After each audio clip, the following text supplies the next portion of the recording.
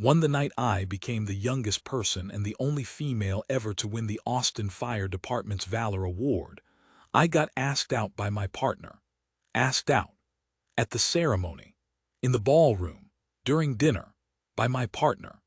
There we all were, the entire B shift from Station 11 in our dress uniforms, using salad forks, and there I was, in my crisscross tie, getting more and more nervous at the prospect of having to walk up on that stage in front of all those people under all those lights.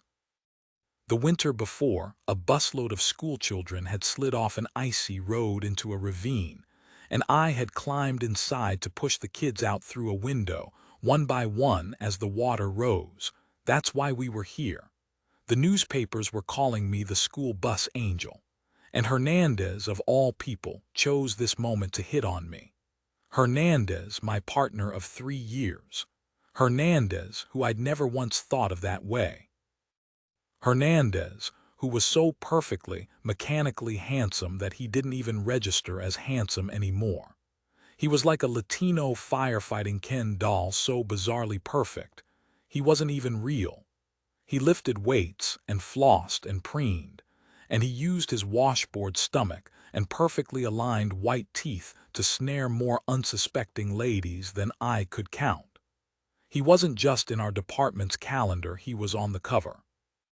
Picture-perfect Hernandez, the last guy on earth I would ever think of as anything other than a health food-eating, CrossFit-training ladies' man, leaned over close to my ear, right there at the banquet table, and asked me to be with him tonight. Maybe tonight's the night, he said. I kept chewing. I honestly didn't see it coming. Tonight's the night for what? He looked at me like, duh. To finally resolve this tension between us. I looked around to see if the other guys had heard him. He had to be joking. Somebody had to be making a video or taking a photo or poised to jump out and start laughing. There was no way this was anything but an epic Firehouse candid camera prank. I surveyed the rest of the crew, pranksters all, but everybody was just sawing away at their chicken. I decided to call Hernandez's bluff. Okay, I said, great idea. He lifted his eyebrows and looked delighted. Really? I gave him a look like, come on. No, not really. I'm serious, he said, leaning closer. You're not. He gave me a look like, and who are you to judge? I gave one back like, you know exactly who I am. Then I said, you're never serious about anything, especially women. But you're not a woman, you're a firefighter. Yet another reason I'd never go home with you. I think you're curious. I shook my head. Nope. Are you sure? Nope. What if I dared you? Hernandez said. I never backed down from a dare. But I shook my head like, not even that, buddy. I don't date firefighters, and neither do you. This wouldn't be like other dates. I tilted my head. You're like my brother, dude. I understand. I flared my nostrils. Gross. Seriously, why not? I squinted at him. Was he serious? Could he possibly be serious? I glanced up at the stage. In a few minutes they were going to start the awards ceremony. This was a big night for me. Huge. The biggest night of my career. Did we really have to do this now? We worked together, man, I said. I shouldn't have even had to say it. Firefighters don't date other firefighters. It's not just against the rules, it's against the culture. He didn't care. I'd never tell. That doesn't change anything. He gave me a serious, evaluating look. You need to let yourself have some fun. I shook my head. You're not my kind of fun. He leaned in a little closer. You never date anybody. How is that possible? It's such a waste of a good woman. Stop holding back. I'm not holding back, I said, like we were discussing the weather. I'm just not interested. He glanced down at himself approvingly and then met my eyes. You're interested. I shook my head. You've thought about it, he said. Pretty sure I haven't. He lowered his voice. You're thinking about it now, though, aren't you? Not in a good way. You need to stop pushing people away, he said. What if I could be the friend you need? That got my attention. I stabbed a carrot in my salad. I'm not lonely. He frowned like I was certifiably insane. Guess what? You're the loneliest person I know. To be honest, that smarted a little. I pointed at him with my fork. I am self-sufficient, I corrected. I am independent. I am in charge of my own life. You are also in need of some, he gave a meaningful pause, Company. I refused to take his meaning. I don't have time for company, I said. I had my shift at the station, my second job as a self-defense instructor, 10 hours a week of volunteering with Big Sisters, a marathon to train for, and weekends helping my dad build an addition to his house. I barely had time for sleep, much less company. Whose fault is that? Hernandez asked. Was that a real question? Company is not a priority for me. I'm not romantic. This is not about romance, it's about warmth, connection, human closeness. Sounds like romance to me, I said. Call it what you want, you need some. What was happening? This was Hernandez. There was no way he could be serious, and yet his face looked so earnest. I kept scanning for some tell, maybe a little side smile or a spark of mischief in his eyes, but all I could find was that intense, unwavering, weirdly earnest gaze. I hesitated. You are kidding, right? He had to be kidding. It was beyond off-putting for this person I'd been in mutual disinterest with for so long to suddenly, out of nowhere, claim to be interested. It was as if we'd agreed to play checkers and he suddenly announced it had been chess all along. He lifted his hand to the edge of the table and absent-mindedly touched his finger to my unused knife handle. What if you're wrong about yourself? What if we could be good for each other? He asked then, lowering his voice almost to a whisper. Don't you want to find out? Won't you always wonder if you don't? I repeat. This was Hernandez. This was the guy whose favorite joke was to try to throw me on the couch and fart on me. There was not one moment that had ever passed between us that could be classified as flirty or suggestive or even personal. But now he had me locked in this crazy conversation. His intensity with women was a famous hypnotic force. I'd seen him use it on countless targets with near-perfect success. He just never tried it on me. I should have been immune, but I was a little off balance in this fancy hotel anticipating walking up on that stage. It's a hell of a thing to be recognized, to be honored, and it was clearly stirring my emotions in unexpected ways. And truthfully, Hernandez wasn't 100% wrong about me. Despite everything I knew about him, and life and firefighters and myself, I confess, something about his whole shtick right now wasn't entirely not working. I guess you can't keep your guard up all the time. Maybe I was lonelier than I'd realized. Maybe I did need something more. Maybe nothing in my life was quite what I thought. The problem was he just said things that were surprisingly true, which seemed unfair to know me so well and then use it against me. Trapped in this strange moment, I was suddenly blinking at my entire life through a different lens. Was he right? Maybe I didn't even want to play checkers. It was the strangest moment of all the time I'd spent with him. Stranger than the disco party, and stranger than the pie-eating contest, and stranger even than the karaoke night that went off the rails. Hernandez, of all people. We both watched his finger on the knife handle. He pushed it closer to me. You're tempted. I wasn't. Or maybe I was. Just a microscopic fraction. I thought about my sad, Spartan apartment and its neat little row of herbs on the kitchen windowsill. I thought about my bed, always made with military precision, hospital corners and all, and how I'd never once had anyone in it besides me in all the time I'd lived there. I thought about how quiet it would be when I got back, just the tick-tick of the kitchen clock. I knew exactly what going home to that apartment tonight would look like, and feel like the slight tightness I always felt on my face after I'd washed it with soap, the whiff of my laundry detergent as I slid my pajama top over my head, the sound of the sheets as I pulled them back and slid between them and tucked them carefully under my arms. The same bedtime routine, over and over, endlessly as safe and repetitive and dull as always. I could play it out to the minute in my head. I could even tell you what I'd think about as I fell asleep. The same thing I always did. I'd imagine making chocolate chip cookies, each step in soothing detail, from mixing in the butter to adding the vanilla, from cracking in the eggs to stirring in the chips.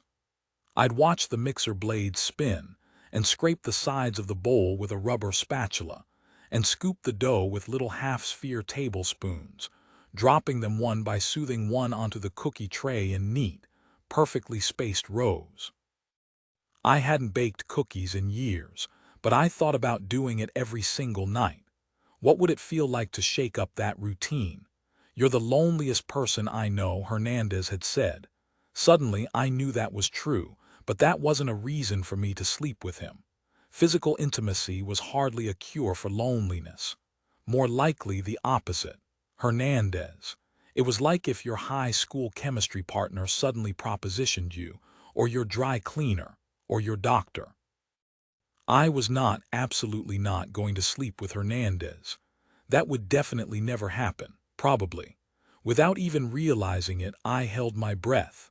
And then, off to the side, 3 seats over across the table, I heard a familiar, distinctive, telltale sound. The muffled, closed-mouth snort that our engine operator, Big Tom, always made whenever anybody got pranked. My eyes snapped toward it. There was Big Tom, hand clamped over his mouth and nose, hunching down into a guffaw that he couldn't contain any longer. I'd seen him do that 100 times. He was the one who always broke. "Oh my God," I said, turning away. I scanned the rest of the table. The guys from our shift were all there to cheer for me on my big night. They'd been perfect gentlemen all night long, chewing with their mouths closed and everything. But once Big Tom broke, they all broke.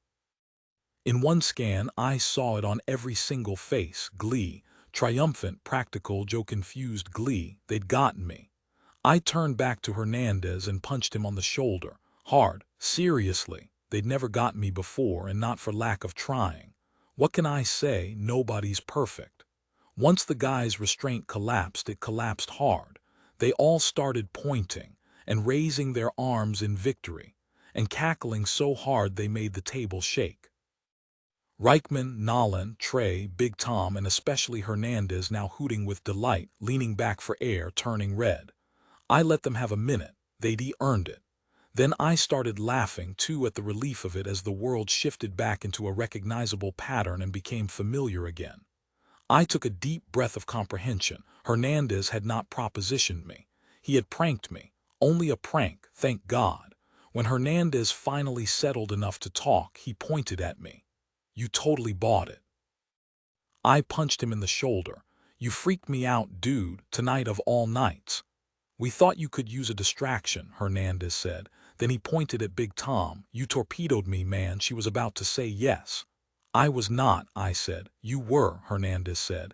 "If there's one thing I'm good at, it's getting girls to say yes. I'm not a girl, I'm a firefighter. And you were 1 second away." I threw a dinner roll at him. "You wish." But he'd made some good points, I'd give him that. Maybe a few too many. Hernandez dug into his pocket for his wallet.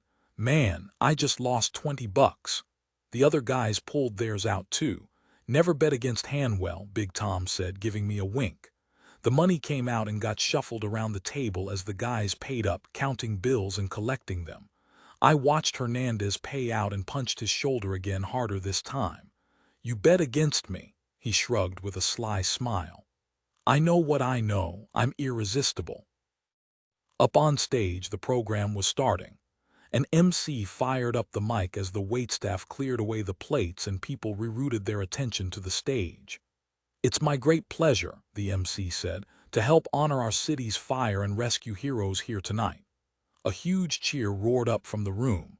Then the guys at my table started chanting, "Cassie, Cassie, Cassie." I shushed them and made a cut gesture at my neck. But I smiled anyway, knuckleheads. I gave Hernandez one last glance. Just a prank. And it had been a good distraction. Then we all got quiet. I sat straight in my chair, and all my nervousness roared back. I clasped my hands together on my lap, noted how cold they were, and then took a second to appreciate the ridiculous fact that nothing scared me except, apparently, stages at banquets. I stared straight at the podium as they started calling up the honorees, fully dreading the moment when I'd hear my name. I was wearing pumps of all things with my dress uniform, and I was having a few issues with balance. I was not exactly a person who loved the spotlight. Plus, I'd have to speak.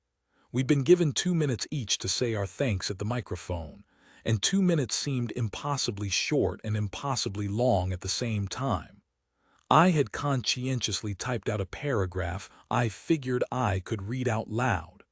How hard was reading, after all? Though as I watched the other honorees come up and read their prepared remarks, I started to think it must be harder than I remembered. They stumbled, mumbled, lost their place, and tripped on simple words over and over. I found myself wishing I'd practiced in advance. Because I was the youngest ever honoree for my award, and a female of all things, and because this was the most prestigious award the department gave, and because the school bus angel was all over the news, they'd saved my award for last. I was the grand finale of the night. The mayor himself was going to come out, hand me the award, and bask with me in the glory. I counted down as all the others walked up and then back to their places, my chest feeling tighter and tighter with nervousness. Finally, it was my turn. Almost done. I just had to get through the next 5 minutes and I could go home to my plants and my smooth sheets and my quiet, locked apartment. "Folks, we've saved the best for last," the MC said, as the guys from my shift all started whooping and drumming on the table. "Our final honoree is the top of the top, and to present this last award, we've got a very special treat. A VIP is joining us tonight.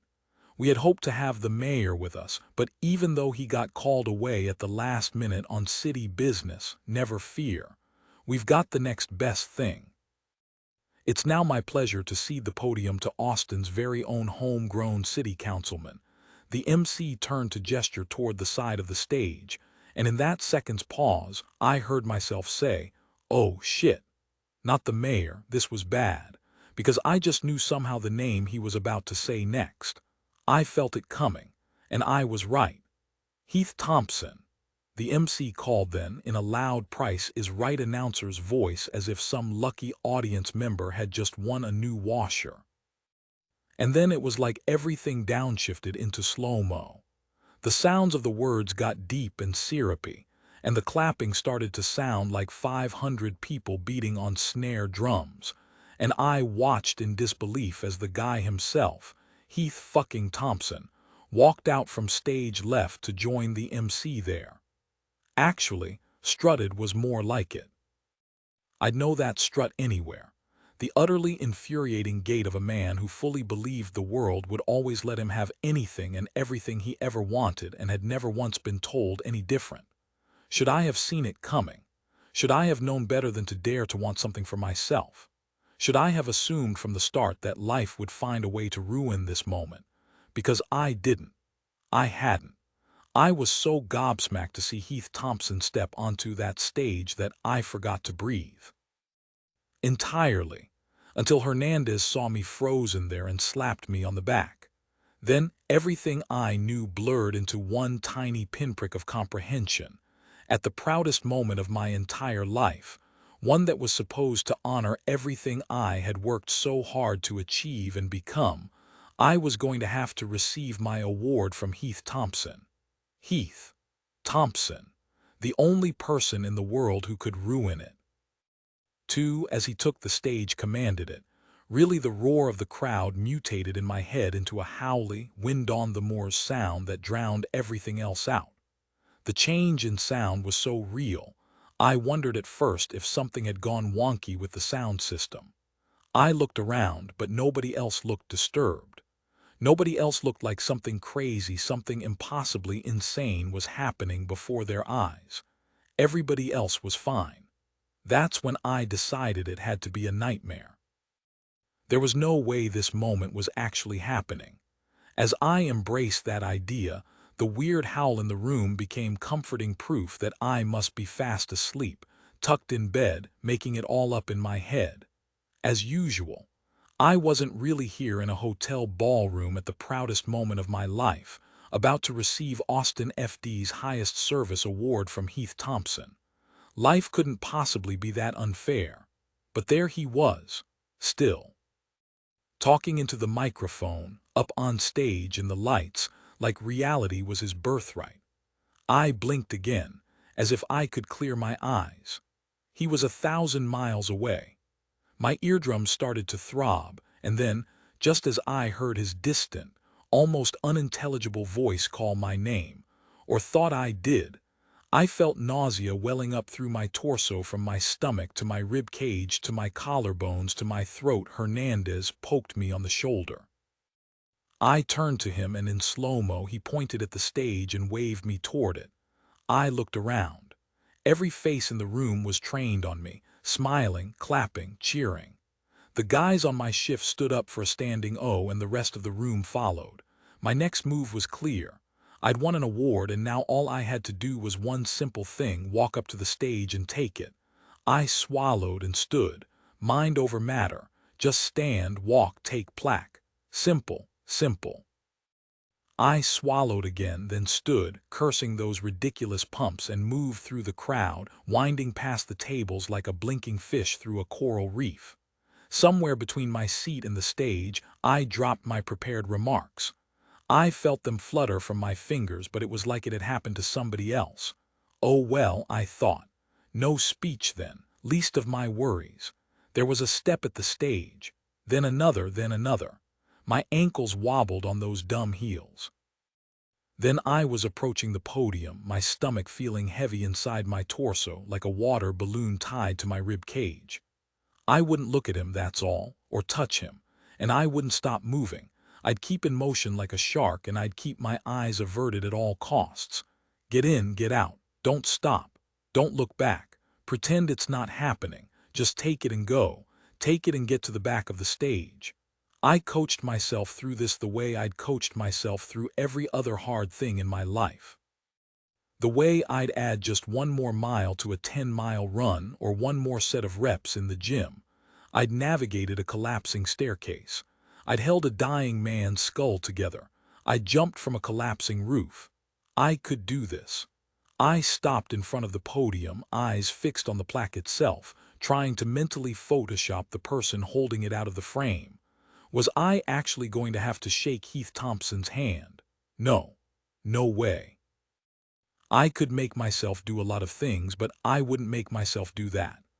I saw the plaque come my direction in slow-mo and clasped my fingers around it, trying to ground myself by focusing on how solid and heavy it was. What wood was that? Oak, walnut. It weighed a ton. Take plaque, move away. But before I could, Heath Thompson grabbed my free hand, to shake, the way every other presenter had done for every other recipient. Except he wasn't every other presenter, and I sure as hell wasn't every other recipient. Heath Thompson had made sure of that. The shock of his touch was like a burn from an electrical wire, sharp and mean and fast. It registered as pain somehow, and then in response, on instinct, I looked up into his face. There he was. Older and beefier and more hairsprayed than he had been 10 years ago, and wearing a smug city councilman expression, as if the entire world existed for him to grandstand in. I knew in that instant. He recognized me. He'd just read my name out to 300 people, so it stood to reason. But I'd changed a lot. My hair was darker and shoulder length now, and I'd worn it down when I was younger, but now wore it tight back in a braid or a bun every day. I'd gotten contacts. And I had about twice the muscle mass I'd had in high school. Not to mention my dress uniform, its blazer buttoned all the way up with its padded shoulders and little crossover tie. Something about that combination, his beefy, self-satisfied face, his pompous grin, his self-serving posture, and then finally the recognition in his eyes, let's just say it altered my emotional landscape. In a flash, my insides shifted from cold shock to burning rage. There must have been a photographer there, because Heath Thompson was squeezing my hand, holding me in place, smiling off stage and holding a pose. Somewhere far off, I heard Big Tom from the crew shout, "Give him hell, Cassie." And then, just as I was congratulating myself for holding it together, for coping with such grace under the most astonishingly horrific circumstances, I felt his hand on me in a way that was shockingly inappropriate. The fact of it hit, the flashbulb popped, and I knew in an instant what he had done. And I lost it. Given everything, it's a miracle I didn't literally kill him. There was nothing else I could possibly have done. I turned and whomped Heath Thompson on the head with my Oaken metal plaque so hard, I knocked him unconscious and gave him a concussion. I never wanted to be a firefighter. There are people who dream their whole lives of becoming firefighters. There are little kids who ogle fire trucks and wear toy fire hats and dress up in bunker gear for Halloween. Boys, mostly. I was not one of those kids. In fact, on career day in kindergarten, I famously announced my goal of growing up to be the Tooth Fairy, which I still think would be a great job. I never even thought about being a firefighter before it happened, and it happened essentially by accident. I was on my way to med school, in fact, planning to be an doc. I was a freshman in college looking for a campus job, and I got recruited by a cute guy in my dorm to work as an EMT for the university. It was an easy sell. I needed practice working in medicine, and I also needed a job. Done. Once I started working as an EMT, I didn't want to stop, like I didn't even want to go off shift. I loved everything about it, from the medical training to the sirens to the life-or-death moments. It wasn't just the adrenaline. There was something profoundly satisfying about helping people, about stepping into these terrible moments over and over and making things better. The feeling of doing something that actually mattered was addictive. I'd had lots of jobs over the years: dishwasher in a pizza joint, lifeguard, dog sitter, but I'd never had a job like that. My roommate, in contrast, had a campus job serving froyo. No comparison. Being an EMT was a whole new world. It was glorious. I stuck people with needles and pumped chests for CPR and reset bones. My first week on the job, I helped save a physics professor in cardiac arrest with a defibrillator. Not bad for $10 an hour. All to say, it just turned out I had a knack for it. When I wasn't on shift, I was waiting until I could go back on shift. I worked holidays. I covered for coworkers. I dreamed about lights and sirens. I did that for 2 years before my supervisor recommended I get certified as a paramedic and go to work for the city. All firefighters are EMTs. Firehouses handle far more medical calls than fires. In fact, but not all are paramedics. It takes a year of extra training to get your paramedic certification, and you have to really love medicine to do it, or be forced, because the department needs you. I really loved medicine. I worked as a paramedic for a year, and then, after graduation, another supervisor talked me into applying to the fire academy. Things just kind of snowballed from there. Somewhere along the way, I realized this was what I was born to do. There are lots of qualities that make a good firefighter. It doesn't hurt to be big and strong, because that makes it easier to handle all the equipment. It's nice if you're good-natured and low-key, because it's the textbook definition of a high-stress job. Wanting to help people is a plus, and if you happen to deal with anxiety by running around in your underwear or dumping water on people's heads or wrapping toilet bowls with saran wrap, even better. You'll fit right in. Oh, and if you can be a guy, be a guy. That's definitely an advantage. I was not a guy, but I was a really good firefighter. Maybe that sounds cocky, but you just know when you're good at something, you know. For one thing, I was the top student in my graduating class at the academy. The #1 top student. I knew the Merc manual backwards and forwards. I could start in Roman 4 in my sleep. Plus, I was strong for a girl, and even for a lot of guys, and I didn't get offended easily. I was totally comfortable in the firehouse with the guys. I wasn't shy. I didn't get scared. I never panicked. I had a single dad who was a high school basketball coach, so I grew up playing hoops constantly and talking trash and beating the boys at everything. All that helped. But what really made me a good firefighter was a funny little personality quirk that I never even knew I had until I started using it. It takes guts to walk into a burning building or staunch an arterial bleed, no question. But it also takes a special kind of brain. Firefighters think differently from other people, and this is especially true of me. Because when everybody else is panicking, when the entire whole world is freaking the heck out, that's when I get calm. It's like some circuit in my brain is reversed. Everybody in the fire service has this reverse wiring to some extent. When herds of panicked people are running out of a burning building, that's when we're calmly strolling in. But I've never met anybody who has it like I have it. Normal humans see the explosion or the flames or the 24-car pileup and think, run.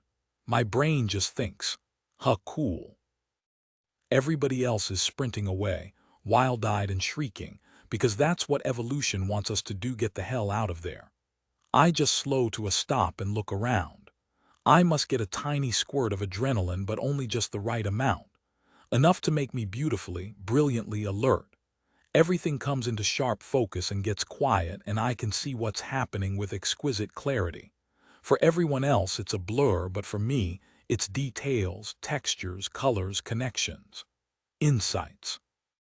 Sometimes I feel like that's the only time I ever see anything clearly. Anyway, that's why I didn't wind up in dock. You don't want me just after the emergency. You want me during the emergency. It's a strange thing to know about yourself, but there it is.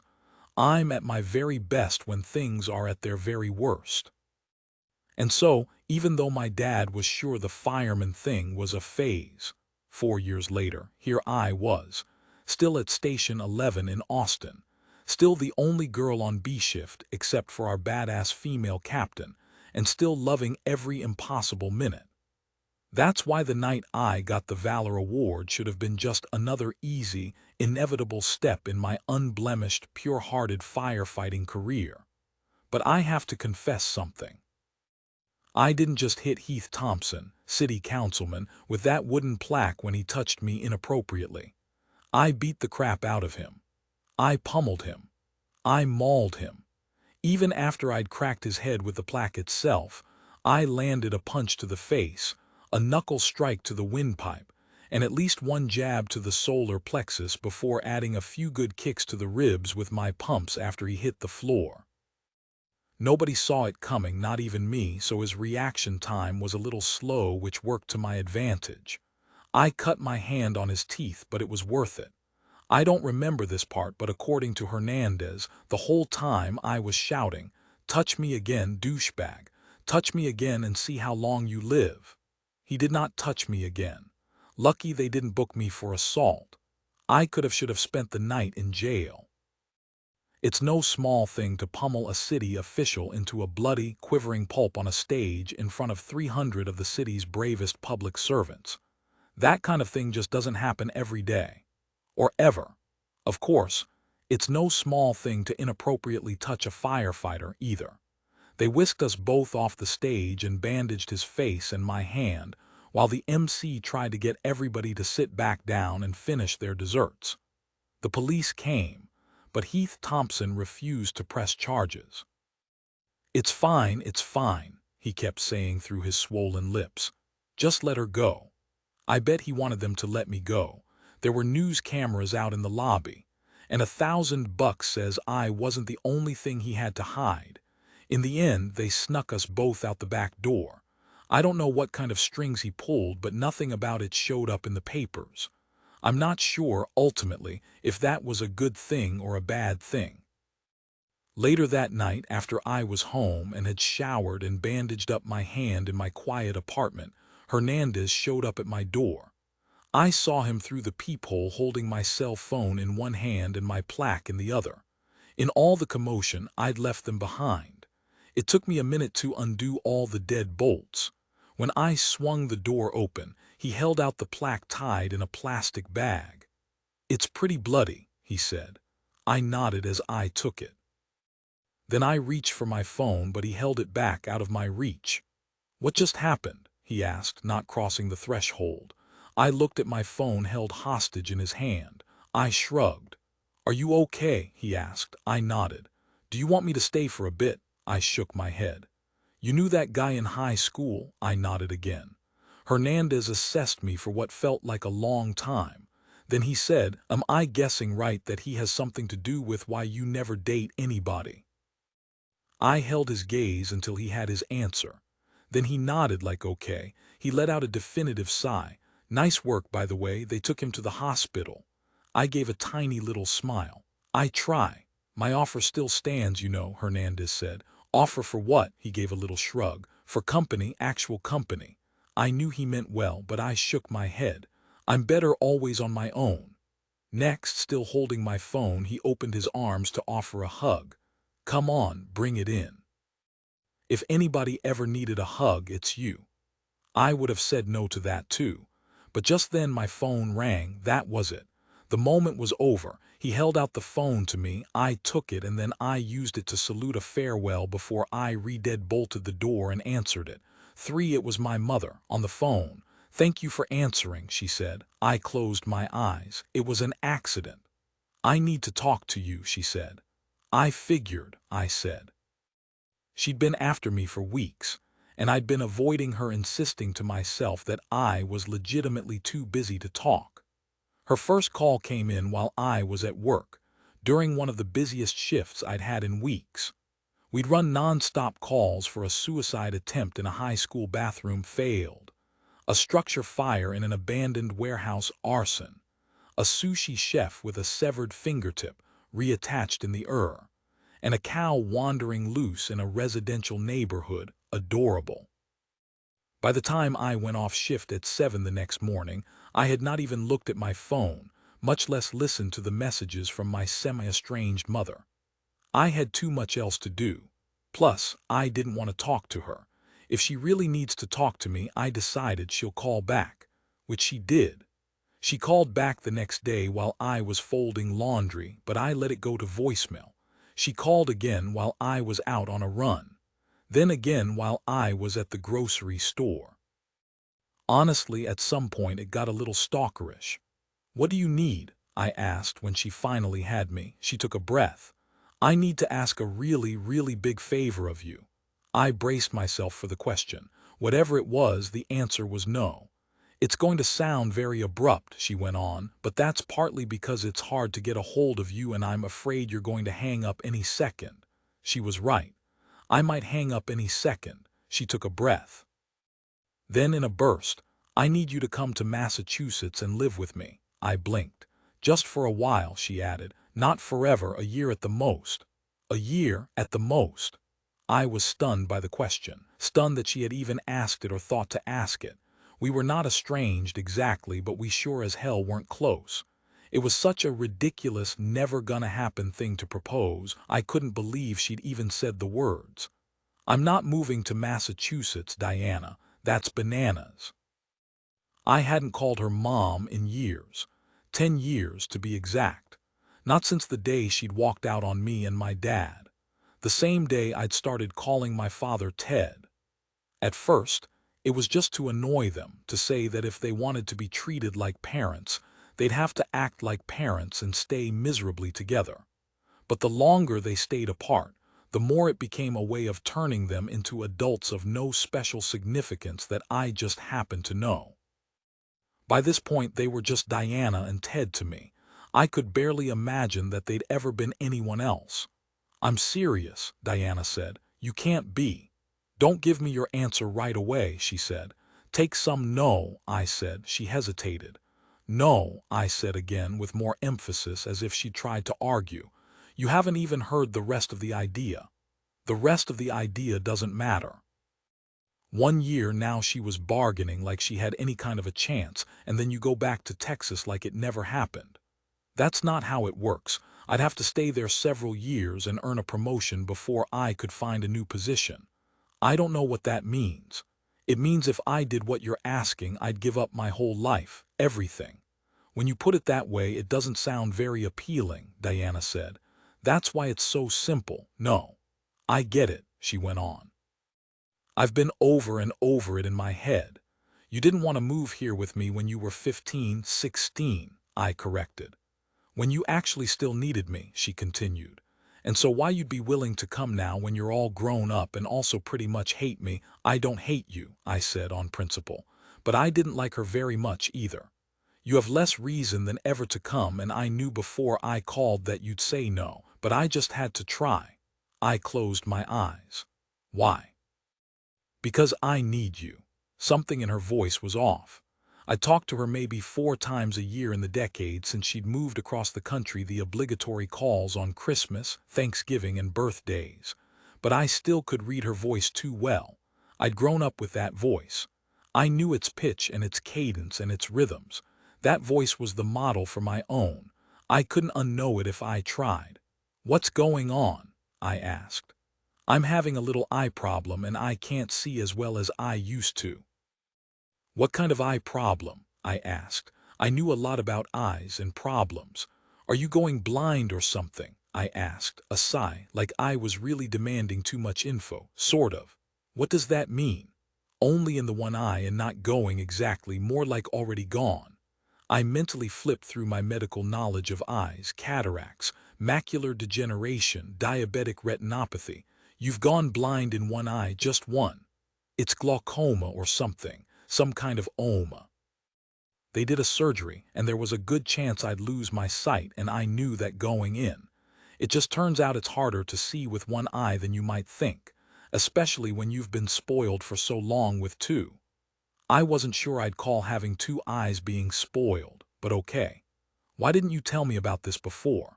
A sarcastic pause that read, please. You let them do surgery on your eye, but you can't even tell me what's wrong with it. She gave a sharp sigh. I'm not really a details person, Cassie. That flash of irritation in her voice gave me permission, suddenly, to be irritated too. Was it really too much to expect her to retain the most basic details of her health situation? The woman was in her mid-50s, and she was acting like a 90-year-old biddy. But I couldn't keep the irritation going. Even though it's so much easier to judge than to relate, I couldn't help but feel empathy. It must be a hell of a thing to lose half your sight. For anybody, but especially an artist of all people. Her entire professional life was about looking and seeing and perceiving. Of course she was irritated, probably panicked as well. How is the other eye? I asked then more softly. Okay for now. It's never a good idea to feel too much empathy for patients. But she wasn't my patient, I reminded myself. She was my mother. Anyway, she went on, it's not so bad. I just can't seem to get a handle on spatial relationships. I keep pouring coffee and missing the cup. Tripping too. Palms, knees all scraped to hell. Fell down the stairs the other day, and there's no driving anymore. I doubt that's ever coming back. You fell down the stairs. I'm fine, point is I could use some help, not forever. A year at the most, I repeated. Exactly, she said, like we were getting somewhere. While I adjust, there's a therapy you can do to help speed things along. Learn to use the one eye like a pro, but it takes a while. A year, 9 months to a year, then we're done. You had to admire the optimism. I pushed the empathy back. I was not going to feel sorry for her. People suffered worse things all the time. We just picked up a guy last week who'd severed his hand cutting boards to make a playhouse for his kids.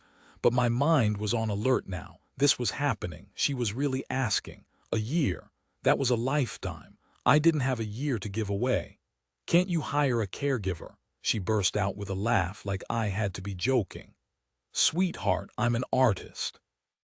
Then, like it went without saying, I am dead broke. Can't Ted help you? Why on earth would he even consider doing that? She had a point there. I tried again. But you have health insurance, right? It's terrible. It's worse than not having insurance at all. Don't you have friends? I asked. Of course I have friends, she sounded insulted.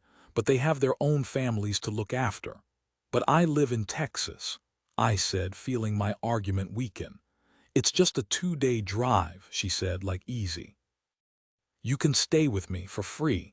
I have a spare room in the attic with white curtains with pom-pom trim and a window that overlooks the harbor. She waited like pom-pom curtains might do the trick. Then she added, think of all the money you could save on rent, just for a year, maybe less. I shook my head. I have a life here, friends. A boyfriend, she asked. No boyfriend. Someone you're intimate with then. Then, like she was making air quotes, she added, a casual partner. Mom. I shrieked, forgetting I didn't call her that anymore. That is not the term. Sorry. I'm too busy for that anyway, I added. Too busy for what? Too busy for dating. I don't have time. There was a pause, and then she said, I don't understand. Look, I just don't do love, I said. How had we landed on this subject? I could hear the frown in her voice. You don't do love, no way out but through. It's not my thing. You don't do any kind of love at all. I don't do romantic love, I specified. The dumb kind. She paused a second, and I could tell she was deciding whether to take that topic on. Great then, I guess, she said at last, letting it go. One less thing to hold you back. This was the most substance we'd worked into a conversation in years. I do love my job, though, I said, to get us back on track. This might have been a good moment to tell her that I had just received an award for valor. But I didn't. We've got firemen up here, you know, she said, as if that made any sense. Firefighters, I corrected. And we've got plenty of fires, she said, sounding almost proud. Tons of them. This whole part of the country's a smoldering tinderbox just waiting to go up in flames. What was her point? There are fire stations on just about every corner, she went on. Maybe you could do some kind of exchange. That's not how it works, Diana. I'd have to give up my job. Just for a year. I'm not a foreign exchange student, I said. They don't hold your place. She let that one pass. Then with new determination she said, when have I ever asked you for anything? I sighed. Never, she answered for me. I have never asked you for anything, true enough. She had once asked me to forgive her in a letter one I hadn't even replied to, but that wasn't something we talked about. Just this once, she said. I promise I will never ever ask you for help again. It was too much. My head was spinning. I just needed to shut this day down. I thought about tonight and the guys and the way they chanted my name at the banquet. Then I thought about what it would feel like to leave them, and I said something so true it was mean. I'd really like to help you, Diana, I said, but I just can't leave my family.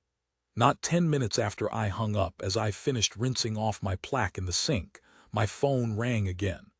I thought it would be my mom trying again, and I planned to ignore her. But it was my dad. I never ignored my dad. Your mother just called me and told me you said no, he said when I answered. What were they in cahoots? You knew. When she couldn't get you last week, she called me. Why would she do that? You two are divorced. This matter concerns the whole family. Not really. How could you say no to her? He demanded. She needs you. Can we talk about this later? I asked. It doesn't matter when we talk about it, my dad said, rolling out his most authoritative voice. You're going. I already said no. Change your mind. I'm not going to change my mind, I said like he was completely nuts. She's your mother and she needs you and you're going. You're telling me to leave my job, my apartment, my life, everything. You're young, you'll make it work. Ted, I said, I don't want to make it work. That's not relevant. I barely know her, she's practically a stranger. Bullshit, that woman made you, she gave you life. She left me. And she left you too, buddy, by the way. Are you still mad about that? Yes, no, both. You can't stay mad forever. Wanna bet? You've got to move on. You moved on with a new wife. I can't get a new mother. True, but your old one is knocking on your door. In a way, I'd felt abandoned again when my dad started dating Carol. And I won't say that Carol was awful because she wasn't technically a bad person, though she was a little prissy for my taste. The point was, my dad and I had been lonely together for years like it was our thing. Like we were in a special club of two, people abandoned by Diana Hanwell. But then he found Carol, an administrator at his school, a divorcee in her pastel culottes and espadrilles, and then of all things he decided to marry her. That was that. He couldn't be in our loneliness club if he wasn't lonely anymore. He left. Or maybe I kicked him out. But some part of me flat out refused to leave that club. It was the principle of the thing. In some funny way, I was still standing up for my teenage self, because if I didn't, who would? Now here was my dad going over to my mom's side. Why are you advocating for her? I demanded. She left you, you loved her and you were good to her and she cheated on you. He knew all this, of course. "These things happen, Cassie," he said. "Life is messy. When you're older, you'll understand." The fact that he wasn't mad made me madder. "I hope not." "Nobody's perfect," he said. What was he doing? Was he trying to model behavior for me? Was this some kind of teachable moment about growth and change? It seemed so patronizing. "I might not know everything about forgiveness, but I sure as hell knew you didn't get there by pretending earth-shattering betrayals had been no big deal. Your wife cheating on you is a big deal. Your mom abandoning you is a big deal." I wasn't going to insult my teenage self and all she'd been through by just shrugging and saying, "Nobody's perfect." "I think you've forgotten how bad it was," I said. "We'd eaten SpaghettiOs for a solid year." "I probably have," my dad said. "Well, I haven't. Don't you know that expression, 'the best revenge is forgetting'? Seems to me like the best revenge would be revenge. Tell me you're not plotting revenge on your mother. What would that even look like? It was far too late for revenge." "Of course not," I said, though in a practical sense, by keeping my distance for so long, that's what I'd been doing for years. "I'm just refusing to give her a pass." "Sweetheart," my dad said tenderly, "let it go. She's the one who called me. It's been a decade. A decade I've spent building a nice little life for myself in Texas. She needs you. I won't dismantle my entire life and move across the country for a woman I'm not even close to. I think she'd like to be closer. Too bad. She can't just demand closeness. She gave up the right to be close to me when she left. She's not demanding, she's asking." "I can't believe you're defending her." My dad was quiet for a second. Then he said, "You know, there are people who have no choice but to spend their lives avoiding their mothers. People whose mothers are mean or toxic or drunk. People whose mothers hurt them every time they let their guard down. But you are not one of those people. Your mother is actually a nice lady." That was a lot of verbiage for my normally strong but silent dad, practically a soliloquy. "How can you say that after what she did to you? People make mistakes." "You can't make me forgive her," I said, barely able to believe how petulant I sounded. "You're right," my dad said. "I can't make you." For a split second I thought I'd won. Then he went on, "But you're going to go anyway." "You're wrong," I said. "I'm right," he said. "Because you were raised to do the right thing, and she's the one who raised you." For the next morning I was on shift by 6:30 a.m., the cut on my hand bandaged, ready to keep plowing forward with my life. But the captain must have been watching for me, because as soon as I walked through the doors she said over the loudspeaker, "Hanwell, in my office, now." I was passing Hernandez right then, and he crossed himself at the tone of her voice. I walked to her office all chastened, with my head tilted slightly down, but just as I stepped through her door my phone went off. My mother. Again, and it turned out the guys on shift had changed my ringtone to Big Bottom from Spinal Tap, because that's what firemen do. Captain Harris watched me like, "Really?" as I scrambled to silence it. "Close the door," she said. I closed the door. "Take a seat." I took a seat. She shuffled through some files on her desk and let me wait. Captain Harris had been one of the first women to join the Austin Fire Department back in the 80s. She was also the first ever African-American female captain. I idolized her and admired her and feared her too. She'd seen everything and then some more. She was about as close as a regular human could get to a superhero. And guess what? She really didn't put up with nonsense. I waited for her to light into me. I waited for her to tell me in unflinching detail how much I'd humiliated the department last night with my behavior. I waited for her to punish me somehow, a suspension or a demotion. Something. She just kept her eyes on her paperwork and let me wait. Finally, she looked up. "How long have you worked here, Hanwell?" 4 years last month." She studied me a little. "You're a good fit here, aren't you?" "I think so," I said. "The guys like you, even after you raised Big Tom's underwear up the flagpole." "I suspect they like me because I raised Big Tom's underwear up the flagpole. You seem to be very admired for a woman." I blinked. "Thank you. I called you in here for several reasons, not just your temporary insanity last night. But don't worry, we'll get to that." I waited. First, we need to discuss your performance on the lieutenant's exam. The scores are in. This was your first time taking it, correct? I held very still. That's correct, Captain. You realize most people don't pass that exam the first time. Yes, Captain. Everybody knew that. Some of our best guys have tried 3 or 4 times before passing.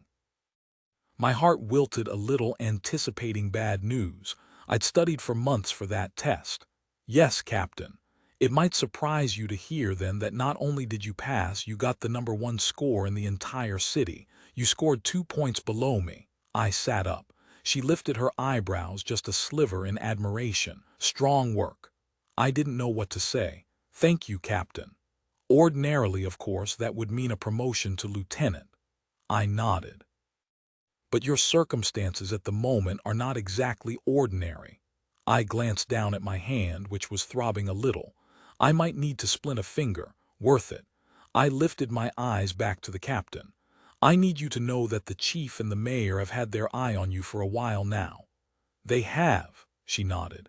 You've been on the city's radar ever since that feature the Statesman did on you last summer, but that top test score clinched it. Now she was looking me over. Until last night, you were a perfect representative of the best of our department. You're young and fit and wholesome. No visible tattoos. She studied my face another second, then added, pretty but not too pretty. I frowned. Thank you. Tell me this, Hanwell, she said. Why did we put the hoses on that warehouse fire last month when it was burning too hot for the water to do any good? We both knew that answer. 100-person crowd had been watching us, and then the news helicopters showed up. And even though the only way that fire was going to go out was to burn itself to the ground, we put water on it anyway, because that's what people wanted us to do. Hydraulic public relations, Captain, I answered. She nodded like exactly. Image matters. When they see us coming, they need to know we're the good guys. They need to let us get in and get to work. I nodded. Do you know what the trouble with women is, Hanwell? I shook my head. Women don't look like firefighters. No argument there. You know, Austin is a very progressive department, she said next. I did know that, of course. Anyone who'd seen our rainbow flag flying, or shopped at one of our vegan kosher bake sales, or seen our fire marshal tooling around in a Prius knew we were a progressive department. The city wants to update our image, she said. And again, up until last night, I would have said you were a perfect candidate to lead the way. You're smart as hell, and you're strong as an ox, and you don't seem to be scared of anything. Thank you. I'm not saying you're reckless. I mean you have a steadiness about you that's particularly well suited to the job. I nodded. You're not just a token female, is what I'm saying. You're actually good. I'd assumed that went without saying, but okay. After we announced you were getting the Valor Award, the mayor and the fire chief met and made it official, the captain went on. They wanted to enlist you as part of a PR campaign to redefine the look of the fire service. Billboards, TV interviews, bus ads, you and a few others. They put together a whole multicultural team. Whoa. But that, she pulled her reading glasses down her nose, was before yesterday. I nodded but didn't say anything. She studied me. What the hell happened, Hanwell? What the hell did happen? How to even begin? I stared at my hands. I want to help you, the captain said, but I can't help you if you won't talk to me. It wasn't that I wouldn't talk to her. I wasn't sure if I could. I took a breath. The councilman, I began. From last night, I knew him in high school. He was a senior when I was a sophomore. She waited, all impatient patience. But I couldn't seem to arrange my thoughts into words. Subject, verb, object. It shouldn't be that hard. I opened my mouth, but no sounds came out. She shook her head. You've got to give me something. I nodded. Something, okay. I leaned forward and looked right into her eyes. He's a bad person, I said at last. She waited for more, and when it didn't come, she lifted her hands. That's it. I nodded. That pretty much summed it up. I leaned a little closer. He's a very, very bad person. Then her face shifted. She seemed to get it somehow. Not that she suddenly, telepathically knew the specifics of how he was a bad person, but she got that on some level the specifics didn't matter. She knew me. She trusted me. I had proved myself over and over to be a moral person and a brave one and a selfless one. In that moment, based on my expression, she knew. She knew in that way that other women just know. I wasn't joking around, and I wasn't being flip, and I hadn't lost my mind, and most important, I had my reasons. She didn't need more details, and she wasn't going to push for them. If I said he was bad, then he was bad. Case closed. She sighed and dropped her shoulders. They're willing to overlook it. I blinked. They can't put you on the PR team, of course, because it would be a media fiasco, but they're still willing to promote you to lieutenant and chalk it up to an interpersonal conflict. You're certainly not the first firefighter to ever get in a fist fight. I saw the corner of her mouth trying to avoid a smile. Though you might be the first lady firefighter to ever pummel a smug politician to the ground. I looked down at my hand. She said, "I hear he got a concussion." I gave a tiny shrug. He deserved it. I wasn't sure what to make of what she was saying. I had felt certain last night back alone in my apartment that I was facing a suspension at the very least, not a promotion. "We could," she went on, "just let this all blow over, give it a year or so, and then quietly promote you." How does that sound? I met her eyes. Safe to say, this was not the conversation I'd expected. "It sounds too good to be true," I said. "The point is not to let one bad night define the rest of your career," she said, then added, "or your life." I nodded, noting the irony. "They just need you to do one quick thing," she said, then closing up her folder like we were almost done here. "What's that?" "Apologize." I blinked at her. "To who?" "To the chief." She frowned like, "Hello?" "To the city councilman." My head started shaking before my mind had formed the words. "I can't do that." She gave a little sigh, like now I was being difficult, which I suppose I was. "A formal apology, you don't have to mean it, just get it on the record." "I'm not going to apologize," I said, "just to be clear. Again, he and his friends on the council, they control our budget." She gave a head shake. Then she added, "He could press charges for assault. But I didn't think he would. We had too much history, and he had just as much to lose as I did." "He won't press charges," I said. "You don't know that," she said. "And more importantly, the chief doesn't know that. He wants full assurance that this is all over. That's his deal. Apologize and we all move on." "I can't apologize," I said. "And I won't." She assessed me then. Was I really going to go there? Was I really going to dig in and not budge? Apparently, yes. "If you don't apologize, I have to terminate your contract," she said. "Chief's orders." Terminate my contract. That was my choice. Apologize and I got promoted, refuse to apologize and I got fired. "I won't apologize." She leaned in a little closer and shook her head. "Just do it, get it over with, let's move on. You're a phenomenal firefighter, you deserve to do what you love, you need us and we need you. Don't let this derail you." "I can't," I said, "anything else but not that." I held still. She leaned back. Then she let out the long sigh of a woman who'd seen and survived far too much to mess around. She peered at me over her reading glasses like, "Fine. You're sure that's what you want to do?" I nodded. She looked back down at her file and retreated into formalities. "Then as of this moment you are terminated for gross insubordination and conduct unbecoming." Terminated. Oh my God, terminated. A fog of panic rose up through my body. Who was I if I wasn't a firefighter? What did I do if I didn't do this? This was the life I'd worked for, trained for, dreamed about. This was the only thing I wanted. This was my reason for going to the gym, for eating broccoli, for living. This was my whole identity. Terminated. But even facing that, I still wasn't apologizing.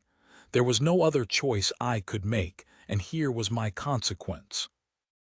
Then I suddenly remembered one other possibility, and no matter how out of the question awful it had seemed yesterday, today it was suddenly looking better. "What if there's another option?" I asked. "Like what?" "What if I transferred to another department?" She frowned. "My mother is ill," I said. "She's been asking me to move to Massachusetts and help her out as a caregiver. Maybe I could move away and work at a different fire station, make myself disappear. Maybe this could work." Anything was better than terminated. Plus, something else struck me. This wouldn't be the last time I ran into Heath Thompson. The man was everywhere in this town these days. Maybe it was time, after all, to get the hell out of here. The captain frowned. If this comes out, if it leaks to the press or he presses charges, you'll be terminated anyway. He won't press charges. She stared at me while she ran through my remaining options in her head. I could see her weighing everything. She liked me, that much I knew. I wasn't just a good firefighter, I was great. She didn't want to see me terminated either. She started nodding like this could work. Finally, she said, "I didn't even know you had a mother. Sometimes I forget myself." "Okay, we'll try your plan B. The promotion's out, though. You'll have to start all over, stay there a few years at least, work your way back up." Starting over I could handle, terminated not so much. I closed my eyes. "Thank you." The captain opened my file back up to make some notes. "Where does she live?" "I know of some openings in Boston. She lives in Rockport, about an hour north on Cape Ann." "Maybe there's something closer then. I'll ask around." She was going to ask around. I wasn't terminated. For a second I felt relief then, right on its heels. A thickness in my throat that I realized with horror was the feeling you get before your eyes fill up with tears. I coughed to clear it and then coughed again. I had not cried in years, and I sure as hell wasn't about to start now. But these guys, this shift at this station, they were my family. The idea that I had to leave them all behind created a kind of weather system inside my rib cage. A wet one, not good. I wasn't really a fan of being overcome by emotion. In fact, I'd structured my life around lack of emotion. I'd built it around routine and safety and order. Feelings were a lot of trouble. I avoided them as much as possible. I swallowed. I held very still. I ordered myself to be tough. I wanted to bolt for the door, but I was afraid that if I moved, I might lose it. Was I seriously about to cry in front of the captain on top of everything else? It wasn't looking good. Suddenly, all Deus ex machina, the tones went off for a jackknifed 18-wheeler on Highway 71. Work always saved me. I stood up, felt all those unruly emotions drain away, and shifted into all business work mode. "Hanwell," the captain said as I reached the door. I turned back to her, my hand on the knob. She looked at me over the top of her reading glasses. "You would have made a goddamned great lieutenant." Within a week, the captain was able to find me a position in a small city called Lillian, about 20 minutes from my mom's place in Rockport. A shift at Station 2 had 2 positions open because a pair of brothers who'd worked together 30 years were retiring together, moving south to Florida to fish and drink beer for the rest of their lives. They'd found a rookie for one of the spots, but they wanted somebody with experience for the other. Captain Harris called me in after a conference call with the battalion chief and the station captain, a guy named Murphy. "I let them know that you're a big deal," Captain Harris said. "I talked you up for a long time. I told them about your test scores and how much we don't want to lose you. I gave them some of your best saves. The double cardiac arrest at that rib joint. The infant you pulled from that car fire when no one else heard the cries. What you did to those frat boys who set that swimming pool on fire. I told them about your being the youngest person ever to receive our Valor Award, though I conveniently left out how you clobbered the hell out of the presenter on the stage. Thank you. All to say, I made sure he was totally sold on you before I broke the bad news." The bad news? I guessed that she was referring to my alarming capability for random violence, but instead she shrugged like, "Duh. That you're a female." "Oh," I nodded. "That. What did he say?"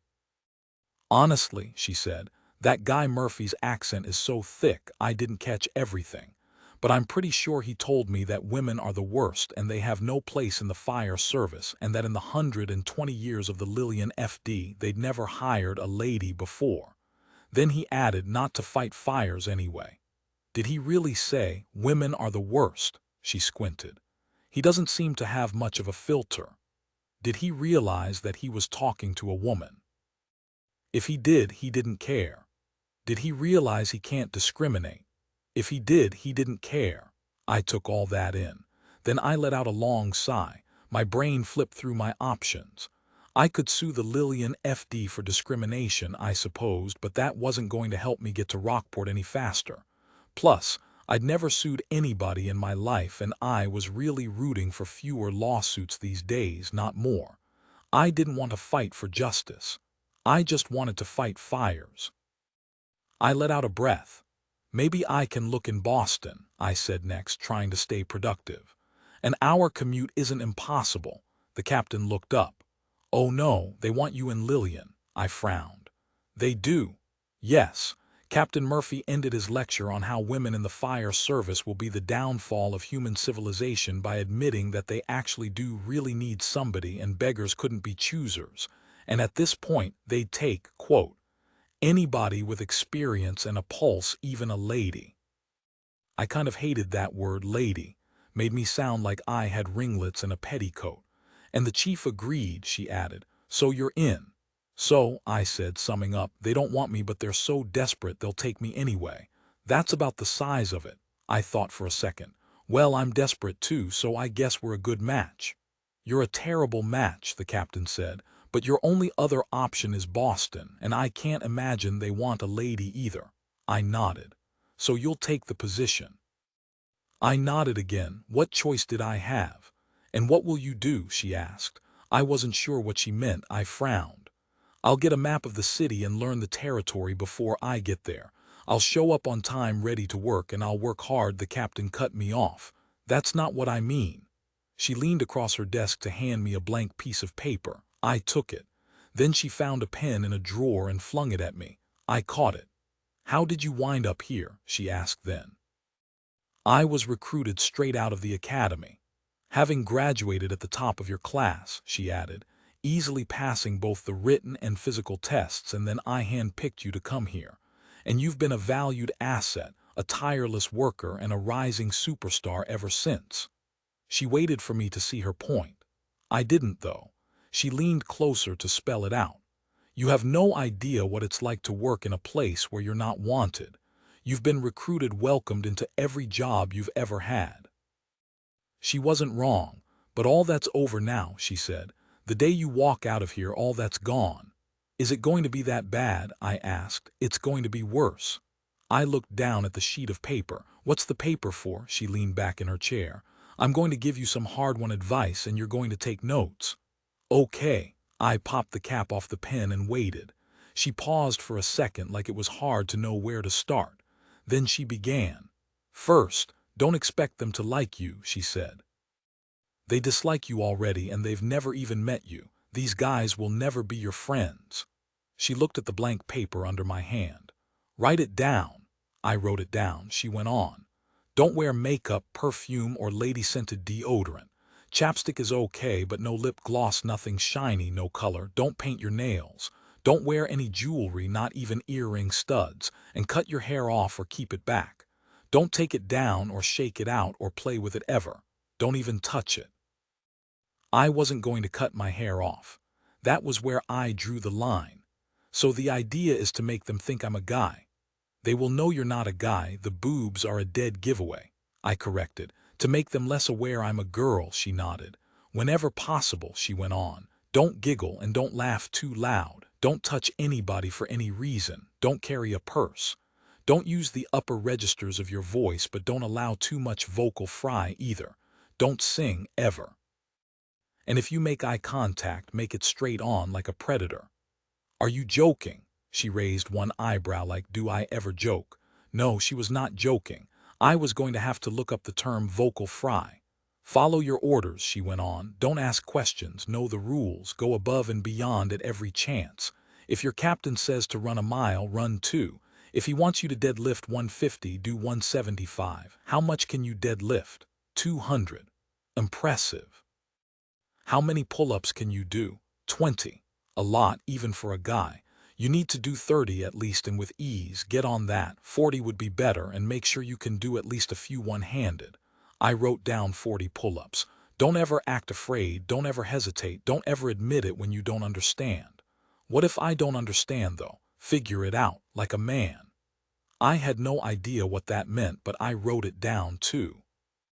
Don't back down from a challenge, she went on, and if you go up against somebody, make damn sure to win. No fear. If your hands start shaking, sit on them. If you get an injury, ignore it. You always tell us not to ignore injuries. New rules: never admit to being hurt. Pain is for the weak. I wrote down pain equals for the weak. They will ignore you. They will exclude you. They will resent you. Being nice won't help. Working hard won't matter. Just by your very presence there, you are attacking them, trying to steal something that's rightfully theirs, trying to infiltrate and dismantle their brotherhood. You'll be a hen in a wolf house, and they will eat you like a snack the first chance they get. She paused, and I thought about where all this advice was coming from. She was trying to help me face my future, but she was clearly talking about her own past, about the path she herself had walked to get where she was. My admiration for her went up another 1,000% even as my own confidence started to flag. I tried to regroup. Maybe things had changed. She joined up 30 years ago. They'd barely invented the sports bra back then. I thought about the friendly camaraderie I'd always known at our station, what a solid brother and sisterhood we had. The captain sounded like she was describing some distant dark ages. I wondered if it could still really be this bad. You can't let anything bother you, she went on. You can't get offended, you can't be girly. They will test you and test you before you earn a place among them, and you might still never get one. They'll tease you relentlessly, and it might be good-natured or it might be cruel, but it doesn't matter either way. They will burst in on you while you're in the bathroom. They will goose you on the butt. They will dump ice water on you while you're fast asleep in your bunk. And don't get me started on the duct tape. It is what it is. It's the life. Don't get mad. Don't file reports. Your only choice is to laugh about it. I circled the word laugh. And don't talk too much either. Remember, what women think of as sharing, men see as complaining. I could feel my shoulders starting to sink. Here's another one. Don't have feelings. Don't have feelings. Don't talk about them. Don't explore them. And for God's sake, whatever you do, don't cry. I never cry. Good, keep it that way. I wrote the word feelings, circled it, and drew a line through the circle. Feelings, bad. Last but not least, she said, tapping the paper with her finger like she really wanted me to pay attention. No sex. She waited for me to protest, but I didn't. No sex with firefighters, she went on, or friends of firefighters, or relatives of firefighters, even acquaintances of firefighters. She pointed at me. If they even get a whiff that you're attracted to somebody anywhere near the station, you're a goner. That's the biggest rule, and I saved it for last. Do not sleep with firefighters. So I need to live like a nun.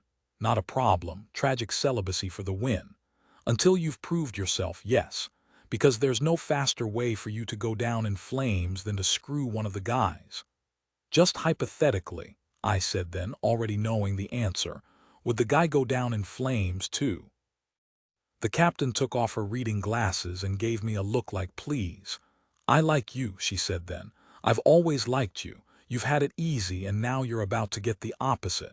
Maybe it'll break you, or maybe it'll make you.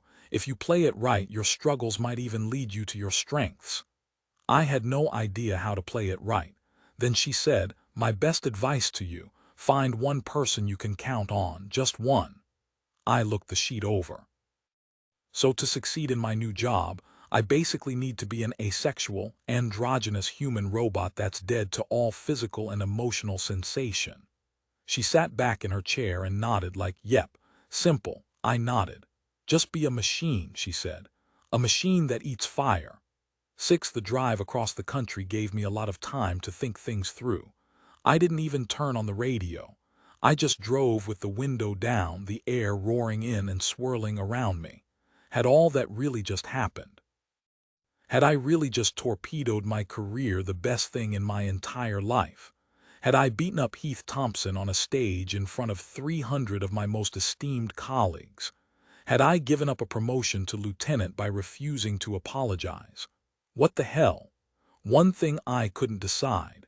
Had refusing to apologize been standing up for myself or sabotaging myself?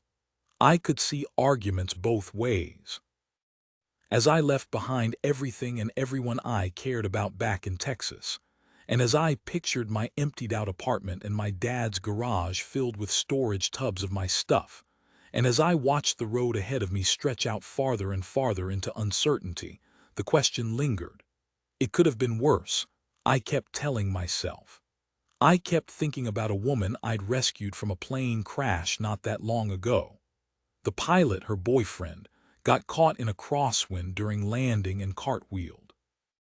The guy walked away without a scratch, but the woman was so burned, crushed, and wedged, we had to strip the plane apart with the hydraulic cutters. During the extrication, she told me they had just gotten engaged, on that very flight. Then she insisted it was the happiest day of her life.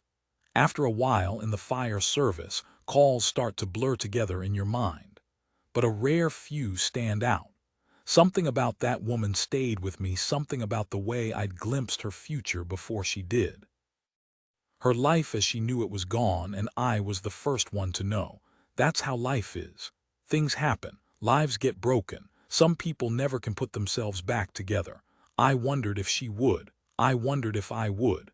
All I'd had to do was shake the man's hand and walk off the stage. Instead, I put him in the hospital, which was still a lot less than he'd done to me.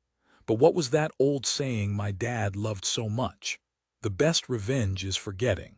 I clearly hadn't forgotten a thing. Despite all my efforts.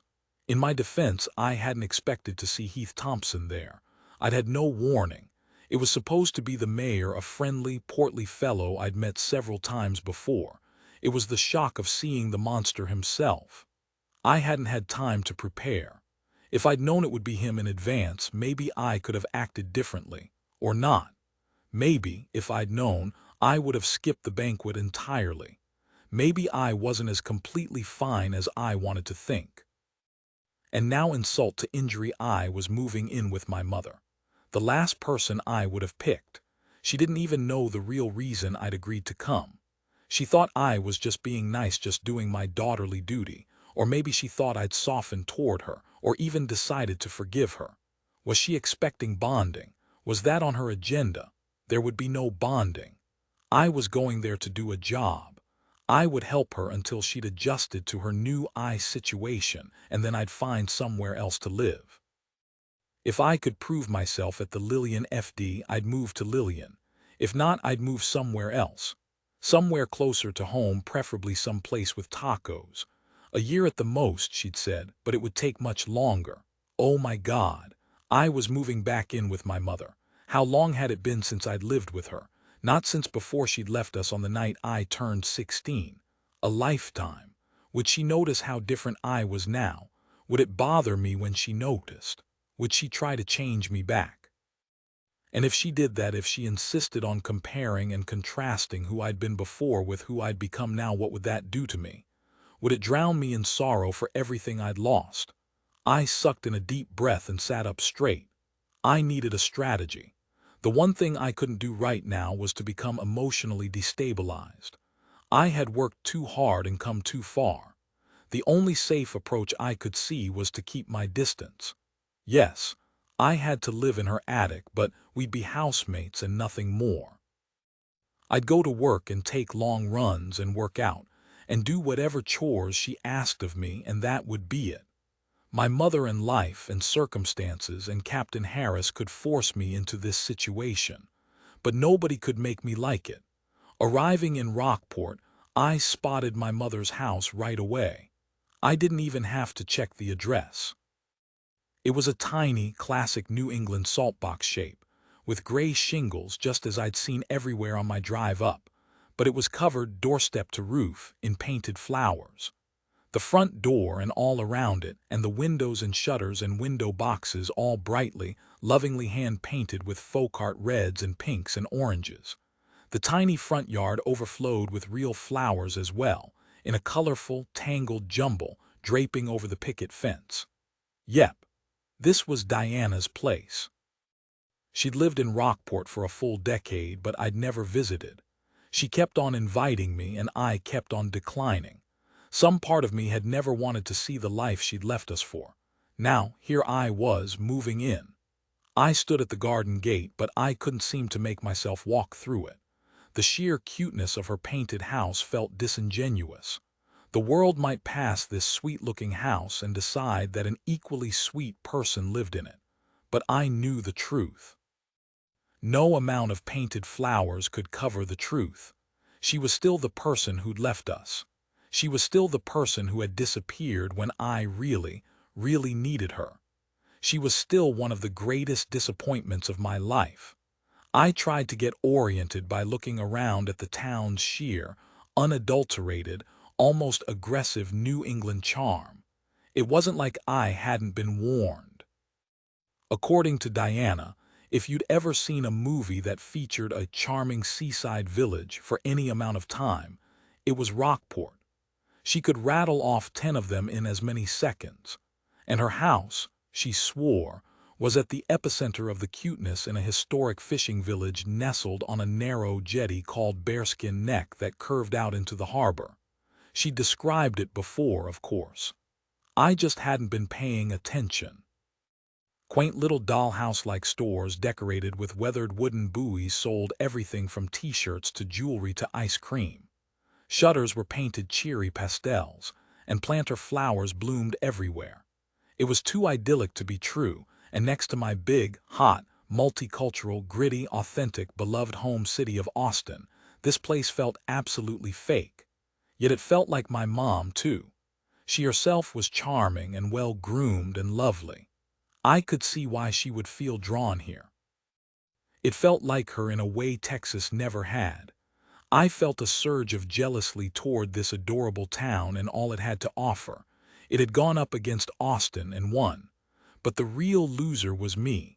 Just then the front door opened, and there she was, my long-lost mother. Not literally lost, since, technically, we made an effort to see each other from time to time, but lost all the same. It had been a year since I'd seen her for coffee, the last time she'd been passing through Austin, and I felt the familiar sensation that seeing her always gave me in the years since their divorce.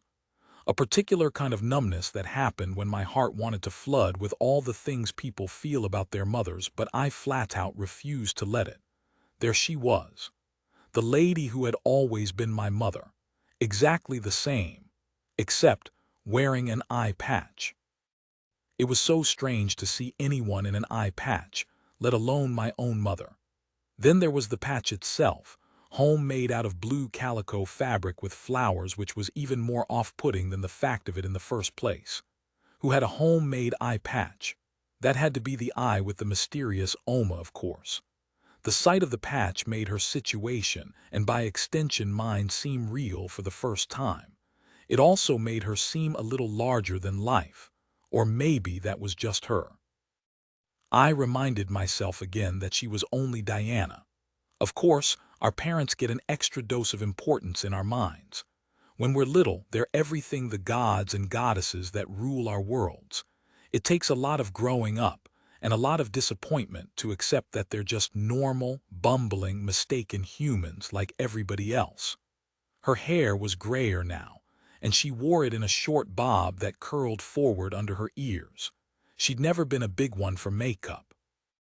She wore the same canvas apron she'd always worn, with a lifetime's worth of smears and drips of glaze on it in every color known to nature, over wide-leg linen pants and a linen shirt that were both somehow the exact right ratio of wrinkled to pressed. I'd forgotten how beautiful she was. I could say that without softening toward her, couldn't I? That was just a cold fact. She was beautiful. But also, for the first time in my life, I thought she looked old. She tried to step toward me, but she stumbled over a corner of the welcome mat and had to bend down to study the 2 steps down to the sidewalk. By the time we reached each other, the resentment I'd been feeling had mixed with so many other feelings and impulses: sorrow, regret, loneliness, protectiveness, admiration, affection, that it became something else completely. Complicated. She moved in for a hug in slow-mo. I saw her lean in and I thought, don't hug me. Don't hug me. Then she hugged me. I stepped back when she released me. "You made it," she said then, raising her one good eye to take me in. "Nice eye patch," I said. She touched it like she'd forgotten it was there, then smiled as if I'd embarrassed her. "A friend made it for me," she said. Her fingernails had clay under them as always, and she had a paintbrush tucked behind her ear. "You found your way okay?" she asked. "I always do. Thank you for coming, Cassie." I shrugged. "There wasn't really a choice." "There's always a choice," she said. She half turned to lead me inside. "Can I help you with your bag?" The idea was almost funny as I watched her work her way back up the 2 little steps. "I don't think you can," I said. Inside, the house was tiny, and not just because everything's bigger in Texas. Just past the door was a living room barely big enough for a love seat and 2 chairs in front of a stone hearth. Beyond that was a kitchen area with a farmhouse table. That was it. Past the kitchen door, out back, I could see a garden, and beyond that the water. From the living room, a crooked little 18th century staircase crossed in front of a window up to the 2nd floor. There didn't seem to be a right angle in the whole place, and the wind outside made the house creak like a ship. "This place is like a dollhouse," I said. She smiled like I'd offered a compliment. "Isn't it?" Nothing about any of this felt real. I felt like a live person who'd just shown up in a Disney cartoon. Yet here I was. "Can I fix you a snack?" she asked, almost like I was a kid just home from school. She assessed my state. "Or get you a drink, or would you rather just unload your things and get settled?" No, she could not fix me a snack. What was I, 12? "I'll take my stuff up," I said. "My bedroom and studio are the next floor up," she said. "And the whole attic is yours. It has its own bath, so you'll have everything you need." "Is it always this windy?" I asked. "Always," Diana said like it was a selling point. "Because we're out here on the jetty, we're not just near the water, we're on it." I looked around. "This place must be 200 years old." She nodded. 250. A fisherman named Samuel McKee built it. He and his wife, Chastity, raised 8 children here. There's some irony there. There are stains on the kitchen floor where they used to pickle the fish. Off to the side was a porch the length of the building that Diana used for a pottery studio and shop. She had made up a profession for herself. She was a dishmaker. It wasn't a real category, and I'd spent my life explaining it when people said, "Huh." But here in the house, it seemed plenty real. She made dishes and cups and saucers, threw them on the ceramics wheel, then hand-painted them with glaze and fired them. She specialized in gardens and animals, bright colors and polka dots. She made whole sets, and the shop was bright and cheery like the dishes. She sold other fun kitchen items to round out the selection: tea towels and aprons and napkins, all in charming patterns and fabrics. "It's a terrible living," she told me once, "but it's fun." I could tell it was fun just from looking. "How did you find this place?" "Oh," she said, glancing out the window, "it belonged to Wallace." Wallace was the man she'd left my father for, the cheater.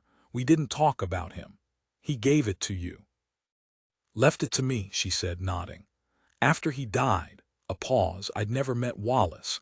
I knew about him, but I'd refused to meet him in the same way I'd refused to visit Rockport. I'd blamed him, I'd been angry, I'd been far too absorbed in the pain he caused me and my dad to see Wallace as anything other than the source of all my problems. Now, of course, it was too late. He died when I was in college. "It'll be yours one day," my mom added then. "I don't want it," I said too quickly. She couldn't just make me move here and then give me a house. She blinked. "Oh, well, that's okay, but I'll leave it to you anyway. In my will, you can sell it, of course, if you want." "You don't have to leave it to me. Who else would I possibly leave it to? Let's not talk about it." "No, I agree. Hardly our first order of business." I looked around the room. "I'm so grateful to you for coming," she said after a minute. "I know you gave up a lot to be here." There it was again. That magic she had for draining my anger, her gratitude, her sympathy. She didn't make things easy. With my dad, things were always simple. He was dedicated, true blue, kind-hearted, and tough. You knew exactly where you stood with him always. No layers of conflicting feelings to sort through. He was just a good guy, plain and easy. But there was no feeling I had about my mom that wasn't mixed with other feelings, often opposite ones. Everything was always tinged with something else. Plus, I couldn't get over the eye patch. It gave her a strange, incongruous vibe, as if Laura Ingalls Wilder had turned pirate.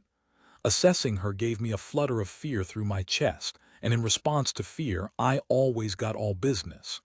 "Let me take a look at that eye," I said, stepping toward her and reaching toward the patch, relieved for something to do. She lifted a hand to block me. "Not sure that's a great idea. You do know what I do for a living, right? I see this stuff all the time. You can't shock me." "I know," she said. "This is different." "I might be able to help you," I said. "I don't think so," she said. "Just let me take a look." She wasn't going for it. "I've got a whole team of doctors. Don't concern yourself with it." "Isn't that the reason I'm here?" I asked. "To concern myself with it," she shook her head. "You're just here to help me up and down the stairs and do the driving and buy the groceries." "That's really all you want?" I asked. Seemed like just about anybody could do that. "That's what I need," she said. Then she took my hand and squeezed it. "What I actually want after all these years is to spend a little time with my long-lost daughter." Dinner was homemade lobster bisque and a salad with greens from her garden, and I felt both grateful for and annoyed by how delicious it was. I'd been thinking I'd just take a sandwich up to my room, but she'd cooked everything already and set the table, with her own charming dishes. Plan B: eat quickly and say good night. Having dinner together was worse than I would have expected. Apparently, we'd forgotten how to talk to each other. Attempts at chatting just flared and died. "This town is too cute to be real," I'd say. And she'd say, "I agree." And then we'd listen to the wind creak the house until somebody came up with another idea. All of it made worse, in my opinion, by the fact that it never used to be like this back when she was my mother. We'd been close before. We'd watched every movie Jimmy Stewart ever made, side by side on the sofa. She hadn't been like the other moms, all rules and criticism. She'd been more like a friend than a parent. No minivan, for example. She drove an emerald green, highly impractical vintage Volvo that she'd named Barbara. It was in the shop half the time, so we had to take the bus. And when I begged her to get a better car, she responded that she'd had Barbara longer than she'd had me. Case closed. "Do you still have Barbara?" I asked her then. "Yes," she said, "but she's in the shop." "As usual," I said, and it was nice to share the memory. My mom had married my dad, she'd once told me, because he'd told her she was fascinating. "Who doesn't want to be fascinating?" she'd said. But they weren't much alike. She was a dreamer who had trouble keeping straight what day of the week it was, and he was a high school math teacher with a buzz-cut all practicality who coached basketball. Still, he was kind and fair and loyal. I had not seen it coming when she left. Neither had he. We had thought we were happy. It was on my list of things I would definitely never ask her about. Across the table, Diana made another attempt. "I know it's a big change coming here. I'm glad to introduce you around town." I waved her off. "No thanks, I'm good," she frowned. "Just a little jump start on making friends." I shook my head. "I'm not here to make friends." I sounded like a contestant on a reality show. She held on to that frown. "What are you here for?" "I'm here to—" I paused a second. "I'm here to do my duty." "Your duty?" "Yeah," I said, not appreciating her mocking tone. "You're old, you're half blind, you're broke, and it's my duty to come here and help you. Okay, I'd also come to avoid getting fired. But the truth, the real truth, is that I would have come anyway. I would not have held to that no. Eventually, guilt would have prodded me into doing the right thing, even if the threat of being terminated had sped things up a bit. "I'm here to help you as requested," I said.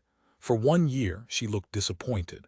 What more did she want? I'd shown up, hadn't I? Did she really have to guilt-trip me for not being happy enough about it? "What?" I demanded. "It just doesn't sound very fun." "I'm not here to have fun." Her shoulders went up in a little shrug. "Is fun out of the question?" "Yes," I said with a decisive nod. "Fun is out of the question. I have too much to do. I have to take care of you. I have to get in better shape. I have to prove myself at a firehouse that already hates me. I have to rebuild my life." Without fun. She was like a terrier with this fun thing. I stood up, pushing my chair back with a scrape. "Time for bed," I said. She looked at the clock on the wall, then raised her eyebrows. "It's 7:30. I wasn't letting her win. "I'm an early riser." She nodded, then, after a second, said, "I just wanted to invite you to come to Crochet Club." Crochet Club. I gave it a beat. "It's right next door," she said, gesturing, "at my friend Josie's house. I don't crochet." "You don't have to crochet, you could knit or wind yarn balls." "You want me to wind yarn balls?" "It's very soothing, or sew something, maybe a little pot holder." "I don't sew pot holders either. The point is, it's more about hanging out and visiting. I'm just not really a joiner of clubs." That was true. Human connection had its upsides, but it sure was a lot of work. The risk-reward ratio was low at best. "You joined the fire service," she pointed out, as if she might win this conversation. "That's not a club, that's a job. Pretty clubby for a job, though." She wasn't wrong. I avoid the clubby parts. "Just come for 10 minutes, you'll love it." Did she really think she could tempt me with the phrase "sew a pot holder"? "And it's not just crochet," she went on. "We usually put on a rom-com, too." She was not helping her case. I shook my head. "I have 1 day left to finish memorizing all the streets and fire hydrant locations in Lillian." "Good grief," she said. "It's called knowing the territory. You have to memorize them all. I've been working on it ever since I got the job. I've got flashcards, maps." She nodded, sighing with resignation. I took my plate to the sink, rinsed it, and put it in the dishwasher. She watched me the whole time. Did she really think I'd come here to crochet or watch rom-coms? This was exactly what I'd feared. She wanted to bond, but I didn't bond with anyone. I walked toward the staircase. She followed me. "It's not going very well, is it?" she said as I started up. "What?" I asked. "This now, tonight. It's an odd situation. We're suddenly living together after 10 years of, what to call it, not living together. Feels kind of like a first date or something, an awkward one." "I wouldn't know," I said then, hoping to shut the conversation down. "I don't go on dates." She peered at me. "What does that mean?" Oh God, now I'd started a conversation. "My generation doesn't really date," I said. "Why not?" I shrugged. "I guess it just seems kind of artificial." "What do you do instead?" I kept thinking each answer I gave would be the last one, and then I'd be released to go on up. But she kept stopping me, snagging me there on the staircase. "We hang out, usually in groups." "But then how do you ever get close to anybody?" "I guess it depends on how you define close." "How do you have conversations, get to know each other, fall in love?" "I told you," I said, "I don't fall in love." "Surely you do a little bit." "Nope," I said, "love is for girls." "You are a girl," Diana pointed out. I didn't even try to hide the scorn in my voice. "That doesn't mean I have to be girly." Did we really have to have this conversation? I lifted my foot to the next step. I just wanted to go memorize fire hydrants. I sure as hell didn't know how to explain it to her if she didn't get it already. "Love makes people stupid," I said at last, hoping to cut to the chase, "and I'm not interested in being stupid." "Not always," she said. "Women especially," I added, not bothering to hide my impatience. "It makes them needy and sad and pathetic, and robs them of their independence." "Independence is overrated," my mom said. "Love is overrated," I countered. Then my notes from Captain Harris popped into my head, and I added, slapping the banister for emphasis, "Love is for the weak." I needed that on a bumper sticker. She wasn't letting that stand. "Love is not weak," she said, like I couldn't have shocked her more. "It's the opposite." I took another step up. "We're just going to have to agree to disagree." But she wasn't releasing me. The wind creaked the house. "Choosing to love despite all the ways that people let you down and disappear and break your heart.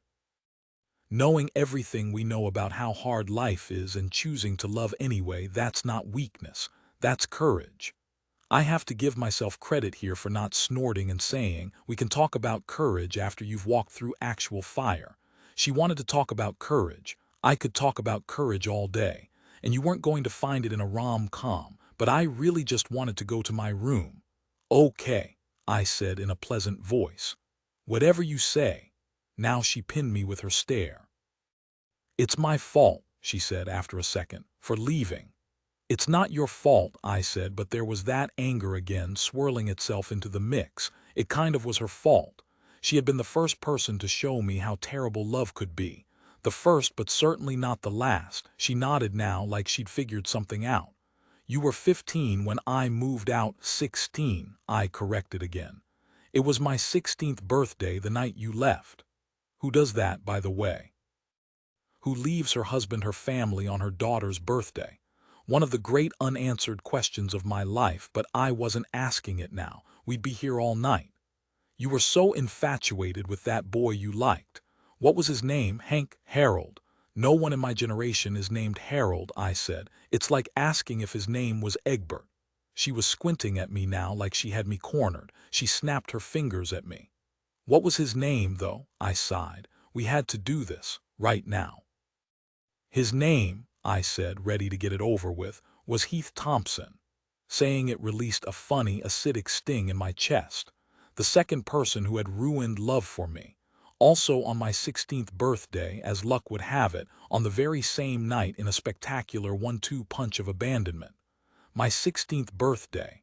The night I'd spent pretty much the rest of my life trying to recover from. She barely even remembered it. But I was not going to get into that.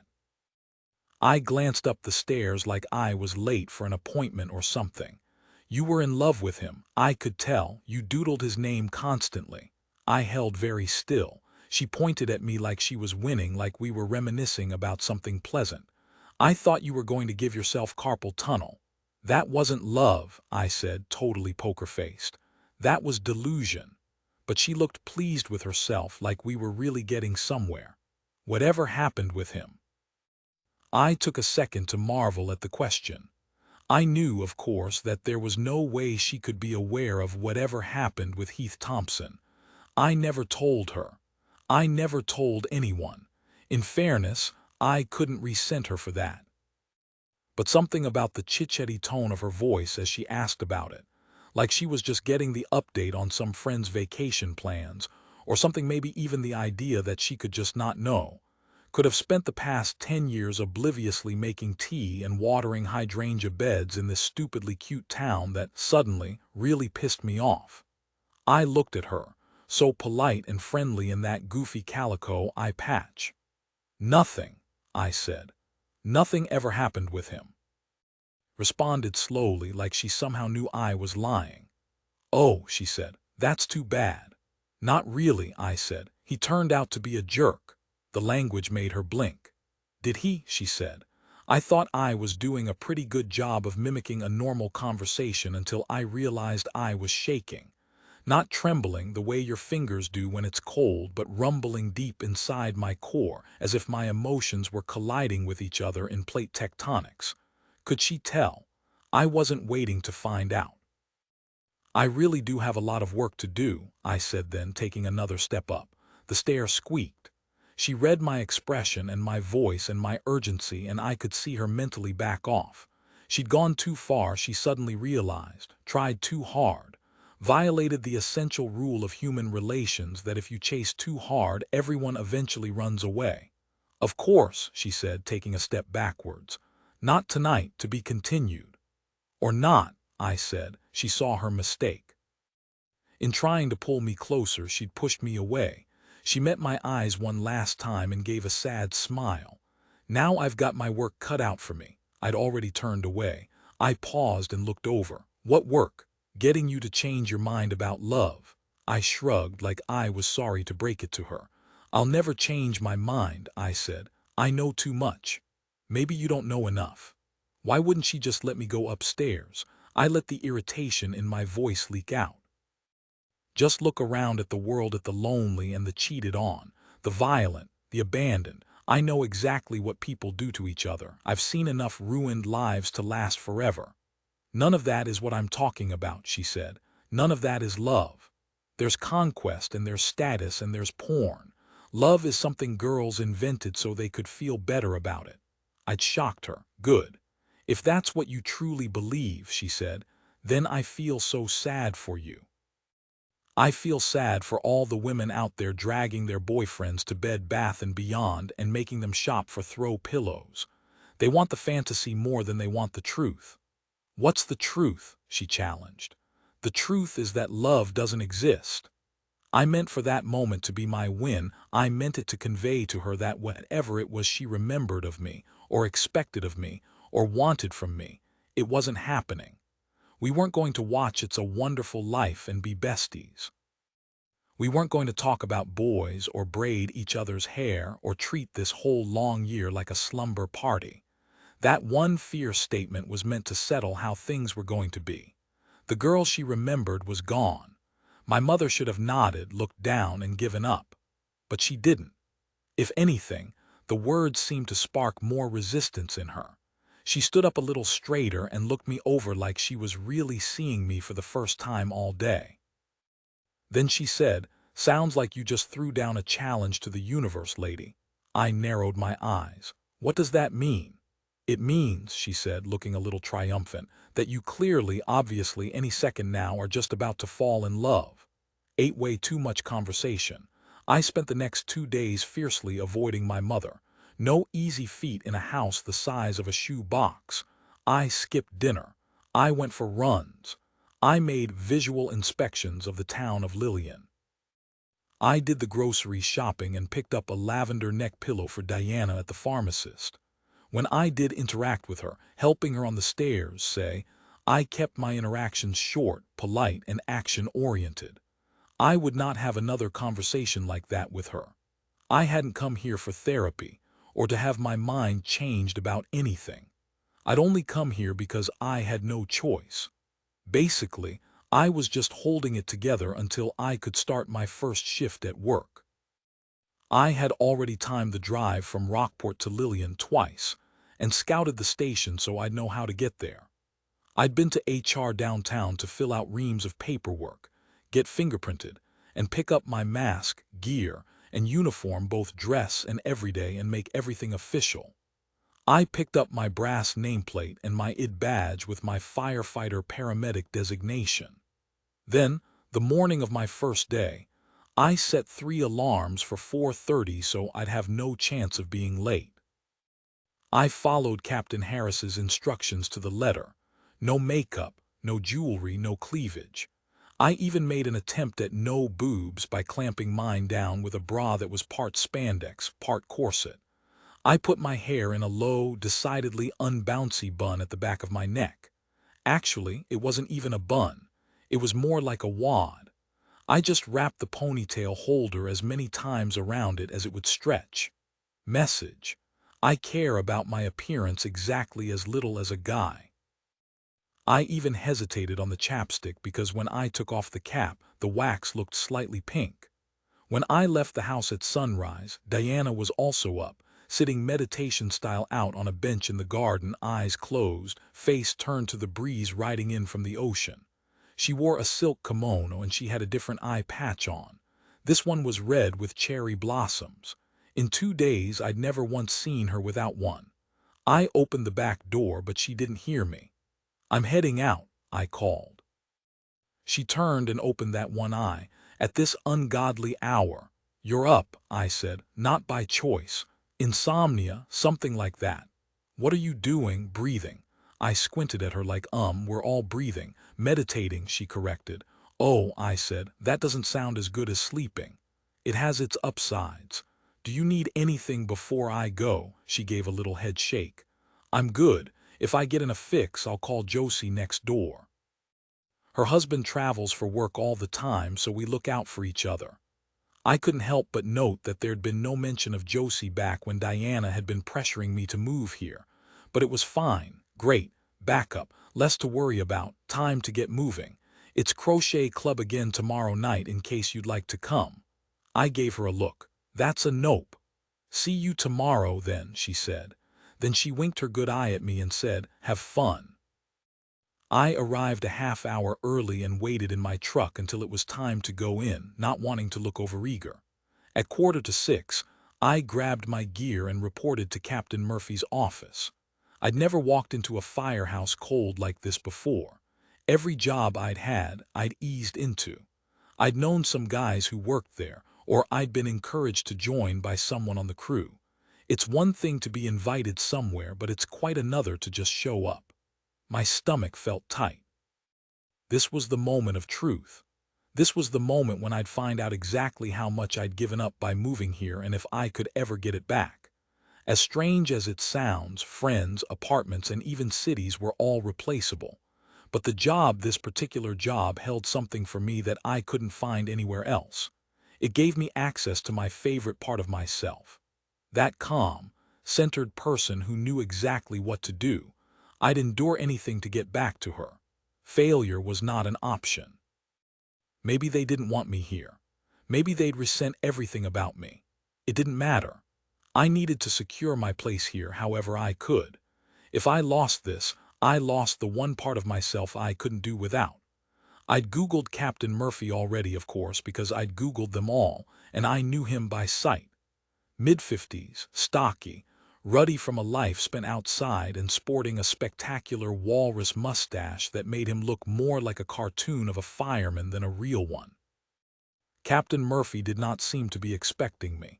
"Yes, I'm Cassie Hanwell," I said, and when I didn't see any recognition, I added, "Here for C shift." Then came the nod. "Got it," he said. "The rookie beat you and he brought donuts. Had it been a race, I'm 15 minutes early," I said. "Our battalion chief always says if you're 15 minutes early, you're half an hour late." I frowned, but I said, "Yes, sir. Don't be late again." I couldn't tell if he was joking. He tilted his head back and angled his coffee mug above his mouth so that the dregs ran out in a trickle. Then he clapped the mug back on the desk, scooted his chair back with a honk, and said, "Follow me."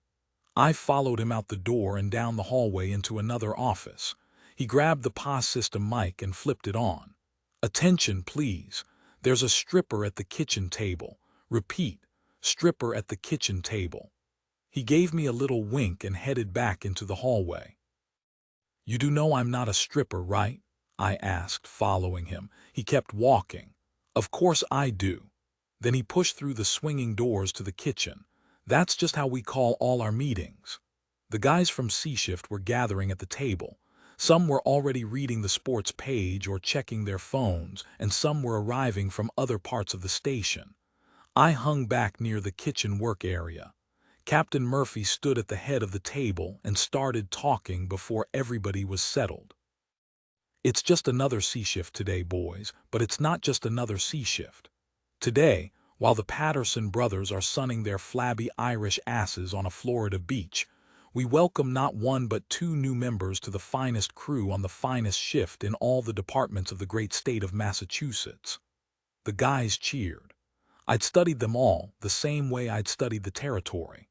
I'd learned all their names beforehand. Jerry Murphy, Joe Sullivan, Drew Benardo, Tom McKellar, Anthony DeStasio.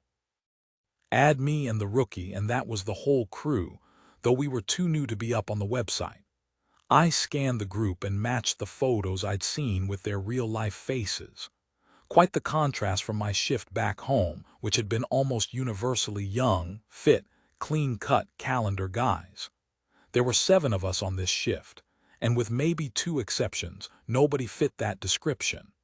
Even the guys who weren't middle-aged kind of looked middle-aged. All scrawny and grizzled with a gray, northeastern paleness to them. Down in Texas, everybody had been robust and tan. Here they looked like ashtrays, and one McElry was fat, much fatter than in his photo, genuinely fat, heart attack fat. Nobody in the room looked anything like a rookie. Captain Murphy went on. "Some of you might be wishing we didn't have to break in 2 newbies at once, but I'm here to tell you it'll be worth it. These are impressive new recruits, and that's no lie." The first one rose through the ranks of the Austin FD down in Texas like some kind of a comet before moving to our neck of the woods for family reasons. But we'll save the best for last. First, I want you to meet our new rookie, a 4th-generation Massachusetts firefighter. Some of you may know his father, Big Robbie Callaghan, out of Ladder 12 in Boston. This kid's fresh out of the academy, and now it's our job to make him a man. Captain Murphy paused a second to look around the room. He frowned a little. "Guys, where's the rookie?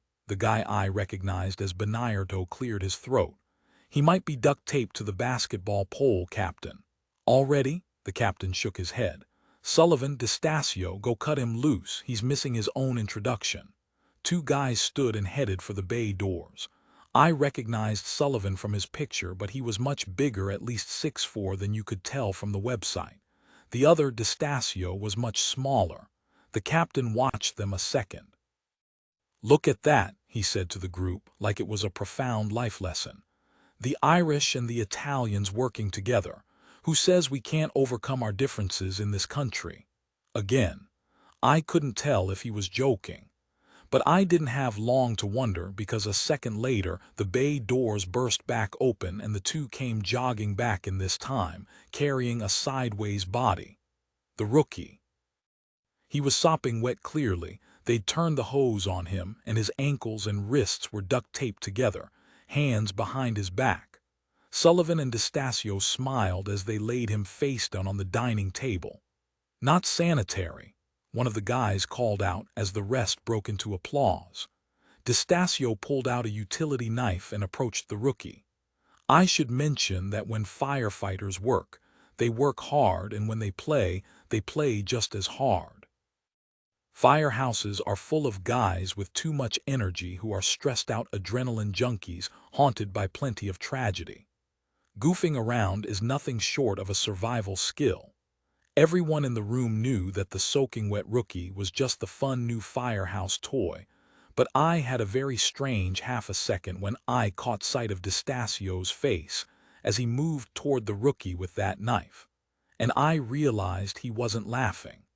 He was the only person in the room who wasn't. Even I, not yet technically in on the prank, was smiling a little, but not this guy D'Estasio. I felt a flash of alarm as he leaned in toward the rookie with that knife, like he might have some kind of psychotic break and just gut him like a fish in front of all of us. But that's not what happened. Instead, D'Estasio cut the duct tape at the rookie's boots to free his legs, then cut the tape at his wrists. The rookie flipped himself around to sit up on the table.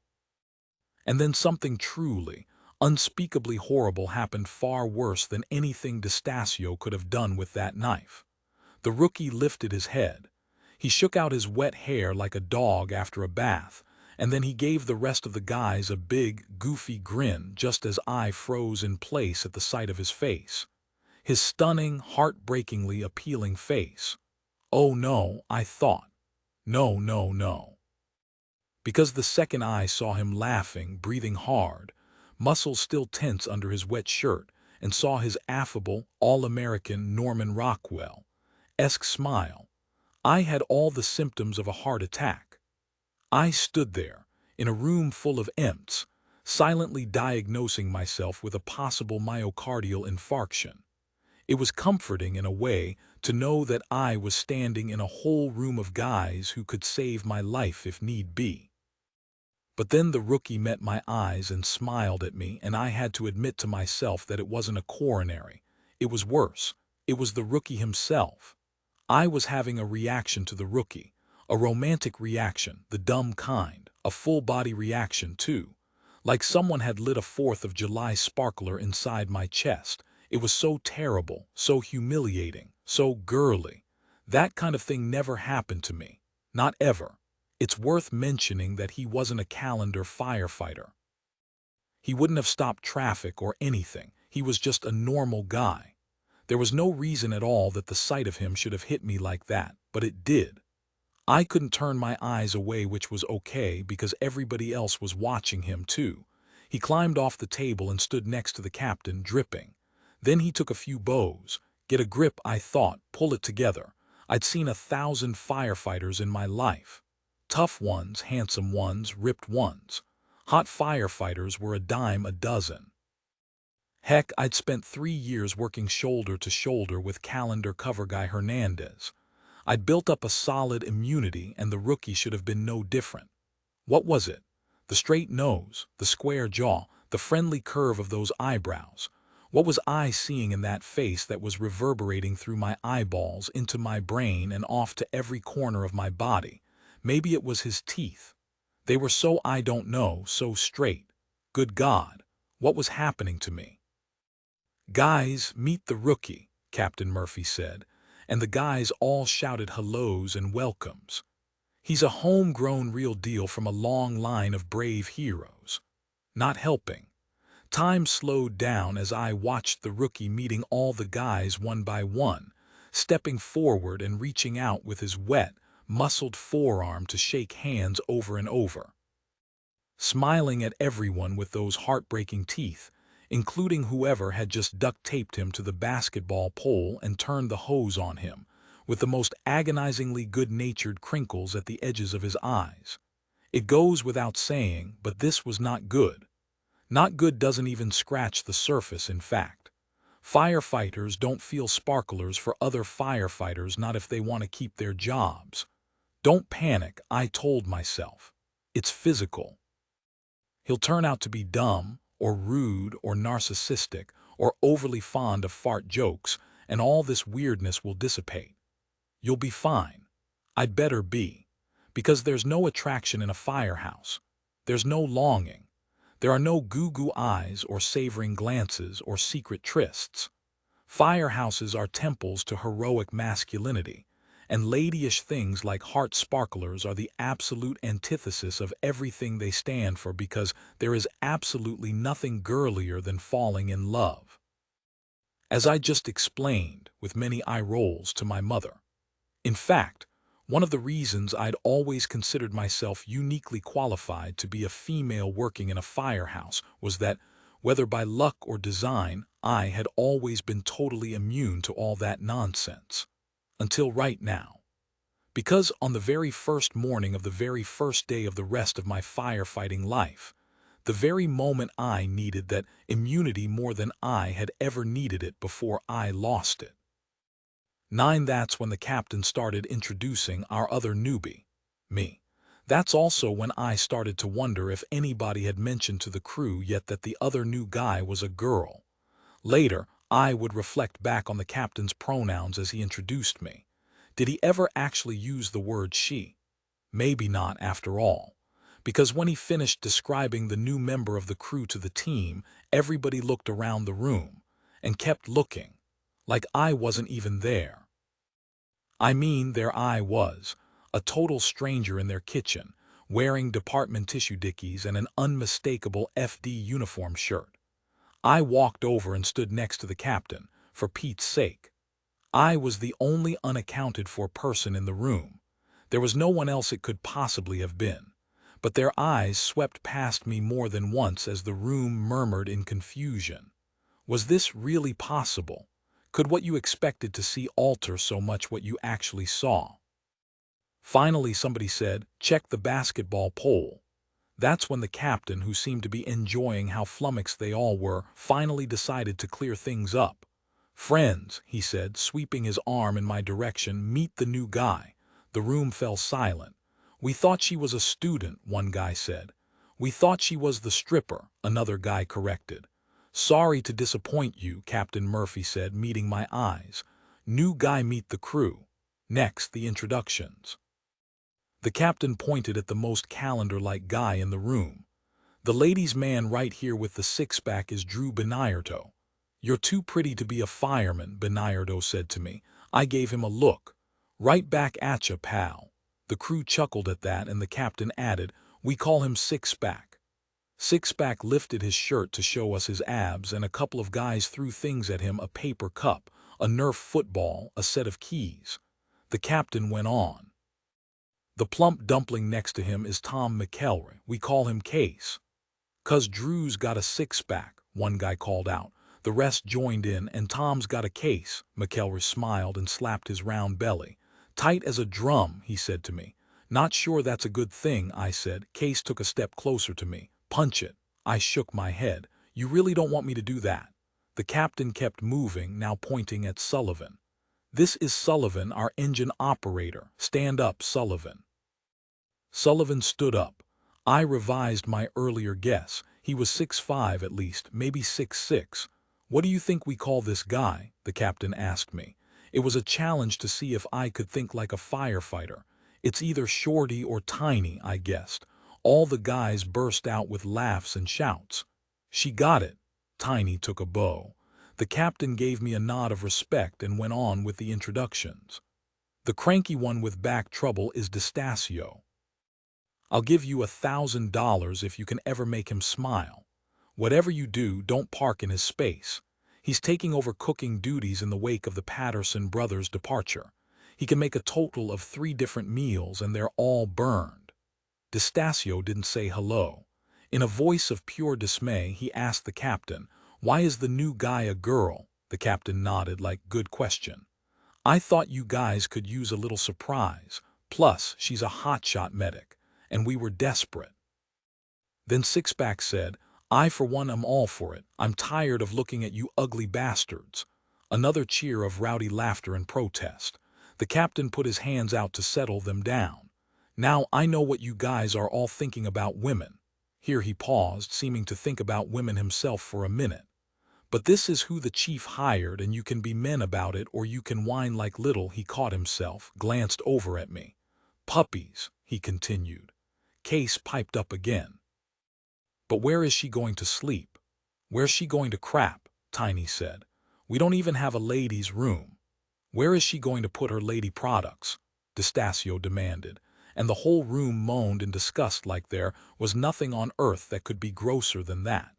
As if these guys hadn't seen every unspeakably nasty thing in the world. As if they hadn't literally walked over slimy dead bodies and charred human remains. As if any of them could be shocked by a tampon. But I was actually wondering those same questions myself. In Austin, our firehouse had been pretty close to brand new out in a newer suburb, with plenty of natural light and gender-neutral accommodations, and even flexible sleeping areas for different groupings of men and women on different shifts. This firehouse, in contrast, was at least 100 years old and had not, shall we say, been built with a progressive eye toward gender politics. "There's only one shitter," Tiny called out, "and it's mine, all mine." "No ladies in the poop zone," Case chimed in. "Where is she going to sleep?" Destasio asked. The captain had a ready answer. "I asked the chief the same question. The guys up top said to put her in the supply closet." I squinted at him. Was he kidding? "I'm not kidding," he said. "When you take the shelving out, there's room there for a bed." He gave me a wink. "We'll paint it pink for you, sweetheart, so you'll feel right at home." I gave him a look. "Unless," he went on, "you want to sleep with all the guys." "You can sleep with me, baby," Sixpack called out, and they all laughed. In truth, I wasn't sure. I didn't love the idea of the supply closet away from the group, but whether sleeping in a big room with these guys would help or hinder our sense of camaraderie was going to depend very much on the guys. "What's it going to be?" the captain asked. I shrugged. "Whichever room has the least number of farts," I said. A burst of laughter. "Don't sleep near Tiny then," somebody shouted. "If she takes the supply closet," Case asked, "where will we keep the supplies?" "Are you talking about a certain stack of supplies that we keep on the bottom shelf?" the captain asked. "A certain stack of supplies that's been handed down from crew to crew for decades," Sixpack added. "I'm talking about the supplies that—" Case glanced at me now, wanting to make his meaning clear to the others but not to me. "Some of the guys in the house spend time with when they are feeling—" He looked at me again. Words seemed to fail him.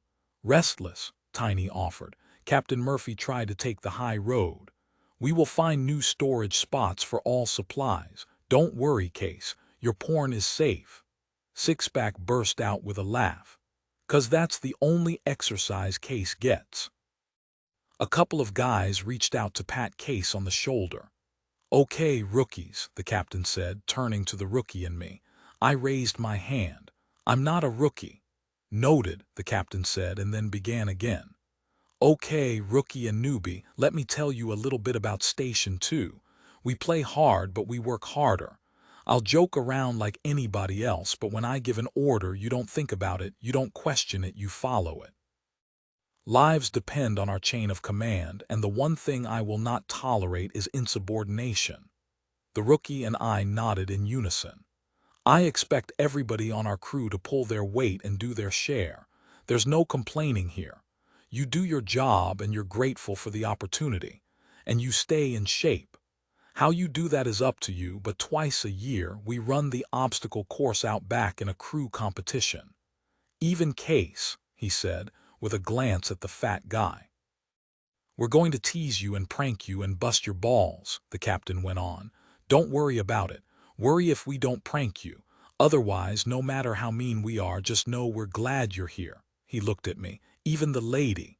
Captain Harris had been right. Not much of a filter. Next, the captain turned to the crew. I know what you're all probably thinking, he said. You're thinking having a girl here is going to kill all the fun. We won't be able to play the way we like to, or relax the way we like to, or joke the way we like to. You're thinking she's going to have no sense of humor and get offended at everything. She won't let us curse. She'll be weak and terrible. It'll feel like having your mom around all the time, nagging you to pick up your underwear. I get it. In 120 years, our stations never needed a woman for anything. Not to do with the job anyway. But things change, boys. He jabbed his thumb in my direction. This one's supposed to be very good for a girl. Her chief said she was a rising star down there in Texas, and not just because promoting a female looked good on paper. Her captain said she was actually good, DeStasio asked, like it was impossible. Murphy shrugged like he was just as baffled as the next guy. That's what she said. She, Tiny called out. Her captain was also a woman, Case demanded, like what next? The whole room broke out in speculation and questioning. Was a woman captain even qualified to judge a woman firefighter? Was it possible she'd lied about me to help me get this job? Could we ever take her assessment as anything other than affirmative action for females? Unanswerable questions, all. But I had an answer for them. Looking back, maybe it wasn't the best idea.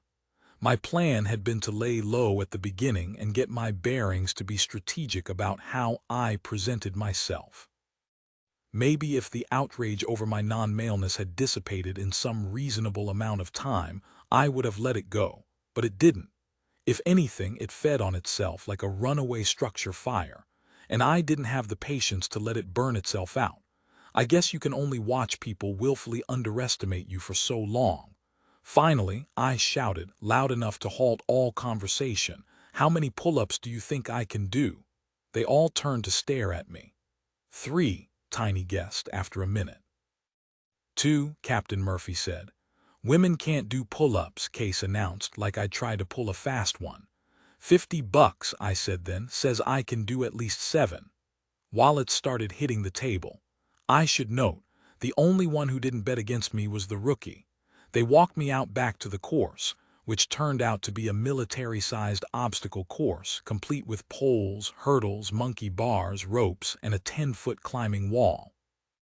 We stopped under a pull-up bar, and the guys gathered around. Here's a problem I didn't anticipate. This pull-up bar was high, built for 6-foot guys. Standing under it at 5'5", it was pretty clear that I couldn't reach. As I waited for the snickers and offers to spot me to die down, I felt a creeping sensation that this idea was going to backfire. Had I just invited them all out there to watch me jump like a munchkin for a bar I'd never catch?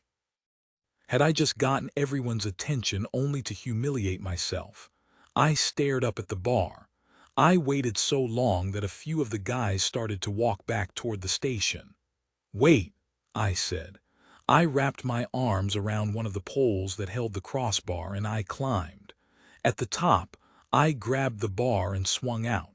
A few splinters, but worth it. There was a murmur of appreciation that I'd solved it. I grasped the bar with my fists, hung there for a second, and then, very deliberately, when I had everyone's attention, took one hand off the bar, lowered it, and planted it on my hip. The whole group went silent. I began. As I lifted myself up, one-armed, I crossed my ankles and held myself in tight form. With each pull, I exhaled with a sharp SHH and then inhaled as I let myself down. I could usually do 7, but I knew that today adrenaline would give me a little boost. 8 one-hand pull-ups in quick succession, and then an extra one for luck. At the end, I dropped down and landed in a crouch. Then I stood and took a minute to walk off the burn in my shoulder. When I turned around, no one had moved. The guys were just staring at me, mouths open. Then they broke into applause and started handing me money, which felt like a pretty good start to the day. 10 that night on my cot in the storage room, it took me a long time to fall asleep. New place. New sounds. Lumpy cot sleeping wasn't my greatest skill in the first place. Plus, there was a weird bug on the ceiling I had to keep an eye on. I finally dozed off, only to be woken seconds later by a loud stampede of firefighters whooping and hollering and bursting through the storage closet door. I should have expected them. I did expect them, but they scared the hell out of me anyway. In response, I shouted and launched up into a jiu-jitsu crouch on top of my mattress. The first face I saw was Case, who had been trundling toward me gleefully, but as soon as he saw me flip up into self-defense mode, he froze and put his hands up. They all froze, actually. I must have forgotten to mention I'd had a second job as a self-defense instructor. In the still of that moment, as we all stared at each other, I got why they were there, of course. They were hazing me. I looked at their shocked faces. They'd clearly assumed it would be easier than this. "Are you guys here to haze me?" I asked, lowering my arms. Tiny gave a little shrug. "We're supposed to duct tape you to the basketball pole." I nodded and relaxed out of my crouch. Fair enough. "Okay then." Tiny didn't step forward, so I waved him toward me. "Let's get it over with," I said. He gave a little shrug and stepped closer, and I bent over his shoulder so he could carry me out the door, down through the engine bay, and out back to the parking lot. Along the ride, I realized that they'd grabbed the rookie too.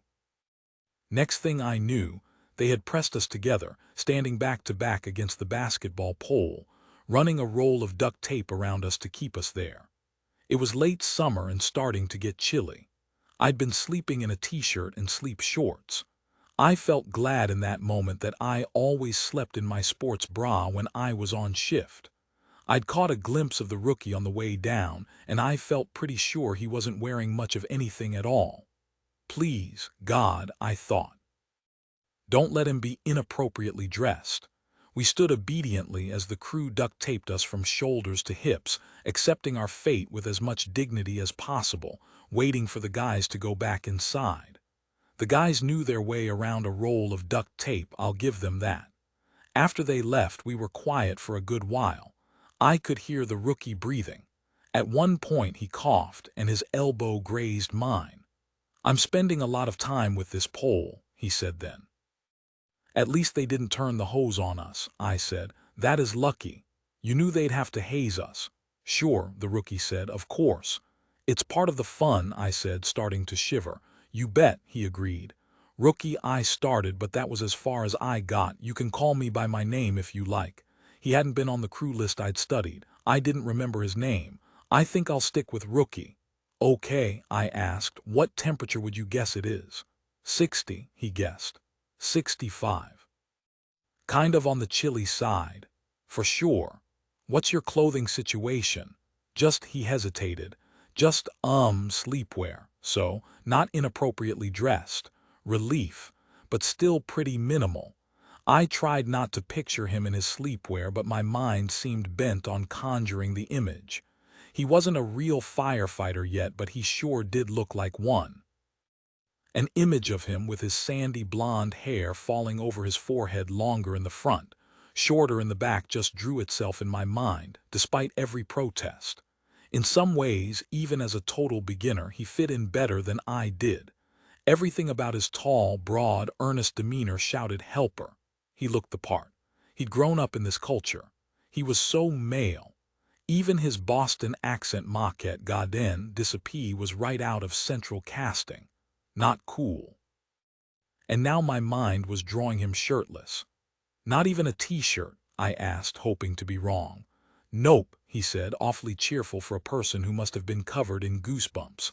"But at home I sleep in less, so the sleepwear feels like a lot. Perfect." Now an image of him asleep in his bed at home, curled up in his sheets, popped into my head. I squeezed my eyes closed to blot it out. What color would those sheets be anyway? I found myself wondering. White. heather gray. Maybe like a faded blue chambray.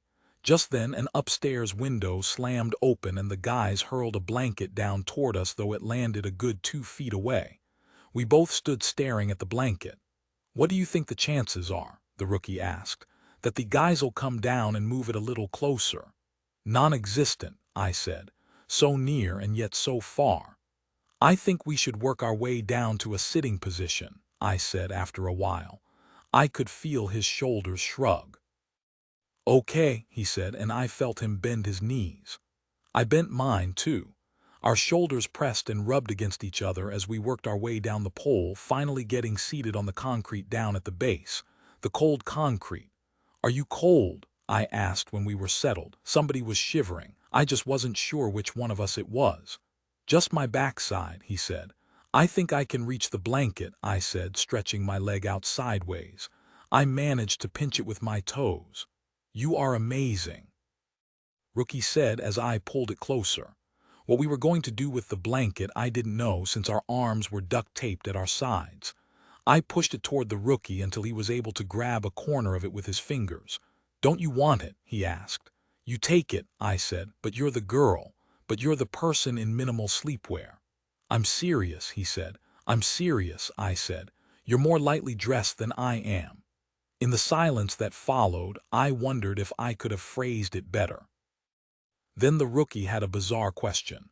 "Are you wearing a shirt?" he asked. "What, like a t-shirt? What kind of a question is that? Because I'm not, so they duct tape me right to my skin. That's going to be a pain to take off. But I'm thinking you're probably wearing a shirt of some kind, and maybe the tape is just on your shirt, which means you might have a better chance at wriggling." "At wriggling? There's no way we're escaping. If there's one thing these guys know, it's duct tape." "But you might be able to work your way around to the pole to get closer to me. A beat." "Why would I want to do that?" "For warmth," the rookie said. "Are you seriously proposing that we huddle together?" I could almost see his frown. "I wasn't going to call it that. On our first night here, do you realize we would never live that down? Do you have any idea how much crap those guys would give us if they came down in the morning and found us huddled together?" It hadn't occurred to him. "I was just trying to think of ways to keep warm." "I'd rather freeze to death," I said, "and trust me, so would you." When I was quiet for a minute, he said, "So you're saying no?" "Let me put it to you this way, rookie," I said. "Is there anybody else on this shift that you would offer to do that with? Would you huddle with Tiny or the captain or up against Case's big belly?" Now he was smiling. I could hear it in his voice. "You might be the only one I'd enjoy doing it with." "Exactly. That's your answer right there." "What is?" "If you wouldn't do it with D'Estasio, you can't do it with me." "Fair enough, good tip. Just pretend I'm a gross old dude." "I will do my best." I closed my eyes and leaned my head back against the metal pole. A dog barked. A car honked. We sat in silence for a while, biding our time and doing exactly what I hated doing most: sitting still. Alone with my thoughts was my least favorite place to be. If I had to be alone, I always had the radio going, or a book to read, or something else to distract me. Here there were no distractions. I couldn't even fall asleep. I had to just let my own consciousness gather around me like a thickening fog. "Can I share something else with you?" the rookie asked after a while. "Only if you have to." "I kind of need to pee," he said. I shook my head. "Going to be a long night, rookie." "It definitely is." The crew came out to free us at 6:30 with blankets and hot coffee, just as the next crew was arriving for shift. I opened my eyes to a delighted crowd of firefighters standing around us, the captain announcing we'd gotten off easy.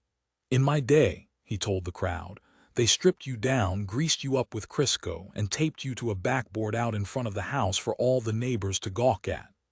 "They did that to you, Captain?" Case asked. "Buck naked," the captain confirmed with pride. "Except they made a little splint for my Johnson with tongue depressors and sterile gauze." "Well, that's a visual you can't unsee," Sixpack said. "You're welcome," the captain said, and again I couldn't tell if he was joking. The moment they cut us loose, the rookie sprinted to the bushes to relieve himself. I caught an accidental glimpse of his back before I looked away. Too late. Those broad shoulders were burned permanently into my corneas. I blinked my eyes over and over on the drive home, trying to blot the image from my memory. I left that first shift completely flummoxed, and it wasn't the hazing or the sleeping in the supply closet or even the mental visual of the captain's Johnson in a splint made of tongue depressors. It was the rookie. I just spent an entire night with the guy, and he hadn't done even one annoying thing. He hadn't farted or hawked a loogie or even snored. The worst thing he'd done was try to come up with ways to keep me warm in the cold night air.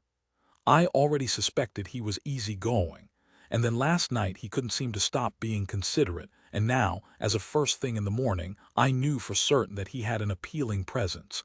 Disaster. I needed some flaws on this guy's stat. Otherwise, seriously, I was in trouble. 11 when I got back to Diana's after shift. It was 8 in the morning and I was exhausted.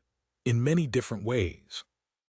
Diana was having coffee at her kitchen table with a friend, a cute African-American lady with poofy hair, maybe 10 years older than me. Their cups were full, with steam rising, and they both cradled the mugs in their palms, savoring the warmth. They looked up and smiled when I walked in. Diana had changed her patch to a blue and white gingham. "Meet my friend Josie," Diana said. "She owns the yarn shop next door, and she reviews movies on her blog." I had the weirdest feeling they'd just been talking about me. It's strange to say, but it surprised me for Diana to have a friend.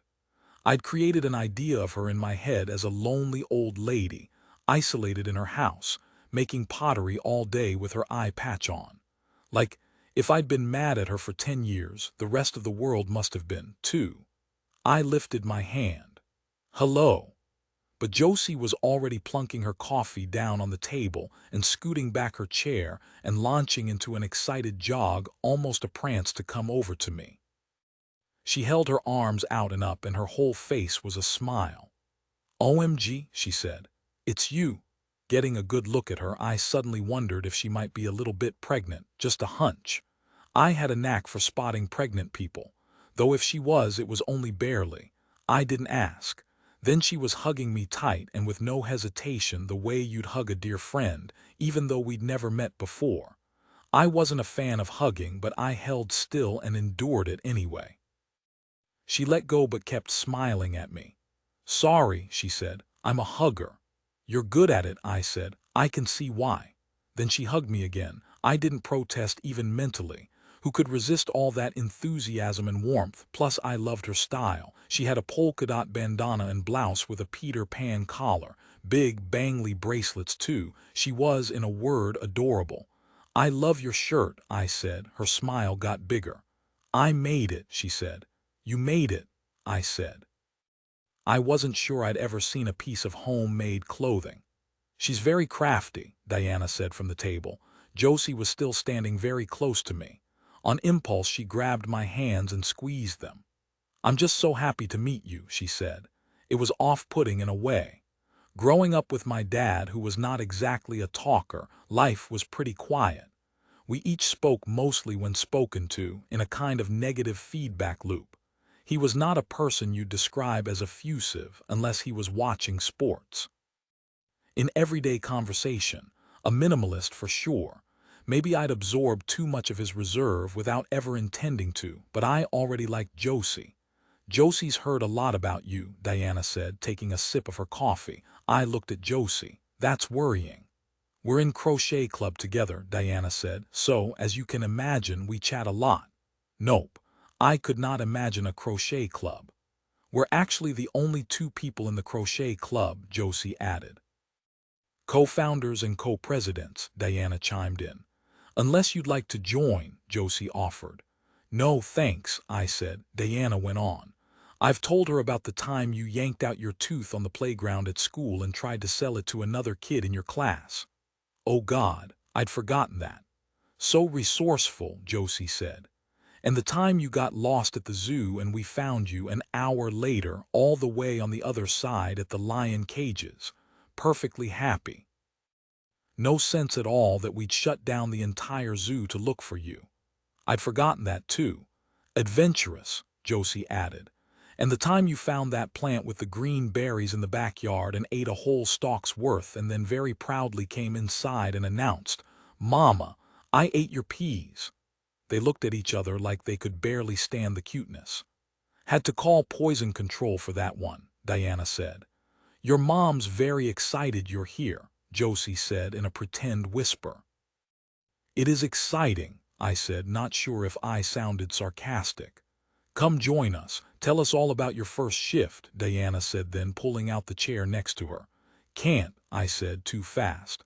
"I'm beyond tired. They kept us up all night." All of which was true, but that wasn't why I wouldn't stay. I wouldn't stay because I needed to keep my life in order. Ever since that night at the banquet, I'd been off kilter. It was as if seeing Heath Thompson again had cracked some load-bearing wall in my sanity, and now everything I did had to be about shoring it back up. Moving here hadn't helped either. Starting over with a new crew, having that weird reaction to the rookie, none of it was helping. I needed the things I always needed: running, working out, organizing a schedule for my time, arranging my life so that it was sensible and ordered. I needed quiet, restorative time alone. I did not need to lounge around in this kitchen with two women I barely knew, cooing over stories about how cute I'd been as a child. I did not need to create emotional bonds that could tug at me. I needed fewer variables, not more. I needed to be alone. Up in the attic, I forced myself to shower, even though the only thing I wanted to do was flop down on the bed. Then I put on pajamas and climbed between the velvety white sheets. Diana had good taste in linens. I'd give her that. But then I couldn't sleep. Too much to process, I guess. As far as I could tell, I had three major problems to solve before I could make a life for myself here. 1. The station was in terrible shape. Really terrible. Life-threateningly terrible. I had suspected that the Lillian station would be different from what I'd known in Austin, but I'd had no idea. Instead of a spacious, ultra-modern concrete and chrome building, the Lillian station was 100+ years old in brick. Instead of a plate of fresh-baked vegan brownies, the kitchen table had a box of Twinkies. Instead of stainless gear racks, this place had wooden pegs.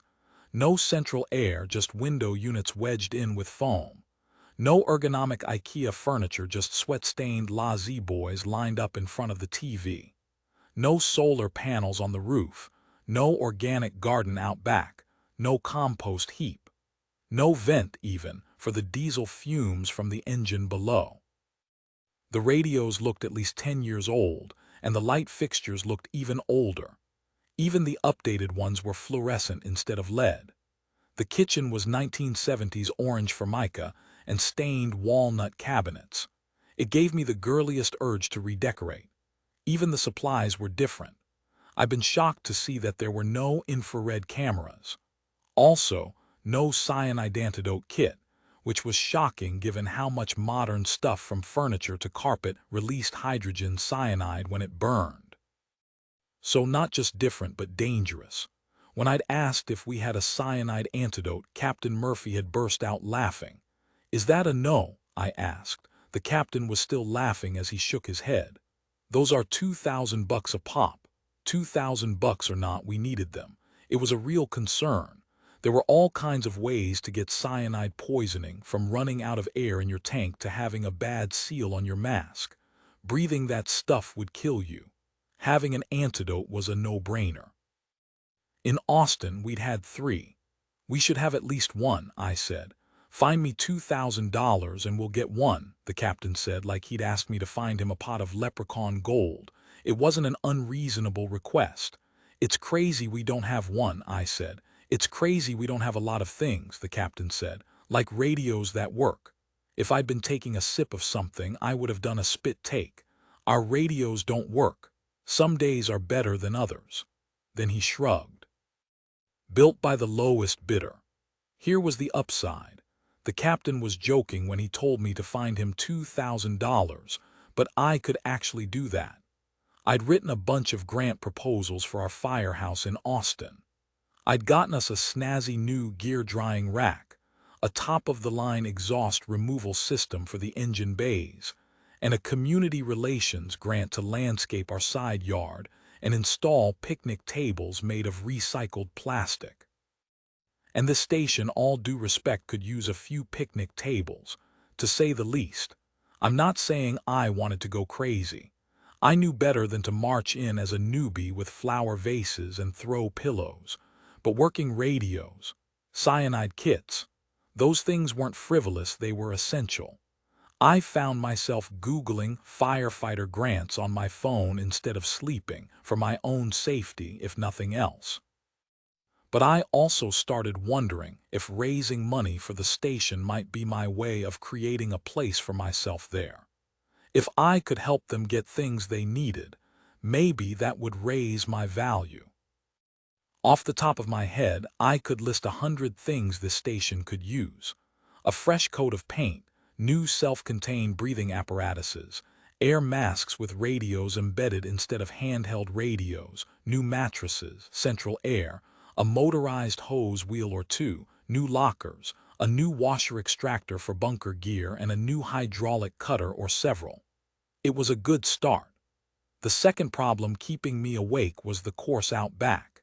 It really was too tall for me. Half the structures there were going to be hard for me to reach, and the other half were going to be impossible. It was set up with two identical runs side by side, and guys had told me they didn't just do the course twice a year. They held massive high-stakes competitions, with full bragging rights going to the winner and the opposite, I supposed, going to the loser. I knew one thing for sure. I needed to figure out how to ace that course. Not losing, at the very least, but I wouldn't say no to winning. But I couldn't just grow taller. I was going to have to get creative. I started thinking about something the guys used to do back in Austin called parkour. It was a way of running, leaping, climbing, and vaulting through the city as if it were a giant playground. They used to watch videos on techniques around the table in the kitchen. I Googled it on my phone, and sure enough there were hundreds of videos breaking down techniques. Like you really can run up the side of a wall if you know the right angle to approach and then how to tilt your body. And if you've got three surfaces at right angles and you do it right, you can use momentum and positioning to just leapfrog up to a second story. Watching the videos was mesmerizing, and I stayed awake far too long, watching one clip after another of people doing impossible things with ease, and then showing everybody else how to do them too. I could stand to learn a few impossible things. A new hobby, not exactly crochet, but it would have to do. For a morning spent lying in bed, it was remarkably productive. A way to make myself useful to the crew, check. A way to conquer the course, check. Then there was my third problem, which was, of course, the rookie. And as for the rookie, I closed my tired eyes. Maybe that answer couldn't be found on Google. Maybe I just have to figure that answer out for myself. 12 settling in at the station was both easier and harder than I'd expected. Over the next few shifts, I noticed a few important things about the crew. 1. They insisted on treating me like a lady, sort of, to the extent that they could remember to. In a way, this was a good thing. It wasn't the blistering hatred that Captain Harris had led me to expect. It was still a problem, though. They wouldn't curse in front of me, for example. I'd walk into a room just as Tiny was saying, "What the fudge?" and he'd duck his head guilty and change it to "frick." "You can say fudge, Tiny," I'd say, but then he'd scold me. "Watch your mouth. Stop treating me like a girl. You are a girl." I couldn't shift anyone's thinking. Curse words were not for females. Same for bawdy conversations, bodily functions, and jokes in general. Case wouldn't even say the word toot in front of me. He'd just glance my way and say, "Pass gas." If I was in the room, they held everything back that wasn't PG. Over and over, I'd walk into the kitchen and watch them all fall silent. "What?" I'd demand. "Not for your ears," Case would say. "Scram." I don't think they were actually trying to exclude me, not consciously anyway. It was a type of chivalry, I think. They were trying to be polite and possibly respectful, but their idea of what it meant to be female was off, and I couldn't seem to recalibrate it. I was, for example, a huge fan of cursing. The power of it, the rule-breaking shock of it. The year my mother left, I cursed incessantly in front of my dad, in fact, with my dad, and he was too heartbroken and angry and disoriented to stop me. I'd fix him a drink or two and fix myself one that was virgin, though it wasn't, and we'd sit at the kitchen table eating Pop-Tarts and complaining about everything we could think of, especially women. Women, my dad would say scornfully. Preaching to the choir, buddy, I'd say, only half joking. Women are the worst. Later, when my dad married Carol, we both had to stop cursing. She didn't like it. If we wanted to curse, she sent us to the garage. So now, being the reason the guys at the house had to use limp substitutes like frig and heck and dang kind of made me feel like my stepmother. Guys, I kept trying to tell them, I like cursing. It's one of my favorite hobbies. But the captain shook his head. Not appropriate. They also kept making the assumption I was weak, which really struck me as odd. Hadn't they all watched me do 9 one-arm pull-ups on the first day? I'd bet $1,000 that case couldn't even do one pull-up using both arms and a leg. And yet they opened doors for me. They reached things on high shelves. They take heavy equipment from me and say, I've got it. In itself, this wasn't bad. I took it in the spirit it was meant. They were being kind. They were helping. It was more than I dared to hope for on my drive up from Texas, when I'd feared they were just going to glare at me all the time. But there was a downside to it, the assumption that I couldn't do those things myself.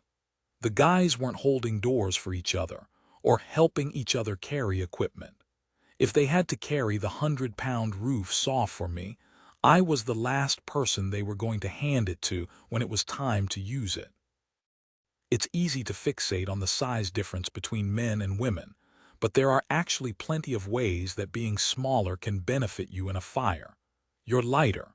You're lower to the ground and more nimble. You can squeeze through spots no big guy can navigate.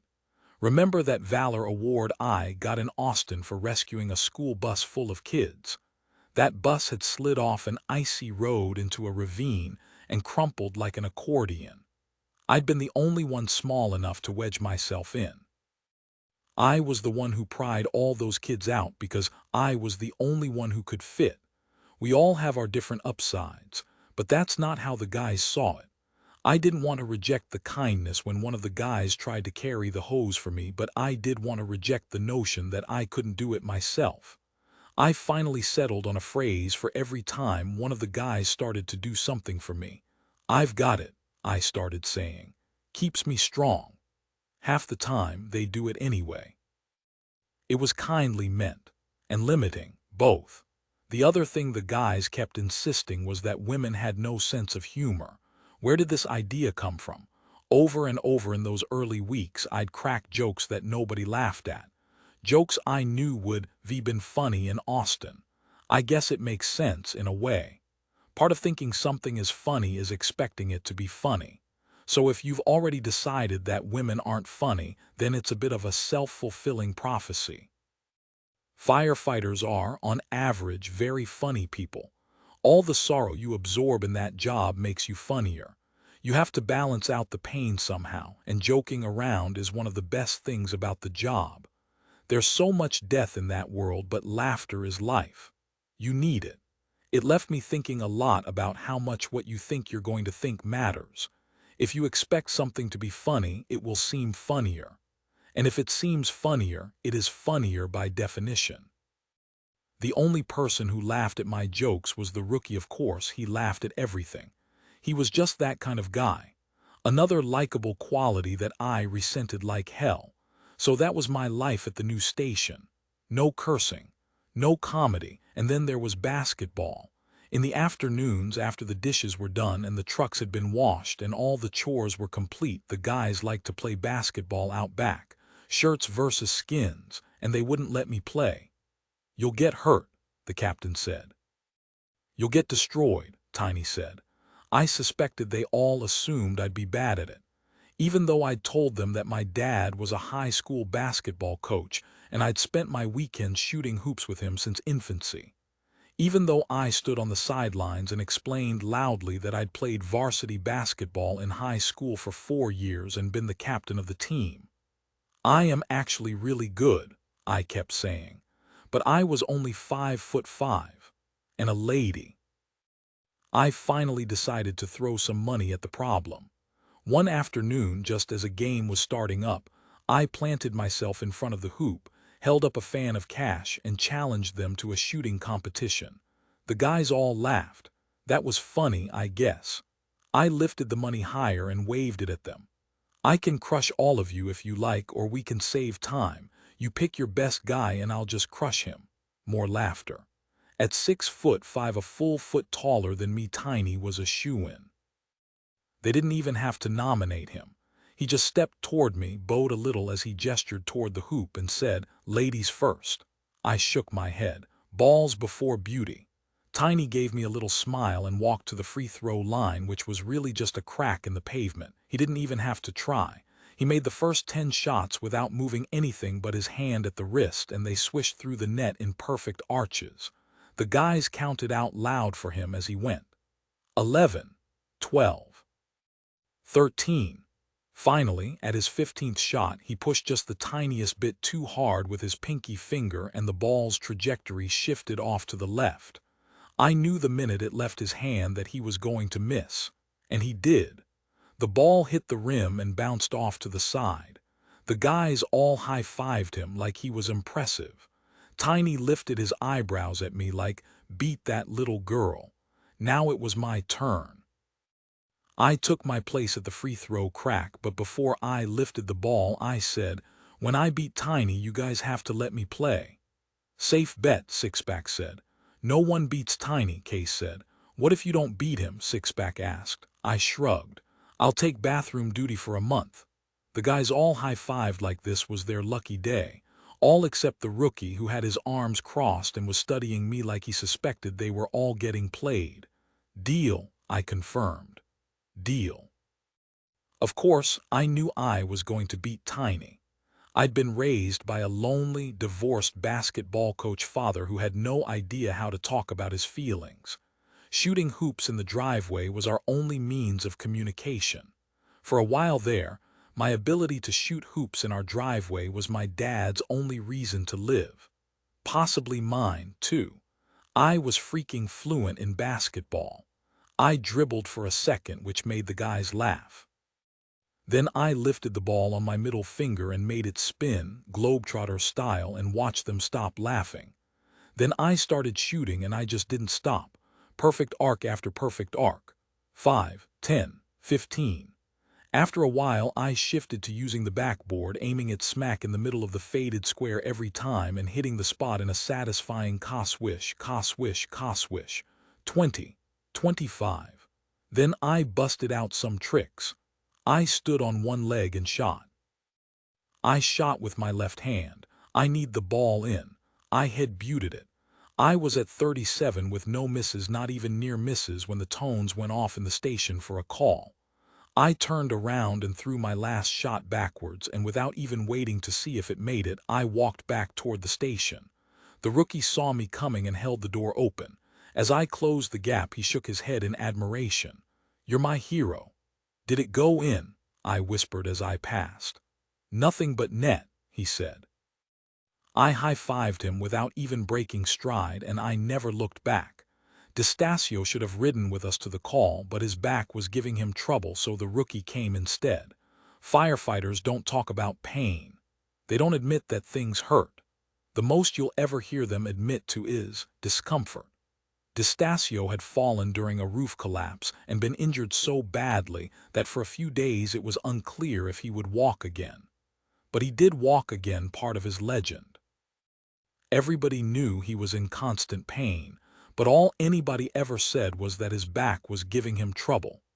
Basically, D'Estasio suffered in silence every day, and the crew admired the hell out of him for it. And on bad days, he got a pass and snoozed in the Barcalonger by the big screen TV. The fire call turned out to be for an 8-year-old female. not breathing, which sent us all into extra high gear. We were loaded up in 40 seconds. The rookie and I rode in the back as we ran full lights and sirens, pushing through intersections, veering around parked cars to make it to the scene in under 8 minutes. Fast, but probably not fast enough. Brain damage sets in after 1 minute without oxygen, and it's irreversible at 5. But not breathing could mean more things than you'd think, and with kids especially, you never give up hope until you have to. Kids always break your heart. There's nothing anyone in the service wouldn't do for a kid. One of the first runs I'd ever made in Austin had been for a drowned girl about this same age, and I'd never forgotten her. We'd done CPR on her for 30 minutes all the way from the scene to the hospital without even thinking of giving up. We never got her back, though. With kids, it doesn't matter. You try beyond hope, no matter what. We entered the neighborhood and found the street. School was out for the day by now, and kids just home from school stopped on their front walks to watch us go by. At the location, a tiny grandmother stood in her driveway. She waved her arms like semaphores. I knew even from the street that her eyes would have that look eyes always get when the souls behind them are recoiling into shock. "This way," she said, leading us into the house. We followed, steeped in that sensation of focused attention that accompanies every call. You never habituate to it. You never tire of it, no matter how many calls you go out on. No matter how many unspeakable, hilarious, tragic, ridiculous, heartbreaking, disgusting things you see. That moment of anticipation, as everything in the world disappears except for the one life-or-death task in front of you, is always exquisitely the same. There's not a name for that feeling, but it's really something. "Over here," the old lady said, turning the corner into a living room. The TV was on too loud. In a recliner up ahead, an old man was fast asleep with a cup of coffee beside him. I frowned. Him. He was geriatric, not pediatric. She didn't break stride, urging us past the chair. No, behind him on the floor near the kitchen lay a pile of bath mats, and on top of the pile, unconscious and unresponsive, was a chihuahua. "Here," the old lady said, the expression on her face urgent, but it didn't compute for me. I was looking for an 8-year-old child. "Where?" "Here," she repeated, gesturing at the dog. The 4 of us looked down, brown and white chihuahua, dead as a doornail. We looked back at the old lady. She gestured at the dog. "My baby," she said, and her voice broke into a genuine sob. 8-year-old female. Six-pack and Case looked at each other, then turned right around to walk back out the front door without a word. Only the rookie and I stayed. My heart, which had clenched in preparation for a child, relaxed. I felt a wash of relief. Compared to the drowned girl, whose wet eyelashes I still saw sometimes when I closed my eyes, a dead chihuahua seemed almost delightful. I took a step back, then let out a long breath that I expected to be a sigh, but it came out instead as a laugh. The old lady's eyes questioned mine like, "You think my dead dog is funny?" And I tried to make mine say back, "Sorry, not funny. Just funnier than a dead child." That's when the rookie made attempts at comfort, saying things like, "It was just her time. She's in a better place now." But the old lady's voice flooded with grief. "No," she said, "please. The job hardens you, there's no question about it. That's the only way to survive. You take in too much. One horror after another soaks through your skin, swirls in your lungs, echoes in your ears. You can't think too hard about what it means or how anybody feels, least of all you. You can't help them if you become them, and the only reason you're there is to help." Of course, my laughing hadn't exactly helped. The job hardens you, but it shouldn't make you cruel. Her baby. So I decided, for my own sake as much as hers, to pretend to try to save her dog, even though that's not what 911 is for. It was hopeless, of course. I took another look at the dog, still dead. I knelt down anyway. I opened the medical kit and pulled out the oxygen tank and a flexible pediatric mask, curling it into a cone shape around the pup's snout. The rookie followed my lead, dropping to his knees and starting chest compressions with his fingertips. And that's how we paid professional firefighters for the esteemed city of Lillian, Massachusetts wound up doing CPR on a chihuahua. I gave the rookie a look like, "You are never telling anybody about this." And he gave me a look back like, "Oh, I am telling everybody about this." The rookie pumped the chest, and I administered the oxygen, and the old lady wiped shaky tears from her cheeks with knobby fingers, watching us like nothing else would ever matter in the world. I'll give it 3 minutes, I thought. Then I gave it 7. Finally, I sat back and flipped off the oxygen. "I'm sorry," I said, meeting the old lady's eyes. And I was. The rookie and I bowed our heads for a moment of pseudo-respectful silence, and that's when I swear to God that crazy chihuahua gave a snort as loud as a backfiring car, flipped up onto its pointy little paws and blinked at us. I gasped and dropped the mask. The rookie jumped back. "Holy cow! I don't like that language," the old lady said like a reflex. Then we all stared as the dog bent low and clenched every single abdominal muscle as tight as stone, until a pile of dog food-smelling vomit flopped out of her mouth with a splat. Next, she shifted position, and a metal thimble came flying out of her face like it had been launched by a slingshot. It hit the window with a clank and rolled to a stop next to the still sleeping old man. We looked back and forth between the dog and the thimble, which seemed to have a circumference wider than the dog's own throat. Then the dog looked at us for a second, like she couldn't imagine what we were doing there, before peeing on the floor and then trotting off through the doggy door to get on with her day. Next thing I knew, the old lady, surprisingly strong, had clamped us into a group hug, and my face was near the rookie's shoulder. The old lady held us there a minute, snuffling tears of relief and saying, "Thank you," before grabbing both our hands and leading us to a broom closet in the kitchen. Inside, down on the floor, was a box full of fat, squirmy puppies. "Take some," she said, urging us down toward them. She wanted to give us puppies. "No thank you, ma'am," I said. "We can't accept," I was going to say gifts, but as I watched the rookie bend right down and pick up and cradle one of those little squirmers in his arms, I finished with puppies. The rookie stood back up to show me, his face bright with good fortune.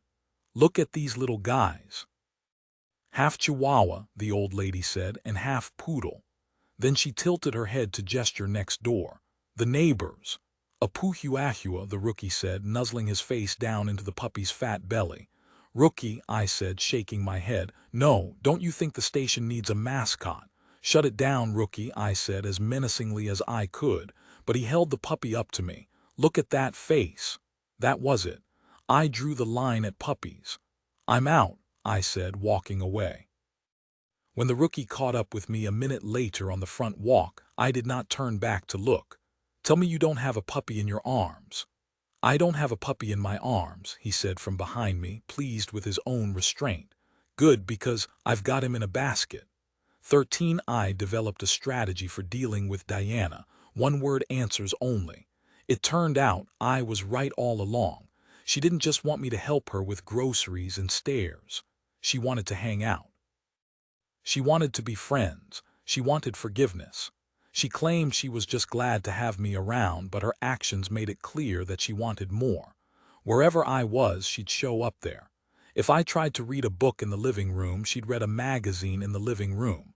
If I was making a snack in the kitchen, she'd make a pot of tea. If I took a stroll down to the rock jetty, she would coincidentally be in the mood for a stroll of her own. She was companionable. She was low-key. But she failed to comprehend something important. I didn't want to be her friend. Quite the opposite, in fact. In the years after she left, I built my entire life on a foundation of routine and order and low drama. That meant setting schedules and keeping to them. It meant going to the same place and eating the same things and following the same routines over and over. It also meant doing everything in a careful, controlled, regimented way. And that was before I'd even moved here. Now I'd turned everything inside out. I had 10 times more chaos than I could handle. The last thing I needed was to hash out old disappointments with a woman I'd already given up on.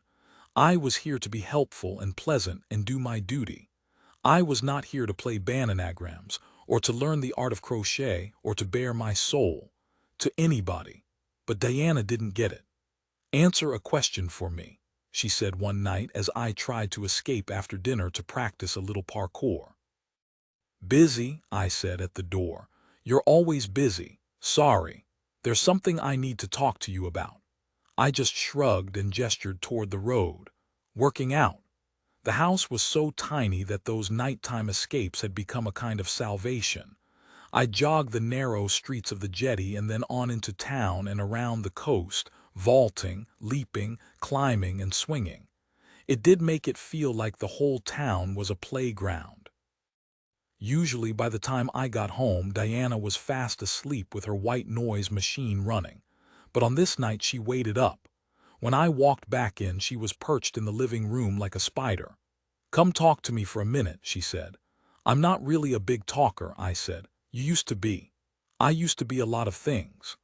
I sat down as requested, but I chose the chair closest to the stairs and I perched at the edge, ready for my quick getaway. As I sat, she studied me. "I want something from you," she said. I met her eyes. "What?" "I want you to forgive me." Well, that was blunt. We don't always get what we want. "I don't want you to do it for me. I want you to do it for you." I drew in a long breath. "We're not going to be friends, Diana. This isn't about being friends." "Kinda seems like it is." She frowned at me. "I'd like to be your friend, I would. I can't deny it. In addition to loving you, I've always just really, really liked you. So I'm not going to pretend like I feel the same way about you that I would about some stranger off the street. But that's not what I mean when I say I want you to forgive me." I waited. "This is about something far more fundamental than that." I waited again, as long as I could, before finally giving in and asking, "What?" "This is about you finally setting down all that anger you carry around with you everywhere you go." She wasn't wrong.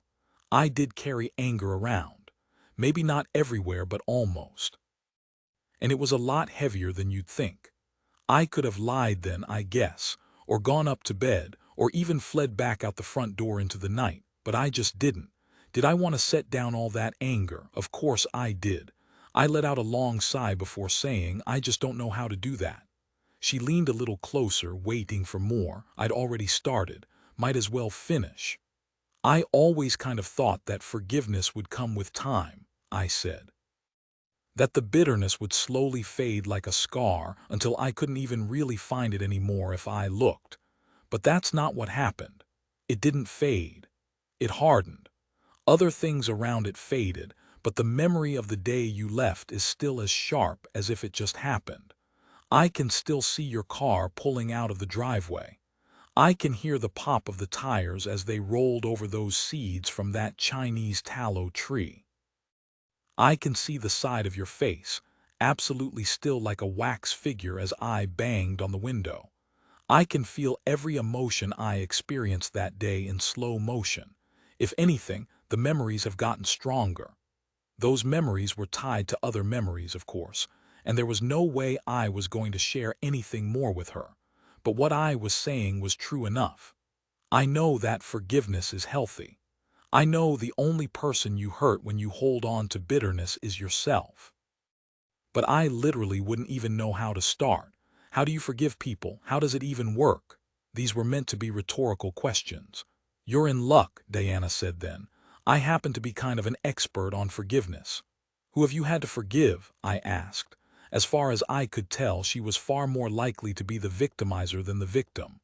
"Myself, for starters," she said. "And then lots of other people. You don't get to be my age without disappointments. My parents in some ways. Various friends, your dad." "Dad," I said, like, please. "Dad is perfect. He's hardly perfect. He was good to you." "Yes, he was. He was good to you and you cheated on him." She snapped to attention. "I never cheated on your dad." I gave her a look like I know all about it. "Is that what he told you?" "That's what he told Aunt Caroline. I just overheard him."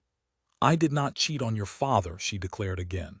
"You left him for another man," I said, like case closed. "Yes. But I didn't cheat. I couldn't help it. I crossed my arms. The semester I came up here as a visiting professor, I was desperately lonely, she said then. I didn't mean to fall for Wallace, but I sat by myself every day at lunch. The art teachers were a strangely snobby crew, and he started sitting with me every day. He was terribly funny and charming. He wore these gray cable-knit sweaters, and he had the most wonderful gravelly voice. He always smelled like gingerbread. I don't know how to describe it. We just had a spark. The more I saw him, the more I wanted to see him. His wife had left him not too long before we met, and we were both just so alone. He very quickly became the best thing in my life up here. And I'm sorry to say it because your dad is a really good person, but as much as I did love him, I was never really in love with him. I married him because he was practical and helpful and good, but not because he ever swept me off my feet. I'd never felt that feeling in my life before I met Wallace. I didn't even know it existed. It was like being caught up in a windstorm, but I never crossed any lines with him. We held hands a few times, but that was it. Diana rearranged herself on the sofa and kept going. I don't know if you've ever been in love, I shook my head. But it's a hell of a thing. It's all-consuming. You can't think about anything else. There I was, middle-aged but consumed with fire like a teenager. I didn't just want to be with Wallace, I needed to. I came up with a plan that I would wait until after you left for college. It was only 2 more years. I figured I could hold out that long. But then on the night I confessed my feelings to Wallace and the plan, he told me that he was sick. Diana closed her eyes for a second. Then she went on. He had a disease I'd never heard of called pulmonary fibrosis, and there was no cure. His lungs were basically shutting down. They thought he had maybe 2 years left. Suddenly, it turned out we were running out of time. This was new information to me. I knew she'd left us to be with a man named Wallace, and 2 years later I heard that he had died. But I never knew until this moment that she'd known he was dying when she left. I had an impossible choice to make then, she said, rubbing at some dried glaze on her finger. He'd been dying when she left. It tinted the story a slightly different hue, I'll give it that. But you had to leave on my birthday, I said, my throat feeling thick. My 16th birthday, she nodded. He had a surgery scheduled that Monday morning. He was healthy enough to try a lung transplant at the time, though it didn't ever take the way they'd hoped. I waited until the very last minute, but then by the afternoon of your birthday, I had to go to make it in time. He was scared and alone. I was scared and alone. It came out like a whisper, but she heard it. She nodded. I thought if I stayed until your birthday, it would be like splitting the difference. I could be with you in the morning and see you, but then get to him in time to take him to the hospital. My chest felt heavy, like it was sagging. That's become a defining fact about our lives, she said then, that I left on your 16th birthday, and it was horrible timing, I admit. But I was trying to stay as long as I possibly could. I wanted to take you with me, if you remember. I did remember.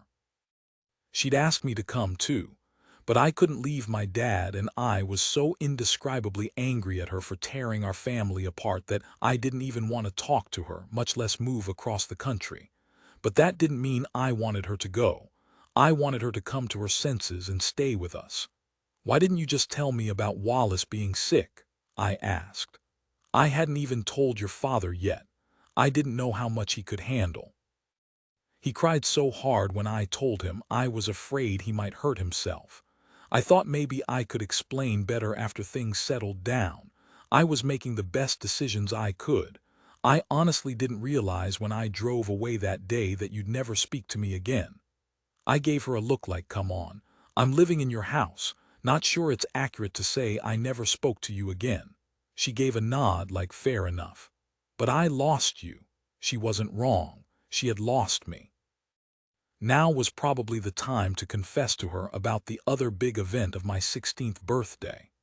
I recognized, as I watched her lift a shaky hand to readjust her eye patch blue and yellow check today, that it wasn't entirely fair of me to let her go on thinking that she alone was responsible for all the misery in her wake. Now was probably the time to give her a real answer to that breezy question about whatever happened to Heath Thompson. But I couldn't. I had never talked about it in my life to anyone, and up until this moment I'd believed I never would. Instead, I changed the subject.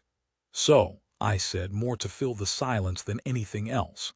"How does forgiveness work?" She nodded like we'd come back to the point. She gave a businesslike sigh and sat up straighter.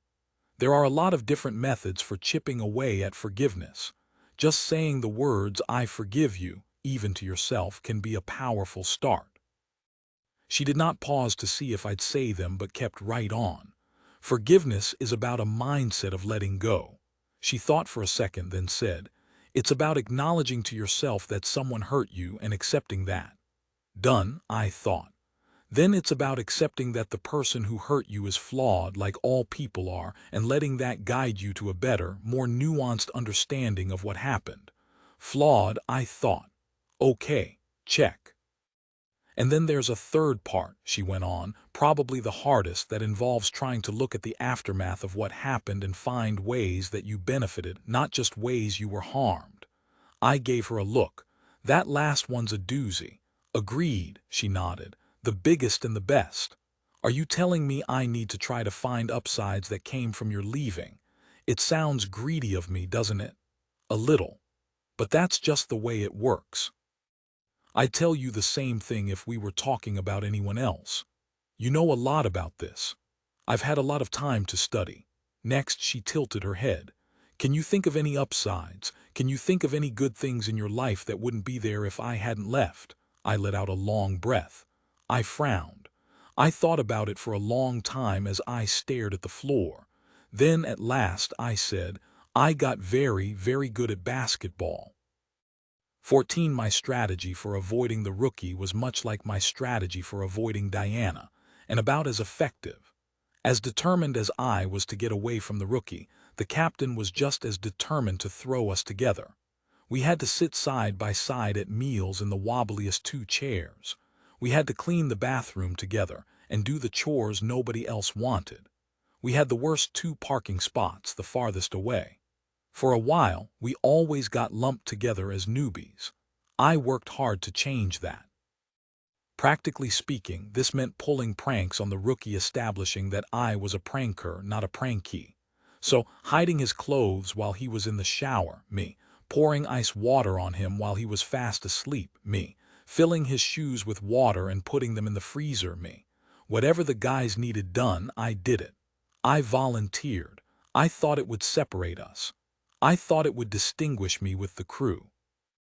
I thought at the very least it would annoy the rookie and discourage him from being so nice all the damn time. But it didn't. He was Big Robbie's kid. He'd practically grown up at a firehouse.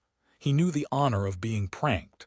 He laughed every single thing off, and I never saw him look even mildly irritated. Pretend Odge made out of mac and cheese powder. Awesome. Mayonnaise on the toilet seat. Epic. Fake poop in his bed. Hilarious. One morning, I convinced him to pee in a plastic cup and leave it on the captain's desk. "You don't want to mess around with drug testing, man," Sixpack chimed in. "We all turned hours in at the start of shift."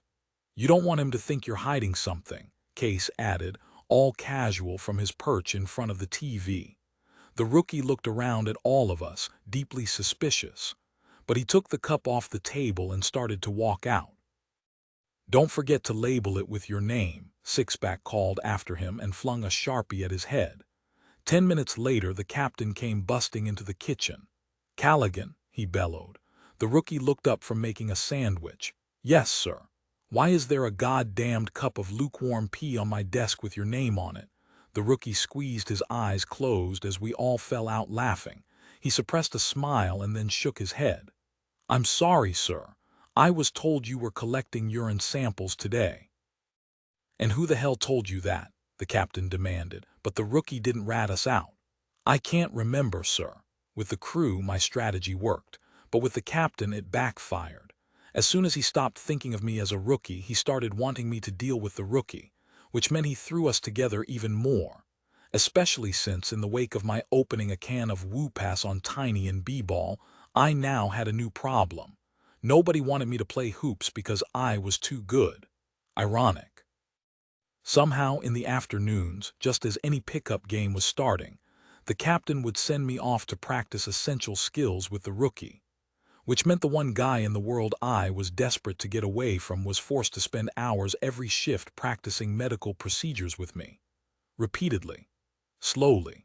For long periods of time. While the guys shot hoops out back, I had to let the rookie check my spine alignment with the pads of his fingers all the way up and all the way down, again and again.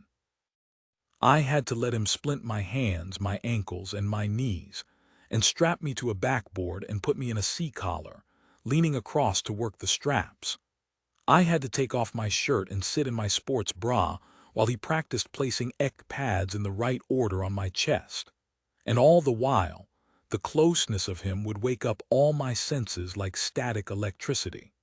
The mouth-watering scent of his laundry detergent and his general presence would waft past me in relentless waves. In my real life, I never let anybody touch me, but the station was different. I could and would withstand anything for the job, even a handsome man assisting me. It was uncomfortable, but not the kind I would have expected.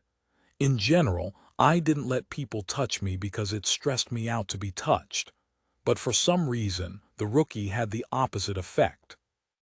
The more he assisted me moving my hair back to check my C-spine, sliding the stethoscope over my chest and back, wrapping my arm with the BP cuff, the more I didn't mind it. Weird. Maybe it was the frequency of it. The captain really did make us practice a lot. Maybe we crossed some basic barrier of familiarity I'd never gotten to with anyone else, where I could relax into it. Because relax I did. At a certain point, all he had to do was pull out the kit, and my body started tingling like I was sinking into a hot bath. Full immersion anticipation. It was funny, because I'd done these things with other people in other trainings, and it had never, not once, been so, noticeable. I guess context really matters. My feelings about the rookie tinged even the most pedestrian interaction, passing in the hallway, eating dinner, practicing a blood draw with electricity. Plus, that was just an effect the rookie had on people. He put everyone at ease. It was so good, it was bad. It was so wonderful, it was terrifying. It was so delicious, it was awful. And it just kept getting better and worse. It stirred up something ancient and powerful inside me, some unfamiliar longing I had no idea how to handle. And I hated things I didn't know how to handle. But how I felt about any of it wasn't relevant. The captain said to teach the rookie everything I knew. I taught him everything I knew. The captain said to spend hours practicing procedures with the rookie for the benefit of the fire service. I did it. Chain of command. No questions asked. Whether or not the rookie was making me feel emotional was not relevant. No matter what, I gave it my all. I showed him how to make an eye wash out of a nasal cannula and an Roman IV bag. I helped him practice his bowl and knot and his clove hitch. I taught him to operate the handheld radio with his left hand so he could take notes at the same time. I taught him that if a patient's wearing too much nail polish for the pulse oximeter, you can turn it sideways to get the read. I also taught him not to look into his critical patient's eyes. Pro tip. Why not? He asked. It haunts you, I said, shaking my head a little. It just haunts you. You mean if they don't survive? Once I've left the hospital, I said then, dead serious, I always tell myself they survive. Other advice, carry extra pens, because once a homeless guy covered in lice has used your pen to sign a waiver, you don't exactly want it back. Never cut open a down coat with your trauma shears unless you want to be covered in feathers for the rest of the shift. And always cut pants off on the outside of the leg. A guy in Austin famously cut a patient's pants off from the inside with a little too much enthusiasm, and he got called the rabbi for the rest of his career. The rookie paid attention, but not every part of the job came naturally to him. I'll give him this. He was one of the fittest guys on the crew and he could lift anything. He was endlessly good-natured and very well-intentioned. He was decisive and physically strong and mentally committed. He was up for anything. And okay, fine. He was handsome, at least to me, though maybe that's not a job requirement. He also with some frequency fainted at the sight of blood. The first time it happened, though certainly not the last, was the first time he started in Roman 4 on me. The thing about blood is, you can't overthink it. If you really focus on how odd it is to stick a metal tube into another human being's vein, it will freak you out. The trick to doing anything well in medicine is to get so familiar with it that it doesn't seem strange anymore. But we could all tell from the rookie's face on pretty much every medical call that he was not there yet. He needed a lot more practice. His hands felt cold as he tied the tourniquet and felt for a vein in my arm. "Great veins," he said, giving me that smile of his and a quick glance up at my eyes. "Sweet talker," I said, then trying to get back to business. "They're easy to find, but they roll." He frowned a little. "Okay." Then he felt my other arm. I could tell from his breathing he was nervous. "Don't be nervous," I said. "I'm tough." "Maybe not as tough as you seem," he said. If it had been any other guy in the crew, I'd have argued.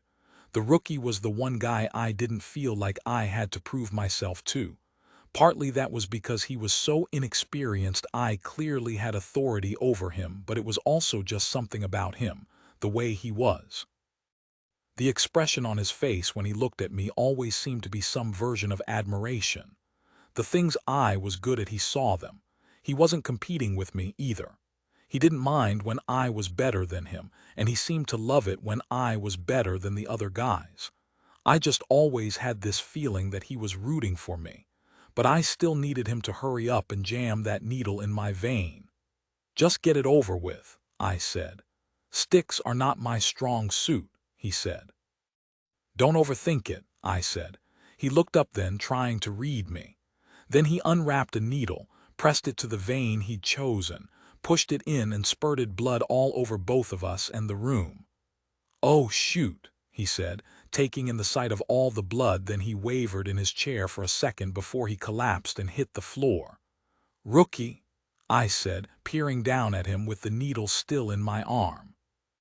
People often come to just after fainting because with a simple vasovagal attack, all that's wrong is not enough oxygen's getting to the brain. This happens all the time at weddings for some reason. There's a whole subcategory of videos on YouTube with people melting to the floor at weddings. But as soon as you're down flat, the blood equalizes and you're back up pretty fast. Sometimes it takes a few minutes longer. I pulled out the needle and cleaned up the mess, and then when he still wasn't up yet, I knelt down beside him. I meant to rouse him right away, but the opportunity to just gaze at him for a second was too appealing to skip. What was it about that face of his? Why did it have such an effect on me? I'd spent so much time trying to figure that out, but I still didn't know for sure. It had to be subjective. He wasn't perfect. I tried to catalog his flaws. He had slight bags under his eyes, but of course it just gave him a sweet puppy dog look. He had an incisor that was darker than his other teeth, and he had funny earlobes now that I thought about it. A little too plump for the rest of him. There. He wasn't perfect, just as flawed as the rest of us. He should be nothing special at all, but he just was. My best guess was something about his eyes, how smiley and kind-looking they were.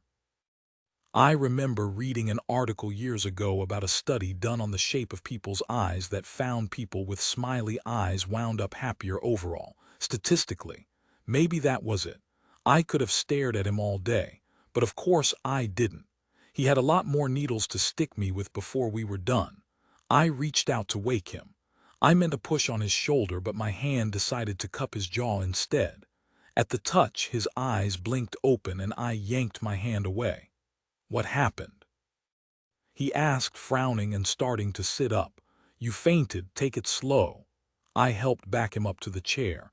"That's embarrassing." I sat back in my chair. "I won't tell anybody." "Thank you," You should practice on an orange, I said. It's about the same surface tension as skin.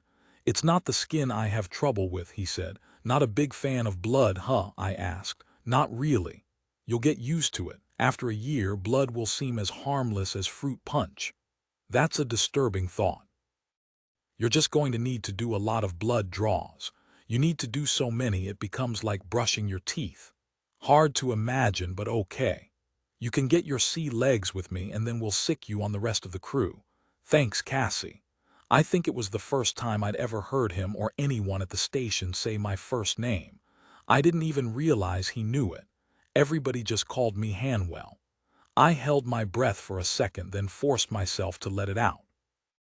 Then I held my arm out to him. Okay, I said, let's go again. Now, he asked. Right now, I said, giving a don't try to fight it nod. Make it happen, buddy. That blood's not going to draw itself. 15 The rookie saw some dark stuff with us that first month.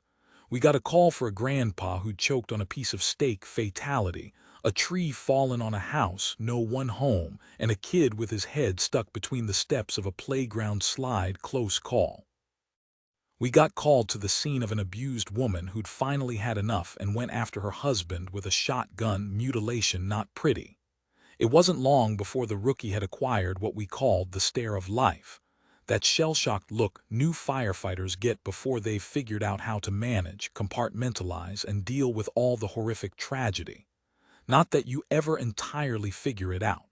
It's a learning curve. You eventually get to the point where it doesn't bother you as much. You put it on a different screen in your mind that's separate from your real life somehow. But it takes a while, and in the meantime, all you can do is cope. The more stressed the rookie got, the more we joked around with him, for his own good. Case sent him looking for a left-handed screwdriver. Six-pack filled his locker with packing peanuts.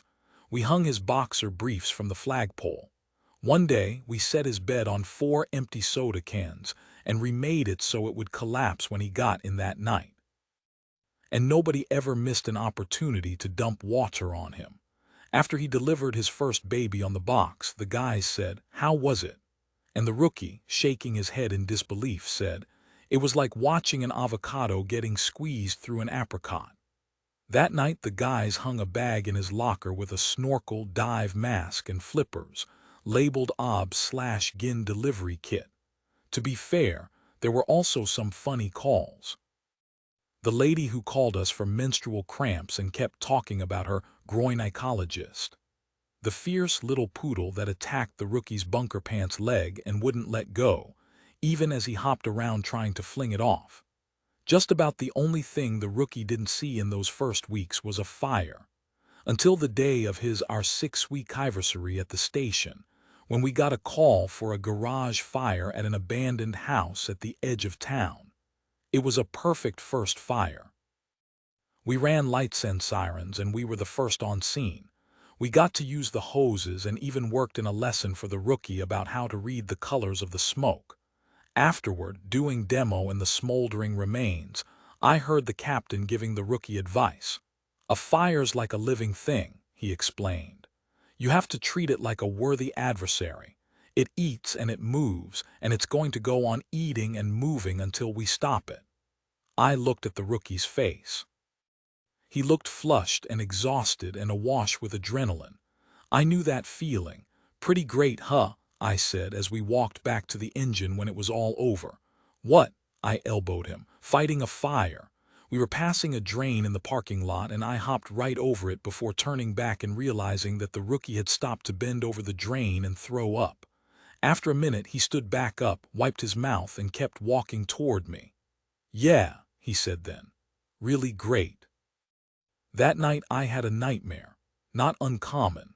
I had lots of nightmares, but I didn't usually have them on shift.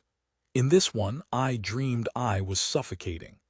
I must have stopped breathing during the worst of it, because when I woke up there in my storage closet bed at the station, I was gasping for air and nauseated as if I really had been suffocating. As soon as I woke, I stood up.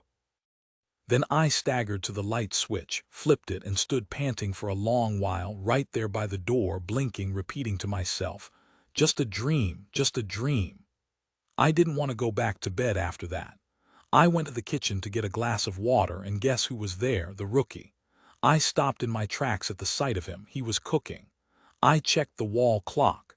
It was 2:00 a.m. I started to back out of the room, but he sensed me there and turned. He looked me over. Then he held a pan out in my direction. "Want an omelet?"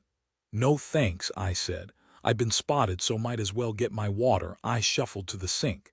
He was chopping at a cutting board while butter melted in a pan, and I found myself watching him. That knife was like a blur. Tap, tap, tap. A shallot was diced. Tap, tap, tap. A tomato was in pieces. He swept them off the cutting board into a bowl, and tap, tap, tap. There went a mushroom. It was the speed and the confidence of his movements. Mesmerizing. And a whole different side of the rookie. A side that was calm and confident and, frankly, just from this quick glimpse, totally badass. "I can't cook," I said, watching. "I'm terrible." "At least you're not as bad as Destasio," he said. "I am worse. I can't even toast a bagel." That got his attention. He turned to squint at me. "How do you survive?" I gave him a little smile. "On the kindness of strangers." He went back to work. After a bit I asked, "Why are you cooking an omelet at 2 in the morning?" "Oh," he said, waving the question off. "The usual, just wakeful. What about you?" "Oh," I said, "the usual." Then I added, "Nightmares." That got his attention. "Nightmares?" I shrugged. "Yeah, just a thing with me. My dad says it's stress relief." "What are they about?" the rookie asked. He was sautéing now, flipping the contents with the whole pan in a rhythm. It was kind of like watching a juggler. Maybe it was the late hour, or the smell of those sautéing vegetables, or just that it felt harder to not answer than to go ahead and answer. But to my own surprise, I heard myself say, "I'm always either being chased, being strangled, or suffocating. Sometimes all three." "Holy cow," he said, turning to face me, but I pointed at the veggies. "Don't burn those." He turned back. "How often?" "I don't know," I confessed. Had I ever told anyone about this? It's better not to keep count. I was kind of enjoying the rookie's sympathy. It made me feel tough and impressive. "For your whole life?" he asked then. I shook my head. "Just since I was 16. "Why 16? I could have shrugged like I didn't know. Instead, I said that was the year my mother left. It wasn't the whole story, but it was more than I'd ever confessed to anybody else. We were quiet then while he tended to his cooking. In a few minutes, he slid a perfectly cooked, restaurant-worthy omelet onto a plate and handed it to me. "In case you change your mind," he said. I wasn't hungry, but I took a bite anyway, not expecting anything in particular, other than just a basic egg dish kind of experience. That's not what happened. I don't know what kind of magic he used on those eggs, but the minute that bite of omelet arrived on my tongue, it absolutely overtook my mouth. It infused every taste bud I had with salty, buttery, garlicky, all-consuming pleasure. "Oh my God," I said, mouth full, blinking at him in disbelief. The rookie's whole face shifted into a smile. He watched me for a second, seeming to enjoy how much I was enjoying it. "You can cook," I said, taking another bite. "Yeah," he said, "like you can really cook." "That's what I did before I came here," he said. "I've been a chef at a little place in the North End for 6 years. But I mean..." I didn't even know what I meant. I couldn't think. I took another bite. "Oh my God, you should go on a cooking competition show and win $1 billion. "I'll get right on that," he said. Later, remembering this moment with the rookie, I would wonder what on earth he was doing fainting at the sight of blood in a firehouse when he could have been off absolutely writing poetry with food. That's not the question that came out in the moment, though. The question that came out was, why the hell is Destasio cooking our meals? The rookie smiled and looked down. "He likes to cook. I think he needs something to do. He's going to kill us all." "Did you hear that his wife left him?" I shook my head. "No," the rookie nodded. "Destasio was talking about it before bed the other night. She moved to Framingham last Friday to live with her sister. She couldn't take the drinking anymore." "Destasio drinks?" "I guess he must," the rookie said. You know their son Tony died, right? I shook my head. There was a lot I didn't know about Destasio. Yeah, the rookie said, about 2 years ago, drunk driver. I winced. Except that Tony was the drunk driver. Poor Destasio, I said. No wonder he never laughed. The rookie nodded. He's had a tough few years. Add the back injury and he's a superhero for just getting out of bed every morning. I found myself wanting to come up with ways to fix his loneliness. Maybe we could set him up on a date, I suggested. Would you want to go on a date with Destasio? Maybe we could start a Friday night barbecue club and just start showing up at his place for dinner, I said. Have you seen Destasio's place? He asked. It's like a war zone. We could clean it up. He'd hate that. He'd chase you out with a broom. I gave the rookie a look. I'm only trying to help. Some guys don't want to be helped. We can't just let him suffer. I said the same thing to the captain, but he said Destasio's got too much pride. So we ignore him. The captain's going to take him fishing next week. That doesn't sound like a long-term solution. Neither does tossing him into the dating pool. This might sound strange, but as sad as the topic was, I found myself enjoying talking to the rookie. Some, maybe even most, conversations are hard work. With the rookie, it was the opposite. I didn't have to think about what to say next. All I had to do was decide between the options that popped into my mind as I listened. The conversation didn't happen so much as blossom. My mom and I used to have conversations like that, I remembered suddenly. In general, though, in life, they were pretty hard to come by. It made me almost sad to enjoy the conversation so much. I found myself missing it already, even as it was happening. Bittersweet for sure. When it was time to clean up, I wanted to do all the dishes. The rookie had cooked, I should clean, but it was hard for him not to help. He hovered and kept turning the water on and off for me and handing me the soap. You're not supposed to help me, I said. I like washing dishes, he said, stepping right up next to me, so close I could feel him there even without touching. Then the rookie added, but I always listen to music. He leaned forward to flip on the little radio by the sink. Destasio kept it tuned to an oldies station. Marvin Gaye came on. And so I gave in and let him help. We listened to Smokey Robinson and Diana Ross and the Temptations, and scrubbed to the rhythm and swayed and occasionally bumped into each other, which I enjoyed. When we were done, and there was no good reason left to stay there, and it really was time to go back to bed, the rookie dried his hands with a dish towel and said, I want to say something to you, but I'm not sure if it's a good idea. I wasn't sure it was a good idea either. I glanced over. Okay. I think I know why you avoid me. I don't avoid you, lying. You know you do. Fine, I said. When the captain is not ordering you to stick me with needles, I sometimes avoid you a little. Sorry about the needles, he said, wrinkling his nose. It's fine. The thing is, he said then, and I don't want you to take this the wrong way, I'll try not to. You're tough and strong and capable and totally fearless. I waited. But I wonder if you need a hug. What? A hug? I said, stepping back. He hunched into a shrug. Of everybody on the crew, I always feel like you're the one who most needs a hug. You think I need a hug? He winced a little, like he knew how dumb it sounded. I do. A hug is like the last thing I need, dude. Just because you're so self-sufficient and you never need any help and you just keep to yourself all the time. How dare he tell me I needed a hug?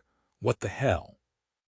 Are the guys all going around at work hugging and I just haven't noticed? Did I miss a bunch of hug fests? No, but because I'm not sure what you're saying, but it sounds like there's an insult in there somewhere. He shook his head. I'm not trying to insult you. He knew he was fumbling this conversation. I think I'm just saying, he didn't know where to go. I think I just want you to know, he shook his head again while I waited. There's just something about you, something I feel about you. I don't know how to describe it, but it's a powerful thing. What are you saying? I'm just saying that pretty much every time I see you, all I want to do is to put my arms around you. I held still. That was a hell of a statement. Well, I said at last, you can't. He lifted his hands in innocence. I know. That's on you, man. That's all about you. More than likely. Maybe you're the one who needs a hug and you're projecting that onto me. It's distinctly possible. Here is the deep down truth that I would never admit. I did need a hug. I'd needed one all those weeks ago when Hernandez said it, and I'd needed one every day since. Not just one 1,000. I would have given anything for the rookie to put his arms around me right then and wrap me up and let me stay like that till morning. I wanted him too. I wanted it so bad, my whole body ached for it to happen. So of course, the only response I could muster was to take a step away. My whole life everything I'd worked for hung in the balance. This was not the moment to lose focus. Yes, he was warm and kind-hearted and surprisingly empathetic and shockingly good at cooking, but none of that was relevant. As I stood across from him, my brain started issuing alerts about all the disasters that would befall me and my career, my stability, my carefully constructed sense of order, my sanity if I didn't get out of there pronto. I should have thanked him for the food. I should have said good night at the very least, but I didn't. I just pointed at him. Do not hug me. He took a step back too and lifted his hands in surrender. I'm not going to. We stood like that, facing off for a minute. Then I took another step backwards. Don't ever talk to me about hugging again. He could tell he'd freaked me out or insulted me or something. He lifted his hands a little higher. Okay. Another step back. This, I gestured down at my body, is a no-hug zone. Now deeply regretting he ever brought it up. Got it. Stick me with all the needles you want, pal, I said then. But if you try to hug me, I will kick your rookie ass.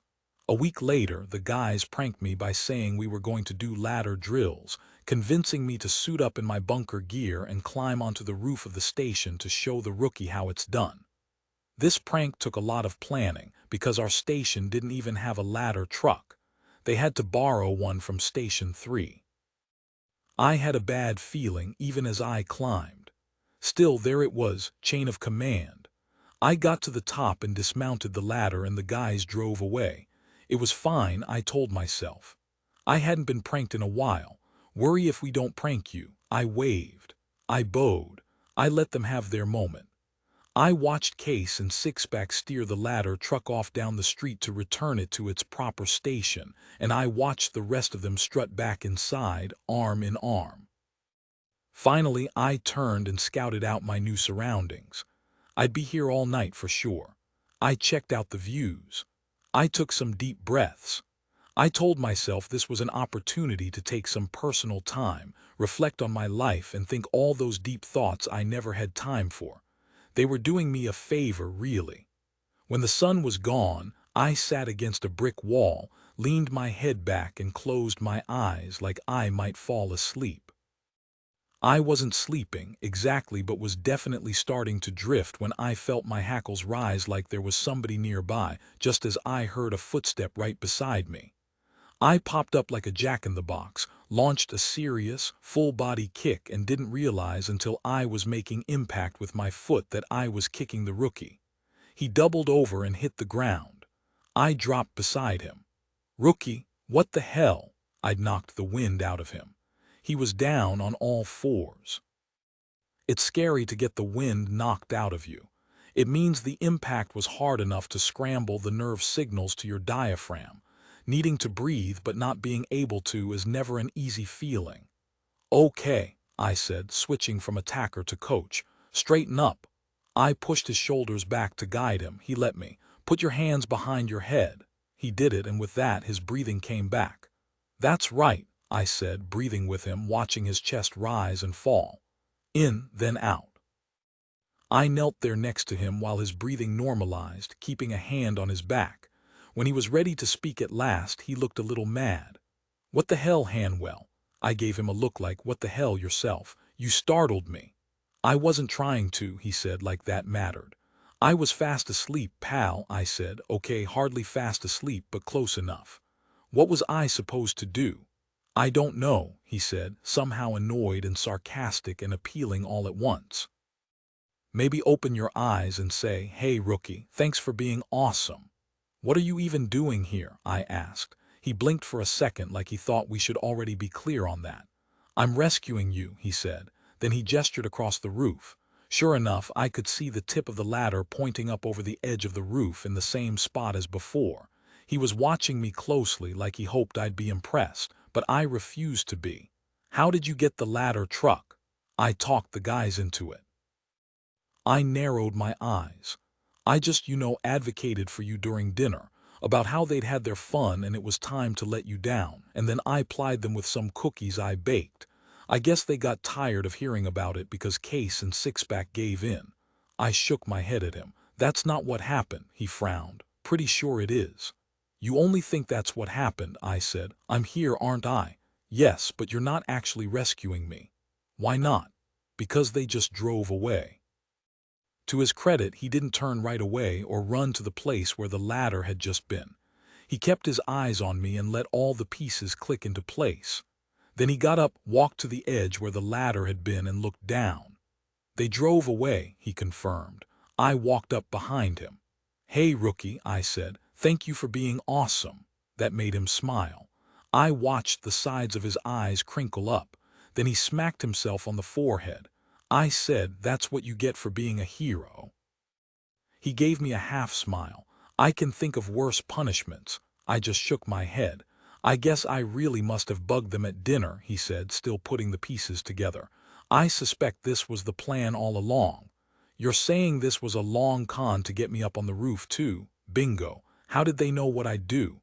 That's just the kind of guy you are, rookie. You're a gentleman. You say that like it's a bad thing. Not bad, I said, just exploitable. I walked to the edge and waved down at the guys who were cackling with glee. Keep him out of trouble, Hanwell, the captain called up. I'll do my best, sir. The rookie spent the next hour confirming that there was truly no way down. No buildings nearby, no trees, no useful ledges. There was a hatch door down into the building, but it was padlocked. Yeah, we were stuck. Within the hour, he tried shimmying down the drainpipe, fail. Lowering himself down to the second-floor fire escape, scary fail. And calling out to passers-by for rescue, triple fail. You had to admire the optimism. Once all hope was lost, we sat on the edge of the roof, dangling our feet over and watching the street below, in the quiet camaraderie of people who have literally nowhere else to be. A couple of Harley-Davidsons with no mufflers went by on the street. We watched the riders, noting silently that neither wore a helmet. In M's, we call motorcycles donor cycles. Then the rookie turned to me. I'm sorry, by the way. I looked over. Sorry for what? Sorry you're stuck up here with me. Then he added, I feel bad that we started on the same day and now they're making you babysit me. They're not making me babysit you. He gave me a look like, come on. I shrugged, okay. All rookies need a little babysitting at first. He studied me for a second. Then, like he'd made a big decision, he said, speaking of babysitting, I'm wondering if I can ask you to do me a favor. Oh God, I studied his face. This can't be good. It's not terrible, the rookie said, but before I ask, I want to remind you of what you just did to me. He lifted up his shirt, revealing a red welt across his stomach. Also just revealing his whole torso, a shocking sight of its own. I glanced away, then said, Are you trying to make me feel guilty? His smile was barely mischievous. He bent down to peer at the mark. I think if you look closely, you can see the boot treads.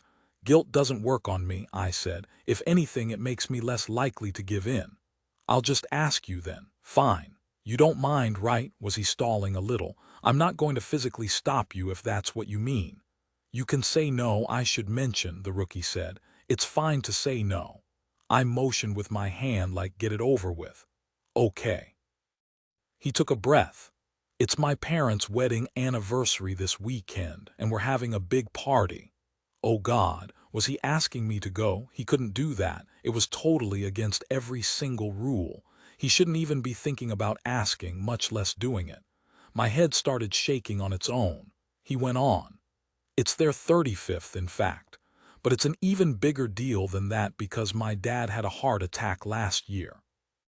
He wound up retiring from Boston FD, and they moved up here to Gloucester, and when you talk to him, he tells you he's living the dream, but the truth is he's pretty depressed. My mom says he just watches TV most of the day, wearing dirty socks, and she came up with this idea that if they threw a big party, he'd have to pull it together. She's convinced it's going to work. It didn't sound like the most promising idea. Anyway, he went on, all my sisters arrive tomorrow. All your sisters. How many do you have? 4. It's going to be mass chaos, grandkids and dogs everywhere, and the whole family's counting on this party to be the thing that turns everything around, and I'm going to be the guy to ruin it and break my mother's heart because she's expecting me to bring my girlfriend, Amy, but I haven't told her yet that we broke up. Wait, what? You have a girlfriend? I'd never heard anything about a girlfriend. In all this time, the concept of a girlfriend had not even occurred to me. But my voice had sounded way too shocked at the idea. Calmer, more like we were just making conversation, I added, named Amy. He said. We dated for 2 years. My family loved her, polite, well-groomed. You make her sound like a poodle. Hey, whatever happened to that puppy you got? The rookie grinned. The Puhuahua. I shook my head at him. I gave him to my mom, he said. She named him Valentino and bought him a little sweater. He pines for her when she walks out, even just to get the mail. I shook my head again. Everything works out for you. Not everything, the rookie said. Not Amy. What was wrong with her? Nothing. She was fine, perfectly acceptable, just a totally vanilla garden variety girl. She sounds awful.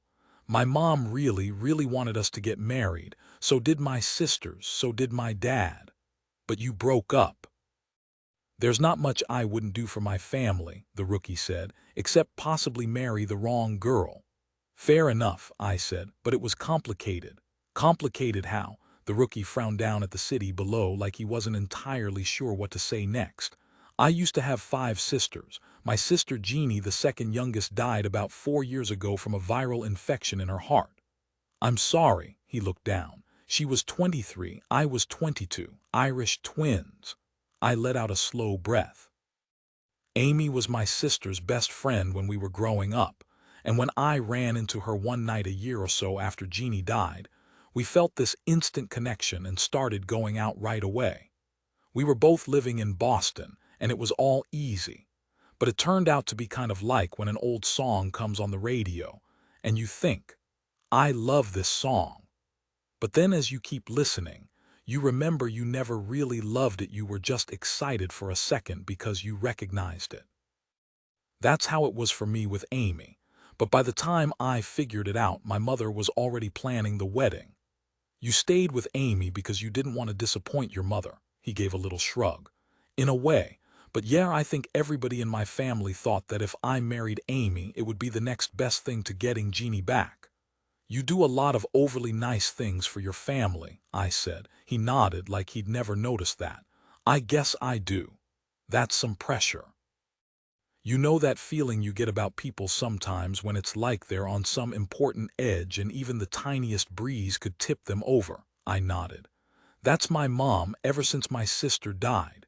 She acts all bossy and practical with us, but then she goes back into the kitchen and her hands are shaking. I got that. We all want to go easy on her, but no way was I marrying Amy. I didn't feel, he paused. I wasn't in love with her. I liked her. It just wasn't the kind of feeling you marry someone for. So you broke it off. Just as I was gearing up to end it, my dad had the heart attack. Holy shit. Yeah, exactly. So I got busy with my dad and Amy and I hung on a little longer and it was fine. But then one night Amy sat me down and gave me the shit or get off the pot ultimatum. She wanted to get married. And what did you say? I said, I just don't think I can marry you, Amy. And she said, ever or right now? And I said, ever. That was it, he nodded. She left. That was 6 months ago. I haven't seen her since. She was pretty pissed. I bet. He shook his head. And then I just never told my parents. They thought we were dating long distance with her still in Boston. It turned out to be so easy to just never bring it up. The rookie took a deep breath and then sped through the rest. Anyway, my sister Shannon called last night and told me our mom is expecting me to bring Amy to the party. And she's even hoping that all the romance of the lights and the flowers might inspire me to propose. Which of course I won't do, because not only did we break up, she moved to California.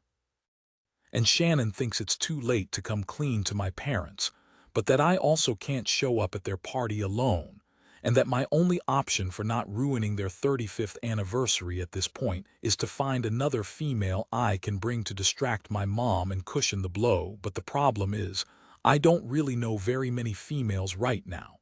I'm in a phase of my life that's kind of female-free. I waited, and so did he. Finally, I asked, "What's the favor?" "So I don't want to piss off my sister Shannon, cuz, trust me, you never want to piss off Shannon," he said. And I'm scrolling through my phone trying to think of somebody to ask to this thing when something shocking occurs to me. "What? You're a female?" "Oh no. Yes, yes, you are." I put my hands out like I was trying to soothe an unpredictable animal. "I am a female, that's true, but I'm not that kind of female." "What kind?" "The kind who gets dressed up. The kind who goes on dates. The kind who'd say yes to that. We wouldn't have to stay very long, just long enough to distract my mom. There's no way I can go with you, that party will be lousy with firefighters. But all from Boston, not from Lillian. My dad doesn't know these guys." "He knows Captain Murphy." "True," the rookie conceded. "But Captain Murphy already RSVP'd no." I shook my head. "It would be all kinds of suicide, career, personal, emotional.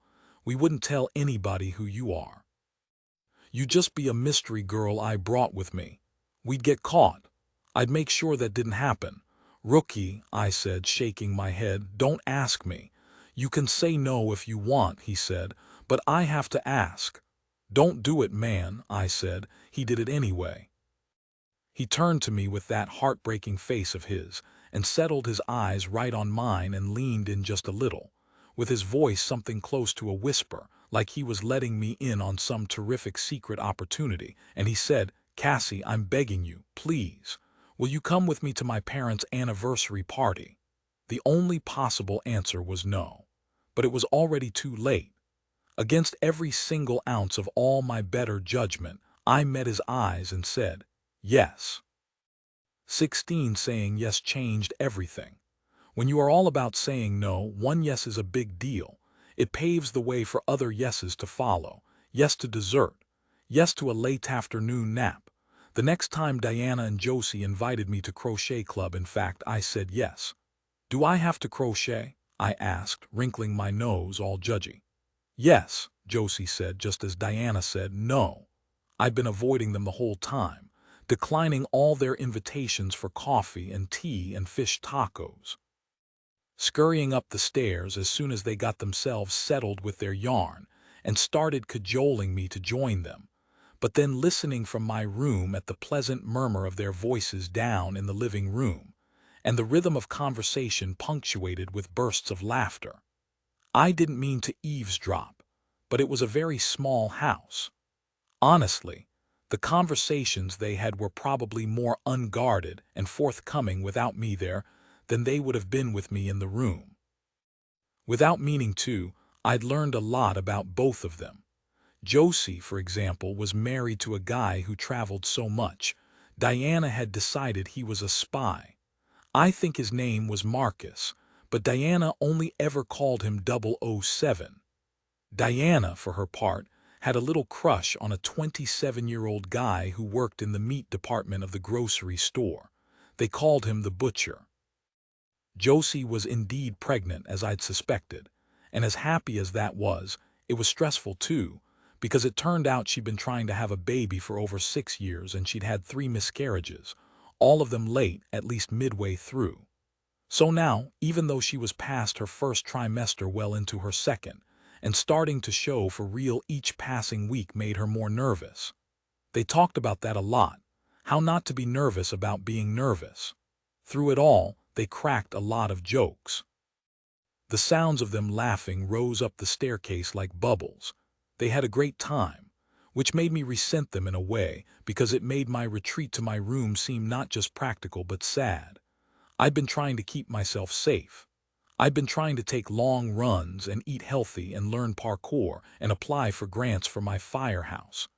I had a whole strategy for restabilizing my life. Then I went and said yes to the rookie, which blew my whole strategy apart. Now, not only had I said yes to going with the rookie to that party, so all rules were off, even worse, I was going to have to actually go. I really, really needed someone to talk to. The anniversary party was happening soon, and it was more than I could handle alone. So one night I broke my boycott of crochet club, and I shuffled downstairs in my socks, which felt like both a great defeat and a delightful victory all at once. I felt shy approaching them, like I'd rejected them for so long that they might hold a grudge. But of course they didn't. They made me warm tea and huddled around me to get the whole scoop, and I wound up telling them everything, and even in the end, taking them to the Lillian FD website to show them the rookie's picture, which didn't really capture him. So I joined Crochet Club. Sheer panic can really move things along. I went from full avoidance to full disclosure in a day. If Diana and Josie found the shift surprising, you'd never know.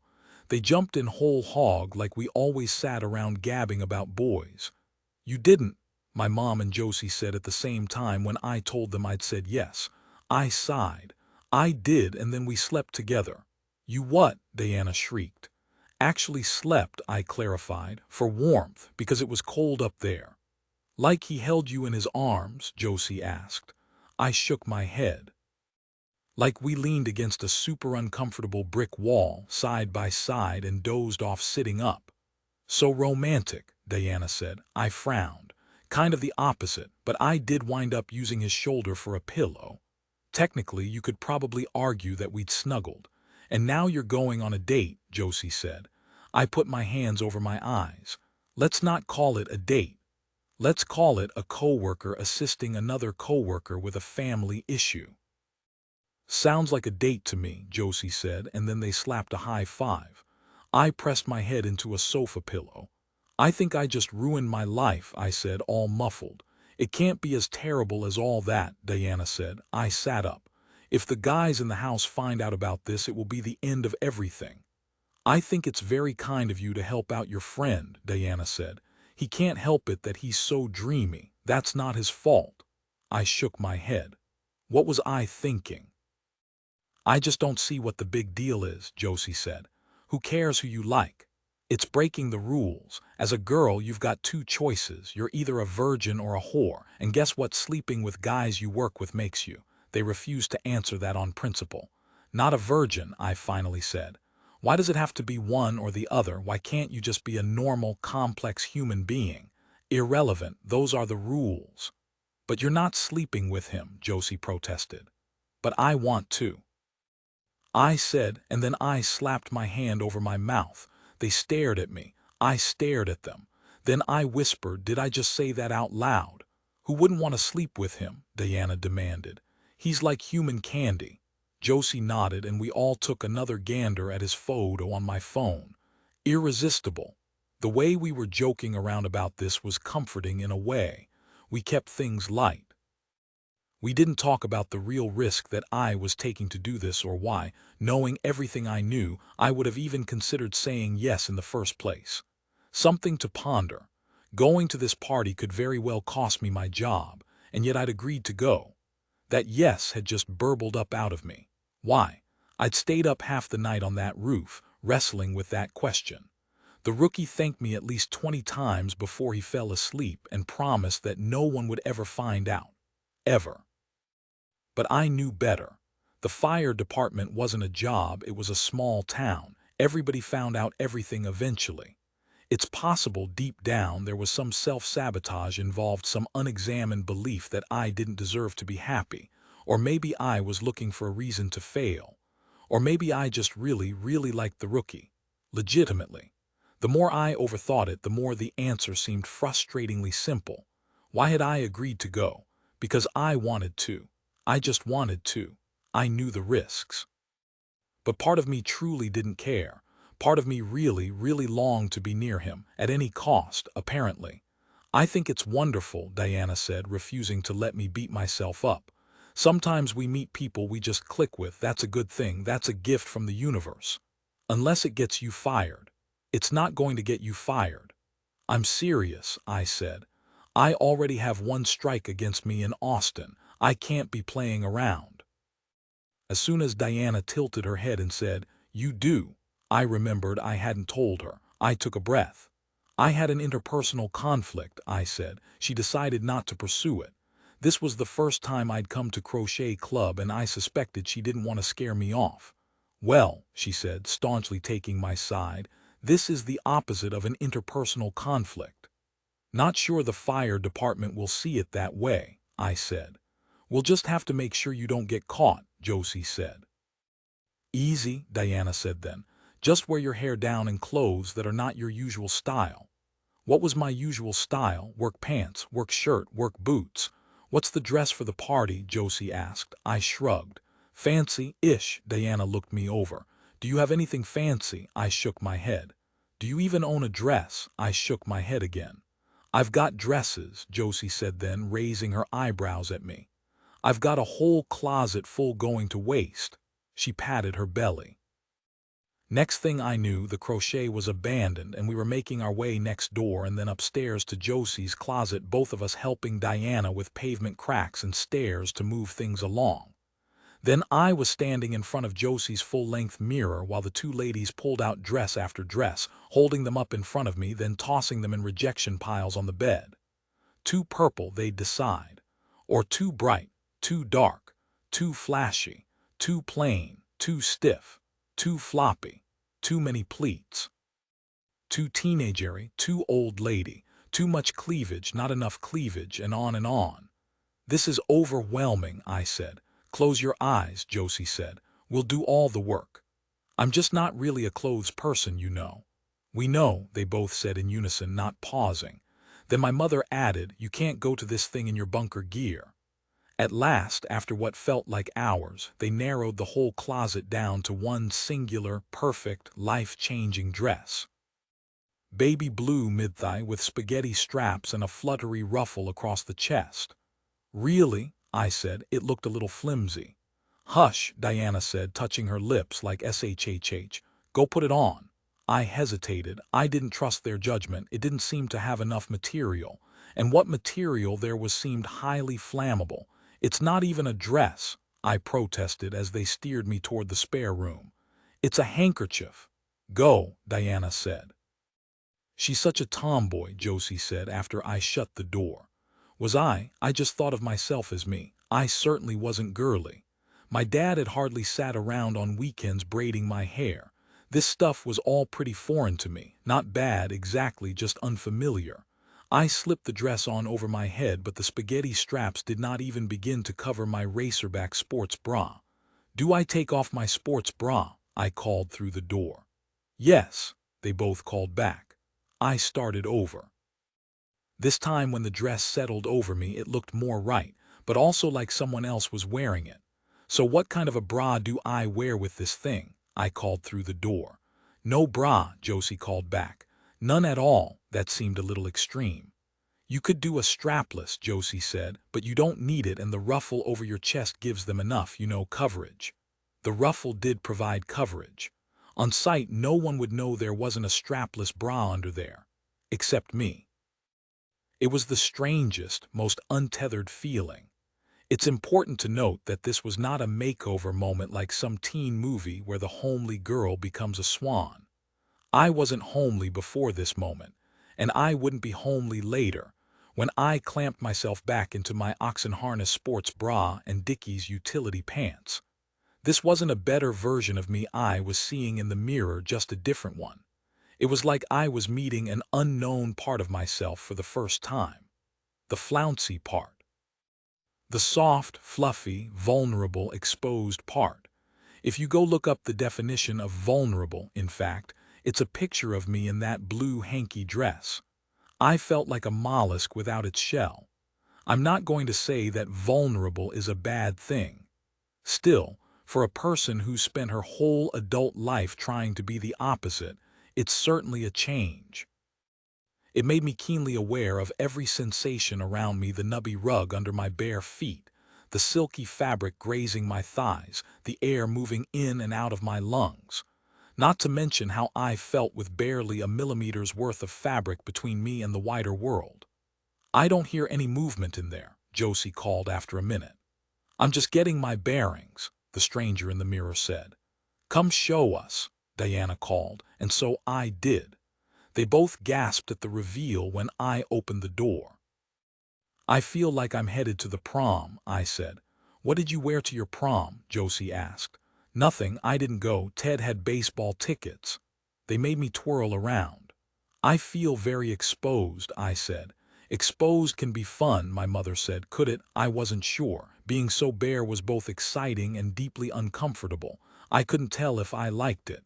"It's just," I said, "I usually go for like the opposite of exposed." Josie nodded. "Good to try new things, though." Josie pawed through her dresser and found a little cropped cardigan I could put over my shoulders if I got cold, and a matching clutch, and then they started going through the shoe stash. Josie was an 8.5 and I was a 9, but she had a few sandals I could squeeze into, platform wedges mostly. "I feel like a stilt walker," I said once we'd strapped on a pair that worked. "You'll get the hang of it," my mother said. "Be the shoes," Josie encouraged. I stared at myself in the mirror. I looked like a whole different person, a person brave enough to try something new, a person open to possibilities, a person in all kinds of trouble. I looked at all our faces reflected in Josie's mirror, theirs with delight and mine with concern. "I guess it'll work," I said, chewing my lip. If nothing else, it was a hell of a disguise. Saturday came quickly, too quickly, and not quickly enough. Diana made me sit at her dressing table while she gave me a makeover. "Just a little," she kept saying, but I think she used every vial, spray bottle, brush, and tube in every drawer. She plucked my eyebrows. She curled my eyelashes. She dusted me with powders and teased my hair. She frowned and fussed while I sat with my eyes closed under strict orders not to peek. When she gave me permission at last to open my eyes, I saw the same me, but different. The eye shadow and lipstick were the biggest shockers. My eyes looked twice their normal size and my lips were dark red and extra plump. "It's like the cartoon version of me," I said. She gave me a look. "Thanks," she said. The biggest change was my hair, which they'd insisted I leave down and loose instead of my usual low bun. A bottle of hairspray and 30 minutes of blow-drying and teasing later, it wasn't just hair. It was a mane. I didn't even look like myself to myself. The three of us stared at me in the mirror. "It is a very different version of you," Diana concluded. "Which is better?" I asked. Diana gave me a quick squeeze. "I'm very fond of the everyday you," she said, somehow knowing the exact words I was hoping for, "but this is fun, too." I waited to put on the dress until the last minute so I wouldn't wrinkle it. Same with the shoes to lessen my chances of breaking an ankle. When the rookie was a few minutes late arriving, I felt like I couldn't take it. I pulled out my phone. "I'm going to cancel," I said, shaking my head at my mom and Josie, who were keeping watch at the front window. "I can't do this." My hands were cold. Everything felt cold and hot, both at the same time. What was I thinking? We were going to get caught and I was going to get ridiculed, scoffed at, and then fired in that order, and my life as I'd known it was going to be over. You can run into a burning building, but you can't spend one evening with a nice guy. That's different, I said. "I agree," Diana said. Josie added, "This is more fun." "That all depends on how you define fun," I said. It wasn't a date, but it felt like a date. It was too many opposites. I wanted to go just as badly as I wished I'd never offered. I wanted the rookie to hurry up and get here just as badly as I wanted him to never show up at all. I wanted to wear a little flouncy dress for once in my life, but at the exact same time, I wanted to put on my sports bra and a sweatsuit with hood. My fingers felt like they'd been refrigerated. At last, a knock at the door and I felt a visceral jolt of fear in my body. This felt like the scariest thing I'd ever done. How crazy was that? I'd extricated bodies from car accidents and had guns pointed at me and literally watched people take their final breaths, but this was the scariest thing I'd ever done. I grabbed Diana's arm. Maybe I should wear my dress uniform. Your uniform, I nodded. A blazer and some shoulder pads suddenly seemed very appealing. My heart was glugging like a motor. Without deciding to, I half hid behind one of the French doors. But Josie was opening the door, and then Diana was joining in, all normal, as if people opened doors for visitors all the time. Diana smiled and said, "Hello, rookie, you're late." "I was early," he said, his voice all apology. "But then I saw a kid wipe out on his bicycle and I stopped to help." Of course he did. Josie and Diana looked at each other like adorable. He'd gotten a haircut since that morning, shorter in back but still longer in front.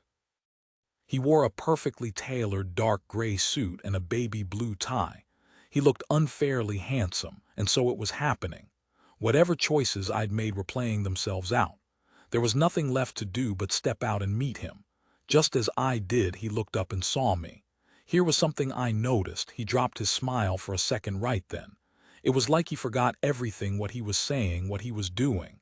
He held very still. Did I look that different? I wondered. Was I that shocking? In my whole life, nobody had ever looked at me that way. I guess I could have come up with some self-deprecating explanation for the shock of his expression. Food in my teeth, a booger, a sudden nosebleed, but I didn't. I knew that stare. I knew it because I recognized it. It was exactly the way I was staring at him. Here's something else I noticed, all my naked agony of anticipation. At the sight of him, it melted away. All my nervousness gone. His presence in the room made everything okay. Maybe I was doomed to regret everything later, but I couldn't regret anything right now. I took a step closer. "So did he, forgetting my mom and Josie altogether? You clean up good." "Back atcha," I said. "Thanks for saving me tonight," he said. "Just don't tell anybody." His smile faded again then, and he made a dead serious X over his heart as he said, "Hope to die." He took a few steps closer, like we were the only people in the room. Then he took my hand to lead me to the door. "I have to tell you something, rookie," I said. "What?" "I cannot walk in these shoes." "That's fine," he said, holding out his arm. "I'll help you. And I feel totally exposed in this dress." He stepped back like he was checking. "You're definitely not exposed, that I would notice. And I know this is not a date, but it kind of feels like a date, and I need you to know I've never been on a date before." He tilted his head. "Never, never. This is your first date. It's not a date." "But if it were, it would be," I nodded. "If it were, it would be. I think we said goodbye to my mom and Josie, but I don't really remember. All I remember is the feel of his arm around my waist, and how thin that silky fabric was, and how I was aware of everything. The wind blowing my hair, the late afternoon sun on my collarbones, the feel of each unsteady step. Every inch of my skin felt awake, every breath I took seemed to swirl in my chest, and every time I dared to glance over at the rookie, my whole body tingled. Not good and too good all at the same time. He led me to his truck and opened the door for me. Was I perfectly capable of opening my own door? Yes, but I liked it. As I tried to settle into my seat, I didn't know what to do with my legs. Finally, I crossed them, watching one hook over the other with a strange, out-of-body feeling like they didn't even belong to me. The rookie, settling in on his side, watched them too, instead of starting the car. "I didn't know you had legs," he said then, nodding at them. "Yep," I said, "always. You kind of keep them hidden." "Not hidden," I said, "just, you know, in my pants, exactly where you keep yours, by the way." "But you have women's legs," he explained. "Yes. And I don't." "True. I'm just saying, nobody wants to see my legs." "I'm sure somebody wants to see them. Case, maybe." The rookie grinned and made crinkles at the sides of his eyes. He started the ignition. Then he shook his head. "Hanwell has legs," he said, marveling at the idea. I smacked him on the shoulder, then we were off. We followed the coastline south, and I just let the view and the wind flow past me for a while. I won't be drinking tonight, by the way, I said, so I can be your designated driver. Want to keep your wits about you, huh? Something like that. Well, it's fine if you change your mind. I never get drunk. I can drink all day and never feel it. I gave him a look like, please. I could drink you under the table, pal. I'd like to see you try. I leaned back against the headrest and let the wind flutter my hair. Have you decided what you're going to tell your parents about me? He nodded. I thought of a perfect sentence, actually. Hit me. When they say, where's Amy? I'll say, she couldn't make it, but I brought a friend. That's actually genius. It's not even lying, distract and redirect. And then your job is to whisk me out onto the dance floor to avoid all further questions. I'm not sure I can whisk anybody anywhere in these shoes, I said, but I'll try. 17. The thing about the rookie at the firehouse was, he was quiet. He smiled a lot and he was helpful. And he'd do everything anybody asked of him and more, but he wasn't what you'd call a big talker. But take him to a family reunion with twinkle lights and a disco ball in a room full of Irish cousins, and a DJ playing top 40 hits from every decade. He never shut up. From the minute we walked in, folks were grabbing him, hugging him, smacking him, ruffling his hair, and he was doing it all back to everybody else. Pointing at his cousin Mikey, high-fiving his cousin Patrick, telling his Aunt Aileen she looked like $1,000,000. He was the life of the party. I was the quiet one, standing there all exposed in my flammable hanky dress and double-decker shoes and just trying not to fall over. His sisters were all over him, giving him hugs and cheek squeezes and smacks. He confessed to one of them what we were up to, and in seconds they all knew like ants in a colony.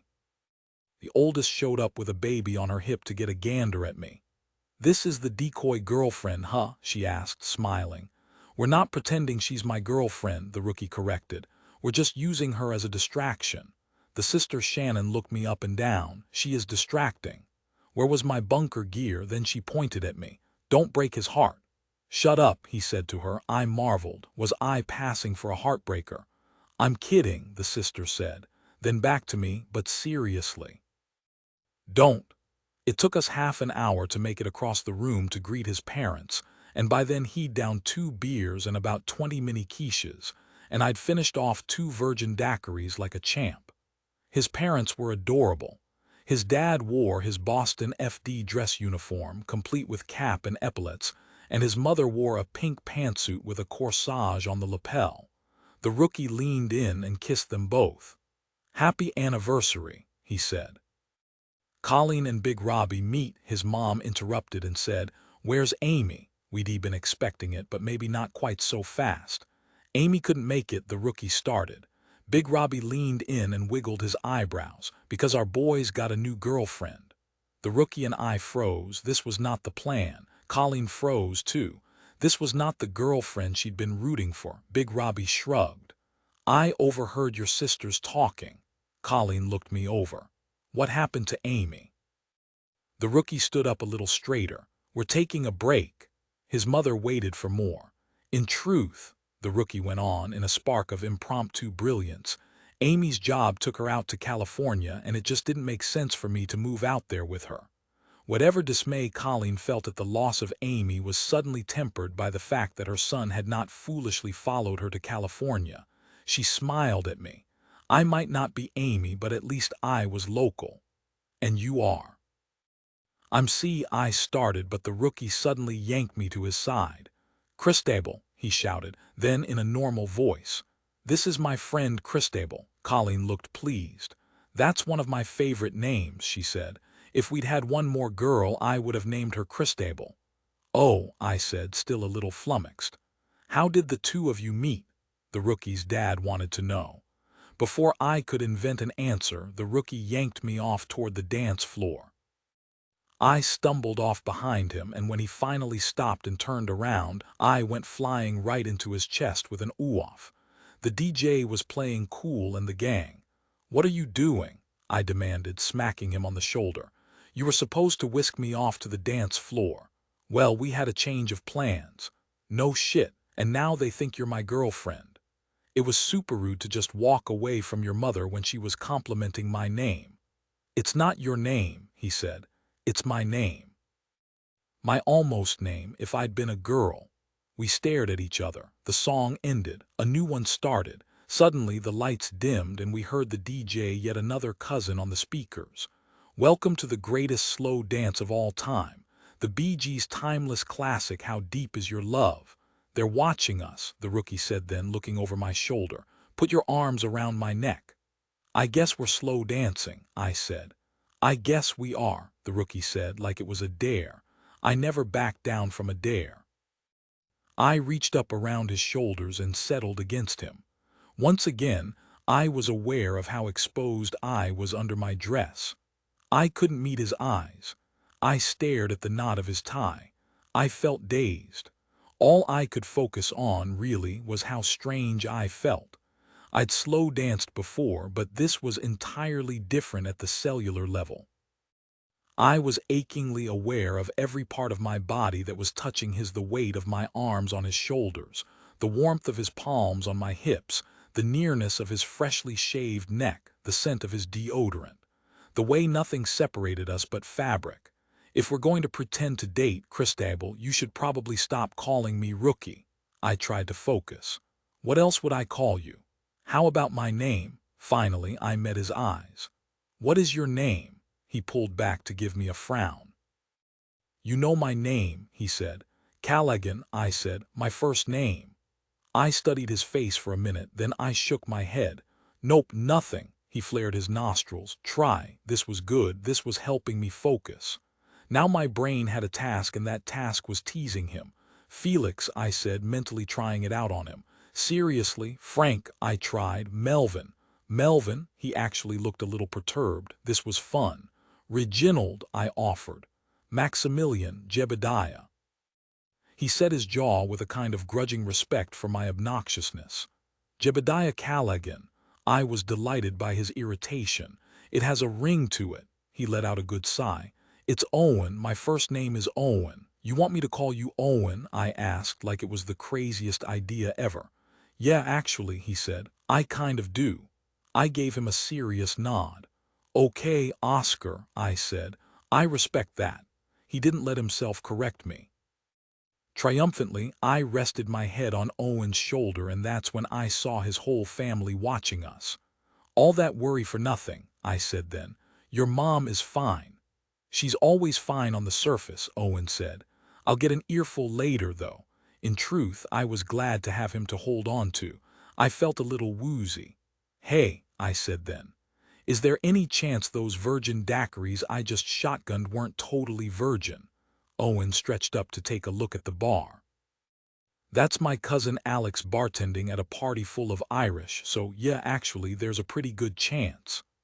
But the wooziness wasn't alcohol. I knew that. It was Owen.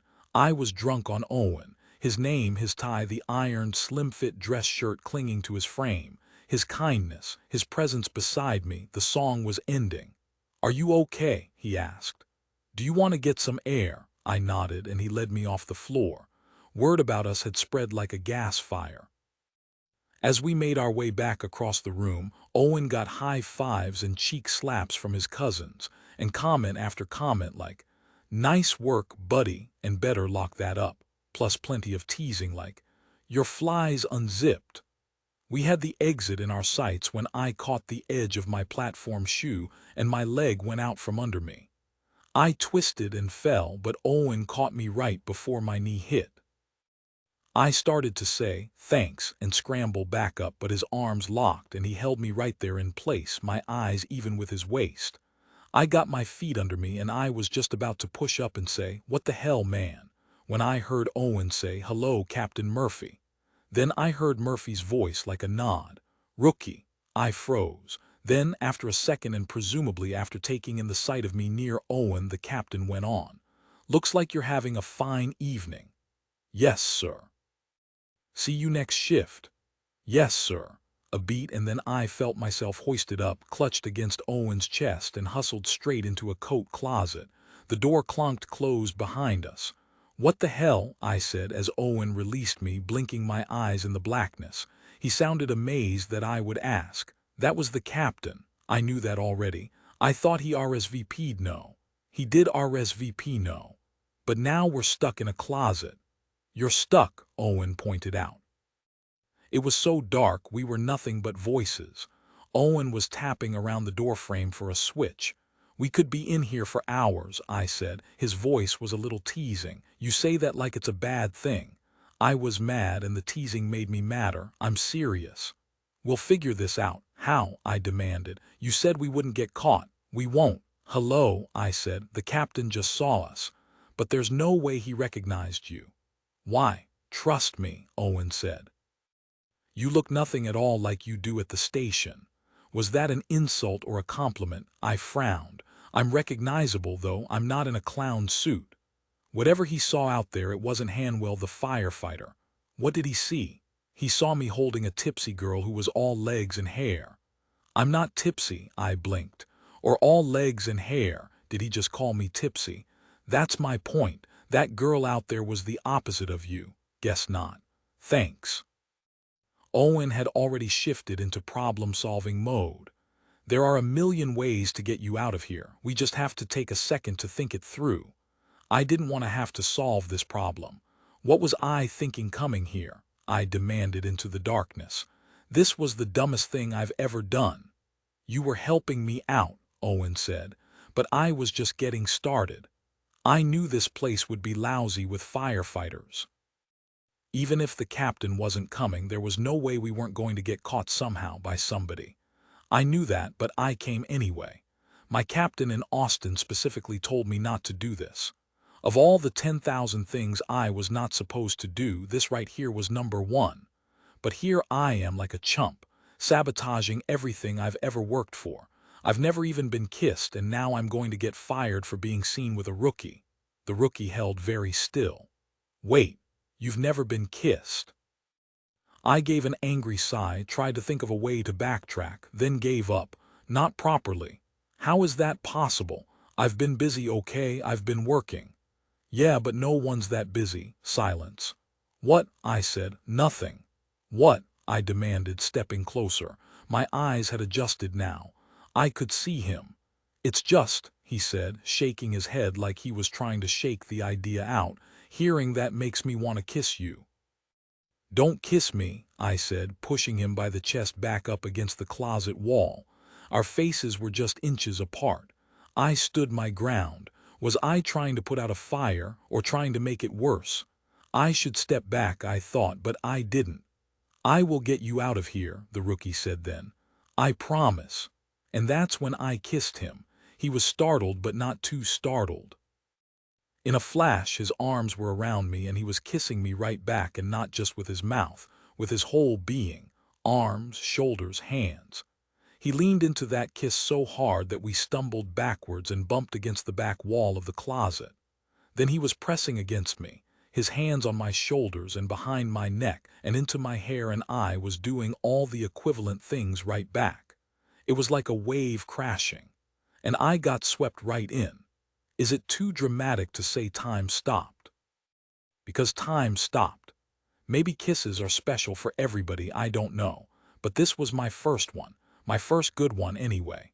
When the rookie's mouth touched mine, somehow everything in me that had been aching for years, it seemed, now that I noticed, got soothed. I felt some new kind of joy that I'd never felt before. Was this what love was? I had no idea. I did know that this kiss, this moment right here, was something special. I'd seen and done and felt a lot of amazing things in my 26 years. But nothing like this. The rookie slowed down but pressed closer. I tightened my arms around his neck. I touched my fingers to the velvety hair at the back of his head. I slowed down too, savoring, relaxing into the moment. He was kissing me, and I was kissing him back. Impossible, but true. Somehow we slid against the closet door and he pressed up against me, and I felt every cell in my body hum. I started melting like a stick of butter in a hot pan.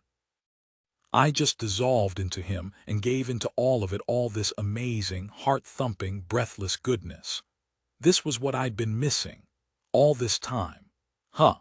The thing that would astonish me later, looking back, was that nothing was bad. Not one part of this unbelievable moment in the story of my life felt scary or creepy or painful. And for a minute there, as I gave in to every good thing about it, it felt like nothing could ever possibly be bad again. Until there was a loud knock on the closet door. The same door we were pressed up against. The knock reverberated through my rib cage. We startled out of the moment and looked around. "Are you guys in the coat closet?" came an annoyed voice. The rookie gave a sharp sigh. "Go away, Shannon," he called. "Everybody thinks you're in there together. Nobody is doing anything, scram." "There's a betting pool, actually," she went on. "I put $50 on you." "I mean it, Shannon," Owen said again, louder this time. "Fine," she said, "but don't let us all down." Then she leaned very close and fake whispered, "Alex has a big box of snacks if you need them." The rookie and I were both out of breath. When she was gone, he said, "She's a world-class pain in the ass." I felt like a person waking from a deep sleep. I blinked and looked around. Reality came back into focus. The moment was definitely lost. I was in a coat closet with the rookie. Not good. I pushed against Owen's chest ever so slightly, and he got the hint and stepped back. He straightened his clothes, and I straightened mine. "That was surprising," I said. "I agree," the rookie said. "Probably a very bad idea." "Not on my end, just saying. I'll likely get fired now." "That's not going to happen." "Yeah, well," I said, "I knew how life worked. I knew how things were. This wouldn't end well for me." Then the rookie did something that surprised me. He grabbed my hand and squeezed it, leaning in to meet my eyes in the shadows. "I will never tell anybody about this. Please know that you can trust me, okay?" I nodded. "Okay," he said then. "Let's get you out of here." "How?" I said. He shrugged like it was easy. "I'll carry you out of here over my shoulder, and that mane of hair will hang down over your face, and even if the captain sees us, he'll never know it's you." 18 That night, windows open, I lay in bed watching the pom-pom curtains flutter in the breeze with my heart gusting around inside my body like a kite. The rookie. I'd kissed the rookie. Very well. In a coat closet. I might have expected some mixed feelings on kissing, given how long and how hard I'd avoided it, but I had none. I felt thrilled. I felt enchanted.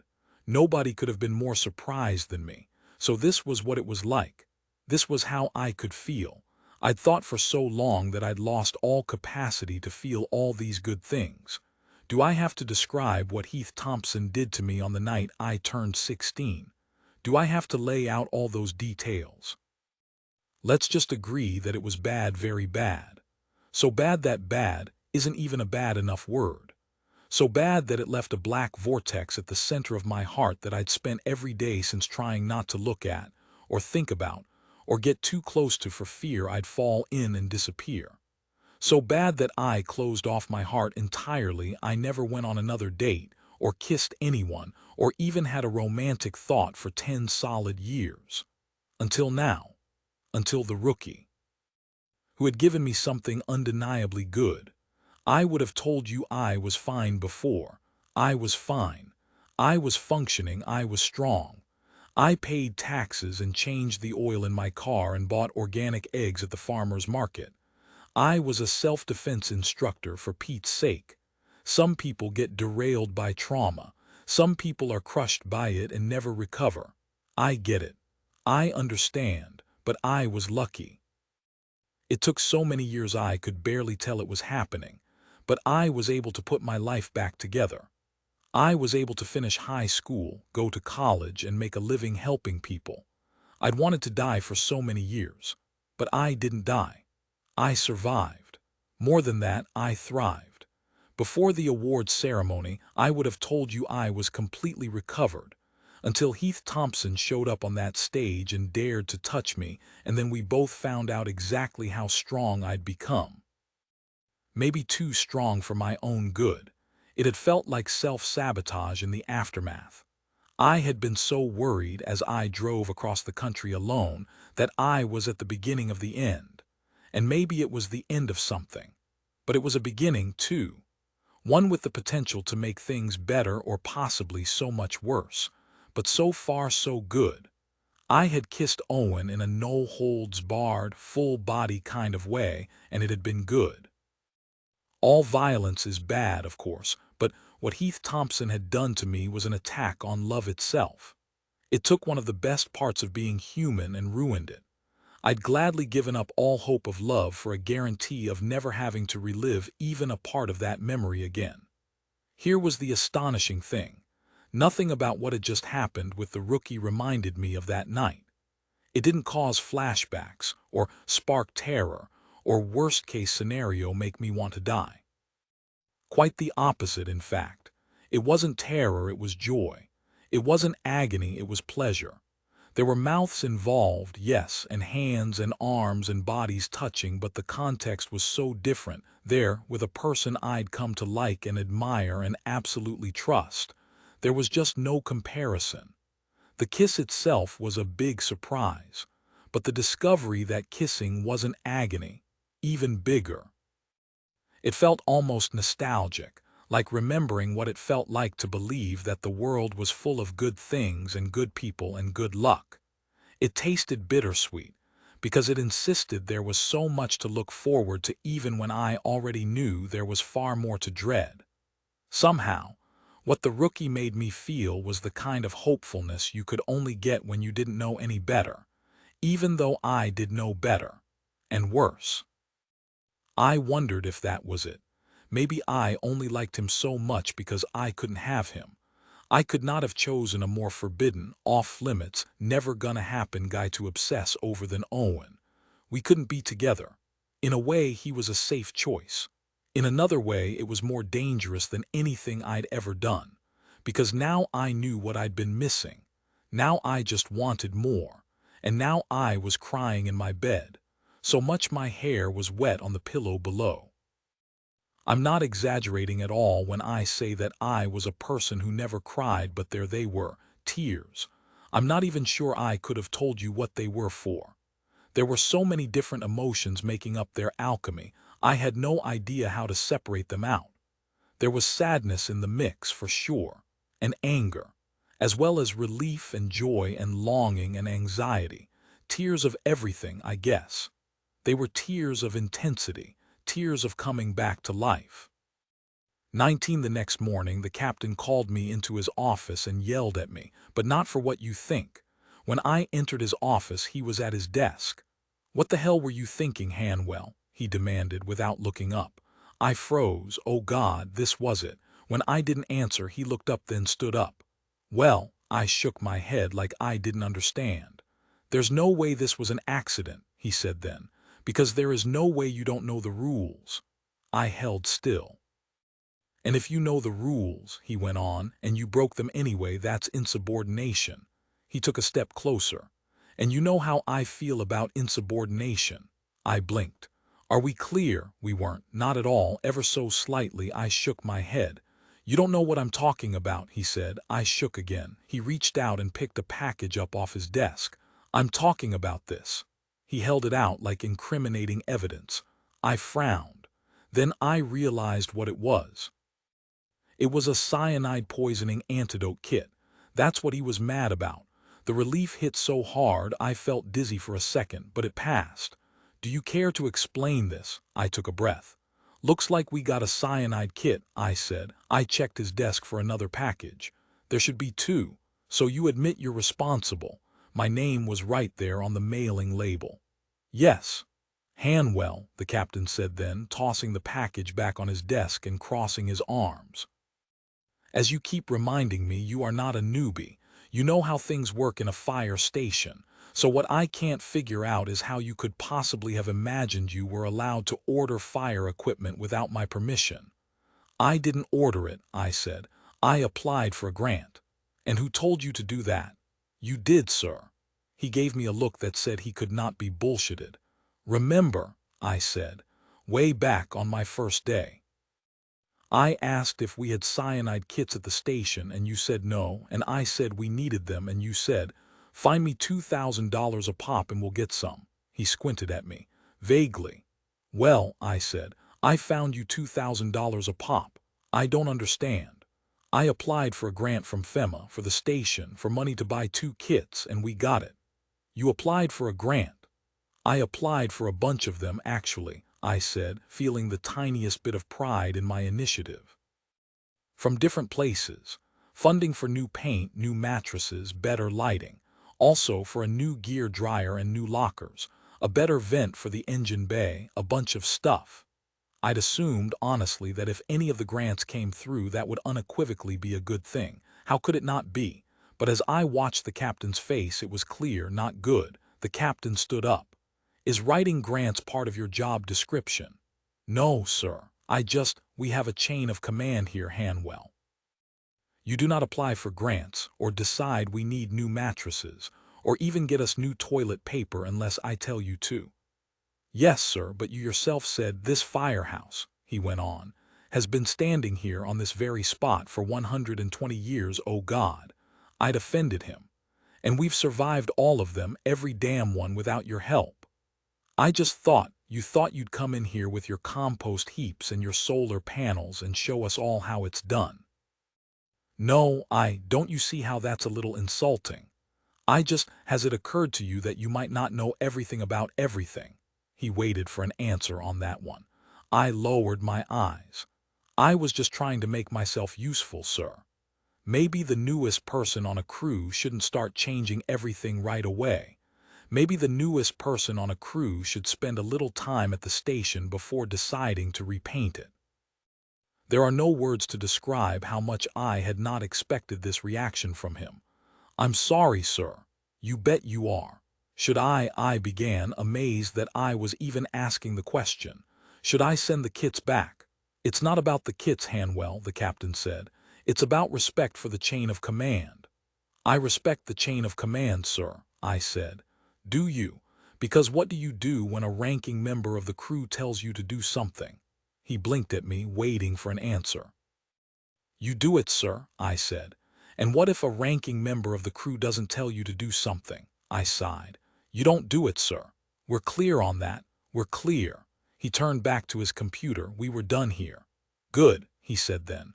Now scram. I walked to my locker feeling stunned but also very lucky that I hadn't been in trouble for what I thought I'd been in trouble for. Maybe the rookie was right.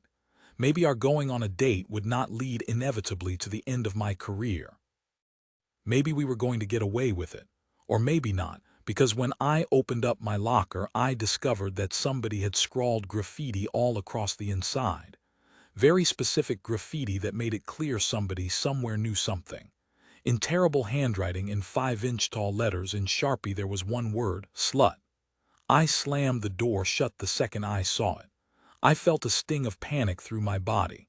Not cool, not fair, not even, accurate, not even close. Sixpack looked over. Everything okay?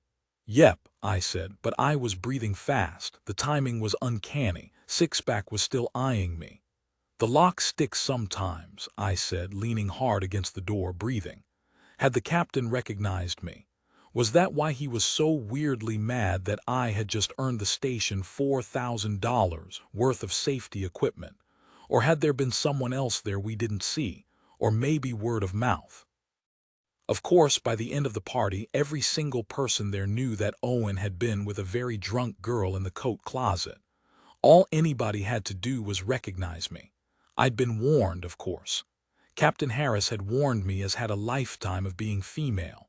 If we broke the rules, I would be the one punished.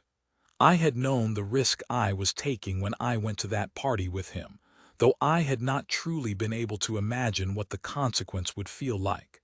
But I'd persisted, like a fool. Now pressed up against my locker, frozen against it, really, my heart racing, my adrenaline on high alert, I was starting to get it. This was not good. Sixpack frowned at me. The thing was, though, this actually was not the first time in my life that I had opened a locker and seen the word slut inside. The last time it had been high school, and it had been scratched into the orange paint on the inside of the metal door. This time, it was dark black Sharpie ink. It seemed like such an impossible coincidence. What were the chances of getting harassed like that even once, much less twice? Although, maybe the playbook for harassment just isn't all that varied. Maybe the type of people who do this kind of thing don't dig deep into creativity. Seeing that word, scrawled there so angrily, left an afterimage in my eyes that I couldn't blink away. It shocked the hell out of me, honestly, both in the real moment of my current life, and in a way that felt like a reverberation from high school. Somehow it made me angry at Owen. If he hadn't been so irresistible and so likable, and if he hadn't frigging asked, I would never have gone with him to that party in the first place. Today could have been just another plain old regular firefighting day. It also made me angry at myself. What had I been thinking? How cocky was I, how flat-out stupid to think that I could just do what I wanted. I knew what world I was living in. I had willfully, stupidly broken the rules, and now I'd have to suffer the consequences. And last, though not at all least, it made me angry at whoever had done it. Someone had gone to some trouble to figure out my combination and find a time when the locker room was empty. Someone had done something to hurt me. Intentionally. With malice. That was a horrifying feeling. Somebody out there had come after me, and I didn't even know who it was. I spent that entire day rigid with rage at every living human being on Earth, including myself. I glared at patients. I evaluated every guy on our crew suspiciously. My thinking and my emotions were totally jumbled all day, but one thing was clear. I needed to stay as far away from the rookie as possible. So if he came into a room, I went out. If he asked me a question, I turned away. It was a way for me to reclaim a sense of strength. I could survive this. I was tougher than this. One piece of graffiti wasn't going to shut me down. Then once the guys had gone to bed and I could hear the reliable rhythm of their snores, I snuck back down to my locker. I couldn't sleep anyway. I opened it up and peered in. Part of me hoped that maybe if I just checked again it might be gone. Nope, there it was, slut. The handwriting was rounded and pointy at the same time. The T almost looked like an X, it looked more like slugs, really. Terrible penmanship. Come on. If you're going to do it right. Though it was a clue. Maybe there'd be some way to get a peek at some of our paperwork from the captain's office, or maybe 4 graffiti letters wouldn't be enough to settle it. I drew in a long, scratchy breath, then let it back out. I just let my head lean forward until it was resting in my hands. I closed my eyes. I felt so tired. That's when I heard a sound in the doorway. I snapped to attention and slammed the door closed in one motion. It was Owen. Sleepy-looking, hair a little mussed in his undershirt, and I guessed, recently slid into work pants. "You okay?" he asked. "Fine," I said, leaning back against my locker now to block it even more. "What's going on?" "Nothing." We hadn't spoken since he dropped me off after the party, 100 years ago, when my whole body was still molten with delight over all the fun we'd had in that coat closet. The last time we'd spoken, every molecule in the air between us had shimmered with possibility. But everything was different now, and that made me angriest of all. "Were you," he searched for the word, "praying or something?" I want to state for the record that I knew intellectually that the rookie was not attacking me in any way. Still, I felt a little bit attacked. Couldn't I just get a couple of minutes to process this by myself? The feeling was compounded, I'm sure, by the fact that the graffiti was actually an attack, though not, of course, coming from Owen. Although, who knew? Could have been anybody. Maybe this was his evil plan all along. Gain my trust by seeming all nice and sweet and mouth-watering, kiss me into oblivion, and then sabotage me behind my back. Ridiculous. Then again, this whole situation was ridiculous. "I was thinking," I said, sounding more annoyed than I expected. "You've heard of that, sure," he said, frowning at me. "Huge fan of thinking."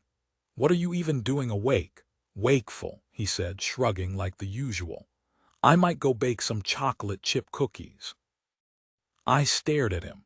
"Want some?" he asked. If I do, even the idea of him baking something as comforting and delightful as cookies felt annoying.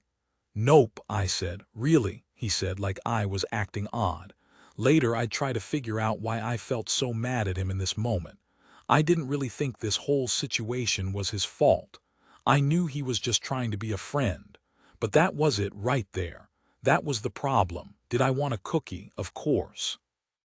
Did I want to be able to tell him what was going on and hash it all out with a pal? Of course. But the rookie, despite being the one person I wanted to talk to, was the last person I could talk to. Off the charts frustrating. What can I say? It came out as anger. "You've been acting weird all day," he said then. "So?" I demanded. "So are you okay?"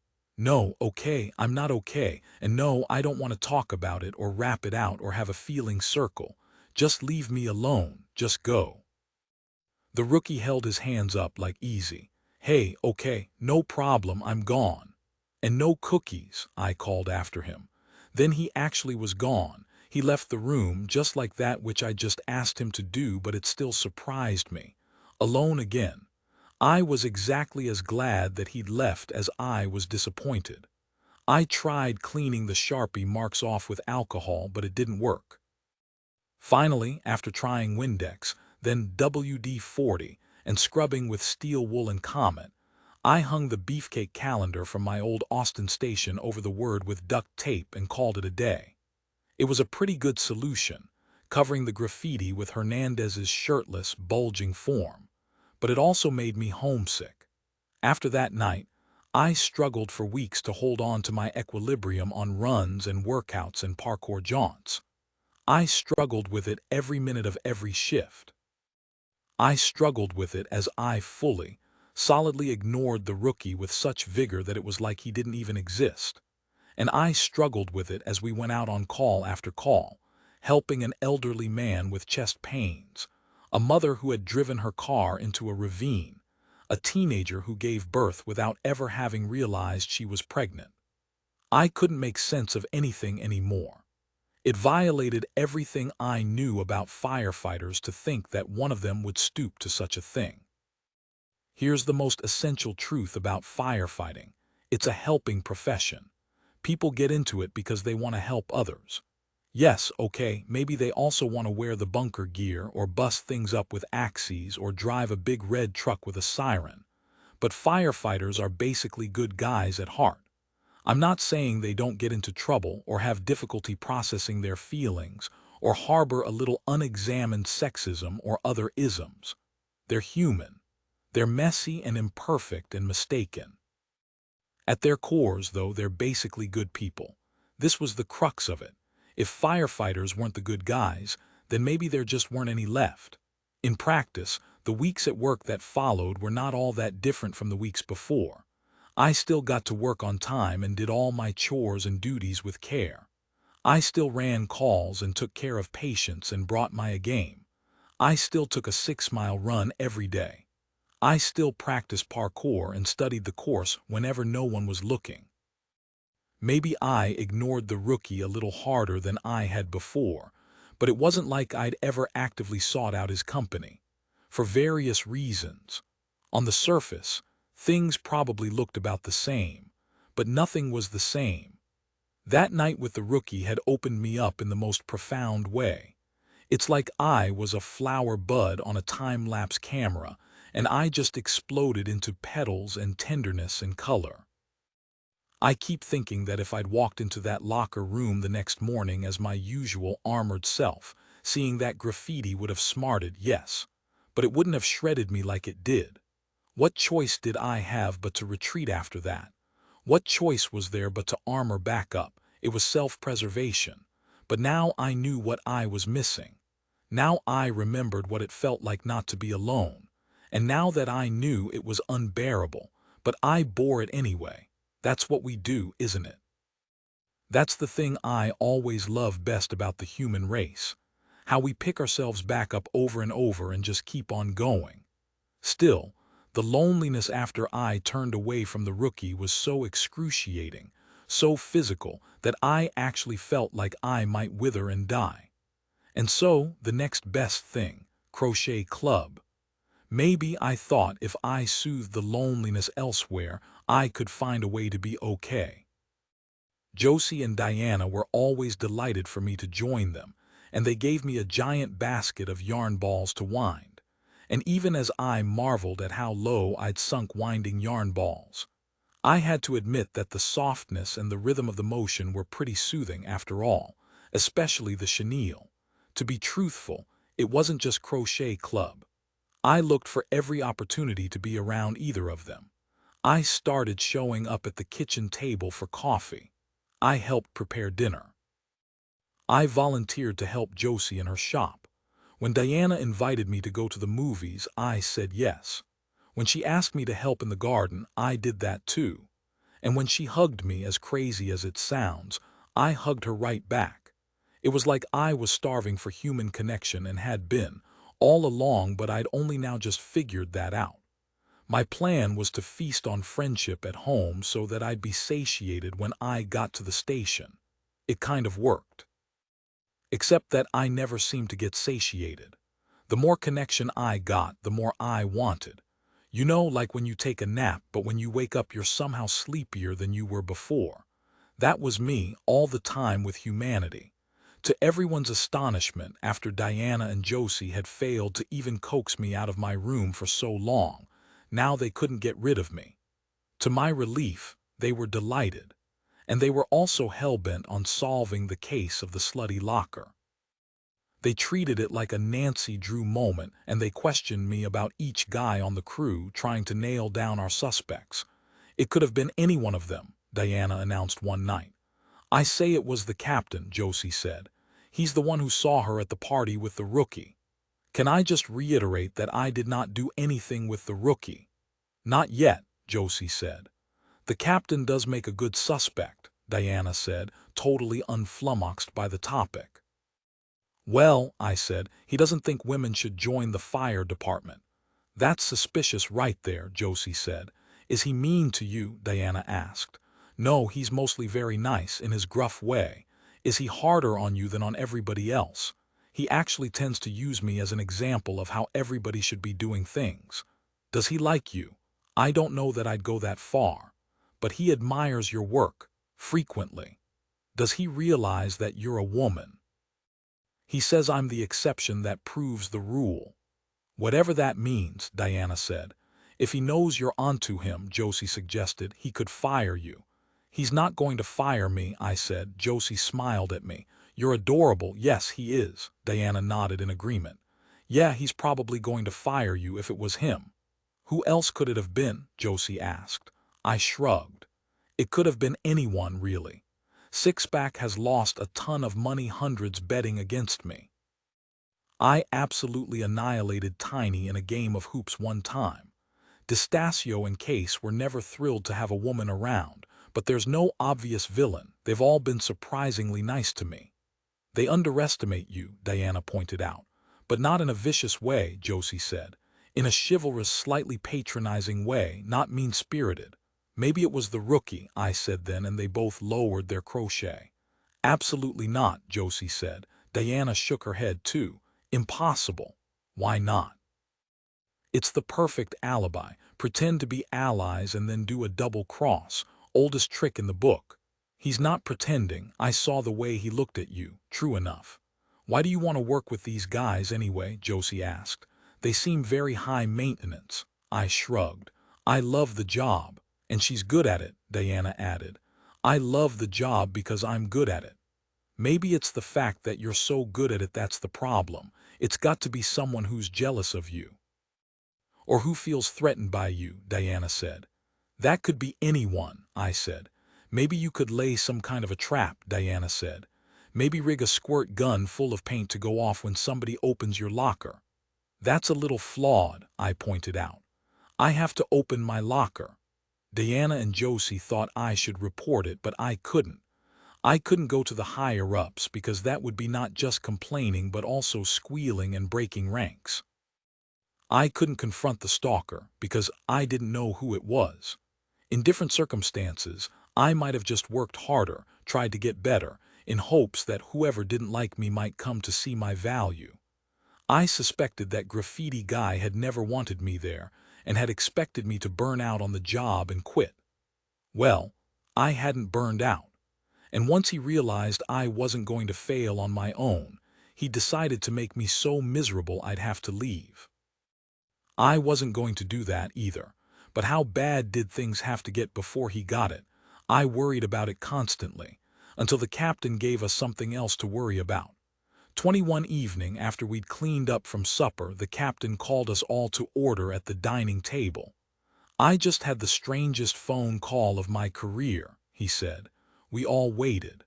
Apparently, the city's got a budget shortfall.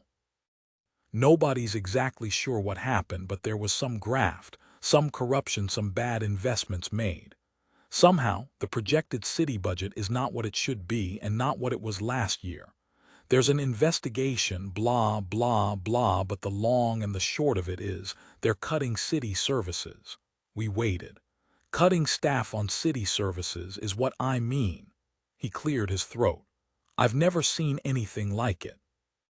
They hired some planning consultant to come in and advise them on how to make up the gap, and his recommendation is to cut 2% of teachers, police, and firefighters in the city, among many other things. The captain looked down at the floor and shifted his weight. "They're retiring some old-timers early," he continued, and just as I glanced over at D'Estasio, who was the oldest guy on the crew, the captain went on, "And they're suspending the contracts of some of the newest hires."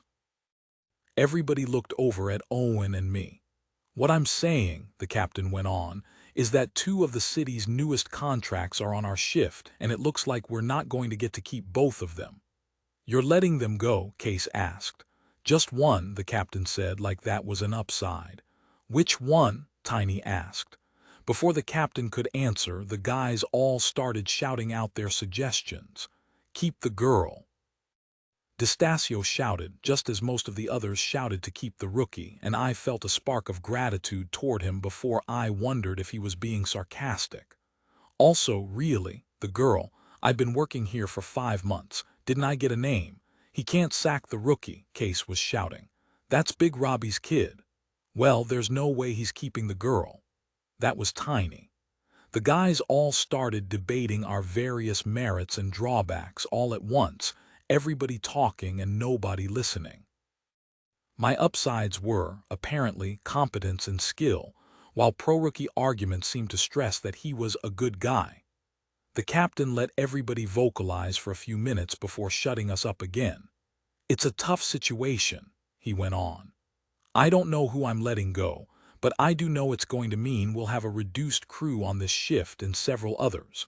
That's unsafe for us, and it's bad for the community, but there's nothing to do about it right now. We've just got to roll with it until they get this thing sorted. Nobody here is a stranger to hardship. We'll handle it." "But who are you firing?" Tiny wanted to know. "Normally, I'd just fire the newest guy, but these 2," he gestured between us, "started on the same day. The chief's given me a few weeks to decide, and despite what you might be thinking, my mind is not yet made up. It'll be a hell of a decision." For a second, I found myself wondering if the captain was the stalker, and he was just making this all up as a ruse to get rid of me. But then he showed us the letter from the chief laying the whole situation out. I had to admit it seemed pretty official. The captain didn't seem as mad at me lately, anyway. Despite the scene he'd made about the cyanide kits, in the end, he'd put one on each apparatus, the engine and the box. Other things had arrived, 2 the gear dryer, 3 infrared cameras, a voucher for 7 new mattresses at a local store, and he'd kept them all. As gruff as he was, I knew he liked his new mattress. That might work in my favor. The captain shifted his weight, looking not too happy about the situation. "What happens to the one you let go?" Tiny asked. "He or she," the captain said carefully, "will have to find another position. You can bet I'll write 'em one hell of a recommendation letter." The captain looked up and met my eyes for the first time, then Owen's. "I hate to have to do it, but I've got no choice. I'm putting you 2 on notice. From now on, every choice you make, every patient you interact with, it's all being monitored and evaluated. So bring your A game. When the time comes, I'll make the call. But I'll tell you something straight. I wish like hell I didn't have to." As I walked out to my truck to head home after shift, I had the worst feeling about what was going to happen. The captain was going to pick Owen. I tried to imagine being Captain Murphy and making his choice between Owen, a young, fit, friendly hard worker, son of a captain from Boston FD, sired from a long line of heroes, a local boy with the exact same Massachusetts accent as the captain himself, and me. What did the captain see when he looked at me? A Texan, a foreigner, a newbie, but mostly a girl. And we all knew how awful girls were. I just knew. I was going to lose my job. I'd been so stupid. This moment was just a crystallization of what I'd known all along. The rookie would be my downfall, one way or another. For so many months it had been my job to train him, to break him in, to bring him up to speed. I'd been helping him. I'd let myself think of us as being on the same team. In theory, it only helped the crew for him to be stronger, and it helped the patients too. He was a good guy. I wanted him to succeed, but not in place of me. That was the downside to helping him. My place here had never been safe, and that fact was just hitting me as I reached my truck and saw that the tires had been slashed, all four of them. There was a note under a windshield wiper in Sharpie with some simple advice: just quit, you bitch. It was hard not to get judgy with the grammar and the comma that should have been there. Not to mention the handwriting. It looked like a preschooler had written it. Once again, the T looked like an X, just quicks. Still, I got the message. I crumpled the note up in my hand and stared at the tires. Totally flat, all four. That would be $100 apiece, at least money I did not have. But the immediate problem was, how was I getting home? Like with the locker, I had no intention of telling the crew about this. No way was I going to self-identify as the weakest of the herd, especially not now. Luckily, most of them had gone home already, and because Owen and I were the two newest members of the crew, we had the two farthest parking spaces. Maybe no one had noticed. I was counting that particular blessing when I heard footsteps behind me, the rookie. "What the hell happened?" he demanded, staring at the tires. I had no idea what to say. I just shrugged. Somebody did this. It was a funny question. Of course somebody did it. "Looks like it," I said. "Who?" "I don't know." "Someone from the neighborhood, I bet," he said. "Some dumb kid."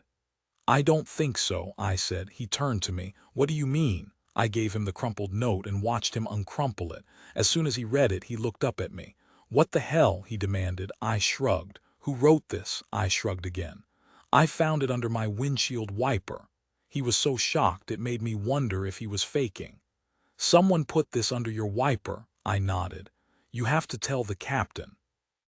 "I am not telling the captain, ever, and neither are you." The rookie walked over to my truck, studying it for other clues and thinking. Then he came back to study my face. "This isn't the first time." "For what?" I said, stalling, knowing full well. "The first time someone's messed with you like this." I shook my head. "What else? What else has happened?" I sighed. No sense hiding it now. "Somebody wrote the word slut in my locker." Owen frowned and took a few steps closer. "When?" "The first shift after your parents' party." I watched that sink in. I saw him click the pieces into place. "That's what happened. Somebody scared you." "Nobody scares me," I said. "It was a good reminder, that's all." "Of what?" "That I'm here to work, not to—" But then I couldn't think of a good word. "Do whatever that was we were doing." "What we do or don't do," Owen said, holding up the note, "has nothing to do with this asshole. I think the asshole sees it differently." "Why didn't you tell me?" He was angry. I could see it in his eyes and the tension in his shoulders. I, in contrast, was doing that thing where I decide I'm not going to have any feelings. I felt my best option at the time was distance. I sounded like a robot, even to myself. "We need to figure out who this is." "What do you think I've been trying to do?" But his mind was racing. "We need to check security camera footage. We need to set some kind of trap. We need to question all the guys." "No, we're not questioning anybody." "But how can we find him if we—" "I don't know, but the last thing I'm doing is telling the whole crew." "But we—" "And stop saying we. This is not your problem, this is my problem." "But I—" "Cut it out," I snapped. "Stop trying to rescue me. I can rescue my own damn self." Owen blinked, then closed his mouth, then nodded. "Okay," he said. Then he handed the note back to me. I won't rescue you, he said. Great. Perfect, thank you. Just let me point out one thing. What? You're going to need a ride home. On the drive, Owen told me he had a cousin with a wrecker service. He'll handle it for you, he said. What does that mean? I asked. He'll pick up your car and get you some new tires and bring it to you. I already texted him. I'm not sure I can afford new tires. He's not going to charge you for the tires, for any of it. Why wouldn't he charge me? Owen smiled. He owes me a few favors. More than a few. I didn't respond to that, just leaned back against the seat, trying not to let my mind drift back to the last time I'd been in the rookie's truck with him. Let's talk about something else, I said when the silence had gone on too long. Like what? Anything distracting. There is actually something I need to share with you. Share, I asked. That would be distracting. Firemen didn't share. It's relevant to our positions here. Our positions. I didn't look back. You mean me, the desperately overqualified and yet somehow underrated newcomer, and you, the rookie who wants my job? Yes. I looked out the window. Bring it on, pal. First of all, he went on, I want you to know that you are a better firefighter than I am. That caught my attention.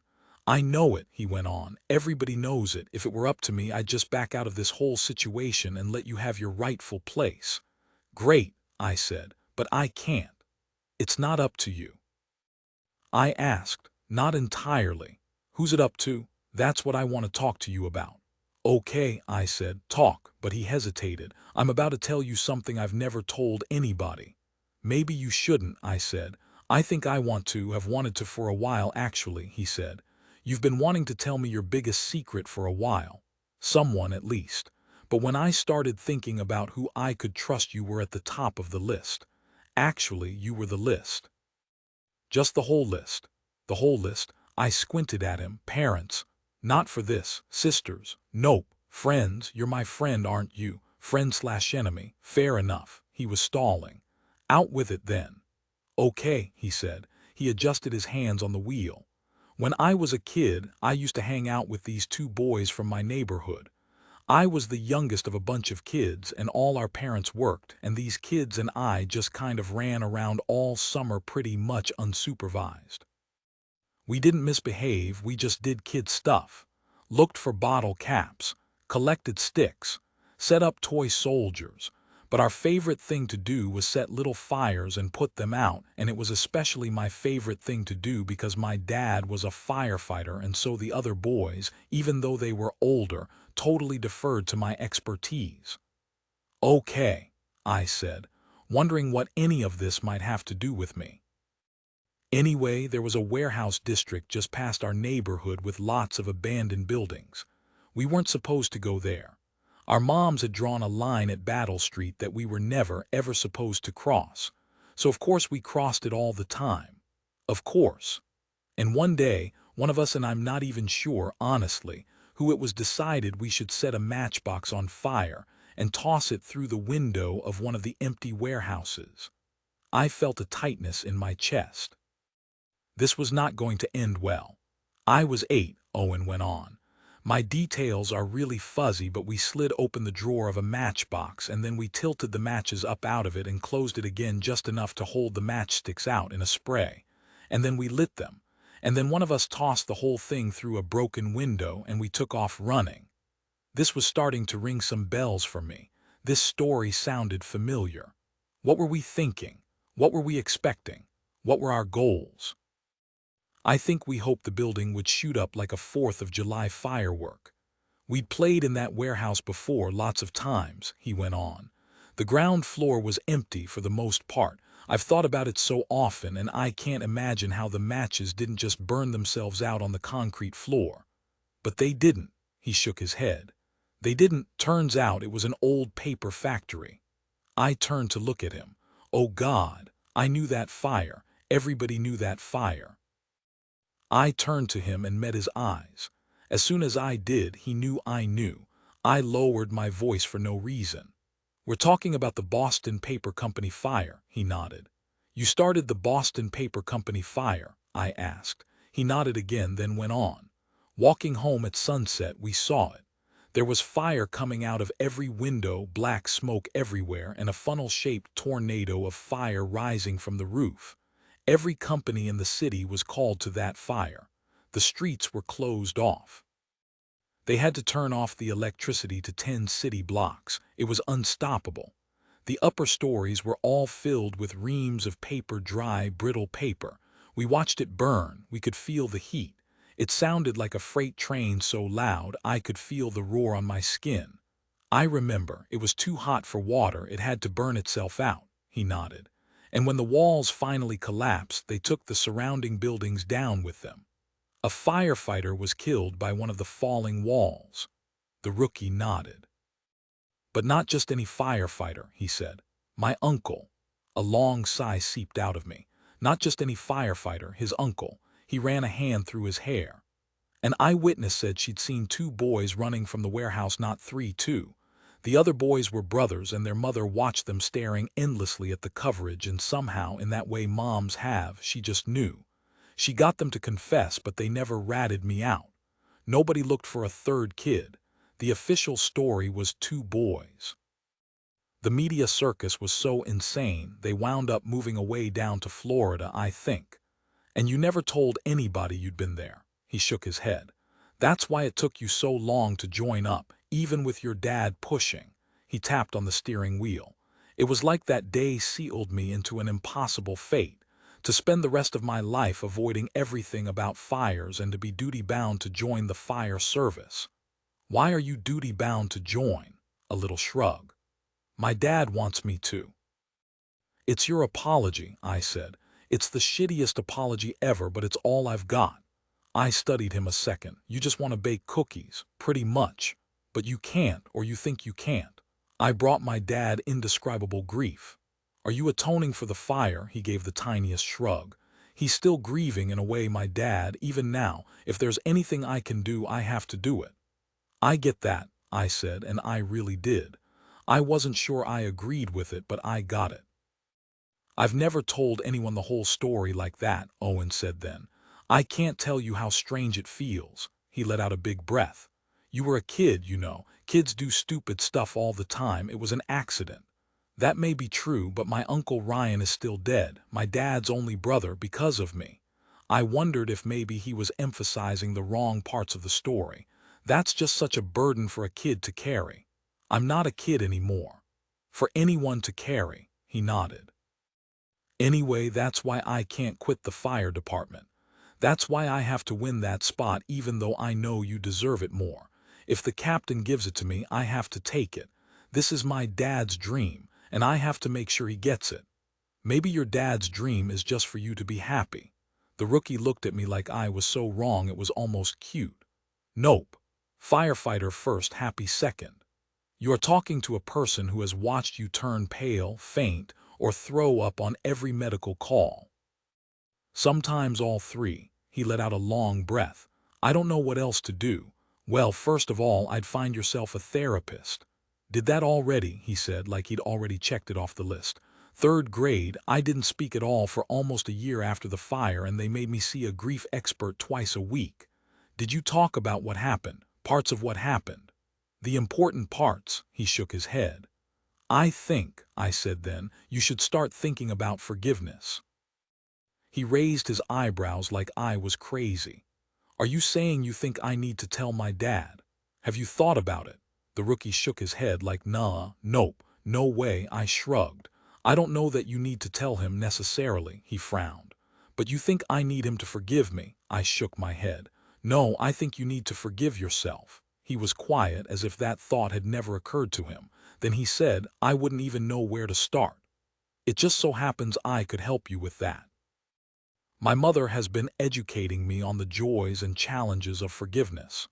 He couldn't tell if I was joking. It's easier than it sounds, I said. It's more a shift in thinking than anything else. You have to think about the person you're angry at in this case, your 8-year-old self, and try to be compassionate with him. Empathy soothes anger, you know, I said, suddenly feeling very wise.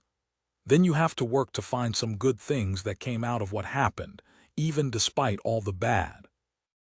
And then you have to decide to let it go. That's good advice, he said. I am full of good advice. Doesn't really change anything about our situation, though, does it? Not at the moment, I said. No, you still want this job and I still need this job. I kept doing that, forgetting who he was. I nodded like that's right. We're still enemies. He frowned at the word choice. Friendly rivals, he corrected. To the death combatants, I said. Sparring partners. Look, I said, no matter what we were before, now we're enemies. We're competing for the same position. You really love that job, huh? What's not to love? I don't know, he said, looking out the window. The blood, the guts, the diarrhea, the heroism, the camaraderie, the saving people's lives. Sure, he said, there's that. I looked him over. I've seen worse rookies, I said. He gave a nod like maybe. I'm throwing up less often now, he said, but you're the one they're going to keep. I honked out a laugh. You're the one they're going to keep. He looked at me like I was crazy. The captain's not going to choose me. I think he is. He shook his head. Why would he do that? Because, I shrugged. Because you come from a long line of brave heroes. Because the captain knows your dad. Because you are fun and friendly and easy to get along with. Because you look like a firefighter, like a Norman Rockwell painting of a firefighter actually, crossed with a GQ cover. And because the captain doesn't think women should be in the fire service. He can't think that. He does. He told my old captain back in Austin. They only took me because they were desperate. That was before he'd seen you in action. There's no way he still thinks that now. Wanna bet? He knows you're good. He knows you're better than half the guys in there. Half of them, I said. All of them. You could deadlift Case under the table. Anybody could deadlift Case under the table. You deserve that job, Owen said. I do, I agreed. But you're the one who's going to get it. 21 A few days later, just before dawn, the stalker threw a brick through my mother's kitchen window. That really happened. It was a shift morning, still dark out. My alarm hadn't even gone off yet. The shattering sound woke me up, and I sprinted down 2 flights of stairs in my bare feet, only to stop short at the kitchen threshold when I saw glass pieces glittering all over the counter and the floor. Diana was right behind me. The sound of it had been shockingly loud. So loud, in fact, that it woke Josie next door. She showed up in her robe not long after I'd found some flip-flops and started sweeping up the mess. Diana watched from the doorway, and Josie watched from the back door. My mom's kitchen window in her historic little home had not been safety glass. I found razor-sharp shards in every nook and cranny, even one impaled in a loaf of banana bread on the far counter. I swept 3 times, dry mopped twice, and then wet mopped, and I'm sure it took me a while, but I don't remember time passing. Anger, I think, burned away all sense of time from that memory, and all details other than the way my hands started aching from their death clamp on the broom handle. Only when I'd gone over every surface did I let Diana and Josie step in. I don't think it's ever been this clean in here, Diana said. It was my stalker, I said, pointing at the brick on the counter. Josie peered over. At this hour, she frowned. Diana chimed in. Who has that kind of energy? It was appalling and incomprehensible. Josie decided to make coffee, checking the inside of the pot for glass shards first. How much anger does this guy have to get up before dawn to go terrorize somebody? Nothing gets me up before 8, Diana said, lifting up the brick to get a look. Then she added, other than terrorism. Careful, I said. There's a note, Diana said, turning it over. Sure enough, there was a note rubber banded around it. I just stood there staring. Did I want to read it? I wasn't sure. Of course, that's what he wanted us to do, and part of me didn't want to give him the satisfaction of scaring us more than he already had. What if we ignored him? What if we refused to be terrorized? I wasn't sure of the best course of action. Finally, Diana made the decision for me. She pulled off the rubber band, unfolded the note, and read it out loud. It says, just quit you wore. She looked up, frowning. You wore what? What did you wear? Josie leaned over to take a look. I think he means wretch. Oh, Diana said, checking the note again. He forgot the H. Not a great speller, I said. Not great at punctuation either, Josie said, holding it up as evidence. There should be a comma after quit, and probably an exclamation point at the end, Diana said, for emphasis. Josie took another look at it. Not going to win any prizes for penmanship either. That T looks just like an X. And then Diana and Josie started laughing, that odd minor key laughing that you do sometimes when things are the opposite of funny, but laughing all the same. So, Diana said, still laughing, not an English teacher, or a calligrapher, Josie added, or a preschool graduate. They were cracking themselves up. They had decided to think it was funny, which I admired. But I didn't think anything about this was funny. And it was time for me to go, past time. I was going to be late for work, for real this time. "You're late, Hanwell," Captain Murphy said when I showed up in the kitchen. Again. The guys were all there. D'Estasio was already starting breakfast. I didn't respond to the captain. Instead, I held up the brick, lifted it up high over my head until all the guys fell quiet and gave me their attention. This was it. We were done here. Ignoring it hadn't worked. Waiting for it to blow over hadn't worked. It was time for the nuclear option. Though I wasn't totally clear what that might be, I'd figure it out as I went along. What could I do? Demand that a whole room of dudes be nicer to me. Sit them all down and walk them through how strange and unsettled and fragile I'd been feeling ever since I left Texas. Talk to them about guilt and regret, about missed opportunities. Get vulnerable with them. Firefighters didn't do vulnerable. Life in the fire service revolved around not being vulnerable. It was about being tough and brave and strong. Someone needed saving, so you saved them. Something was on fire, so you put it out.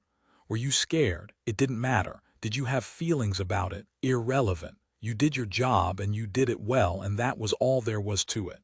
People who wanted to wrestle with complicated emotions became therapists or poets. People who wanted to keep things simple became firefighters.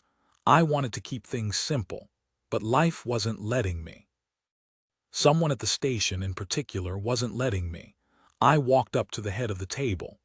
At 5 o'clock this morning, someone threw a brick through my mother's kitchen window.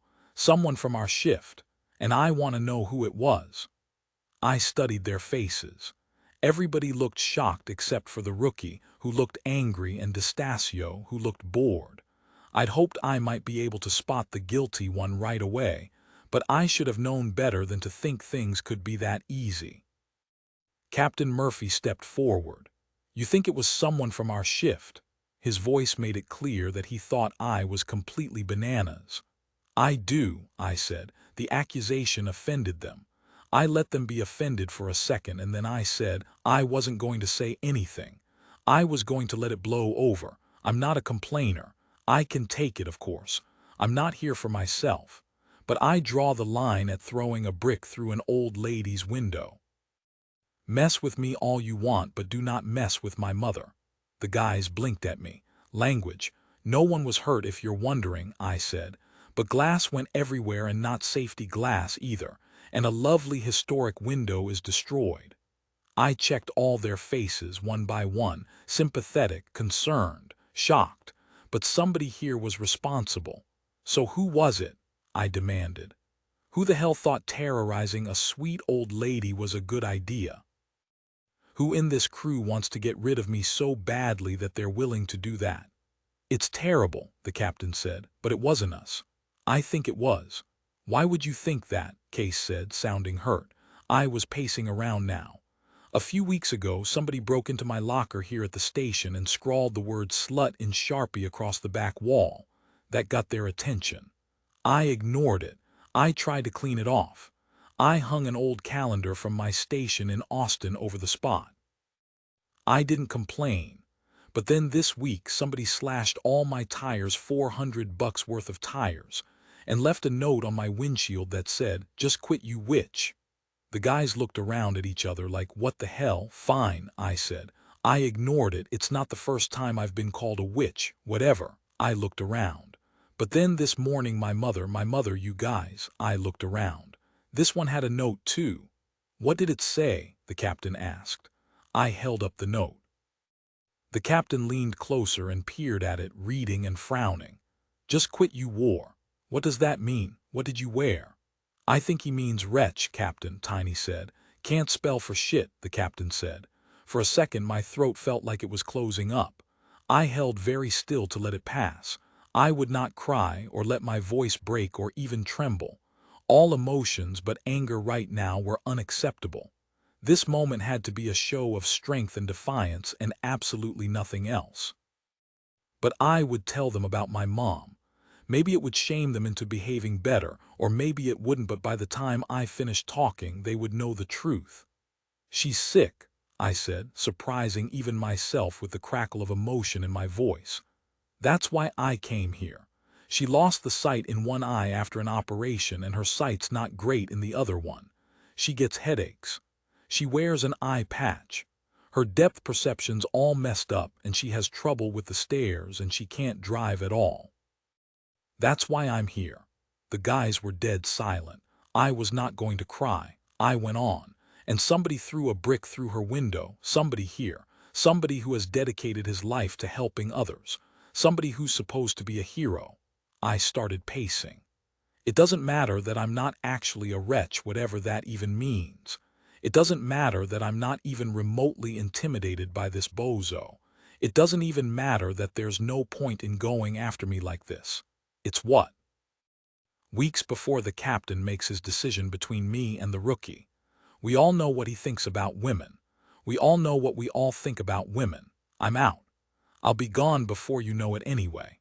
So whoever this jerk is, he's going to a lot of trouble to accomplish something that's already pretty much a done deal. Here's what does matter. What this guy is doing is wrong. You can't do what we do and see the kind of suffering we see every damn day and still want to create more of it in the world, can you? You can't do what we do for a living and not know the simple difference between right and wrong. That's what has me so pissed. We're supposed to be the heroes. We're supposed to be the helpers, the caretakers, the good in the world. What the hell can I believe in if I can't believe in you? Oh God. Now there were tears on my face. Humiliating, it just made me angrier. I know we're all just human. I don't expect you to be perfect. But I expect you, at the very least, to be better than that. And that's when I had an idea. Not a perfect idea. Maybe not even a good one. But it was the best I could come up with in the moment. So I'm making everybody a deal, I said, wiping my face again. Pick your best guy and let's go outside right now to run the course. I will beat him. I'll beat anybody here. I'll prove myself to all of you again for the 1000th time. And if I don't win, I'll quit. I'll quit right now, this morning, and you'll never see me again, and all your lady problems will be over. The guys were all frowning at me. But I will win, I went on. And when I do, the jerk stalker in this room needs to make a choice to be a better human being and cut it the hell out. The guys looked around at each other. And if he manages to run me out of here in the end, at least every single one of us will know that I deserve to be here. I was so angry, but the guys just looked sorry. They'd been standing at ease, but then, almost like a school of fish in unison, they all took a few steps closer. Then the captain of all people was holding his arms out to me. You know what you need, Hanwell? Group hug, the guys all assented, lifting their arms too. Were they mocking me? Were they being sarcastic? They looked so earnest, but that couldn't be right. I smeared the tears off my face with my impatient hands, then pointed at them all like, keep back. Do not hug me. Nobody in this room hugs anybody. Then I took a few steps backwards as if my pointing finger were a gun and I was the villain making my escape. One by one, I made eye contact with every guy in the room. That was my goal, I guess. To make sure that no matter what, everyone would know exactly what they'd lost. The guys were all silent at the notion. Then the captain said, "Is this really necessary?" Case jumped in with, "You're too short to beat anybody on that course, Hanwell." "Don't do this," Sixpack said. "There's no way you can win," D'Estasio said. That's when the captain stepped forward. "Nobody wants you to quit, Hanwell. You don't have to do this." "Apparently I do," I said. "Now pick somebody, and then send him outside." I stood out back in the parking lot, surveying the course, and waited. A few minutes later, the captain showed up and said, "That was a hell of a speech." I held still, eyes on the course. "It could be somebody on a different shift, you know." "It could be," I said, "but it isn't. I can't imagine any of our guys would do that to you." "Maybe it was you," I said, not looking over. "I'm pretty sure you told my old captain that women in the fire service would be the downfall of human civilization." The captain leaned forward until he caught my eye. "It wasn't me, Hanwell." "Do you want to know why?" I shrugged, not looking over. "I did say that to your captain, but in the short time you've been here, you've made me change my mind." I looked down. I believed him, but I wasn't going to give him the satisfaction of admitting it. "So you say," I said, "the guys don't want to take your challenge. They say you don't need to prove yourself. They want me to give you a pass. I won't take it." That's what I told them. "Go back in and tell them to pick somebody then," I said. "Who gives the orders here, Hanwell?" "You do, sir, so go back in and act like it." The captain went in, and a few minutes later they sent out Case. "Nope," I said the minute I saw him. "That's just insulting." "I'm the choice," Case said with a shrug. "Deal with it." "Case," I said, "you could not run this course if your life depended on it." "That's why we all picked me," he said. "Nobody wants you to lose." "I'm not going to lose," I said. "Now get back in there and pick somebody real." A few minutes later, the rookie came out. "Why didn't you call me?" he asked, referring, I suppose, to the brick. "What would you have done?" He shook his head, looking out at the course. "I don't know, helped you sweep up maybe."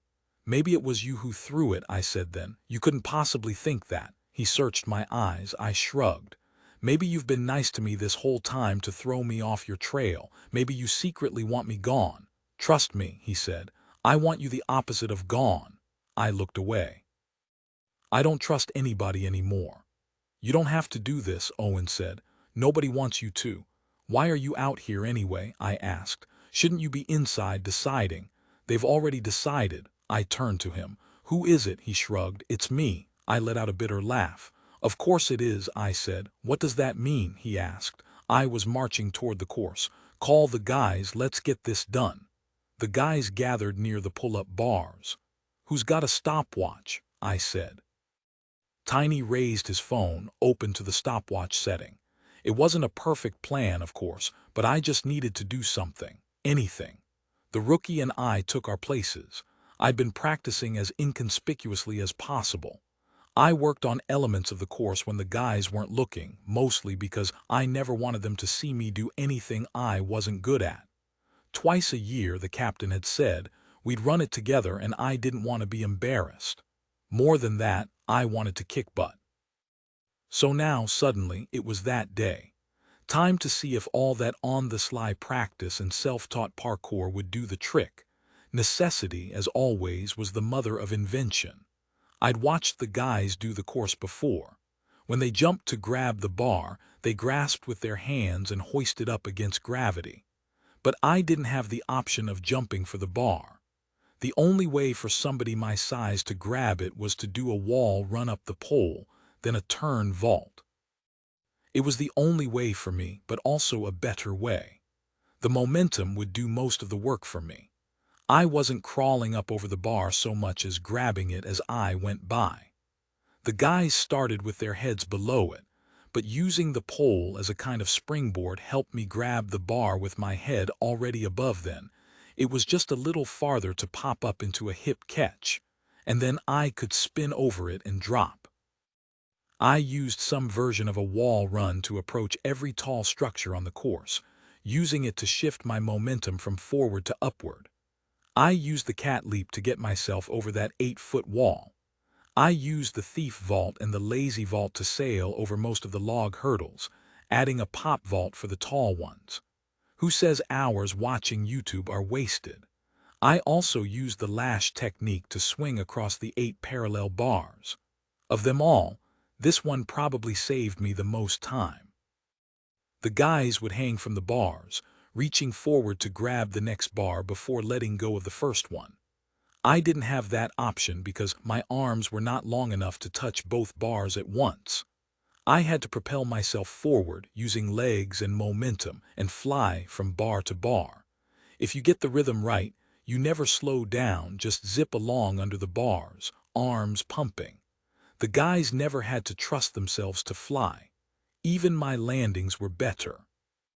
The guys would drop, absorbing a little impact with their knees and then keep lumbering forward.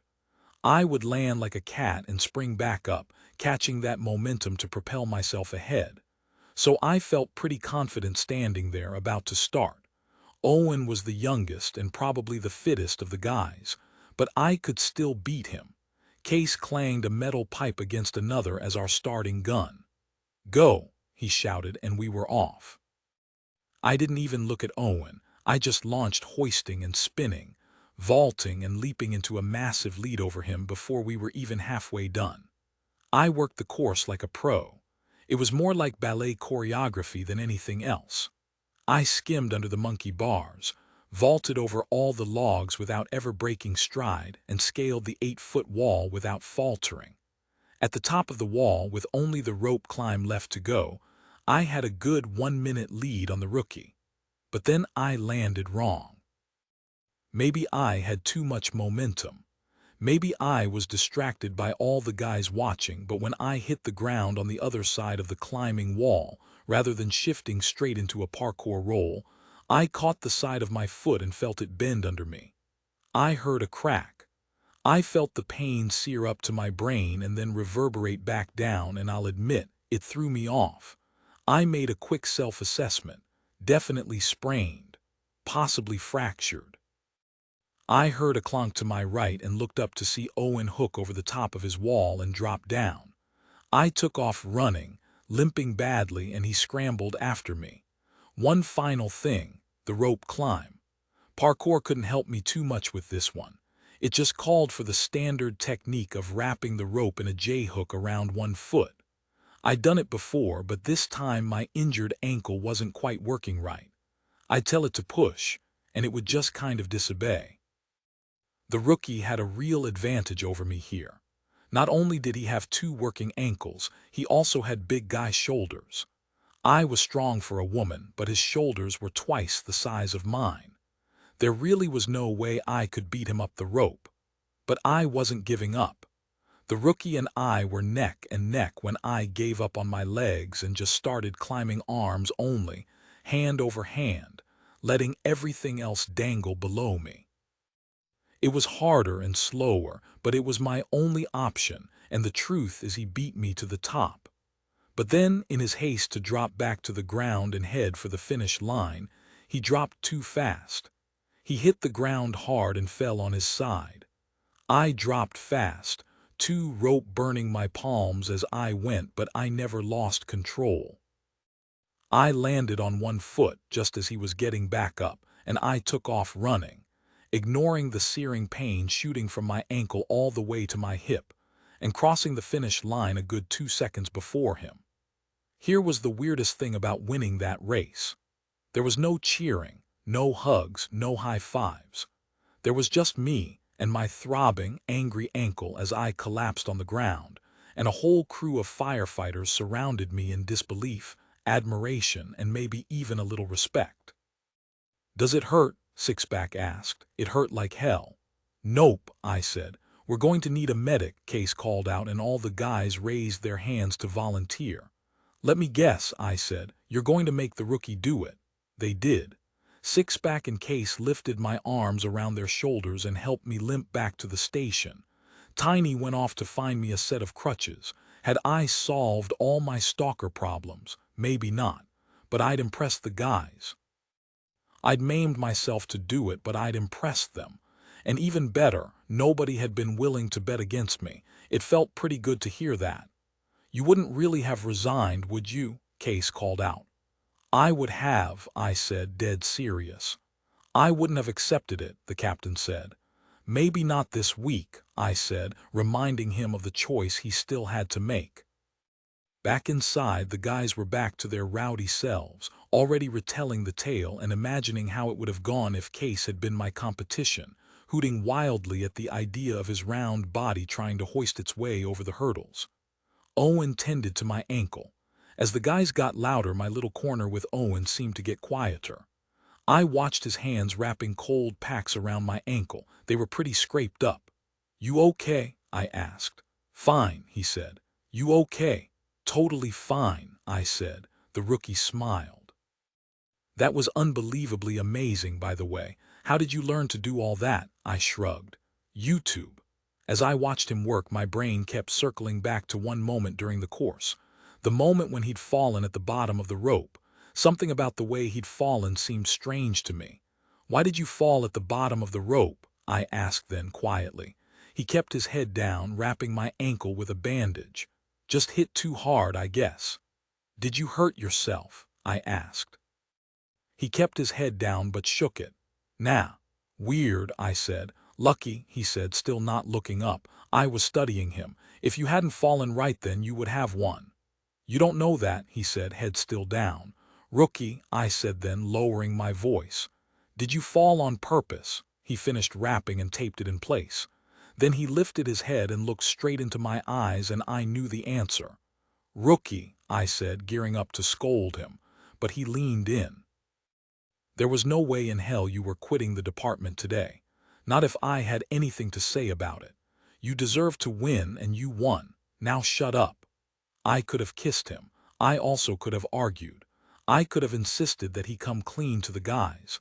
I could have demanded a do-over at some future date when my ankle was healed. I didn't get a chance to do any of those things. Before I had time to respond at all, my phone rang. It was in my bag across the room, but Sixpack jogged it over to me. It was Josie. Hey, I said. Hey, I'm sorry to call you at work.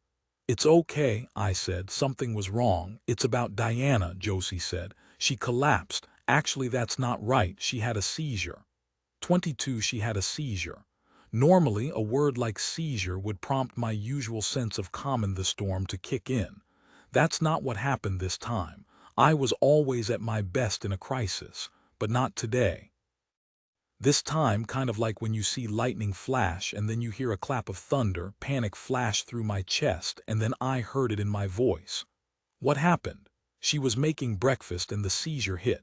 She fell to the floor, but she smacked her head on the counter as she went down. My brain was like a light bulb with a short in it. You called 911. Yes, we're already at the hospital, Rockport County. That counter was granite. Does she have a concussion? They're assessing her now, Josie said. She has a bruise on her forehead the size of an apple. Better to bruise on the outside than on the inside, I said to comfort her and myself. Josie was pretty flustered. She was making French toast, Josie said, her voice incredulous at the memory, and then she froze for a second, and then she kind of snapped in half and dropped. It was so fast. And the sound of her head hitting that counter, Josie made a sob-like noise. I ran to her, but I didn't know what to do. I'd never seen anything like it. She's lucky you were there, I said. How long did it last? I don't know, Josie said. 2 minutes, 3. It felt like 1,000. Can you come? She asked.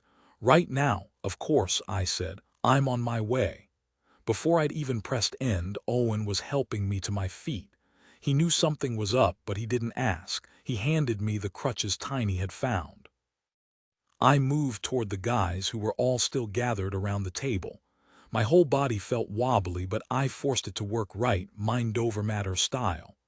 Could I speak to you, Captain? I asked. The guys all fell silent. They recognized the sound of panic in my voice. They all turned to watch me. The captain heard it too. Shoot, he said. My mother's had a seizure, I said. He nodded. All business. Is she at Fairmont? They've taken her to Rockport County. The captain nodded. We've got you covered, Hanwell.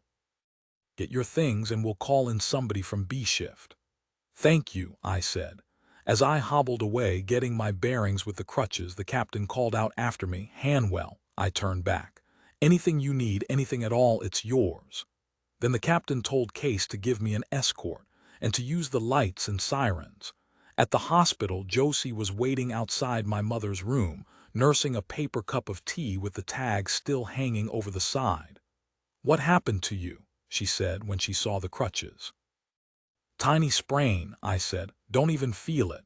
I moved toward the closed door, but Josie whispered, she's sleeping now. Any word on the assessment? I asked. Josie said, no head injury that they can see. That's good, I said, nodding in approval. They want to keep her overnight, Josie said, for observation. Josie looked shaken. Her expression had that intensity people get in emergencies when every detail matters. It hadn't been an easy few hours, and that kind of stress is never good for you, but when you're just into your third trimester, it's maybe a little worse. The sight of her gave me an impulse that I gave into. I volunteered for a hug for the first time in a decade. You did great, I said, wrapping my arms around her and giving a squeeze. You did just fine. I needed that, she said when I let go. I smiled. I'm out of practice. But talented. Go home now, I said then. Get some rest. You've had a rough day so far, Josie nodded. Not a big fan of hospitals. I've got this, I said, trying to sound way more at ease than I felt. I do this for a living. Josie took my hand and held it and then peered at me like she was making a decision. Then she said she turned around, you know. I frowned, thinking we were talking about the seizure. She turned around. On your birthday, the day she left. She drove for hours, crying the whole time until finally, somewhere in Arkansas, she decided to turn around and go back. She couldn't do it, she decided. She couldn't leave. She pulled off at a truck stop, planning to get back on the interstate going south instead of north.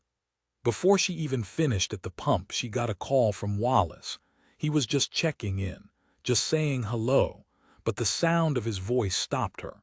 She stood there for several minutes after they hung up. Then she called it. She couldn't leave him to face it all alone. And she kept going, Josie nodded. He needed her. I needed her, I said, almost a whisper. But you had your dad. She told herself you'd be all right. My throat tightened. Oh God, what if she had turned around? What if she had showed back up at our house that night? Could my life have unfolded in a completely different way? But it wasn't a real question. Even if she'd come back, it would have been too late. Even as she stood by the side of the highway in Arkansas deciding what choice to make, I had already made choices of my own. There was no changing it. There was no possibility of a different story. There was only what had happened and how to carry on. I looked up to see Josie smiling at me. Then she reached out and tucked a wisp of hair behind my ear. She believed you'd be okay, she said again. And she was right. Josie was barely out of sight when a doctor appeared beside me. You're the fireman, he asked, looking me over. I'm the fireman, I said, looking him over right back. She told me about you. He had a couple of black nose hairs poking down out of his right nostril. What happened? I asked, staring at them. Fairly common in her situation, he said. I'm surprised it hasn't happened before. I looked up. You mean the eye, the blindness? It was an occipital seizure, he confirmed. That explains the hallucinations and the blurred vision afterward, also the headache. All very common with this region. Hallucinations, blurred vision. I don't understand how blindness in an eye could cause seizures. He frowned at me. It's not the eye causing the seizures, it's the tumor. I stopped breathing. Didn't breathe, didn't blink. The tumor. The doc walked me over to a computer station in the hallway and pulled up her CT scan images on the screen. He circled a white area inside my mother's skull about the size of a ping-pong ball with his pen, as if anyone with eyes could miss it. He motioned for me to lean in. If he had any qualms about doctor-patient confidentiality, or the fact that she clearly had not told her daughter the fireman about the situation inside her skull, he did not mention them. Holy cow, I said, and I realized I was having the same feeling I'd had back at the station when Josie had called. Not clarity, but the opposite. He nodded. It's a doozy. I didn't know what to say, but I felt like I should have something to say. Professionally, anyway. I scanned through my knowledge of types of brain tumors. Glioblastoma, I finally asked. He shook his head. It's not primary, it's secondary, a melanoma recurrence many years later, but it's large enough now to impact the brain. Wait, she'd had a melanoma. Hospitals mixed up charts all the time. Maybe this doc was thinking of another old lady with a homemade calico eye patch. Is it malignant? I asked. Oh yes, the doctor said. He looked almost excited about it, and I got that. When you see these things all the time, sometimes the people behind them start to seem like a whole different story. I shifted back a little. "I'd say she has a few months," the doctor said, still staring at the screen. "A year at the most." I felt a sudden collapse in my chest. A year at the most. The doctor glanced over at me, read my face, and seemed to remember he was talking to a human. "I'm sorry," he said. "I guess she hadn't told you." She had not told me, I confirmed, keeping my eyes on the films in front of me like I was studying them. Which I wasn't. It seemed impossibly rude that he hadn't bothered to trim his nose hairs before delivering information like that, as if it were just some ordinary moment in some ordinary day. The doc stared at the films alongside me, but I got the feeling he wasn't studying them either.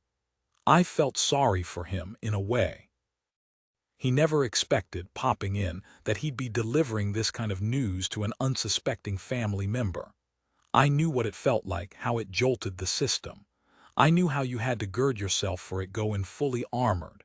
It was always the moments you didn't expect that haunted you the most. I'd given bad news to hundreds of people over the years. Sometimes they collapsed to the floor. Sometimes they screamed or erupted into sobs. Sometimes they went eerily silent. One woman had slapped me across the face.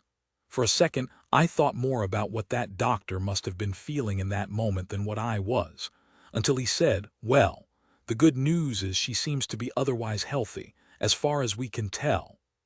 I felt sorry for him right then, trying to come up with some good news, but I felt sorrier for me, because there really was no good news.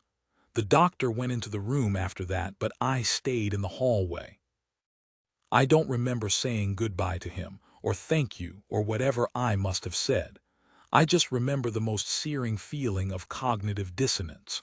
A total stranger with one unexpected sentence had just irrevocably changed the story of my life.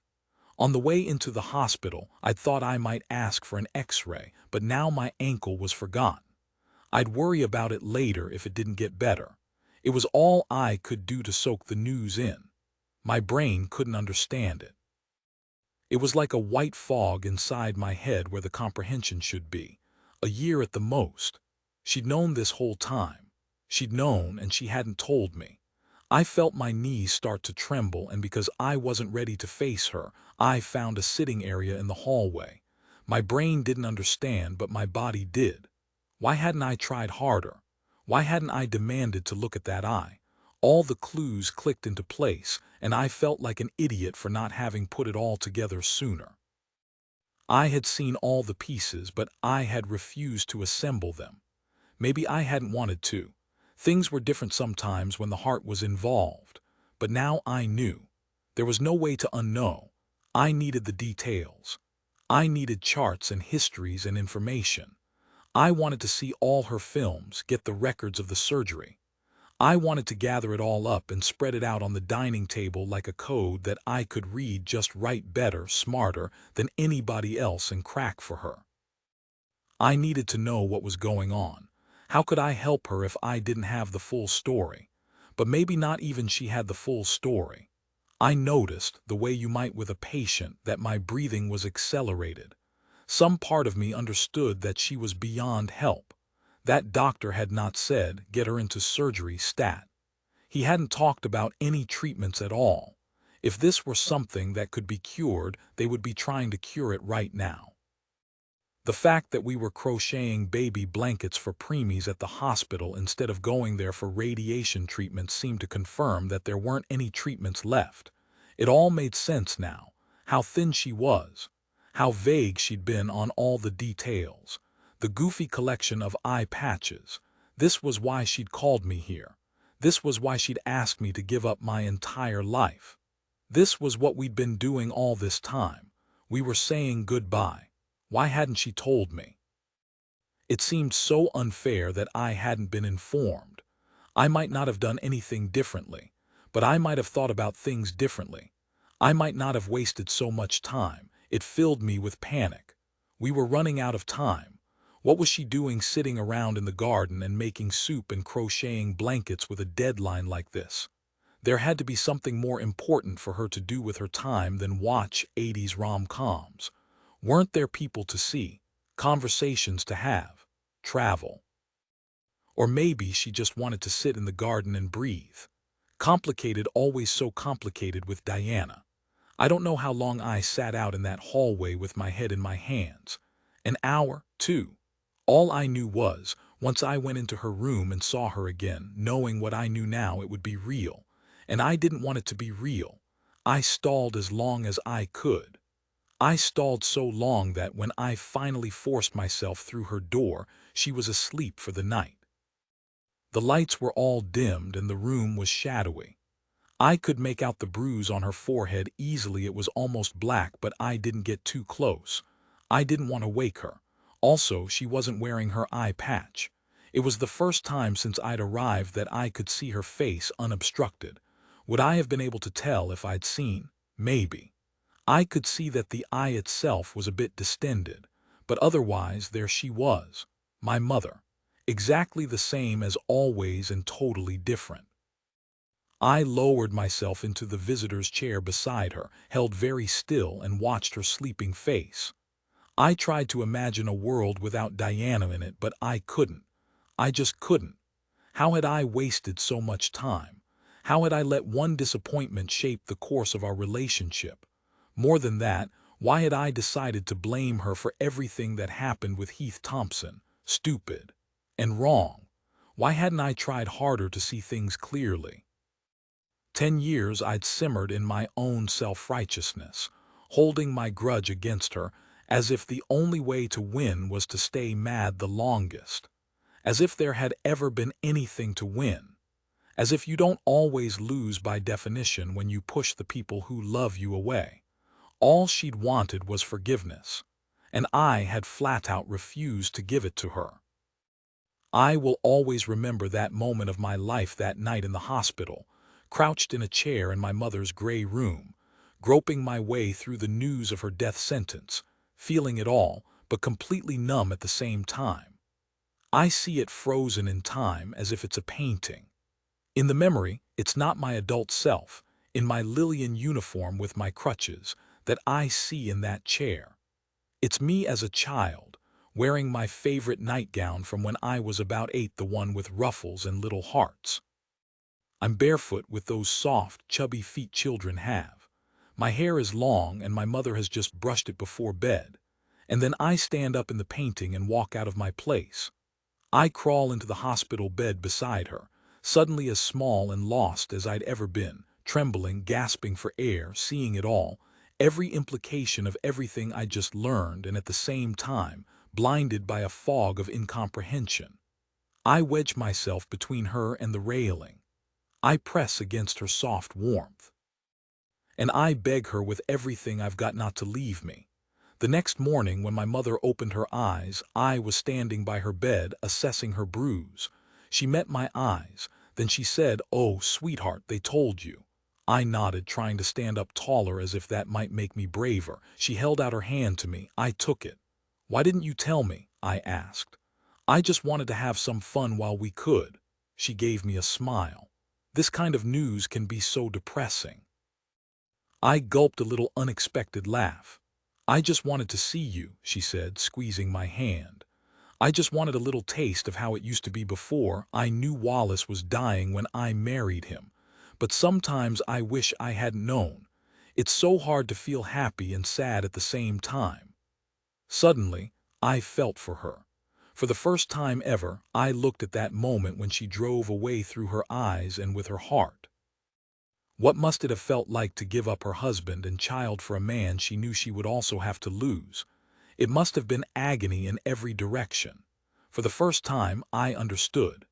In all the times I'd remembered that story, I'd experienced every single part of it from my own perspective, standing in my own 16-year-old shoes.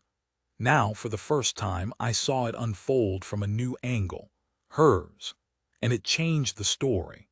I felt a wash of forgiveness through my body.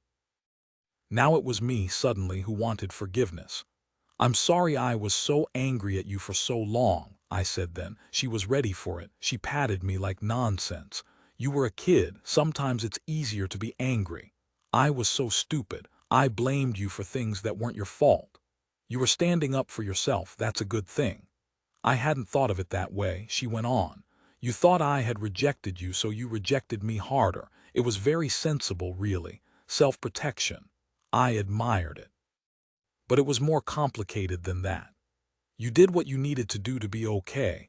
I always believed you'd come back to me. I just ran out of time to wait. I get it now, I think, I said. I get what you said about love being powerful, she nodded. I bet you do. I rubbed my eyes. I wasted so much time. She squeezed my hand again. That's just the human condition, sweetheart. We're always doomed to waste our time. My brain was circling around, trying to put all the new information together. That's it then, you're not doing any treatments. Did the doctor show you the brain scans? I nodded. She gave me a look like, well, there's your answer. I don't know what to do now. Just be here, she said. Just be nearby. More tears from me. It's okay. It's better in a way, she said. We aren't meant to last forever.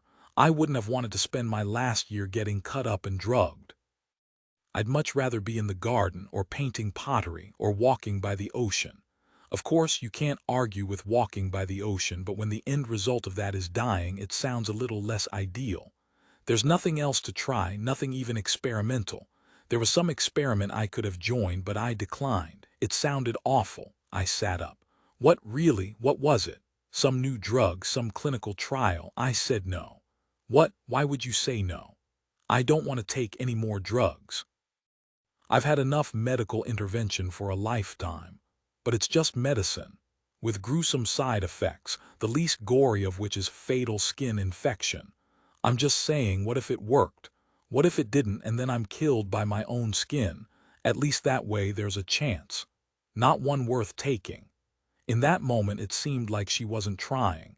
You have to try it, call them back, tell them you've changed your mind, you can't be a quitter, you have to keep fighting. She shook her head, infuriatingly calm. I am fighting, in my own way. How? I said. How are you fighting? She looked me straight on. I've been meditating 3 times a day since my last checkup. Meditating? You're fighting recurrent melanoma with meditation. I think it's working, she said. What's working? I should have had many more seizures by now, in fact. That's a very promising sign. What are you talking about? My mom gave me a smile. When I first got the prognosis, I read everything I possibly could about it like you do. I nodded. And one of the articles I read was about a French woman with basically my same situation who had managed to halt the growth of her tumor through creative visualization. I shook my head.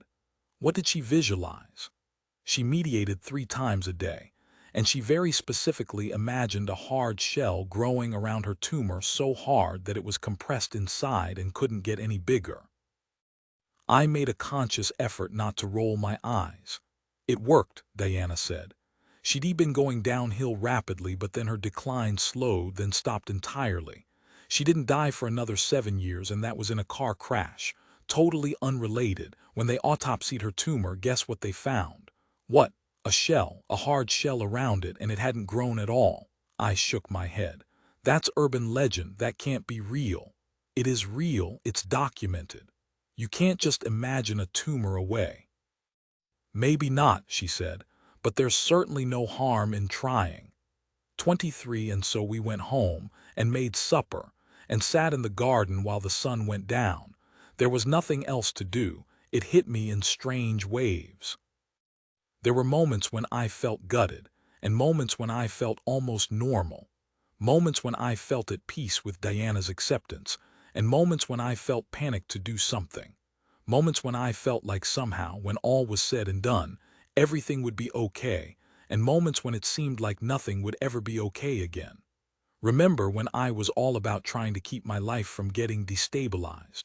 Yeah, that whole concept got shot to hell. I had 4 days before my next shift. 4 days to figure out how to face the rest of my life. So I just helped Diana weed her garden, and I helped her make supper. We looked through old photo albums and sang Christmas carols, even though it wasn't Christmas. She showed me her old diaries and old portfolios from art school. She walked me through her jewelry box and tried to educate me about which long-gone relatives had owned which rings and necklaces and charm bracelets. We drank a lot of coffee and made a lot of tea. We made sure not to miss the sunsets. I tried, with at least partial success, to savor the time we had left.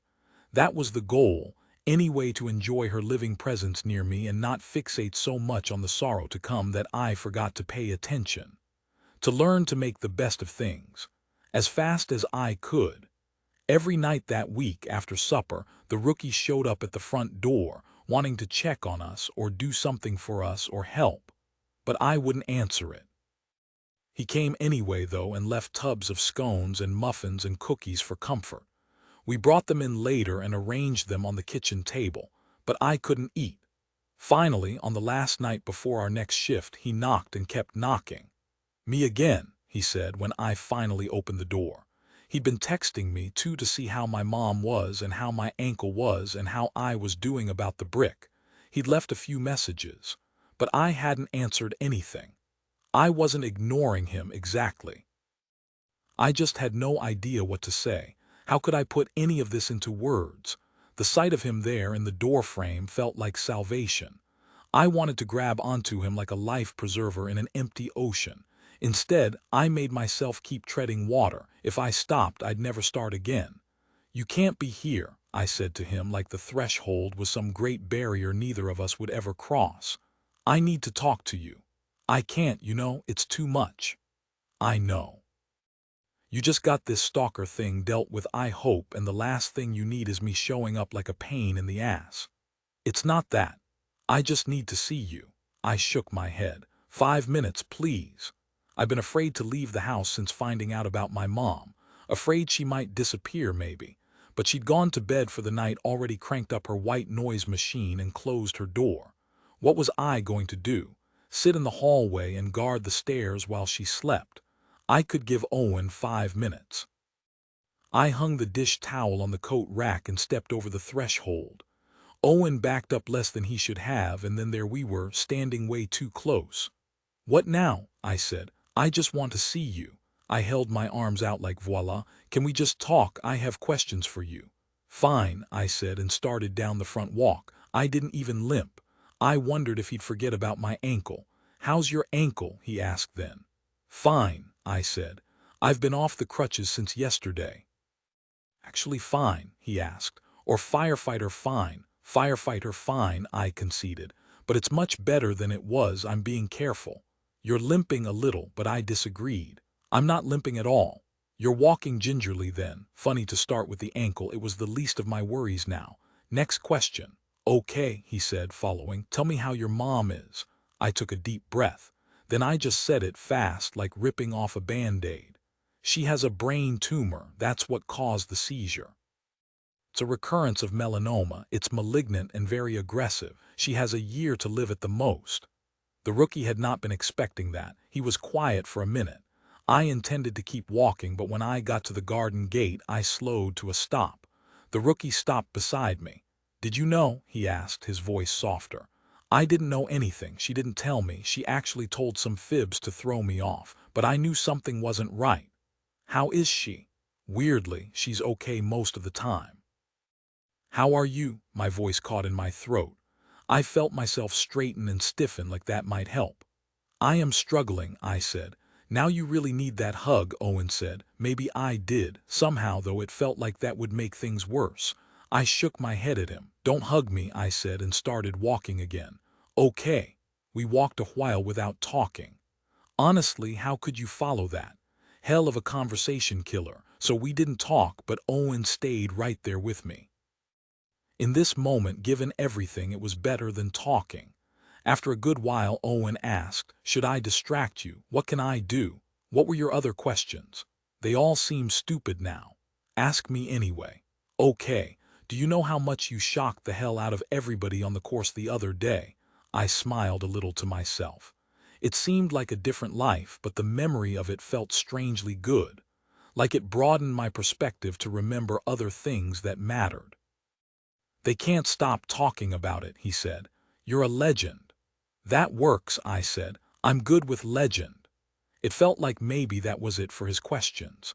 We walked a little longer until we made it out to the spot where the road ended and the rock jetty began, and then we sat on one of the benches there at the turnaround at the end of the road, watching the evening sky over the water. It did feel good to get out. The wind, the ocean, the stars, the universe. I was surprised how soothing it was to be in the presence of things greater than myself. I also wanted to tell you, Owen said after a while, that I talked to my father about the fire. I looked into his face for the first time since he'd arrived. You did, he nodded. We had a few beers first, but I told him everything. I wasn't pushing for that, you know. I know, but it felt like the right thing to do. How did he take it? It was rough, he said. At first he kept shaking his head and saying, but there were only 2 boys. But I kept repeating that the witness had been wrong until it sank in. It stirred a lot up for him about my uncle. His voice got gruff and his eyes got pretty red.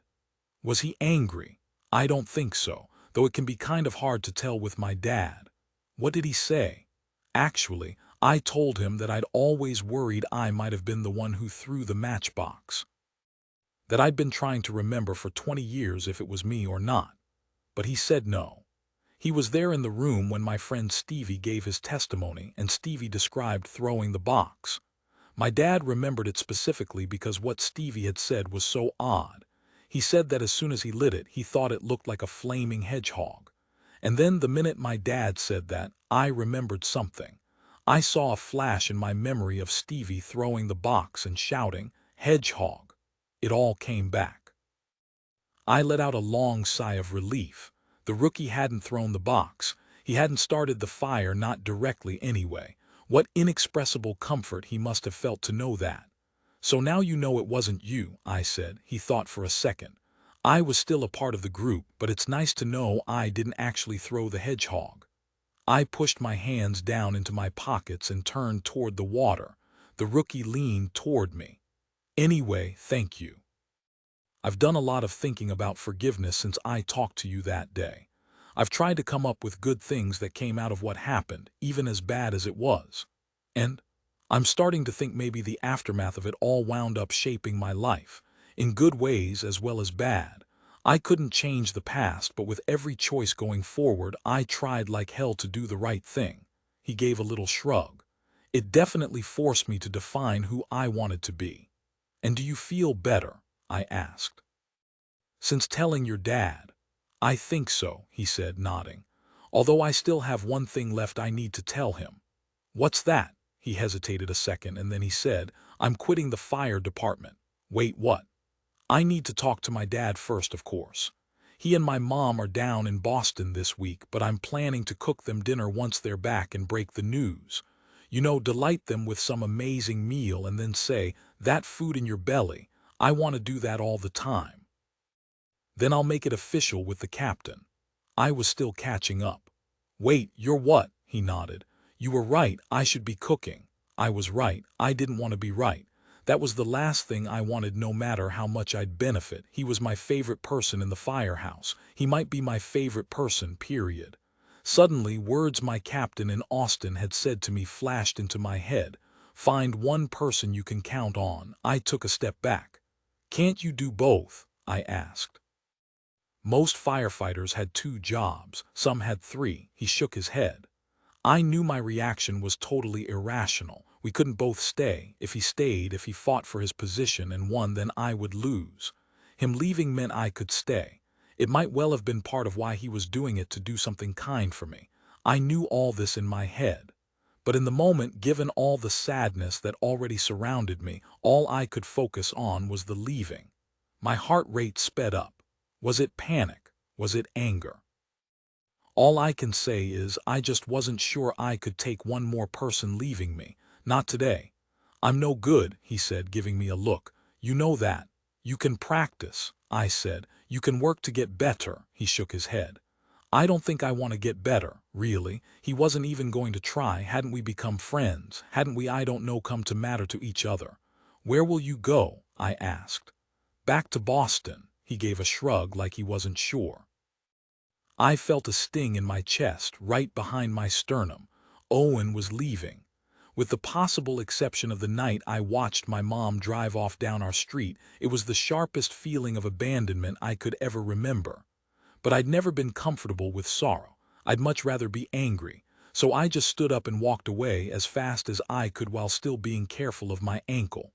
"Hey," he said, following after me. "Where are you going?" I kept walking. "It's fine. Go to Boston." "I'm trying to help you. I don't need your help. You of all people know I'm not right for this job," he said, like there was some kind of logical argument to be made. "That's not a reason to quit. Is that who you want to be, a quitter? I've spent months trying to help you. I've got veins like Swiss cheese from all those sticks. I've taught you everything I know. But here's something else I know. You can't make people stay if they don't want to. People leave all the time. They look around one day and say, 'You know what? Never mind, I'm out.' I certainly can't stop you, and I'm sure as hell not going to try." "Hey," Owen said, trying to grab my arm to turn me around. I yanked my arm out of his grasp. "Hey," he said, trying again. "I'm not finished." I yanked away again. "I am." And then I took off running, ankle and all. He wanted to leave, fine. I would leave harder. But he took off running, too, right behind me. His feet smacked the pavement right behind mine. I sped up, or tried to, though I could tell my ankle wasn't going to put up with it much longer. Was getting away worth re-injuring myself? Who cared? Good, fine, whatever. That's when Owen caught me. Reached out and grabbed the back of my t-shirt and broke my momentum, and as soon as he did, it was like snapping a rubber band. I stopped running altogether and turned to face him, right there in the middle of the road, panting. "What?" I said, more like a yell. "Cut it out. You're going to sprain the other one." "I don't care." He was panting too.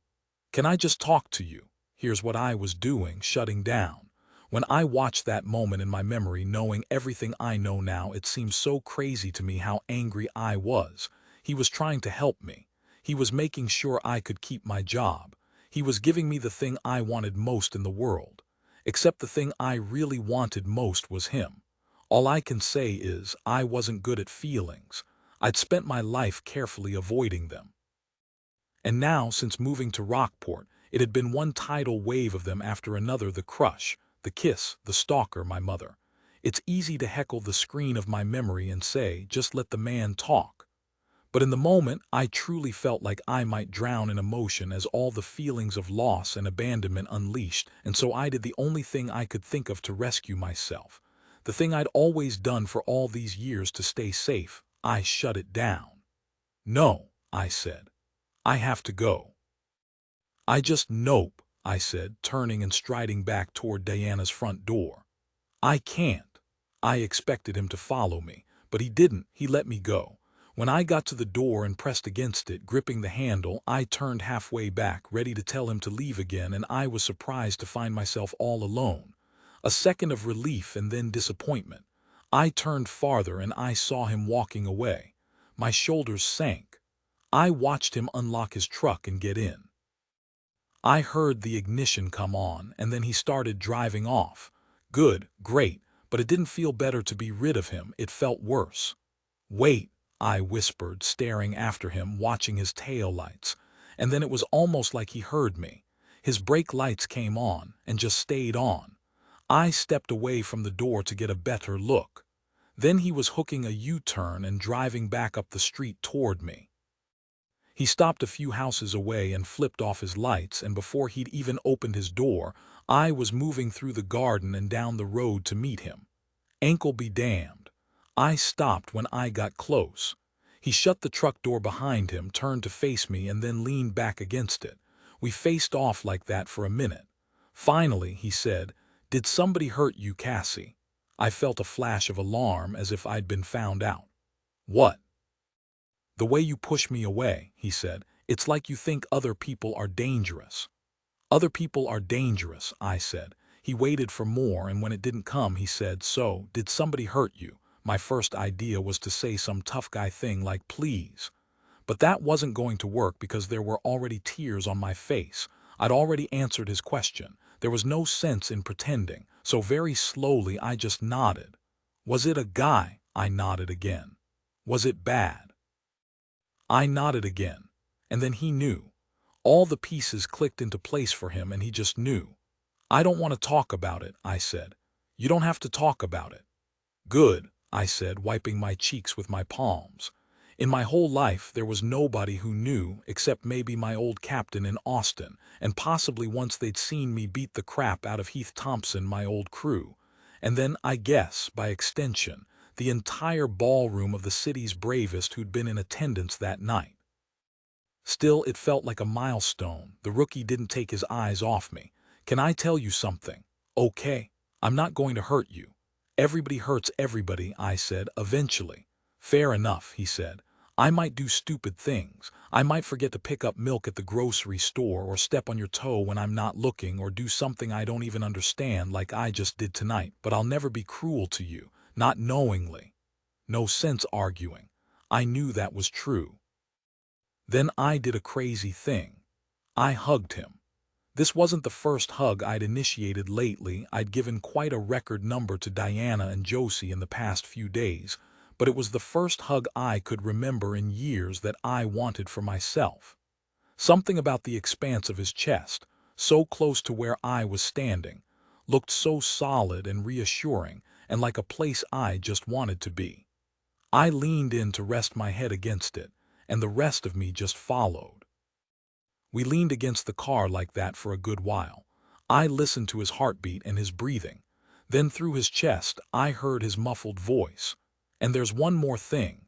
I lifted my head, stepped back a little to see his face. He took a deep breath like he wasn't even sure where he was headed. Then he said, "I am in love with you." I don't know what I was expecting, but I promise this wasn't it. He went on. "It's bad. And that kiss that night, it only made things worse. That's why I'm quitting partly anyway. It's that bad. It's made things kind of unbearable for me at the station. I suspect you've known all along. It must have made you so angry. You're there to do a job and you've got this house full of guys who underestimate you like every minute of the day, and the last thing you need is some rookie mooning over you." Now he was making me smile. "Mooning, pretty much." "Since when?" He met my eyes. "Since the first day." "The first day?" I asked. "The first day at the station." He nodded. "The day they sprayed you with the hose." He nodded again. "Holy shit," he went on. "Nothing would ever happen, of course. I wasn't ever even going to tell you about it. Can you imagine the guys, if they even suspected, even if you didn't condone it or even know, they'd give you endless shit about it. They'd make the firehouse a living hell for both of us." "Right, right," I said. "So I had to stamp it out or hide it so well nobody would ever guess." I kept my voice cool. "I did not guess." "I was doing okay," he said. "I was really working on it." "Working on what?" He said. "On not letting myself talk to you except when absolutely necessary. Not touching you unless forced by the captain. Not following you around. Not asking for advice. Not, staring at you longingly or even stealing glances the way I might if I were the only person at stake. And just basically trying not to even think about you." He gave a little shrug. "Failing most of the time on that one, but genuinely trying." He looked down at his shoes. "But then that kiss, it kind of broke everything. It made me wonder if maybe I wasn't totally alone in all that stuff." No, he was not totally alone, but I held still. He went on. "So that's why I'm telling you, because I'm never sure when you push me away if you really want me to go." I took a step closer, and then another until my body was right up against his, like it had just been, except this time, rather than curling down against his chest, I reached up, stretched against him, and brought my face close to his. A very different vibe. Then I looked straight into his eyes. "I don't want you to go," I said. And then I wrapped my arms behind his neck, pulled him closer, stood up on my tiptoes, and kissed him. I never even made a choice, or maybe I'd made the choice long before. I kissed him there in the street up against his truck as long as either of us could stand it. I leaned in. I owned it. I pressed against him and tried to absorb that solidness of his chest. I held him close and just let myself fully melt into the moment.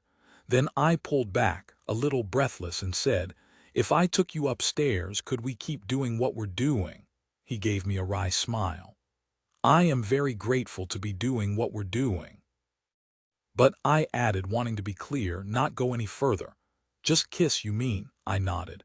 You're asking if I'm willing to go up to your room and kiss you? I nodded again. For a good long while, he kissed me again. I am definitely willing to do that.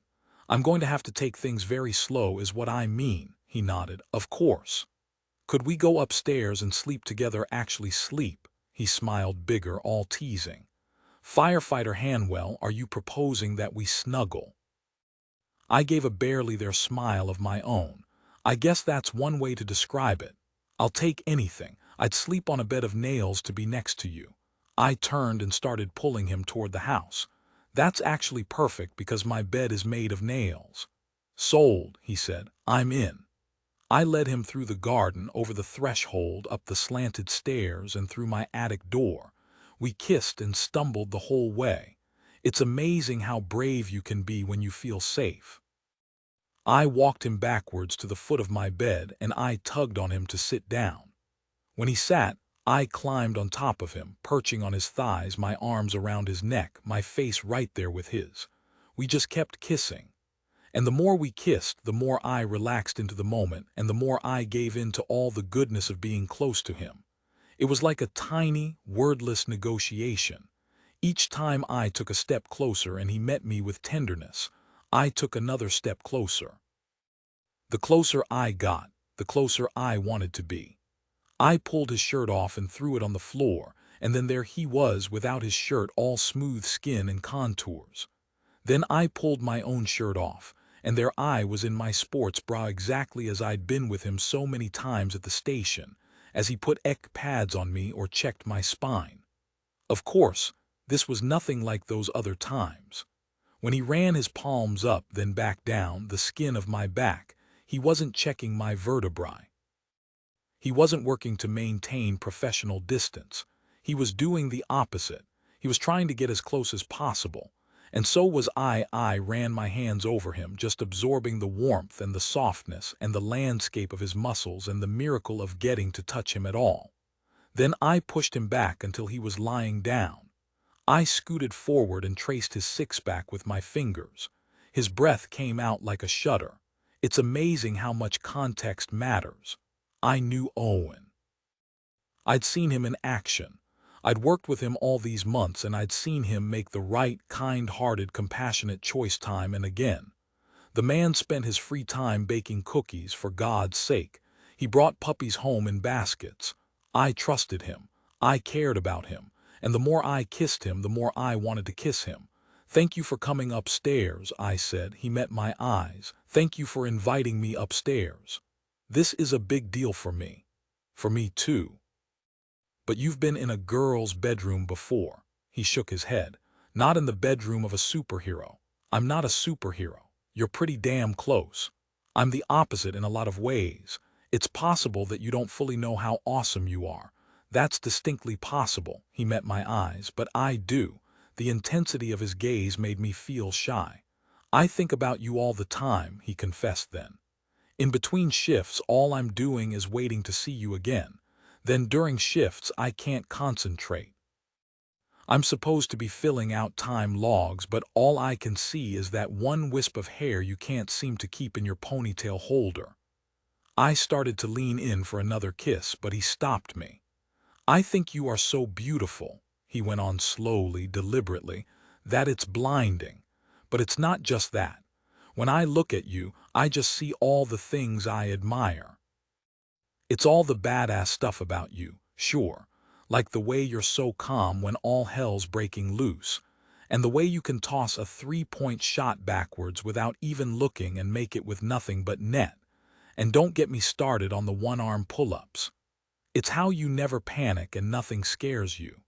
But it's also that your first career goal was to be the tooth fairy, and that you hum to yourself when you're washing the dishes. And that when you laugh really, really hard, you run out of breath and start squeaking like a mouse. I don't squeak like a mouse. There's all this toughness about you, but the most impressive thing about that toughness, I think, is that you built it to protect the tenderness. I blinked at him. Who was this guy? It's not true that nothing scares me, I said then. You scare me. He let out a laugh. I am far too lovesick to scare anybody. I had to clarify something. "Are you lovesick?" I asked. He met my eyes. "Horribly."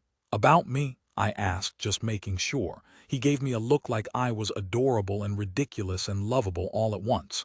Then he nodded and got serious again, every single minute of every single day. "It's not you that scares me," I said. "It's the things I feel about you." "The things I feel about you scare me too," he said, looking very serious. "We'll just have to be very careful with each other." "Okay," I said, agreed. Next, I kissed him breathless. "We can stop whenever you want," he kept saying. "Okay," I'd say and keep going. The official plan was to snuggle, but I just kept kissing him instead. I don't know how long this had been going on, an hour maybe, when I started tugging at his pants like I wanted him to take them off. I'm not even sure what my plan was exactly. I just wanted there to be fewer barriers between us. I just wanted to get rid of everything that was in the way. He shook his head. He didn't break the kiss, but he pulled my hand away. "Nope, not a good idea." I went back to tug some more. "Why not?" I said, not breaking the kiss either, "because we had an agreement and I'm trying to stick to it. But the agreement was more about me than you." He squinted at me like kind of true-ish. "So if anyone should be allowed to amend the agreement, it should be me." "We're not amending the agreement. Because we don't have protection." At that, Owen squeezed his eyes closed. "What?" "We do actually have protection." "We do." He put his hand over his eyes. "My cousin Alex put a condom in my pocket at the party." I thought about that for a second. Problem solved. I went back after the pants. "Nope," the rookie said. "Why not? I don't want you to regret anything." "I won't."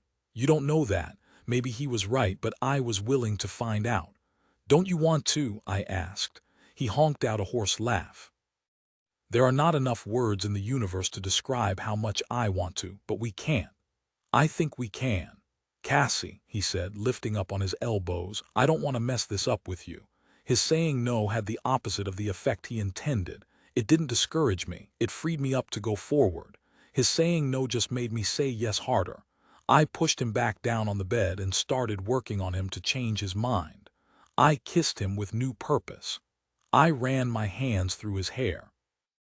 I draped myself over him. He kept talking. "We don't have to rush things." But I could tell he'd closed his eyes, and the way he was breathing so deep and fast, I could tell that I was melting his resistance.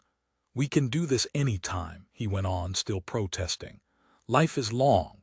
"Life is not long," I said, running my hand over his torso. "It's short."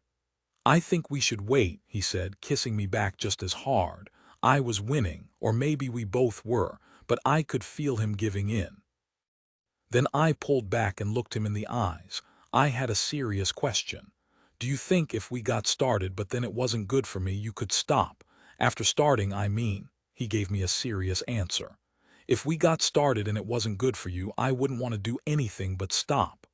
"I might need to stop," I said. "I don't know. But what I do know right now is that I'd really, really, really like to get started." We didn't stop. I never even thought about stopping again after that. All that closeness and trust and time we'd spent together, plus the fact that he was a Nobel Prize level kisser, made it easy. There were fumblings and mistakes and moments of self-conscious laughter.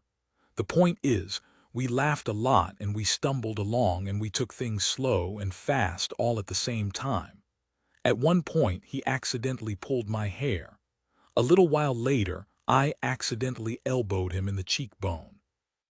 Somewhere in there, for a few scary minutes, he thought he'd lost Cousin Alex's condom, which, laughing with relief after he found it, we decided would be a great name for a garage band. But as goofy and silly and fun as everything that happened between us in that room that night on my virginal white bed was, it was serious too, and had nothing to do with the past or the future. We were just alive and together and happy right then and right there. Would it always be just exactly like this?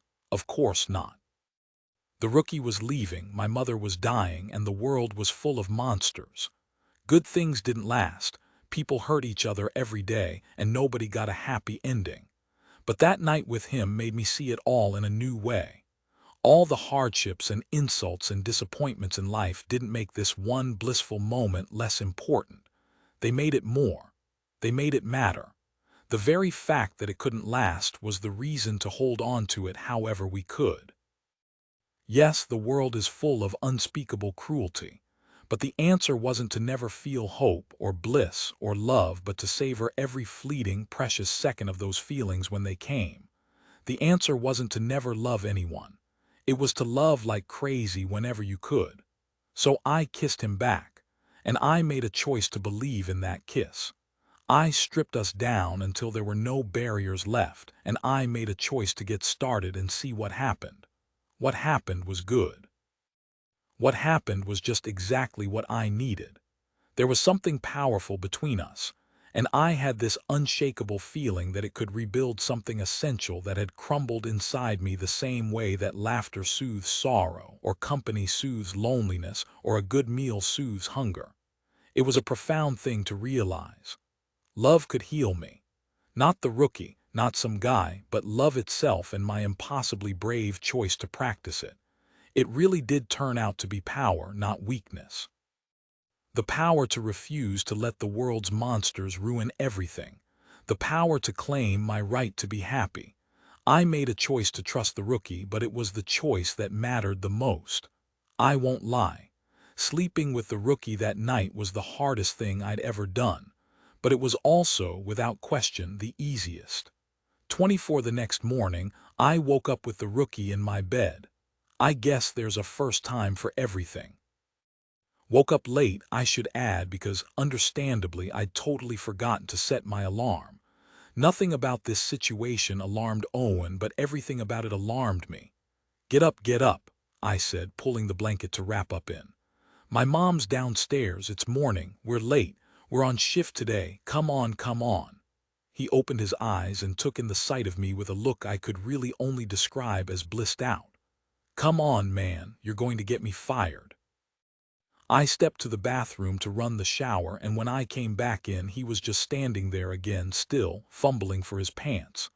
Oh my God, I said, slapping my hand over my eyes. You're so without your shirt. That tends to happen when you take off your clothes. I peeked through my fingers. Do you want to know how many men I've had in this room? Not really. 0, until today. Until today. You're not dressed either, he pointed out as he buckled his pants. Under that blanket. We're going to be late, I said, back to business, both of us at the same time. They'll totally know what happened.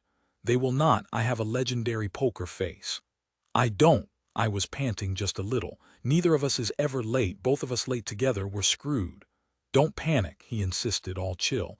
I'll text the captain. I'll tell him your car broke down and I'm giving you a ride. Actually, that was a good idea, plausible at any rate. Go take your shower, he said then. I'll make coffee. I started to turn, but then he said, wait, one quick thing. And then he was beside me, no shirt, no shoes, and he was wrapping his arms around me and the blanket. He pressed his face into my hair at the crook of my neck. Thank you, he said then, for everything. The guys did not suspect us. If they had, they would have teased us mercilessly. I waited for it all day, but it never happened.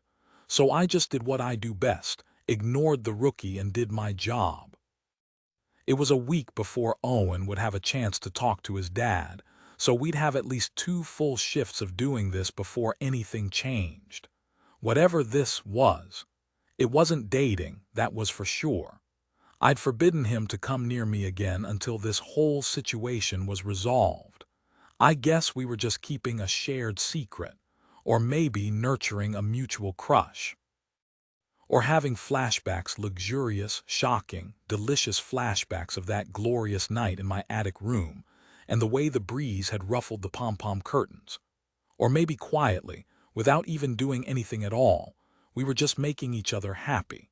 It was weird to feel happy, especially when there was so much trouble and sorrow around us. But I just couldn't seem to help it. So I let it be what it was. I let it alter my experience of being on shift in ways that didn't matter and ways that did.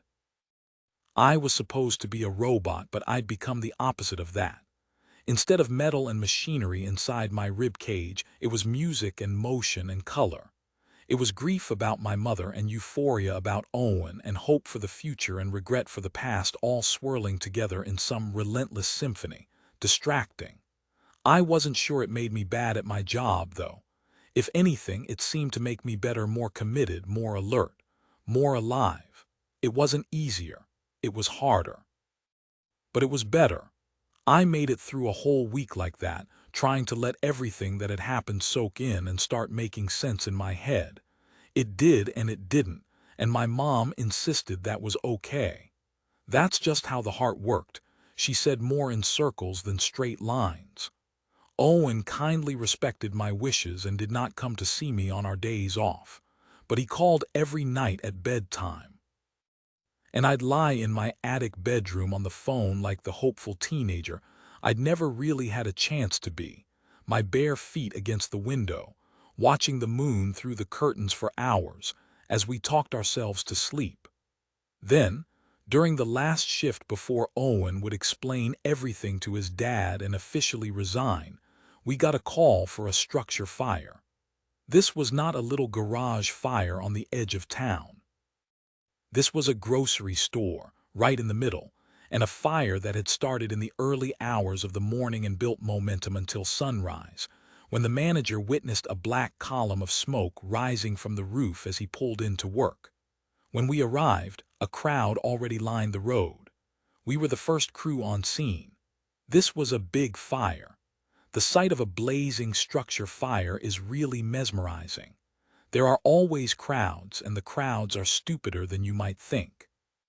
Sometimes they harass the firefighters, sometimes they try to help, sometimes they try to get close up to take selfies. We took a few minutes to assess the situation. We were going to need backup, lots of it. The captain called in a second alarm. The fire chief was already en route, but he was headed in from Central, farther away. We got word from dispatch that Station 3 was also on the way. Gloucester, too. The unventilated building had spent the morning smoldering, filling with dark smoke. It was a 1960s-style box store with one entrance of glass doors at the front, and probably a door and a loading bay at the back. Windows don't break until temperatures get to around 500 degrees, and the row of windows across the front of the store was still intact. It was a pretty simple layout, but what made the scene complicated was that road access to the front and the back of the store was interrupted by a solid concrete block wall. The front opened onto a highway, but you could only get to the back of the store by going around the block to a back street. From the looks of the smoke, the fire was concentrated toward the back. The captain grabbed 3 guys, Tiny, Case, and Sixpack, to drive around back, closer to the source. He ordered me, DeStasio, and Owen to stay in front with the ambulance, manage the crowd, and direct the chief and all backup crews around back when they arrived. "This is a defensive fire," the captain said as they loaded up, pointing at us. "No interior operations. Meaning, don't go inside. No argument from me. That building was a death trap. We waited out front, the 3 of us, but kept busy. The rookie kept an eye on the crowd, I manned the radio, and DeStasio went to inspect the building. I don't remember now how we divvied up those jobs. I don't remember any discussion. Though later, I would find myself wishing that DeStasio had taken any other job at all. Because as DeStasio inspected the entryway and the windows, he saw something that would change all our lives. He saw a little boy inside the building. Bystanders falsely see someone in the building all the time. The smoke, the heat, the way it bends the air, it can make you see things. You can think you see a face at the window, but it's only smoke. You can think you hear someone screaming help, but it's only a whistle of steam. Panic can crimp your mind. I've seen it happen over and over and heard plenty of stories. When a civilian says there's someone in the building, you say thanks and keep on doing what you're doing. But when a firefighter says it, that's a whole different thing. DeStasio showed back up out of breath, like he'd been running, and firefighters never run. "You saw him, right?" DeStasio said. "You saw him." "Saw who?" "Inside the building, just inside the window, a boy." I studied the windows. I couldn't see anything. "I don't see anyone," I said. He looked over to Owen. "You saw him, right, rookie?" Owen shook his head, but DeStasio was already pulling on his bunker coat. "Let's get moving." I started to get a bad feeling. You want to go in? There's a child in there, Destasio said like duh. We don't have the right equipment, I said, shaking my head. We have to wait for backup. Something flashed over Destasio's face, then some kind of rage that I had never seen before. If I had to guess, I would say maybe being told he had to do something by a non-ranking member of my crew and a female, at that didn't sit too well with him. It's also possible that he sensed I was doubting him about the child. I'd checked those windows and I hadn't seen anything, and why would a kid be inside a grocery store at this hour of the morning? It didn't add up. What we have to do, Destasio said, in a voice tight with outrage, is get in there. Right now. We've got orders to stay out, I said. Backup will be here in 10 minutes. No, Destasio said. We don't have time to wait. Here was part of the problem. Destasio, as he was constantly reminding me, had a lot more years in the department than I did. He was senior to me in every way except one. I was a fully trained paramedic and he was only an EMT. Technically, even though he was the senior crew member, that made me the ranking medic on the scene. Might also account for some of that rage. Destasio turned toward Owen. Get your mask on, we're going in. We have orders to stay out, I said. Destasio leaned in, his eyes wild and vicious. Radio the captain, so I tried. I grabbed my handheld and fired it up. Captain, I said, we've got a possible child trapped in the building. Over. I waited for a reply, but I could only hear static. I tried again. Captain, requesting permission to enter the structure and check for victims. Over.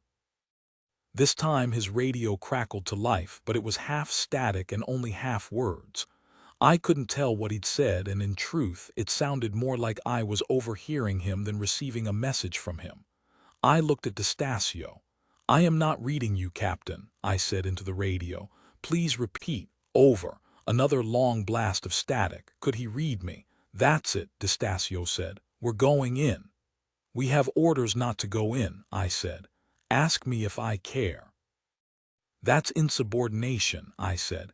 Tell that to the dying boy inside. Destasio was already moving toward the building. He grabbed Owen as he went and pulled him along. Owen, of course, would have no choice but to follow Destasio's orders. That's the essence of the paramilitary structure. Destasio may have ranked below me, but Owen ranked well below us both. We have orders to stay out, I shouted again, following. That's not what I just heard. You heard static, I said. We always go in. If there's even a chance someone's inside, we go in. Do not go in there, I shouted.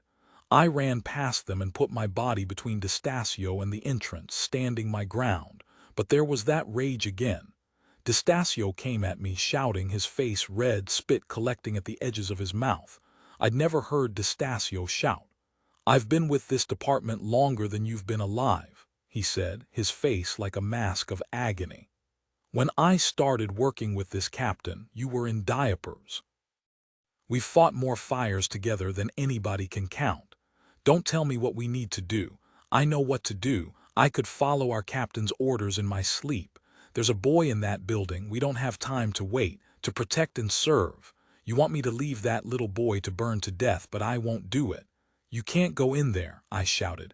You can't stop me, he smacked Owen on the shoulder. Rookie, come on.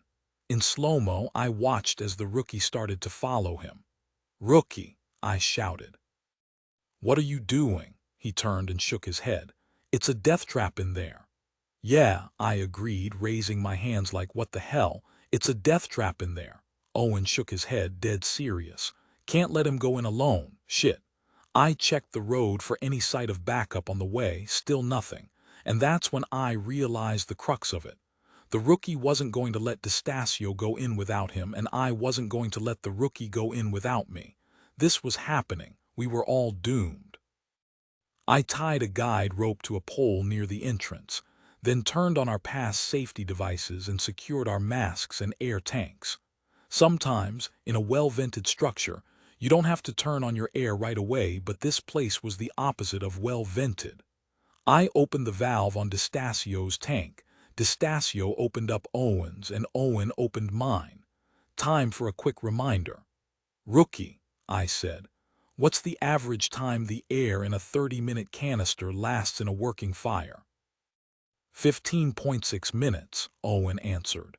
Very good, I said, tugging on the guide rope to make sure it was secure.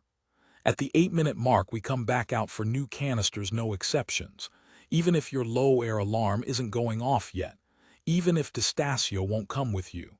I am not letting you die today, got it? The rookie nodded. I glared at the back of Distasio's helmet. This is the stupidest thing I've ever done at a fire, I said to Owen. Stay at the perimeter of the building on the front wall. Stay in physical and verbal contact with me at all times. And whatever you do, do not get off the guide rope.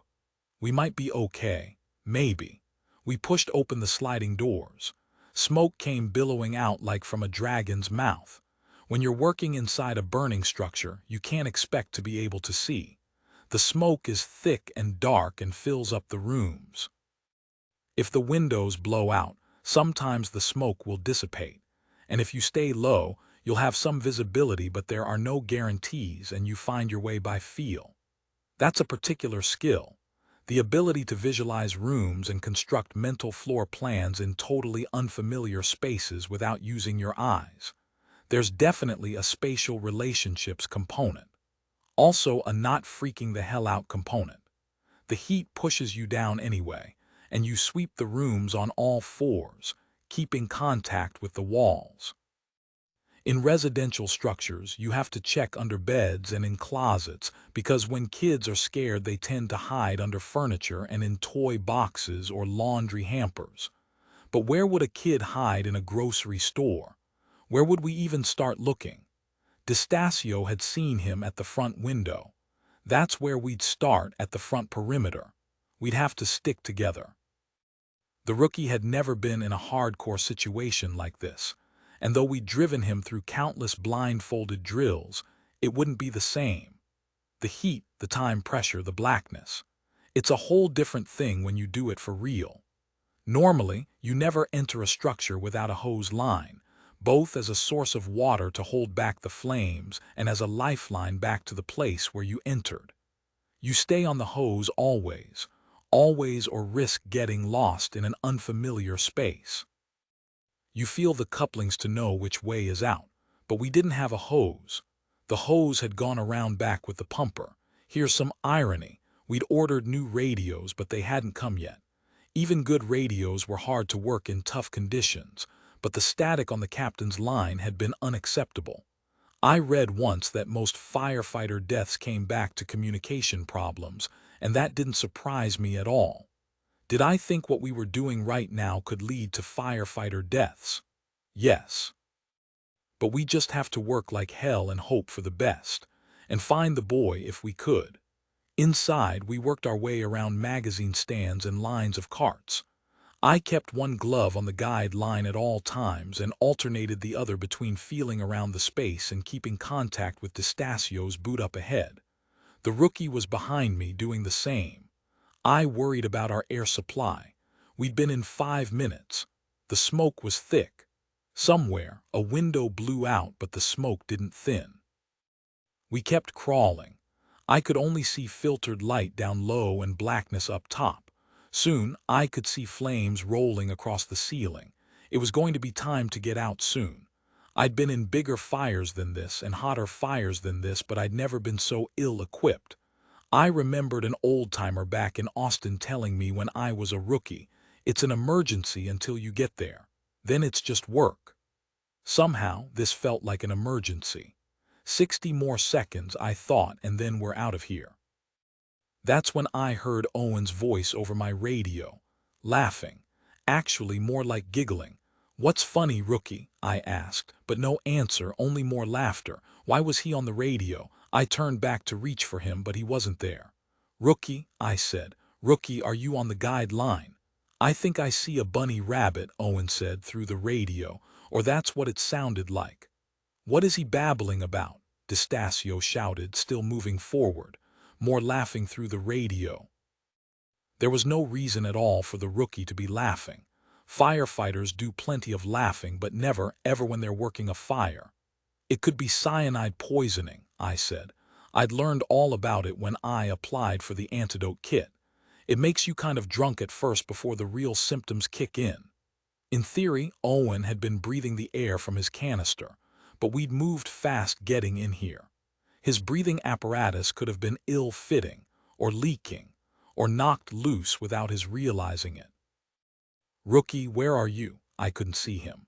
I beamed my flashlight behind me, but he wasn't there. I felt a sting of panic in my chest.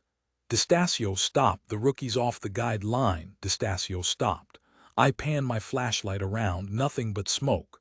"Rookie, where are you?" I said into my radio. "What can you see?" "Fluffy stuff," he replied.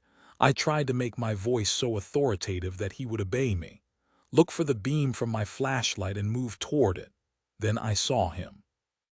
Crawling toward me around the end of an aisle, maybe 10 feet away. Relief. Visual contact.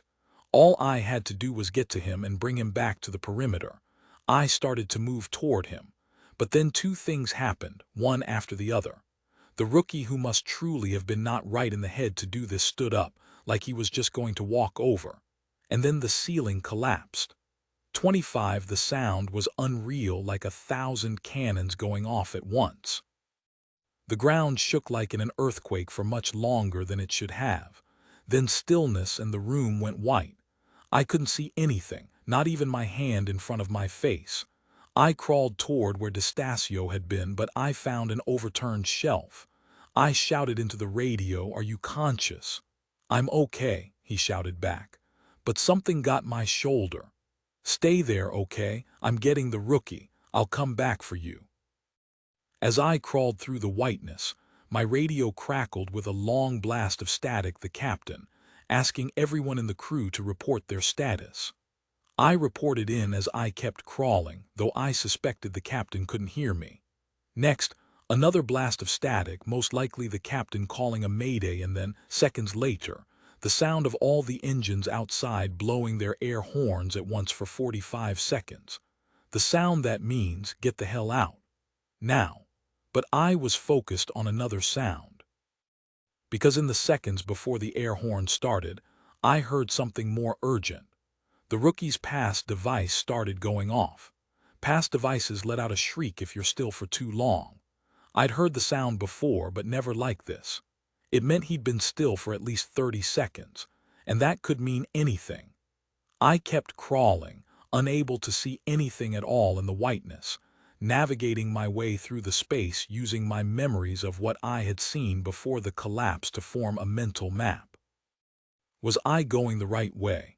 I had no idea. Had I passed right by Owen without even knowing it? Anything was possible, but I couldn't change the visibility. All I could do was focus like hell. I could have been off by aisles, but there was nothing to do but try. If I was right about the cyanide poisoning, every second counted. People say that emotions muddy your decision-making, but that wasn't my experience that day. How I felt about Owen and the sound of that pass device sharpened my purpose to a knife point. It's like an article I once read about a teenage girl who'd lifted a car off her father after an accident and saved his life. Those were some pretty Herculean feelings. I thought about my mom saying, "Love makes you stronger." And then I couldn't help but understand clearly and brightly and inescapably right there in the middle of it all that I loved Owen. I loved him. And it wasn't stupid or girly or a waste of time. It was the thing that was going to save his life. I was going to get him out of here, or die trying. The white powder was starting to clear. Through the fog of it with my flashlight, I caught a glimpse of what looked like Owen's boot. I felt it to confirm, and then I felt all around. It was him. Ceiling debris had come down on him, and I had to shove it aside before I could start dragging him back toward the exit. It's a little bit ironic that the firemen's carry, that iconic image of firefighters throwing victims over their shoulders, is not actually a technique we use in fires. Heat rises, after all. You have to stay low. You'd never stand up with a victim over your shoulder.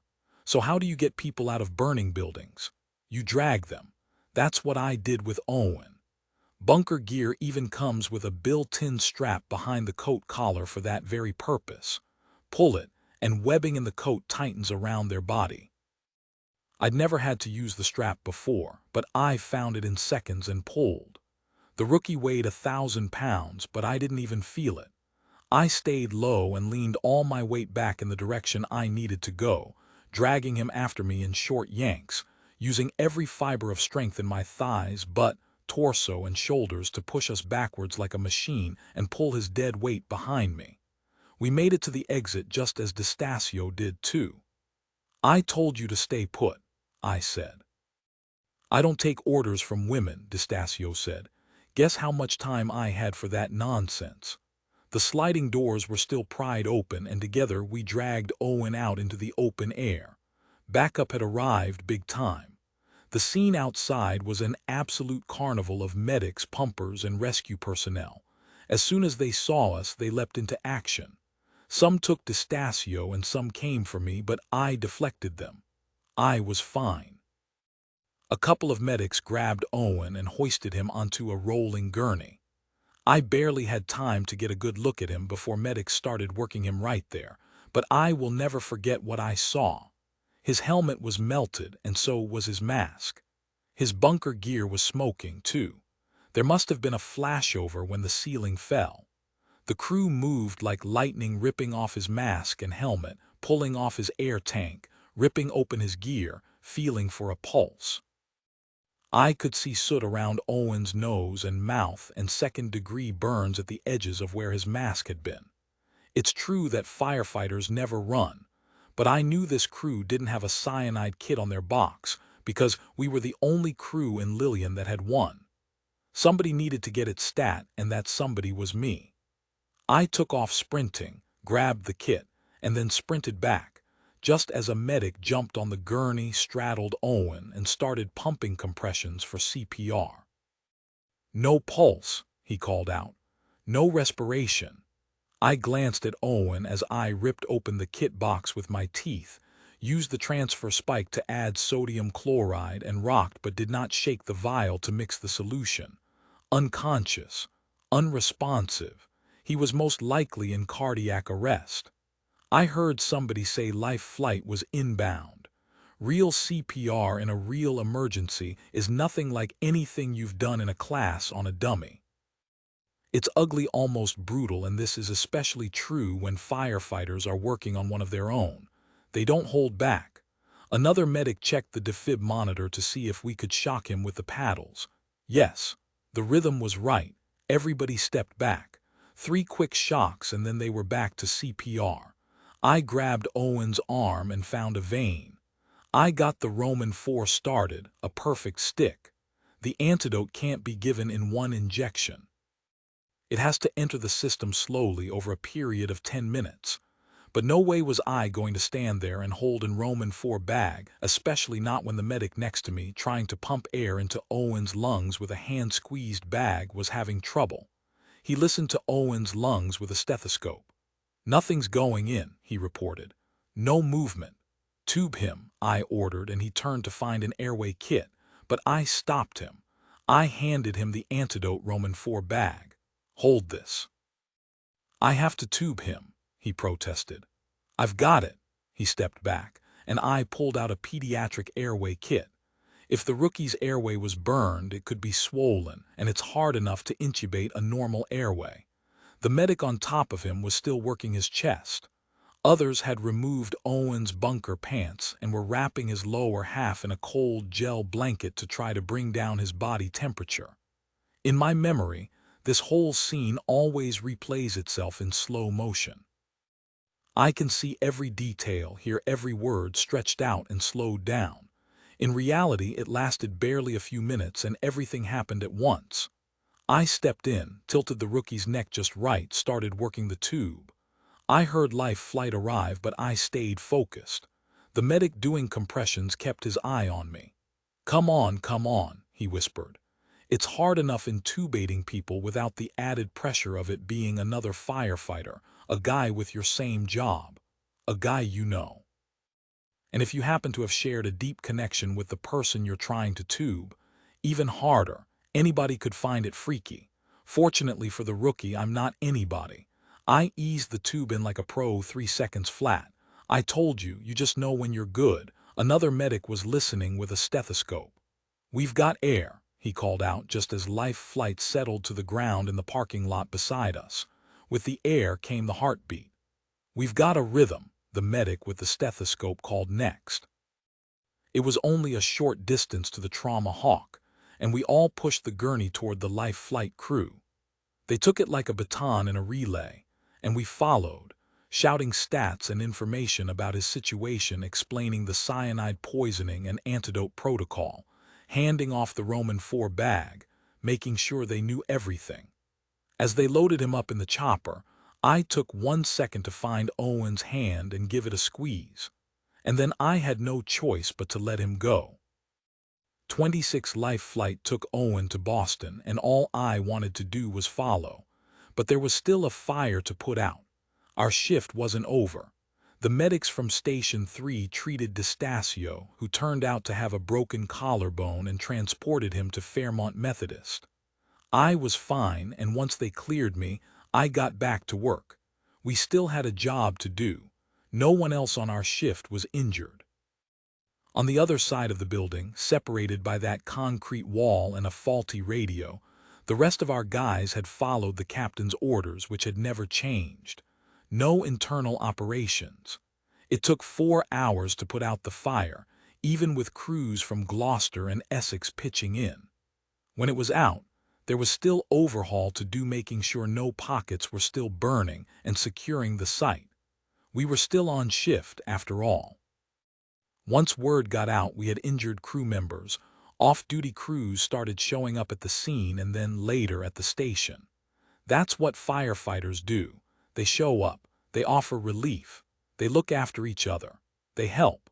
We got back to the station around 4 in the afternoon and found a makeup relief shift waiting for us. We couldn't have left to go home or check on Owen or D'Estasio if they hadn't shown up. I've never been more grateful to see anyone in my life. Gray with soot, caked with salt and sweat, I knew that as soon as the adrenaline wore off, I'd collapse.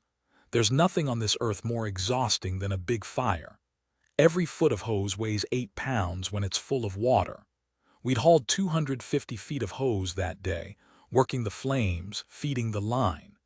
No CrossFit regime or fireman's workout can even compare to what you're really doing when you work a fire. You come back blistered, chafed, and dehydrated from the inside out, with your shoulders, back, hands, and basically every cell in your body stinging and aching. At first you barely feel it. Adrenaline distracts you. Then it hits. Despite it all, after we got off shift, all the guys were heading to Boston to check on Owen. The chief and the captain were already there, had gone straight from the scene. I headed toward my truck a few steps ahead of the guys, but Tiny and Sixpack followed me and climbed in the passenger side without even asking. We drove in silence. The sky drizzled rain the whole way, and I remember thinking how strangely loud the wipers sounded. I'd never noticed how loud they were before. The captain had sent group texts to our entire shift several times with updates, but they were vague. The rookie's heart rate and breathing had stabilized, but he had a collapsed lung. They were keeping him in a medically induced coma for the foreseeable future. They were going to treat him in the hyperbaric chamber and then take him to the ICU. My brain jolted around from thought to thought. I'd see the rookie, sleeping safe and alive in my bed, and then the channel would skip to his melted mask and his smoking gear. I'd feel the memory of our closeness, and then I'd flip to the moment when I tubed him. When panic threatened to freeze my chest, I'd focus on the good signs. "We've got air," the medic had said. We had air, we had a pulse. As far as I knew, that was still true. Now I just needed to get to Boston. I held Owen in the front of my mind as if that might help him somehow. But somewhere in the back of my mind, other questions waited to be answered. Why had we gone into that building at all? What could D'Estasio have been thinking? What the hell just happened? There was no little boy in the fire. I dreaded finding a body all day, but there was never any sign of a child. Had D'Estasio hallucinated it? Had he panicked? He'd fought way too many fires to be fooled by a shadow, and it left me with a question I couldn't answer. What exactly had Destasio seen in that window? By the time we stepped off the elevator at Mass General in Boston, the waiting room was packed standing room only with Owen's extended family. The entire guest list from his parents' party, from sisters to cousins to friends called Uncle, plus about 50 retired firefighters right out of central casting in their FD shirts and dad jeans. Friends of Big Robbie's, I supposed.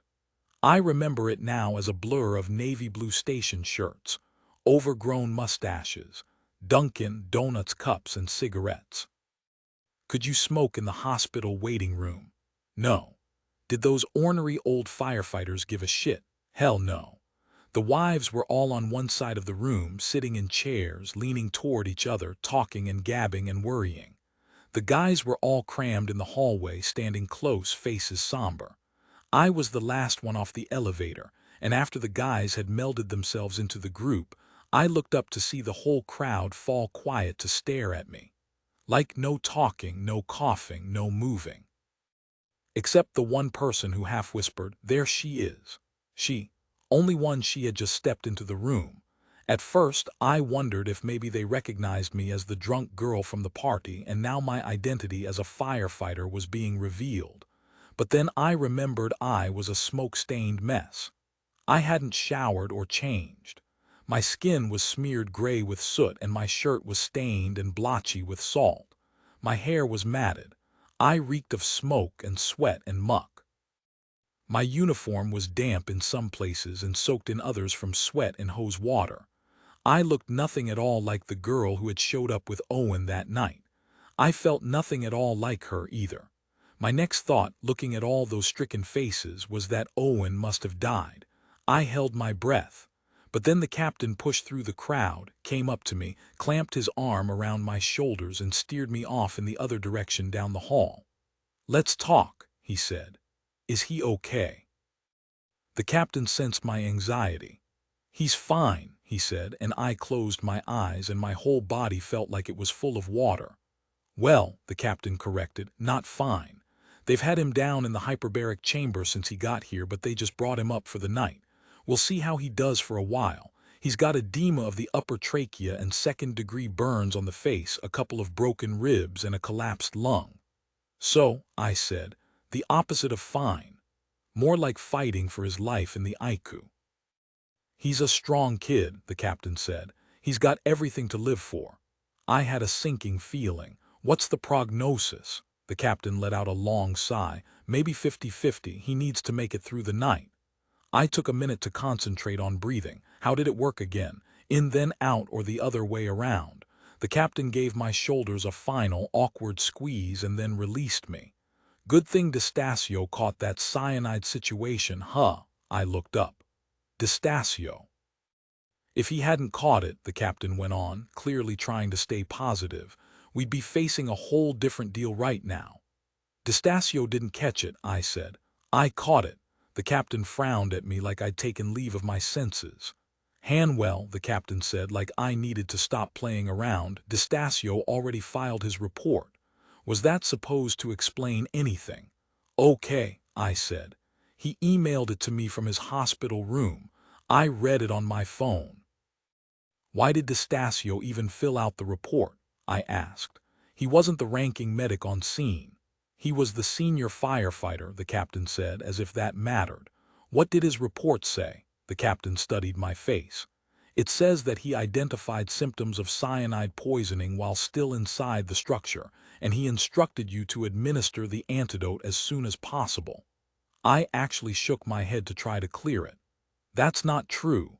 I'm the one who recognized the cyanide poisoning." "That's not what the report says." "Then it's incorrect." "Are you saying Destasio filed a false report?" That would have been a hell of an accusation. "I'd have to see it," I said. "Maybe he was disoriented from his injury." "He seemed pretty coherent to me," the captain said. "Can I see the report?" The captain shook his head. Then he gave a quick glance down the hall at all the people milling around the waiting room. "That's what I want to give you a heads up about, Hanwell," he said then. He took a step closer and lowered his voice. It's pretty damning, I frowned. Damning. You made a lot of mistakes today, rookie mistakes, really. I'm surprised at you. And though I'm sure you never meant to, I broke in. What mistakes? I didn't make any mistakes. The captain gave me an uncomfortable look that had a lot of pity in it. What mistakes did Destasio say I made? The captain took a breath. Then he put on his reading glasses and lifted up his phone, presumably to read from Destasio's report. Well, for starters, the way you insisted on entering the structure, even though I didn't insist on entering the structure, that was Destasio. He said he saw a child inside. The report says you saw the child. It was him. Either way, you had standing orders not to go in. That's what I told Destasio, but you went in anyway. Destasio wouldn't wait. He was going in with or without me and taking the rookie. You should have waited for orders. We were running out of time. I radioed you at each decision point. The captain shook his head. I had no radio communications from you. I tried. There was only static on our end. The report states that when Destasio tried to stop you from entering the building, this was insane. I was trying to stop him from going in.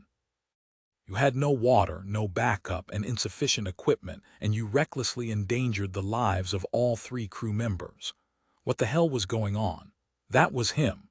He had the presence of mind to tie a guide rope to a pole before following you. I tied the guide line. But when the rookie became disoriented and showed clear signs of cyanide poisoning, you still refused to exit the structure. What? Then Destasio pulled the rookie to safety and ordered you to give the antidote over your objections. He's lying, I shouted, and when the crowd down the hall turned to look our way, I lowered my voice. He's confused. The captain looked offended for Destasio's sake. What are you saying, Hanwell? I'm saying that's not how it went down, sir. I stood up a little taller. I was the one who tried to protect the crew and not override your commands. Destasio insisted he'd seen a boy's face inside at the window, but I didn't see anything. I tried to talk him into waiting for backup and a hose. I tried to radio you for orders. When it became clear that Destasio was going in with or without me and taking the rookie in with him, I made the call to go in as well for crew integrity. I'm the one who tied the guide line. I'm the one who recognized the rookie's cyanide poisoning. I dragged the rookie to safety by myself after the roof collapse. Destasio did nothing today but lie, disobey orders, and put us all in danger. The captain looked concerned. That's exactly what his report says about you. Fuck the report, the crowd gasped. Language, apparently they were listening. That's when I got it. They knew about the report. They'd known when I walked in. The captain must have told Big Robbie, and then things must have spread like they do. That's what the silence was about. They thought Owen was in here because of me. The captain already knew all that. He went on. You expect me to believe you dragged the rookie out of a collapsed building by yourself? He must weigh 200 pounds and you're 130 dripping wet. You think Destasio did it, a sad old man with a broken collarbone. He claims his injury occurred after he got the rookie to safety. How exactly? I demanded. By slipping on a banana peel in the parking lot. The captain gave me a look. I went on, determined. Destasio and the rookie were injured at the same time when the roof caved in. I found Destasio under an overturned checkout aisle shelf, and I found the rookie by feel under ceiling debris, sir. But the more I talked, the worse I made things. The captain was a reasonable guy, but I was calling his friend a liar, and the more I did it, the more he wanted to defend him. I've known Destasio for almost 40 years, Hanwell. We met at the academy, and I've seen him just about every day since. I was with him when he lost his son. I was the first person he called after his wife walked out. I have never known him to lie about anything. The captain stared me down, but I stared back just as hard. There'll be an investigation, of course, the captain went on. No matter, he glanced in the direction of the Aiku, how this turns out. But I've got to warn you, Hanwell. Until we know the true story of what happened, I have to suspend you from duty. If DeStacio's report checks out, we're talking gross insubordination. And if the rookie, he hesitated, if the rookie doesn't pull through, we might be talking manslaughter as well. You'll have more to worry about than your career. Either way, you're probably going to need a lawyer. A lawyer? How could this be happening? How did DeStacio's lies become the truth? Wasn't the truth supposed to set us free? A lifetime of movies where the good guys won in the end had not prepared me for this. How exactly did the liar get to be the authority? Lots of reasons, of course. DeStacio was from here and had lived his whole life here and raised his own boy here. He'd been here forever, and he was fully involved in this world with all his boyhood friends and cousins. I was an outsider and a newcomer and an uppity girl. Any one of those reasons would have been enough to give his version of the story the edge, but maybe more important than any of that, he got there first. It won't check out, I said. Every detail in that report is false. For your sake, the captain said, looking tired to the bones, I hope so. I took a few breaths. I felt woozy. I will fill out my own report tonight, a correct one, and file it with you in the morning. That'll be fine, Hanwell, and now, at last, for the question that had brought me here. Can I see the rookie? The captain shook his head. Family only. I shook my head. I need to see him. And before I knew it, I was walking away from the captain, walking straight down the hall back toward the crowd. They haven't even let me in, Hanwell, the captain said, following me. But I'm the one who saved him, I said.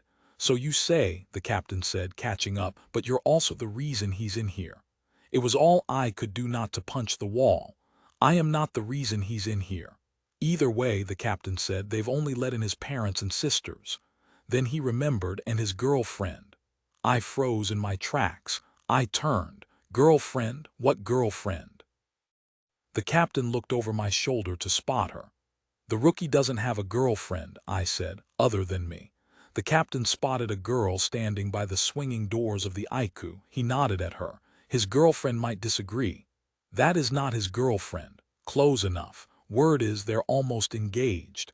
It had to be Amy. Perfectly nice, nothing wrong with her, Amy. The very image of clean, ironed femininity. She was wearing a pink tank top and khaki shorts. I hated her on sight. Amy, I said, stepping closer. She looked up, but she didn't know me, of course. What did she even see in that moment? Some grimy, sooty, filthy, sweaty female in a firefighter's uniform. The sight of me seemed to shock her a little. I could tell she had no interest in talking to me. I seemed like nobody to her, to everybody in the room, actually. I thought you moved to California, I said, bewildered by this turn of events. She looked around like, who is this? I'm home on vacation. Why are you here? In the second that followed, the whole room, including me, wondered if I had the right to ask her that question. But then she answered it anyway. Colleen called me. It felt so weirdly disloyal of Colleen. She knew Owen was with Christabel now, even if Christabel didn't exist, and even if nobody in this room seemed to recognize her without her poofy hair and hanky dress. It pinched my heart to remember that night. I turned back to the captain. I need to see him. You can't. But I did need to see him. Who cared about hospital rules? I moved toward the IQ doors, but then I felt the captain's hand clamp my arm. I'll tell you something. I'm strong, but the captain is stronger. No way was I getting out of that grip. Now I was right next to ex-girlfriend Amy, close enough to confirm that she was exactly as garden variety as the rookie had claimed, and the whole crowd was craning to see what would happen next. I didn't know what would happen next. I couldn't make sense of things. The whole situation felt like a dream, or more like a nightmare. Nothing felt real. Keys jangled, voices murmured. The ex-girlfriend stared at me like I'd escaped from the loony bin. Only a few things were clear. DeStacio had blamed me for everything he did, and everyone who mattered believed him. I was suspended from my job, and I was going to need a lawyer. My mother was dying. My dad was 3,000 miles away. And Owen, my Owen, the one guy who was always on my side, was on a ventilator. In a medically induced coma, with a 50-50 shot at survival. I just need to see him, I said in a voice that I didn't even recognize. Please. Hanwell, you're exhausted, the captain said. We're all exhausted. Go home and get some rest. I need your help, I said to the captain, but he was already shaking his head. I can't help you. There'll be an investigation and whatever happens will happen. Not with that, I said. I need to see the rookie. No can do, he said in a voice like, we've been over this. I wasn't getting anywhere. Time to do something really brave. I took a deep breath. I love him, I told the captain. He frowned at me. Who? The rookie. Everybody loves the rookie, he said. No, I stared at him like I love him, but the captain wasn't having it. Come on, Hanwell, keep it together. Now's not the time to develop a crush on the rookie. I stood up straighter. It's not a crush, I said. And then, knowing exactly how ridiculous these words would sound to the captain and every single other person in the room, including the guys on our crew and even myself, I said, as steadily as I could, when I say I love him, I mean I am in love with him. The crowd burst out with gasps and whispers and cries of, "What?" A mixed reaction, but I'd say the general consensus was that I just made myself the butt of every joke forever. I could read the captain's response in his face. We never should have hired a girl, no way out but through. That, I said, gesturing at Amy, is not his girlfriend. I am his girlfriend, it's not a crush, and I'm not the one who started it either. The captain frowned. Are you telling me that you and the rookie fell in love with each other on sea shift, in my firehouse? Knowing that I was pretty much ending my run in the Lillian FD by confessing this no matter what happened with D'Estacio's report, I nodded. He shook his head. What the hell were you thinking? But I had to call him on that. Are you really going to stand there, you married 36 years, a guy who'd do anything for his wife and his 4 kids, and tell me that love doesn't matter? That got his attention. When I say I'm in love with him, I went on, my voice shaking, I mean that he's the person I want to marry and spend my life with. He's the person who makes everything else matter. But I never told him that. I was afraid of losing my job, or of losing the guy's respect. I know what you all think, that love is weakness, because I thought it too, and I never questioned it. But I'll tell you something, as of today I know for sure that it's the opposite. I would have lifted that entire building off the ground to get the rookie out of there today, and I will do the same to get into that IQ right now. The captain closed his eyes and shook his head. I need to see him, I said, my voice starting to crumble. Oh no, the captain said. Do not cry. I'm not crying, I said as I wiped my face. Worse and worse. My captain from Austin's words ticker-tape through my head. Don't have feelings. Don't talk about them. Don't explore them. And whatever you do, don't cry. I never cry, I'd said, so cocky, just begging for life to teach me different. Women, the captain said, taking in the sight of me, shaking his head. This is what I'm saying. I stepped closer. Number, don't do that. Don't roll your eyes. Help me get in or tell me to go home, but don't stand there blocking the door while the rookie is fighting for his life and act like caring about other human beings doesn't matter. The captain blinked. Then he cleared his throat. Then he said, fair enough. For a second, I thought he was going to help me get in. But then he just sighed and said, Hanwell, go home. 27. I went, but not willingly.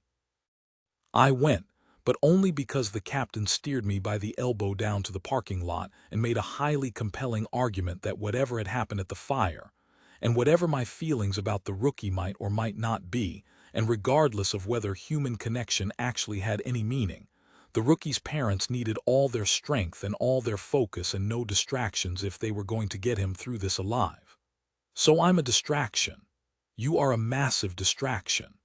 I can help, I said. I was there. None of that matters at this point, the captain said. Like it or not, the rookie needs his parents right now. There are big decisions to be made, and Big Robbie's not in great health, and Colleen is about 2 inches away from losing it. If you hang around here, she's going to go over the edge, I promise you, and I've known this woman a long time. Go home. Let them cope. I'll be here and I'll call you as soon as there's news. I went home. What can I say? The adrenaline had worn off and I was too tired to fight, but I snuck back later. I got home, showered, put on my softest sweats and lay in bed, but it was the bed I'd slept in with Owen. Owen, who was now fighting for his life in the ICU. Owen, who I could not bear to lose. I didn't sleep. I wound up writing my far too detailed report for the captain instead and emailing it off at midnight. They were keeping him in a medically induced coma, letting the tissues heal and also offering him the mercy of sleeping through some of the pain. I thought back through what I knew about what happened. In addition to the cyanide poisoning, his airway had been burned by the hot air and the flashover. The swelling had caused respiratory arrest, which led to cardiac arrest, though I had no idea how long he'd gone without breathing. 5 minutes. 10. It's hard to tell time in a fire. They say you can only last 6 minutes without breathing before incurring brain damage, but it really can vary a huge amount from person to person. A fit guy like Owen, I kept telling myself, could amaze us all.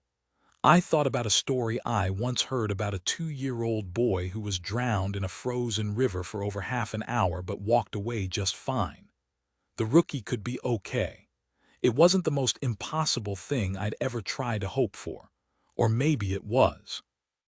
Finally, at 2 in the morning, I couldn't take it anymore.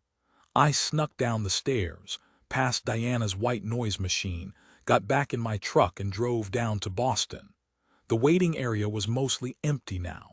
The rookie's parents were asleep on the one available sofa, his mother sideways with her head on his dad's thigh, his dad with his head tilted back against the wall. Somebody had put blankets over them. I tiptoed past, and I pushed through the double doors into the restricted section. There are no rooms in the ICU, just beds separated by curtains. I checked one chart after another until I saw Callaghan, but before I could slide the curtain back, a nurse stopped me. "No visitors at this hour," she said, slipping between me and the curtain. "Hi, yes, you'll have to come back tomorrow." She looked me over. "And then only if you're family." How to describe myself? "I'm his girlfriend," I said. "Then you can come during visiting hours." "It's complicated," I said. "I'm not sure I can." She stepped back and looked me over. "You're his mistress." "No, but his family doesn't like you," I sighed. "They think I'm the reason he's in here." Her eyebrows went up like, "Are you?" "But I'm not. I'm the one who saved him." I was ready to launch into the whole story, but one look at her face told me she didn't want the story. She had work to do, and she needed the person breaking the rules to get out of the way. Instead, I summed up. "I can't be here during visiting hours. But I need to see him. 5 minutes, please. There's something I need to tell him." Her face pinched up.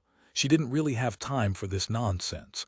But as I waited for her verdict, tears started filling my eyes and spilling over.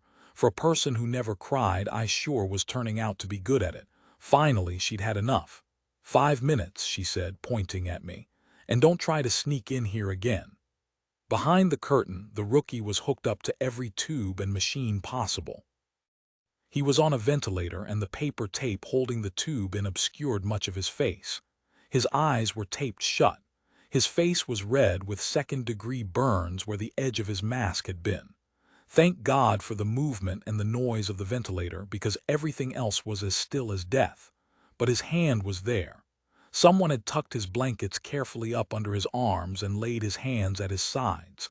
I reached over the rail. It was warm and soft. Alive. And then I didn't know what to say. Faced with the chance to talk to him, my mind went blank. I'd planned a whole speech on the drive down, one inspiring and powerful and motivating, one he would hear through the fog of his coma and grasp onto for the will to live. But now I was here and the clock was ticking. "It's me," I said. "They won't let me in to see you. D'Estasio filed a false report, and now everybody thinks I'm the reason you're in here. Looks like I'm going to lose my job. But I don't care about any of it. The only thing I care about is you pulling through." I stepped a little closer, still holding his hand but reaching out to touch his forehead too. "You're really something special, rookie. The world needs you. I know you're fighting. Keep fighting. Don't give up." I leaned down and kissed his forehead. They only gave me 5 minutes and I'm not allowed to come back, but just know that my whole heart is with you. Apparently, I need a medically induced coma to spark enough courage to say it, but I took a shaky breath. I love you. I told the captain and the whole crew and the entire waiting room. So now everybody knows but you. That's why you've got to get better so I can tell you for real. After that, I stayed away. I kept my phone on me at all times, waiting for texts from the captain. He was group texting the whole crew with any information that he got, but after my enormous and dramatic confession in the waiting room, I kept thinking I'd receive something a little more personal. I didn't. Not the first day, or the second, or the third. I only got the basic updates sent to the group. His parents were keeping vigil in the ICU. His mother hadn't changed clothes in days. His health was touch and go, and there were moments of encouragement and moments of worry. The collapsed lung and facial burns were improving, but the real concern was the damage to his trachea. I wondered if ex-girlfriend Amy was still lurking around, abusing her mistaken status as family. But the captain didn't mention her. I didn't hear much from the guys. Let's just say heartache wasn't exactly their area. Those first days back home, banished from the hospital, melted into a blur of sleeplessness, and worry, and anger, and utter, agonized dismay at the rubble around me. I wanted to shut myself up in my room and lock the door and stop eating and curl up on the bed in a fetal position. I wanted to, but to my credit, I didn't. When Diana came in to sit by me, I didn't send her away. When Josie showed up with a homemade smoothie, I took a few sips. I'd tried coping in isolation before, and I knew firsthand that it didn't work. I felt desperate, restless, lost. I needed to help, but there was nothing to do. I needed to move, but there was nowhere to go. I was more exhausted than I've ever been, but I couldn't rest. When Diana and Josie had crochet club, I made myself go sit near them. They wanted to get to the bottom of what had happened at the fire. They wanted to figure out why a seasoned guy like D'Estasio would have put us all in danger like that, and why he would lie about it afterward. They pieced clues together and analyzed details and floated theories. I participated, but in a strange, detached way, talking and answering questions and providing clues, but only half-heartedly, as if I were in shock. It all mattered, I supposed, but nothing really mattered until I knew Owen was okay. Still, we now had a pretty good theory on who my stalker had been. I just didn't exactly have the energy to care. It was all I could do to stay away from the hospital. A week went by. I stayed home. I updated my charts on Owen's health. I waited for texts. I slept late and stayed up late, worrying too hard to fall asleep. Then on Friday, my mom had a doctor's appointment, a checkup, and she insisted she needed me to go with her. I can't, I said, shaking my head. You can, she said, and you will. I hadn't showered in a week. I'm useless. Look, she said, if you don't drive me, I'm not going. Well played. I drove her. It was time for Diana to get a scan to see how she was doing, and Diana resented it like hell. There's no point, she said in the waiting room. We have to know your status, I said. We need to know what's going on. Why, she asked. Why do we need to know that? Why did anybody need to know anything? Because we do. This is a waste of a whole morning, she said. It's going to give us critical information about what's going on with you. Critical how? Is there even a possibility that we'll do anything differently? There was a possibility, I figured. It was possible that hearing how much the tumor had grown would inspire her to consent to experimental treatments. A little fear could be very motivational. And then it would also be possible that one of those treatments might buy her some time. I couldn't help but root for that now, after spending all these months with her. Was it wrong to want a little more time, even if there were downsides? Maybe it was selfish. She had chosen quality of life over quantity with no hesitation. In theory, it made sense. In practice, I just wanted her to hang on as long as she could. They bought all those big fancy machines, she said, and now they have to find a way to pay for them. Are you really arguing against CT scans? They're a miracle of modern technology. They save lives all the time. Not mine, she said. All in all, adding up drive time to the little outpatient center, waiting room time, and time for the scan, it took about 2 hours before the radiologist called us in to give us some information. My mother had all her clothes back on by then, and she was so eager to get home that she almost left without waiting for the report. When it came, the report was not at all what we'd expected. The doc, who was about my mother's age, shook her head in wonder as she showed us the films. "You're not going to believe this," the doctor said. "I don't believe it myself." She brought up two side-by-side scan images on a screen and gestured between them. "There has been no growth at all since your last scan," she said. Diana and I blinked at the screen. "When was your last scan?" I finally asked my mom. "Just before I called you in Austin," Diana said. "There's been no growth in all that time," I asked. "Not that we can measure." I looked at the doctor. "I don't understand. A very malignant tumor just stopped growing." "Sometimes this happens, but it's highly uncommon," the doc said. "Sometimes what happens?" I asked. "An aggressive tumor like this will just sort of take a break." "For how long?" I asked. She shook her head like there was no way of knowing. "It's so rare we don't have much data, only anecdotal accounts." I looked over at Diana and her blue floral eye patch. If you didn't know her, you'd think she was just impassively listening, taking in the information. But I could tell from something about the crinkles at the edge of her one good eye that she was pleased. "You can't take credit for this," I said on the drive back. "I know what you're thinking. I can take credit for it, and I will." "Doesn't that seem a little cocky?" I asked. "To think that you can just personally tell a malignant tumor what to do," she touched her fingers to the car window. "I think it's the opposite of cocky. I am humbled by the wisdom of the body to take care of itself." "We don't even know what caused the pause," I said. "That's right, we don't," she said. "So that leaves me free to choose an explanation. Maybe you're just very, very lucky." "I am definitely very, very lucky." The doctor had given Diana a new prescription for some super strong painkillers, not believing that she hadn't even dipped into the first bottle. While we drove, she folded the paper into an origami bird. When I noticed what she was doing, I said, "You might need that, you know." "Nah," she said, "this stuff will kill ya. So will a brain tumor." She gave me a look.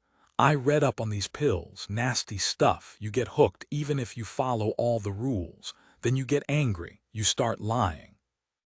Your whole personality changes." "I know," I said, nodding. "We'd had to study it all for paramedic certification." She wasn't wrong. "Even people who know better get addicted." She nodded, like wasn't it a shame, but I suddenly found myself sitting very still looking straight ahead at the answer to a question I didn't even know I was asking. Even people who knew better got addicted. Maybe Destasio was addicted to painkillers. It wasn't all that uncommon with firefighters, given all their on-the-job injuries. Destasio's back pain was legendary, and so was his ability to endure it. Add to that the loss of his son, his problem drinking, his wife leaving, and the pieces seemed to fit together. Possibly. I felt a strange twinge of worry, not that Destasio deserved it. "It just hit me right now that Destasio might be addicted to painkillers," I said then out loud. My mom looked over. "Why?" I walked her through my thinking. "That's a pretty good list," she said. "Maybe I should go check on him this afternoon," I said. "You want to go check on the guy who stalked you, lied about you, and ended your career," she said. "I'd been planning to go over there anyway," I said, nodding at the turn of events. "But the plan was to yell at him. Maybe you could bring him some soup instead." Safe to say, I had a lot of mixed emotions toward Destasio at that moment. But I knew him too well to just decide he was evil and leave it at that. It was unequivocally not okay that he was taking it all out on me, but I could know that and also know that he was in pain. Both could be true at the same time. I wasn't sure if he deserved my compassion, but I did know I wanted to be the kind of person who would offer it. It's not the easy moments that define who we are.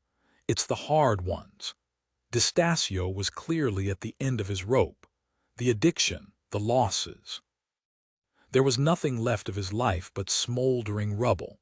I tried to imagine being in that situation and then having somebody like me show up at the department to break apart the last bricks in the foundation. In his shoes, I might have made some bad choices too, though probably not that bad. I think, I said carefully, that I've got a workable plan. First, I'll go over and punch him in the jaw. Then I'll force him to stand face to face with his cruel, stupid behavior and hold him accountable. Then I'll give him some homemade soup, just to cover all the bases. You're forgetting something, Diana said. I glanced over and shook my head. What are you going to do after you yell at him before you give him the soup? I don't know, I said. I think you do know, Diana said, setting her little bird on the dashboard. Then she reached over, put a hand on mine and said, "You're going to forgive him." I shook my head. "I'm still bad at forgiveness," I said. "Well then," she said, "this is a great chance to practice." 28 Destasio did not answer his door. I stood on his porch with a massive thermos of beef and vegetable soup on my hip, and I knocked and knocked. Something didn't feel right. His sedan was parked carefully in the driveway. I set the soup down on the steps and went to the window to peer in.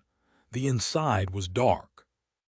The place was a mess, papers everywhere, trash, several meals worth of old plates of food on the dining table. Suspicions about Destasio's quality of life confirmed. He was not doing well. That's when I spotted him at the far end of the living room, laying back in a recliner. He wasn't just ignoring me. He was unconscious. The skin around his lips was blue. When you've seen it enough times, you just know. He'd odd. I ran to grab the trauma kit in my car, and then, before I broke out the window, I went ahead and tried the front door. It was unlocked. Something a firefighter would do, make it easy for the medics when they discovered the body. I got to him in seconds, and he was bluer up close than he had seemed from the window. There was a note on the table next to him with 2 words on it: "I'm sorry." I started in Roman 4 push of Narcan, which is an antidote to opiates. It's amazing stuff, really. Seconds after you give it, the patient wakes up a little groggy but completely fine. If you give it in time, that's what happened with Destasio. He opened his eyes, blinked a second, took a few deep breaths. It was that easy. Then he looked at me. "What are you doing here?" "Saving your life," I said. "Apparently." I picked up his note and showed it to him. If I'd had my mother's origami skills, I might have made it into a bird. "That's private," Destasio said. Underneath the note was a sealed envelope addressed to Captain Jerry Murphy. I stared at it for a second as I took note of his handwriting. The T in Captain looked like an X. It was one thing to have guessed it, but quite another to know for sure. I felt a spark of anger burn through me. It had been him, all along. I held it up. "Is this private too?" He studied my face. He could tell I knew. "Get out of my house," Destasio said. "I just saved you. Do you have any idea how lucky you are that I showed up when I did? Another hour and there'd have been no bringing you back. I didn't want to be saved. Too fucking bad."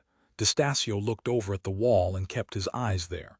"You don't want to be saved. You think you can just take a pass on all your consequences. You almost killed us all. The rookie's still in the ICU in a coma. I've seen the texts. And then you lied about it. You lied about me and everybody believed you. The guys believed you. The rookie's parents believed you, and now I can't even get into the hospital to see how he's doing. The captain believed you, and now I'm suspended and my career's probably over, and they've told me to get a lawyer. But we both know the truth, don't we? Get out of my house or I'm calling the cops. You want an arrest on your record too. Call the cops. I've got nothing to lose. What'll you tell them? A mean lady just saved my useless life." Destasio closed his eyes. I waved the envelope for the captain at him. "Is this your confession? You wish. But that's not all. It wasn't just one bad day. You've been stalking me for weeks, messing with my locker, slashing my tires." I pointed at the T on the envelope. "This is terrible stalking. Your handwriting's totally obvious. I could have done a better job of stalking me than you did. This is stalking 101. Cut the letters out of newspaper headlines." I said it like duh. Destasio wouldn't look at me. I leaned closer. You stood outside my dying mother's house and threw a brick through her window. I didn't know she was dying. What is wrong with you, man? I shook my head. Firefighters are supposed to be the good guys. Destasio was quiet for so long. I was starting to think he was about to share something honest about what he'd been going through the past years. Instead, he went with anger and blame. The department is the only thing I have, he said, and you took it from me. I wasn't trying to take it from you, I said, but you did, so he wanted to make it all my fault. Why couldn't we share it? Just by coming here you changed things. The station I loved disappeared. I gave him a look. That's a bit extreme, don't you think? You walked in all ladylike, now I was offended. I am hardly ladylike. And you changed everything. I said, counting off on my fingers. The building was still there, the people were still there. Even the porn was still there. He pointed at me, but it was hidden. We never had to hide the porn before. That's what drove you to the dark side, man, because you had to hide your porn. Not just that, he said. I've been here 38 years. I've been at this station day in and day out longer than you've been alive. So you've said, I said, many times. I was proud to go there. I was proud to be part of that brotherhood. I sighed. Why can't the brotherhood have a sister? Because it can't. Think you might need to check some of that sexism, buddy. It's not the same with a woman around, he insisted. I sighed again. As weird as it sounds, I actually did know what he meant. A station that had women working at it could not possibly be a guy fest in that old school way. It did have to be something different. It could still be great. I'd seen that in Austin. Better, even. Stronger, as everybody contributed their own personal and gender-based gifts. But he wasn't wrong. It would be different. I hear you, I said. I probably slightly altered the vibe of the station. My empathy just pissed him off. Damn right you altered it, and I want it back the way it was. Now he sounded like a child. My empathy disappeared. There are lots of things I want that I can't have, I said, making my voice infuriatingly calm. But I don't go around terrorizing people and lying. Not yet, he said. Give yourself time. Maybe when I'm your age I'll be a bitter old liar, but I hope not. I'm going to fight like hell not to let that happen. Good luck. Maybe you need to find something new to add to your life instead of just clutching so hard to the past that you strangle it. I didn't strangle the past, he said, not looking my way. I strangled you. You strangled yourself, I said. You let your grief make you bitter. You let your suffering make you cruel. Want to know what that makes you? A villain. That's every comic book villain ever. They suffer and then they inflict suffering on others. Good guys do the opposite. Good guys suffer too, but they respond by helping. I know you started out a good guy. You wouldn't have joined up otherwise, but you gave it all up the minute you broke into my locker with that Sharpie.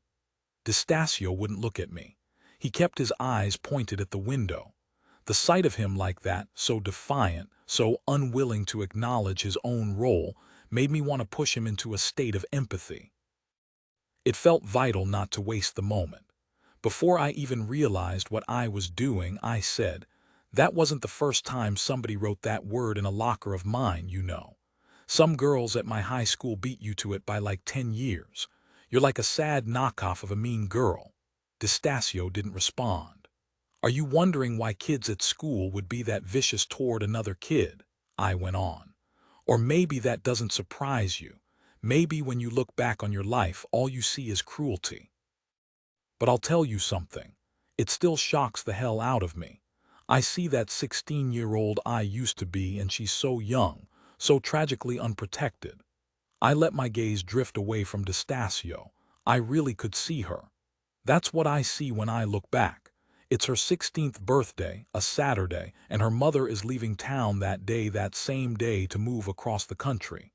Her mother is leaving her dad for someone else, and that's the day she picks to leave because of scheduling, she says. Hell of a birthday present. Can you imagine how angry this girl is? How gutted. When her mother tried to bake her a cake and give her presents the night before, apologizing again and again that the timing isn't great, honey, she wouldn't touch either. She will never open those gifts or taste that cake. They will sit on the kitchen table for at least a week, maybe longer, before the girl shoves every item on that tabletop into the kitchen trash. Can you imagine what it feels like for your mother to leave you at all, much less on your birthday? Can you even conceive of the abandonment that girl must have felt as she watched her mother drive away? Of all the people to share the memory of that moment with Destasio, but I needed to make him understand. I went on. But then imagine this. Later that day, she gets a text from a boy she's had a crush on for months, stealing glances at him and doodling his name in notebooks. He's older. A handsome alpha male, a senior, totally out of her league. But he tells her he's noticed her watching him in the hallways, and then he invites her to a party at his house that night. And she wonders if maybe the universe is apologizing somehow. And she puts ice packs on her puffy eyes, and she takes a shower and flosses and blow-dries her hair. He says to meet him there, so she walks to his house. It's at least 20 blocks away, but she doesn't have a ride. His parents are out of town, and the whole high school has converged on his house, like something from the movies, but far louder and more terrifying. And then when he sees her, he drapes his heavy arm around her shoulders and stays like that for the rest of the night, talking to his guy friends and handing her cups of spiked punch, as if she's something that belongs to him. And the whole thing is so weird and foreign and not quite what she wanted, but she's so lost and heartbroken, and it feels so nice to belong to someone she stays. You know it's not going to end well, right? No love story starts out like this. You've been on enough calls to know exactly where this night is headed. But she doesn't know. She's never even been kissed, not really. She thinks she's on a date. She thinks she's had a stroke of good luck. I want to march right in there and grab her stupid, naive hand and drag her outside to safety. Dumb girl. I'd slap her right now if I could. I'd shout some sense into her. But then, when she's good and dizzy, he says he's going to take her home. She's thinking he's going to drive her. She's hoping to get a goodnight kiss her first, by the way, besides a few party games. But instead, he steers her out behind his garage. She giggles at first, like he's made a funny mistake. But then he forces her down near a dead rose bush, and when she tries to get away, he grabs her hair in his fist and tilts her head back so far she thinks he might break her neck. That's what she's thinking on her 16th birthday in the mud. This is how I'm going to die. Do I have to tell you what he does next? He pushes her face down into the mud. She could have suffocated there for all he noticed or cared, but she didn't. She won't remember how she got home. That part goes black. But when she finds herself outside her living room window, her dad is in there watching TV, waiting for her to get home. She waits, crouched down by the back steps until he gives up, turns off the lights and goes to bed. She thinks she might have to go to the hospital or the school nurse if she doesn't stop bleeding, but it stops eventually. She won't get sick or pregnant. But she will never go on another date or even want to again. And she will never, ever tell anybody what happened to her. Not until right now.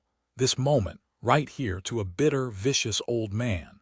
But you can bet the boy told people what happened. Lots of people, except he makes up a story that she begged for it. Guess what word he uses? Slut. Guess how many people he tells? Everybody. Anybody. And guess what the mean girls decide to scratch into the metal door of the girl's locker with a set of keys? I waited then, as if Destasio might actually take a guess. Which he didn't. But I gave him a minute. I gave us both a minute. Then I said, yeah, slut. Very cliché for high school terrorism, been done to death. I kept my eyes on the distant shape of a tree out the window. Of all the people in the world to finally share that buried secret with, why the hell had I chosen Destasio? I waited to regret it. I expected it to hit me like a head-on collision. Destasio was quiet a long time, so quiet, I started to wonder if he dozed off or something. Finally, in a scratchy whisper, he said, I am sorry. What? I said.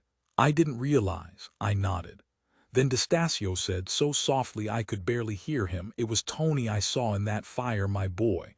It was Tony when he was about 10 or 11, the year he got a buzz cut. He was wearing his little league cap and the shark's tooth necklace we got at the shore that summer. I saw him. He was right there, just on the other side of the glass. I saw him, my little boy. He was calling to me for help. I turned from the window to look at Destasio. He looked frail. He went on. When your child calls you for help, you go. Even if you know you can't help, you go. Even if you know he's not really there, you go no matter what the cost. There were tears on Destasio's cheeks now. My life got away from me somehow. I lost hold of it. I lost everybody, everything that mattered. He closed his eyes. Then there he was. I couldn't leave him there. I couldn't let him die. He wasn't looking at me, but he didn't have to. Something about that idea of Destasio so desperate to save a child who was already lost made me feel his sorrow as clearly as my own. It's a big deal to share your grief with other people, to give them a glimpse of the pain you carry. It connects you in a profound way. That's why you usually only do it with friends. Destasio and I were not friends. Mostly, we were the opposite. But part of what made us enemies to start with was this pain he was describing now. It wasn't just this conversation that would connect us. It was everything that had come before it. Our lives were already tangled up. But what I just told him, and what he was telling me in this moment, these were bedrock truths about our lives. The kind of truths that could force us to understand each other better. The kind with the raw power to change how we saw each other, and even transform all that anger into something different, something more like understanding. Could that happen? Could Destasio and I become friends? Could I even consider not hating someone who treated me so viciously? I wasn't sure, but I felt too much empathy for him right now to say never. You couldn't leave him there, I said, my voice as soothing as I could make it, validating his choice to put us all in danger in a way I wasn't even really sure I agreed with. Maybe he just needed someone to understand him. I get it, I said. Maybe we could both overcome all our bitterness. Then after a good pause, Destasio said, piss off. I don't need your approval. Maybe not. Now I could see what a friendship between us would look like. Equal parts hostility and grudging acceptance. Equal parts deep understanding and pure misunderstanding. Equal knowledge that I'd saved his life and that he'd borne witness to the worst moment of mine, and no matter what else happened that connected us. Of course, one conversation might have bonded us, but it sure as hell wasn't going to shift his entire personality from crabby old troll to sensitive new age guy friend. It's fine. Be your bitter self, I said. I didn't even come here for that anyway. What did you come here for? He asked. To bring you soup, I said with a shrug. To find out how your collarbone was healing, to be a frigging human being. I met his eyes. Also because it suddenly occurred to me that you have a painkiller addiction. Destasio let that land, then he said, fuck off. You fuck off. He closed his eyes. It's so obvious now that I see it, I went on. The lying, the aggression, the secretiveness, the hallucinations, how did it take me so long to catch on? Destasio just glared at me. I don't need you to admit it, I said. It's plain to see. I'm not going to come clean to the captain if that's what you're thinking, Destasio said. I'm 2 years from retirement. You think I'd give up my pension? I never expected you to come clean. He'd as much as admitted it. If this were some other version of my life, I'd be wearing a wire and I'd now have his confession on tape. I'd take it to the captain, exonerate myself, get my old job back, triumph, and roll credits. But life's not the movies, and that wasn't why I'd come here. What I was trying to do was bigger than that. Destasio tried to pretend I was only there for self-interest. A thermos of soup's not going to get me on your side, but I wasn't having it. You're already on my side, I said, you just don't know it yet. I thought I saw the tiniest flicker of a smile, though maybe it was a wince, always a fine line with him. On that note, I said, I have some good news. I forgive you. He gave a tiny snort like an eye roll. For what?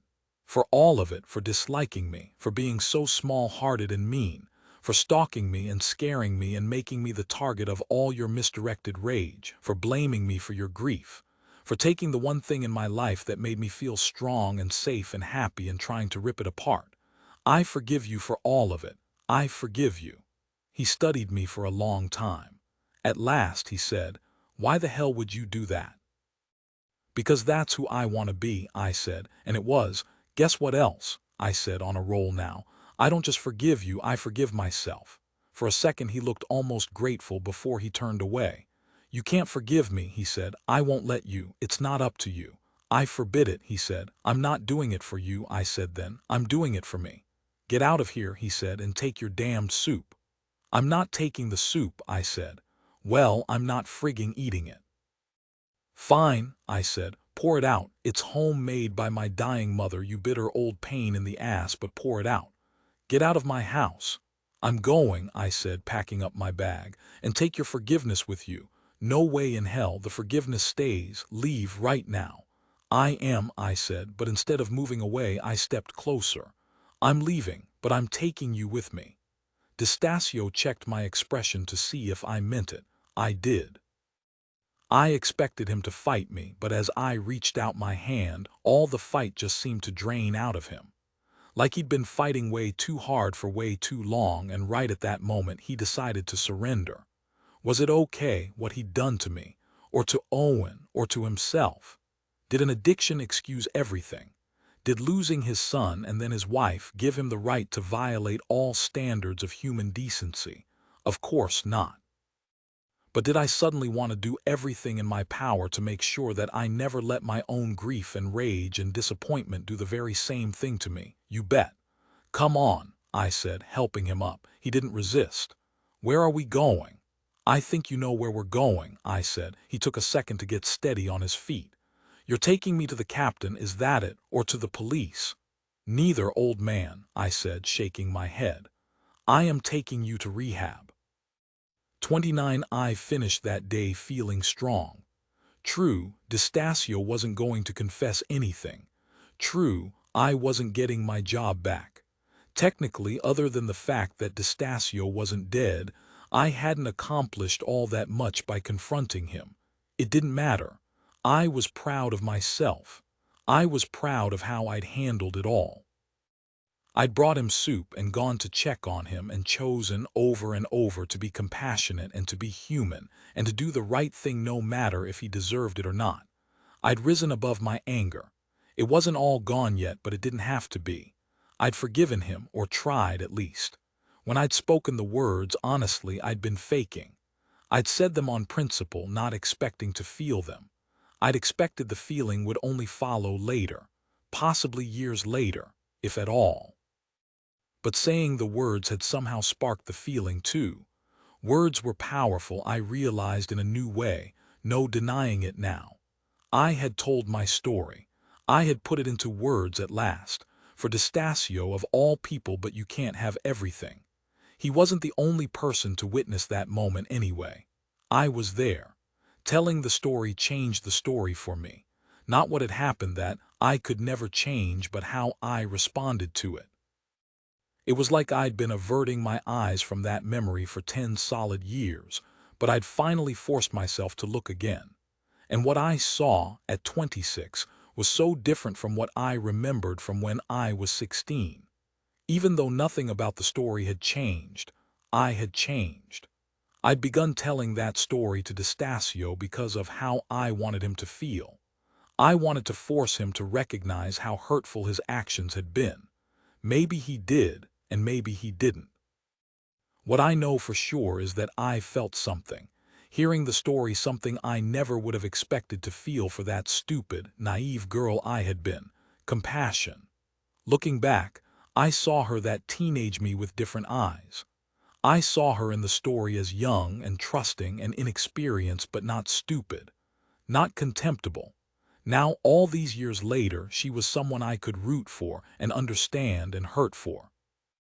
And in this crazy way, the fact that I could look and listen and care about her and ache for her and defend her even if I couldn't change anything at all, the fact that someone heard her, could stay in that moment with her and bear witness, meant that she wasn't alone.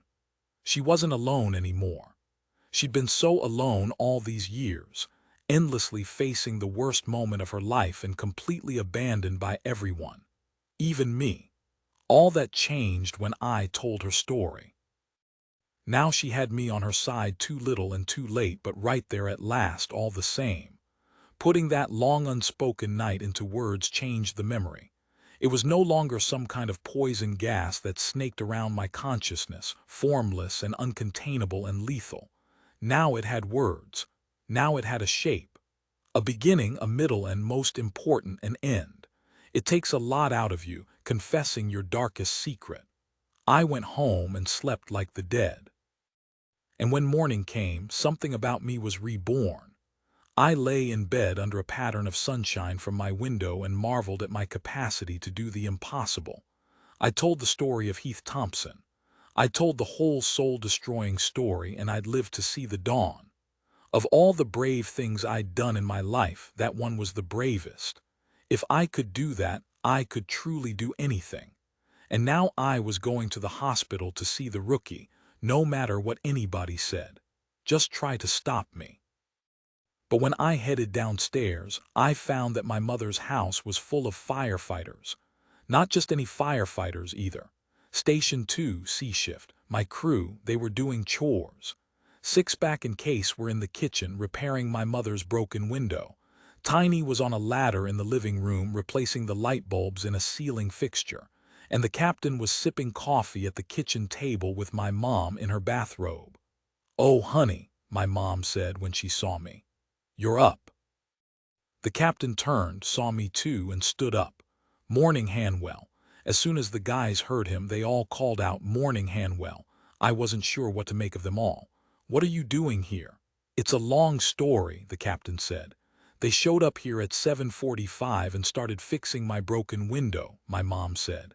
"Then they asked me to make a list of every single honeydew I could think of for them, and they've been hard at work ever since." I looked at the captain like, what the hell? "These guys," my mom went on chirpily, gesturing at Six-pack and Case, "are going to repaint my garden fence. And this one," she gestured at Tiny, "adjusted that broken gate latch out front, tightened the loose cabinet door, and fixed the leak behind the toilet." She looked pleased. I frowned at the captain. "Why?" He looked right at me. "By way of apology." "What are you apologizing for?" There were so many possibilities. "D'Estasio throwing a brick through that window for starters," the captain said, nodding at it. I blinked. "You knew it was him." "I do now." "How?" The rookie and I kind of pieced it together. I walked closer. "He's awake, he's okay, you saw him," he nodded. "Last night they just moved him from the ICU." A funny little sob of relief passed through me, and then my eyes filled with tears, but I squeezed a tight blink to push them back. "How is he?" "He's on the mend," the captain said. He shook his head at Diana. "Youth." I smiled and wrapped my arms around my waist. "You talked to him?" "Yep. He asked after you." "He did. He wanted to know if you'd been to see him." I felt my expression harden. "Did you tell him why I had not been to see him?" "I did." "And what did he say?" "He said D'Estasio's account of what happened at the fire was his words here. An utterly false pack of bitter old man lies." Then the rookie ranted and raved on your behalf and accused D'Estasio of lying and being a sleazebag reptile. He got so agitated he gave himself a coughing fit. I smiled a little. "He called D'Estasio a sleazebag reptile." The captain smiled a little too. "He's on a lot of medication." "Sounds like he's feeling better," the captain went on. When he'd settled down, I told him the department was handling it, that there would be a full investigation, and that we'd get to the bottom of everything for sure. I meant to reassure him, but he kept pushing for information, and when it came out you'd been suspended, he quit. "He quit?" The captain nodded, impressed with the gesture. "In protest." Good thing the captain didn't know he'd been about to quit anyway. "Anyway, I thought you were nuts when you confessed." He cleared his throat. "Your, special feelings for the rookie, but now I'd say just based on our conversation and, his body language, it seems pretty mutual." That was it. Time to go. I needed to get dressed. I turned toward the stairs. "Wait," the captain said. I kept walking. "I'm going to Boston," I said.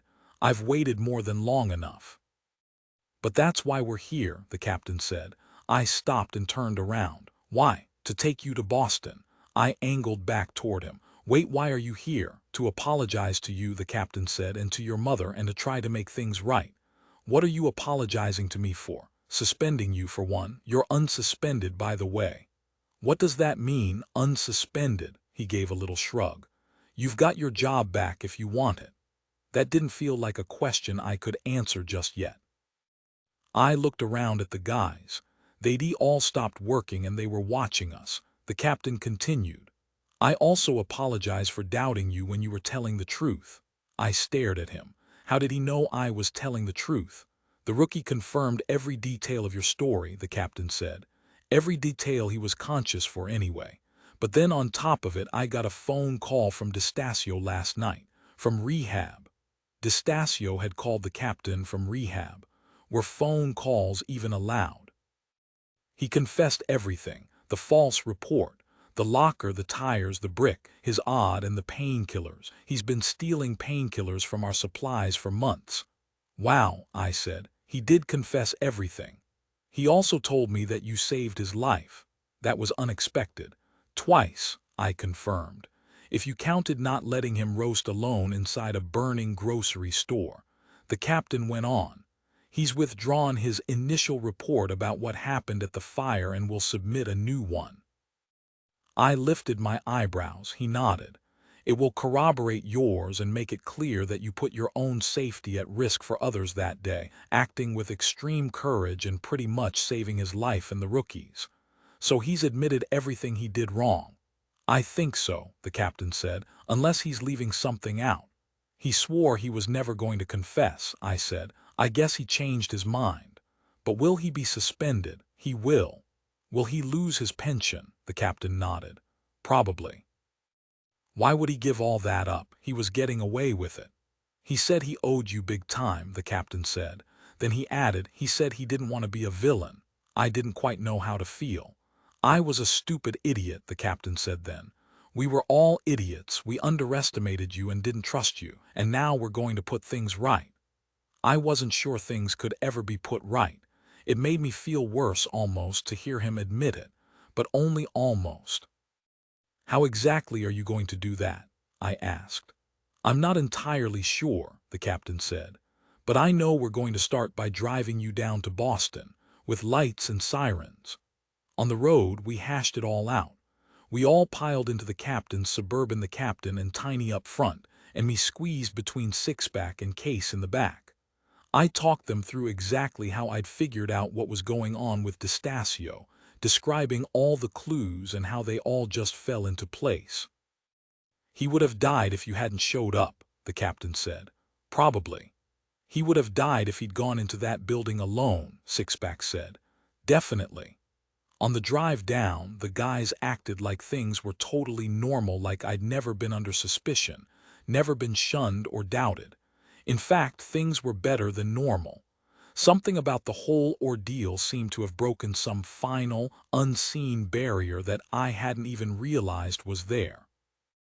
The guys joked around and teased me and thanked me and apologized and called themselves idiots over and over. They mostly teased me about the rookie. Yeah, no way was I getting out of that one unteased. "We need to combine your names," Sixpack said. "Cassie plus Rookie," Case said. "Cookie." "I called it from the beginning," Sixpack said. "You never saw it coming," Case said, reaching around me to punch him. "Shut your yaps," Tiny said. "It was an epic secret love. Nobody called it." "Mentally," Case said. To myself, I said, "Those two will be in the sack before you know it." "Nobody's in the sack," I said, my ears getting a little hot. "Not at the moment anyway," Sixpack said. "Not for a couple of weeks," the captain advised from the front seat. "Give the poor guy a little time to recover." "Poor Loverboy," the guys all chimed in. "Oh God, please tell me you're not going to start calling him Loverboy." "Too late," the guys said and roughed each other up some more. Owen's small hospital room was so full, his parents, his sisters, their husbands, at least a few cousins, and a handful of retired firefighters. It was like stepping into a crowded elevator. Captain Murphy and the guys hustled me in. "We brought you a present," the captain said, as the guys from my crew cheered and the crowd parted and I found myself standing beside Owen's bed. He was alive. He was awake. He was okay. He was the most beautiful sight in the world.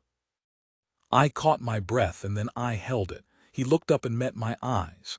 "Hey, rookie," I said. "Hey, Cassie." His voice was hoarse from the tube. His face was still burned, a little red in places, but not bad. His hair was adorably mussed. He reached out his hand over the bedrill and I took it, but then I heard Colleen. "What's she doing here? I told you I don't want that girl in here." I looked up and saw her face, and I knew the captain had been right. She had not been coping well. Her eyes were bloodshot and her hair was limp. She clearly hadn't slept in a week. "It's okay," the captain said. "We brought her." Colleen glared at him. "Why would you do that?" "We were wrong, Colleen," the captain said. "Destasio filed a false report. She's not the reason your son got hurt. She's actually the reason he survived." Colleen looked me over, suspicious. "You remember when Destasio hurt his back in that roof collapse?" the captain asked. Nods and murmurs all around. "Looks like he got hooked on some of the painkillers they gave him. Then, after Tony died, it got worse. And then Annette left him and it got even worse. Bad enough that his judgment was off. Bad enough that he started lying. Bad enough that he hallucinated the boy in the fire. He dragged the rookie into that structure, and she," the captain gestured at me, "dragged him back out. She recognized the cyanide poisoning. She put her own life at risk to find the rookie unconscious, with his pass device sounding under the rubble. She administered the antidote and she tubed him on scene when he was unconscious and unresponsive with no air and no pulse. He made me sound pretty great. I'm telling you, Colleen," the captain went on, "if this girl hadn't been watching out for him, we wouldn't be at a hospital right now. We'd be at a funeral." Colleen stared at me for a second. Then she made her way around the end of the rookie's bed, pushing through the crowd. When she got to me, her face was covered with tears. She pulled me into a full-body hug and didn't let go. I could feel her trembling. She held on and whispered, "Thank you," in my ear. I hugged her back with one arm, but I kept hold of the rookie's hand with the other. "Wait a second," one of the rookie's sisters said, watching the scene. "Isn't that Christabel?" Colleen let me go to get a look. The captain shook his head. "She's Cassie." "She's both," the rookie said, his voice raspy, and everybody turned to stare at him. "She is both the best firefighter on our shift." He met the captain's eyes and then looked over at his folks and my date to the anniversary party. "It wasn't a date," I said to him, giving him an eyes-only smile. "It didn't start out as a date," he said, a little flirty, "but it sure wound up that way in the end." The guys on the crew started whooping and cheering. I looked down. "We thought the coast was clear," the rookie said to the room, "but then the captain showed up." The captain stared at me. "Hanwell was the drunk girl," Owen nodded. "Yep, except not drunk, just pretending so you wouldn't recognize her." "It worked," the captain said, impressed. "We gave her a false name so word wouldn't get back to the station." Everybody in the room got that. Every single person there knew what a scandal that would have been. Firefighters didn't date. "But why would you even have brought her, son? Why take the risk?" The rookie looked around at everybody like, duh. And if it embarrassed him to say this, to admit it out loud for everybody to hear, he sure didn't show it. "Because I'm crazy in love with her," he said with a shrug. "I have been since the first day." The room went quiet. Then everybody at once seemed to look down at us holding hands. Then the guys all burst out cheering, slapping each other on the back like we'd all just won the lottery. "It was all those blood draws," Sixpack called out. "It was when we duct-taped them to the pole, or when we trapped them on the roof." Here's what surprised me, how cheerful the guys were about it. They seemed so pleased at the idea of Owen and me and so eager to take the credit. All this time I'd expected to be reprimanded at the minimum, and probably more like shunned if we were found out. But the guys were all for it. They seemed not just okay with it, but delighted a whole crew of firefighter yentas. Maybe they were just glad the rookie wasn't dead. Or maybe I'd misjudged them too, in my way. We really do see what we expect to see. The rookie tugged me a little closer. "Come here." The room quieted as I stepped closer. "I've got something for you," the rookie said. Then he reached toward the tray where his breakfast still sat and he picked up a little silver ring, made of tinfoil. I stared at it. I made it from the applesauce top, he said, meeting my eyes. It might be a little sticky. I held very still. What's this for? He held it up. I promised myself that if I lived, the very first thing I'd do was ask you to marry me. Guess he likes you back, Hanwell, someone shouted. Will you marry me? The rookie asked, holding up the tinfoil ring, his gaze pinned on mine. I nodded before I could find the words. I will. And then he was tugging me closer, and then sliding that homemade ring on my finger, and then he kissed my hand in a way that inspired the captain to start hustling everybody out of the room. All right, the captain said. Let's give these two kids a moment of privacy. The rubberneckers weren't easy to herd. You, the captain pointed at the closest guy to the door. Let's move. Then to another guy, you, out, let's go.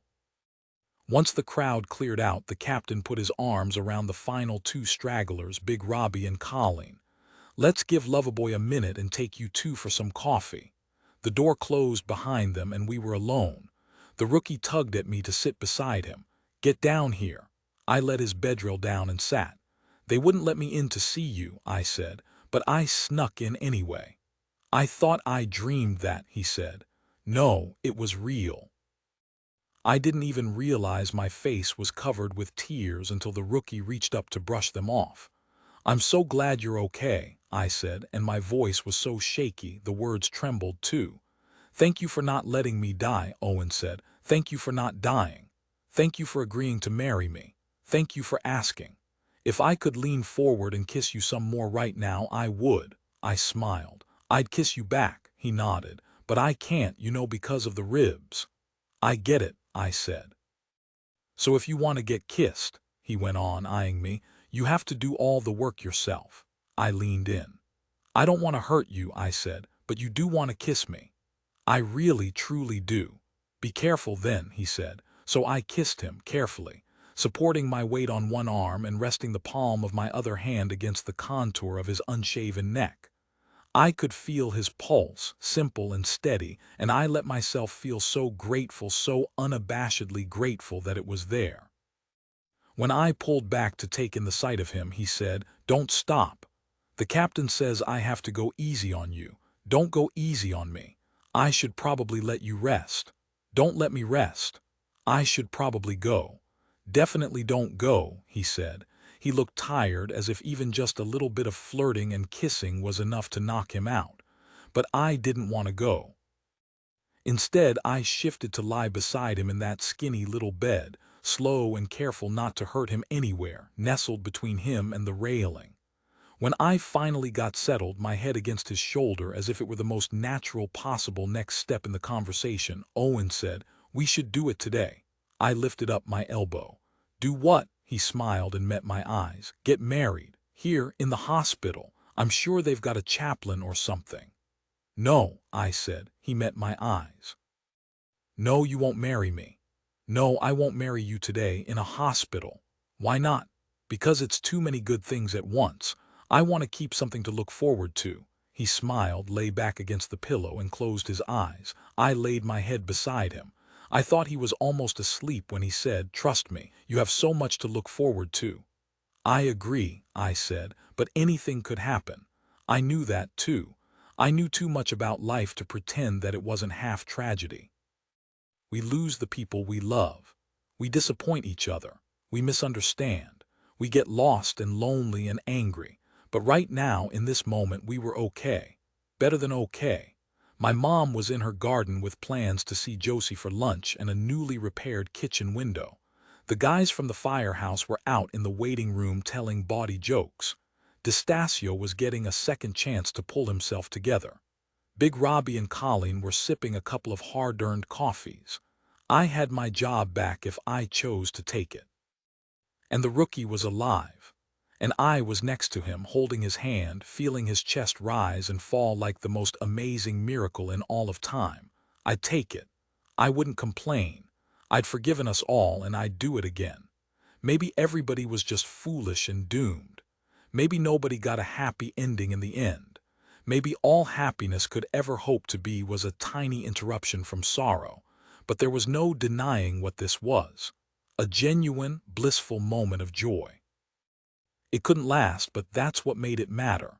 And that just had to be enough. Epilogue: I never made it back to Texas.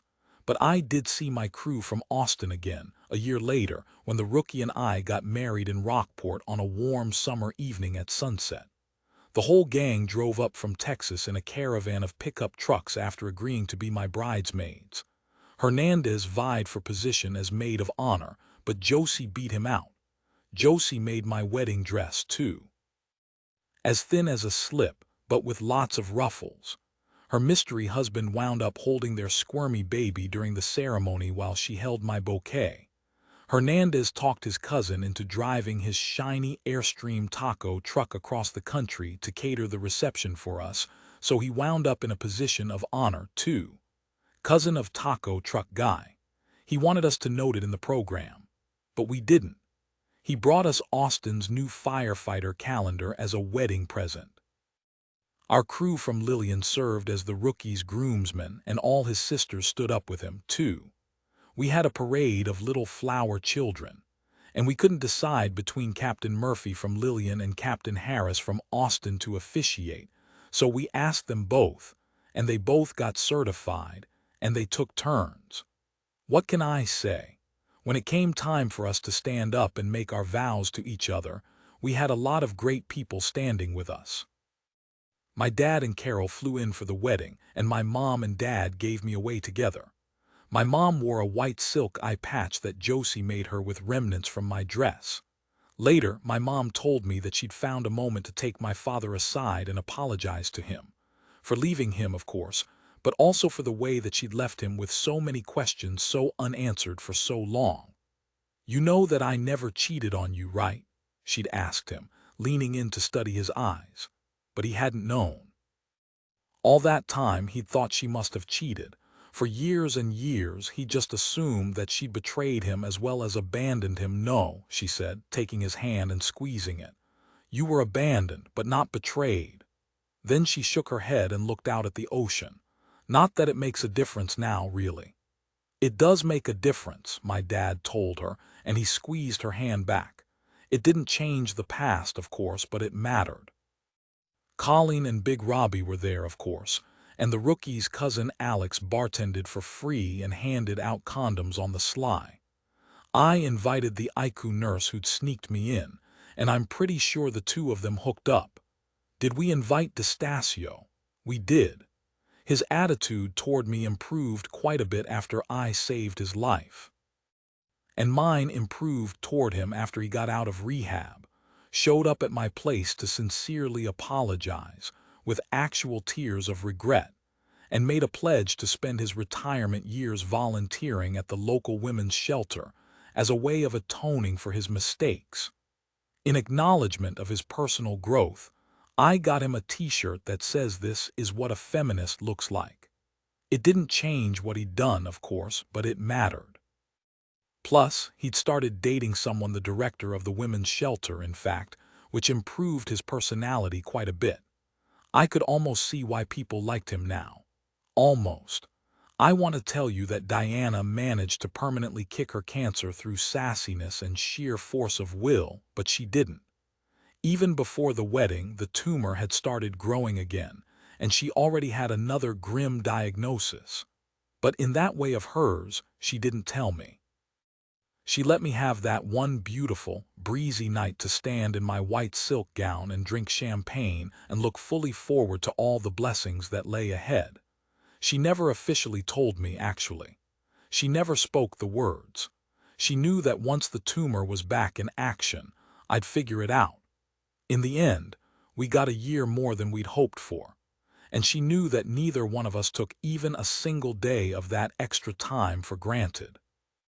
She'd hoped to see a grandbaby before she was gone, but we couldn't get that done in time.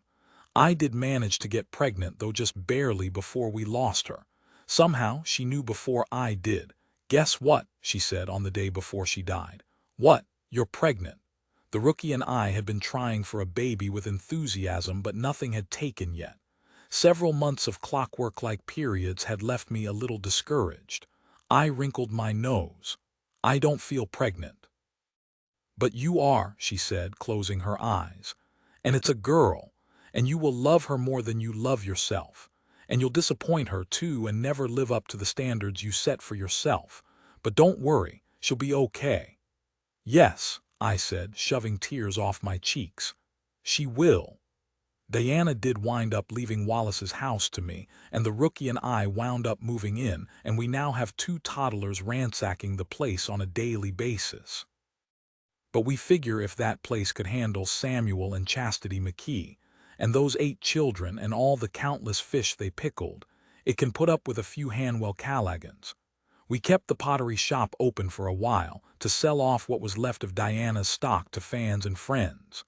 Some of the loveliest, most special pieces we kept to display in an antique hutch with glass doors that lock with a skeleton key. Those we'll hold on to, but the rest of them we use. She wanted us to use them. They are the bowls and plates our kids are growing up eating on. Eventually, the rookie converted the old shop into a lively little restaurant with 7 tables. We stay open year-round, and there's always a line out the door. D'Estasio helps in summer during the busy season. It's hard work, but the rookie doesn't mind. And yes, we all still call him the rookie. I went back to my job in Lillian. Eventually. After they groveled for a while. It's actually a pretty good schedule for a mom. I only work 2 days a week, 24-hour days, but still, Josie managed to have 2 more babies, and her mystery husband wound up shifting jobs after that to be home a lot more. Her littlest one and my oldest were born just days apart, and we've worked out a kid-sharing co-op to cover the evenings when I'm working and the days when Josie is. Between us all, as well as the world-famous C-shift babysitting crew of Lillian's bravest, we get it done. It really does take a village and a half. So I forgave my mother, and my dad did too, and the rookie forgave himself for once having been a very dumb kid, and I forgave D'Estasio for recently having been a very dumb adult, and all in all, as a group, we pretty much mastered forgiveness. I even read a whole book on the psychology of post-traumatic growth, and how, in the wake of the terrible, traumatic, unfair, cruel, gaping wounds that life inflicts on us, we can become wiser and stronger than we were before. Am I wiser and stronger now? Without question, even in the wake of it all.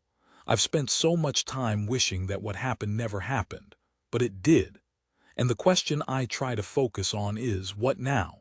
Now that I'm older and better and have done so much healing, I do try to think about the bigger picture. I pay attention to politics, and I vote for candidates who care about safeguarding women. I taught self-defense classes in Texas, and I'll teach them again here once my kids get a little older and I have more time.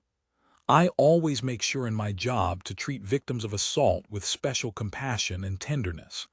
And I've started volunteering with a nonprofit group that asks survivors of rape and assault to go into schools, prisons, and colleges and tell their stories.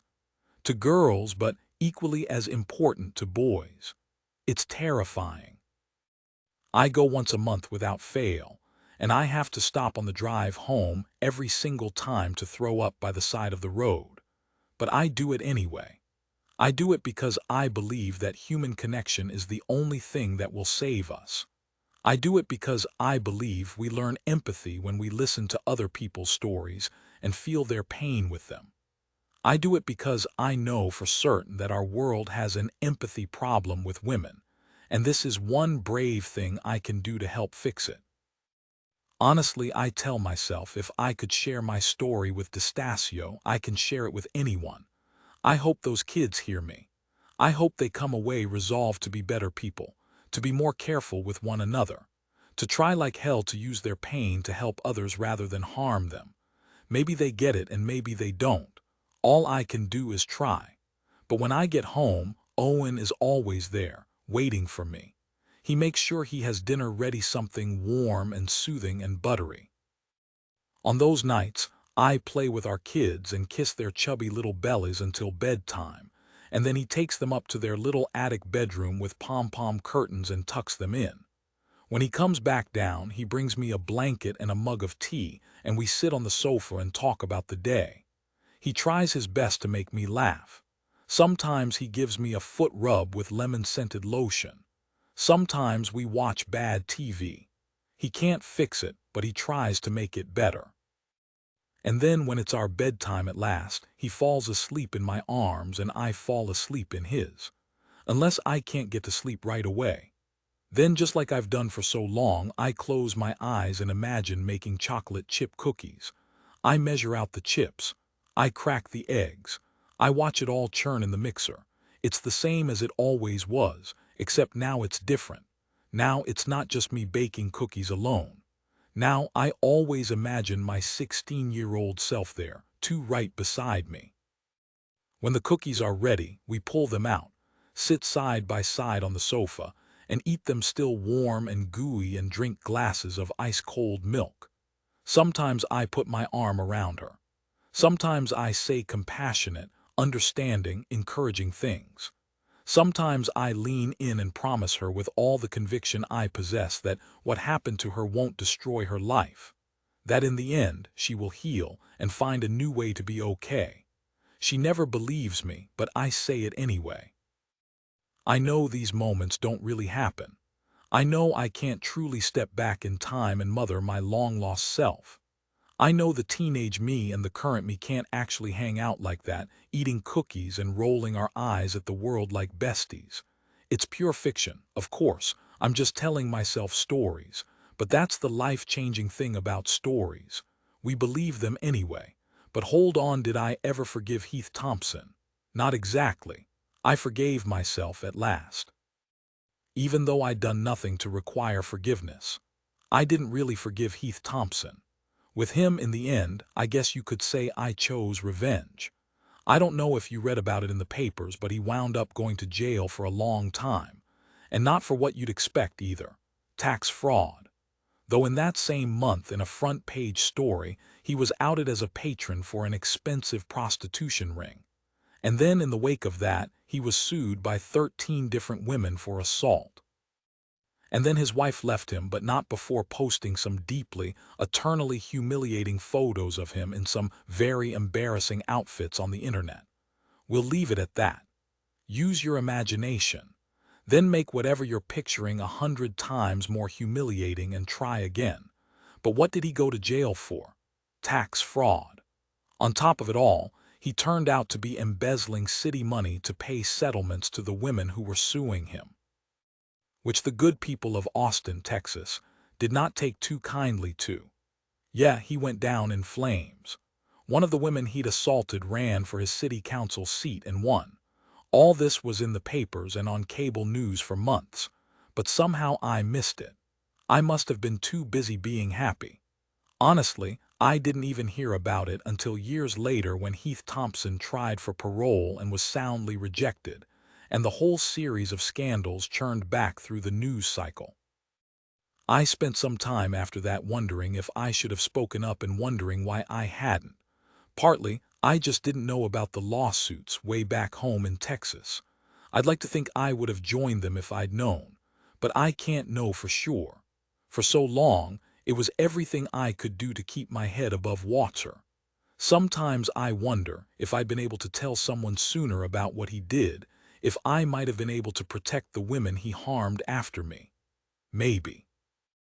Maybe one brave voice could have stopped him. Or maybe, just as likely, I'd have been blamed and humiliated and ignored and he'd have gotten a pass. I know why women don't speak out. It's hard enough just to survive. And by the way, the blame for what Heath Thompson did to all of us sits nowhere but on his shoulders. The morning I discovered all the news about his scandals, I took a few minutes to enjoy his spectacular downfall, and then I got right back to making us all heart-shaped pancakes for breakfast. I had more important people to think about. I guess it really proves the old saying, the best revenge is marrying a kind-hearted guy with a washboard stomach who brings you coffee in bed every morning. Wait, is that the saying?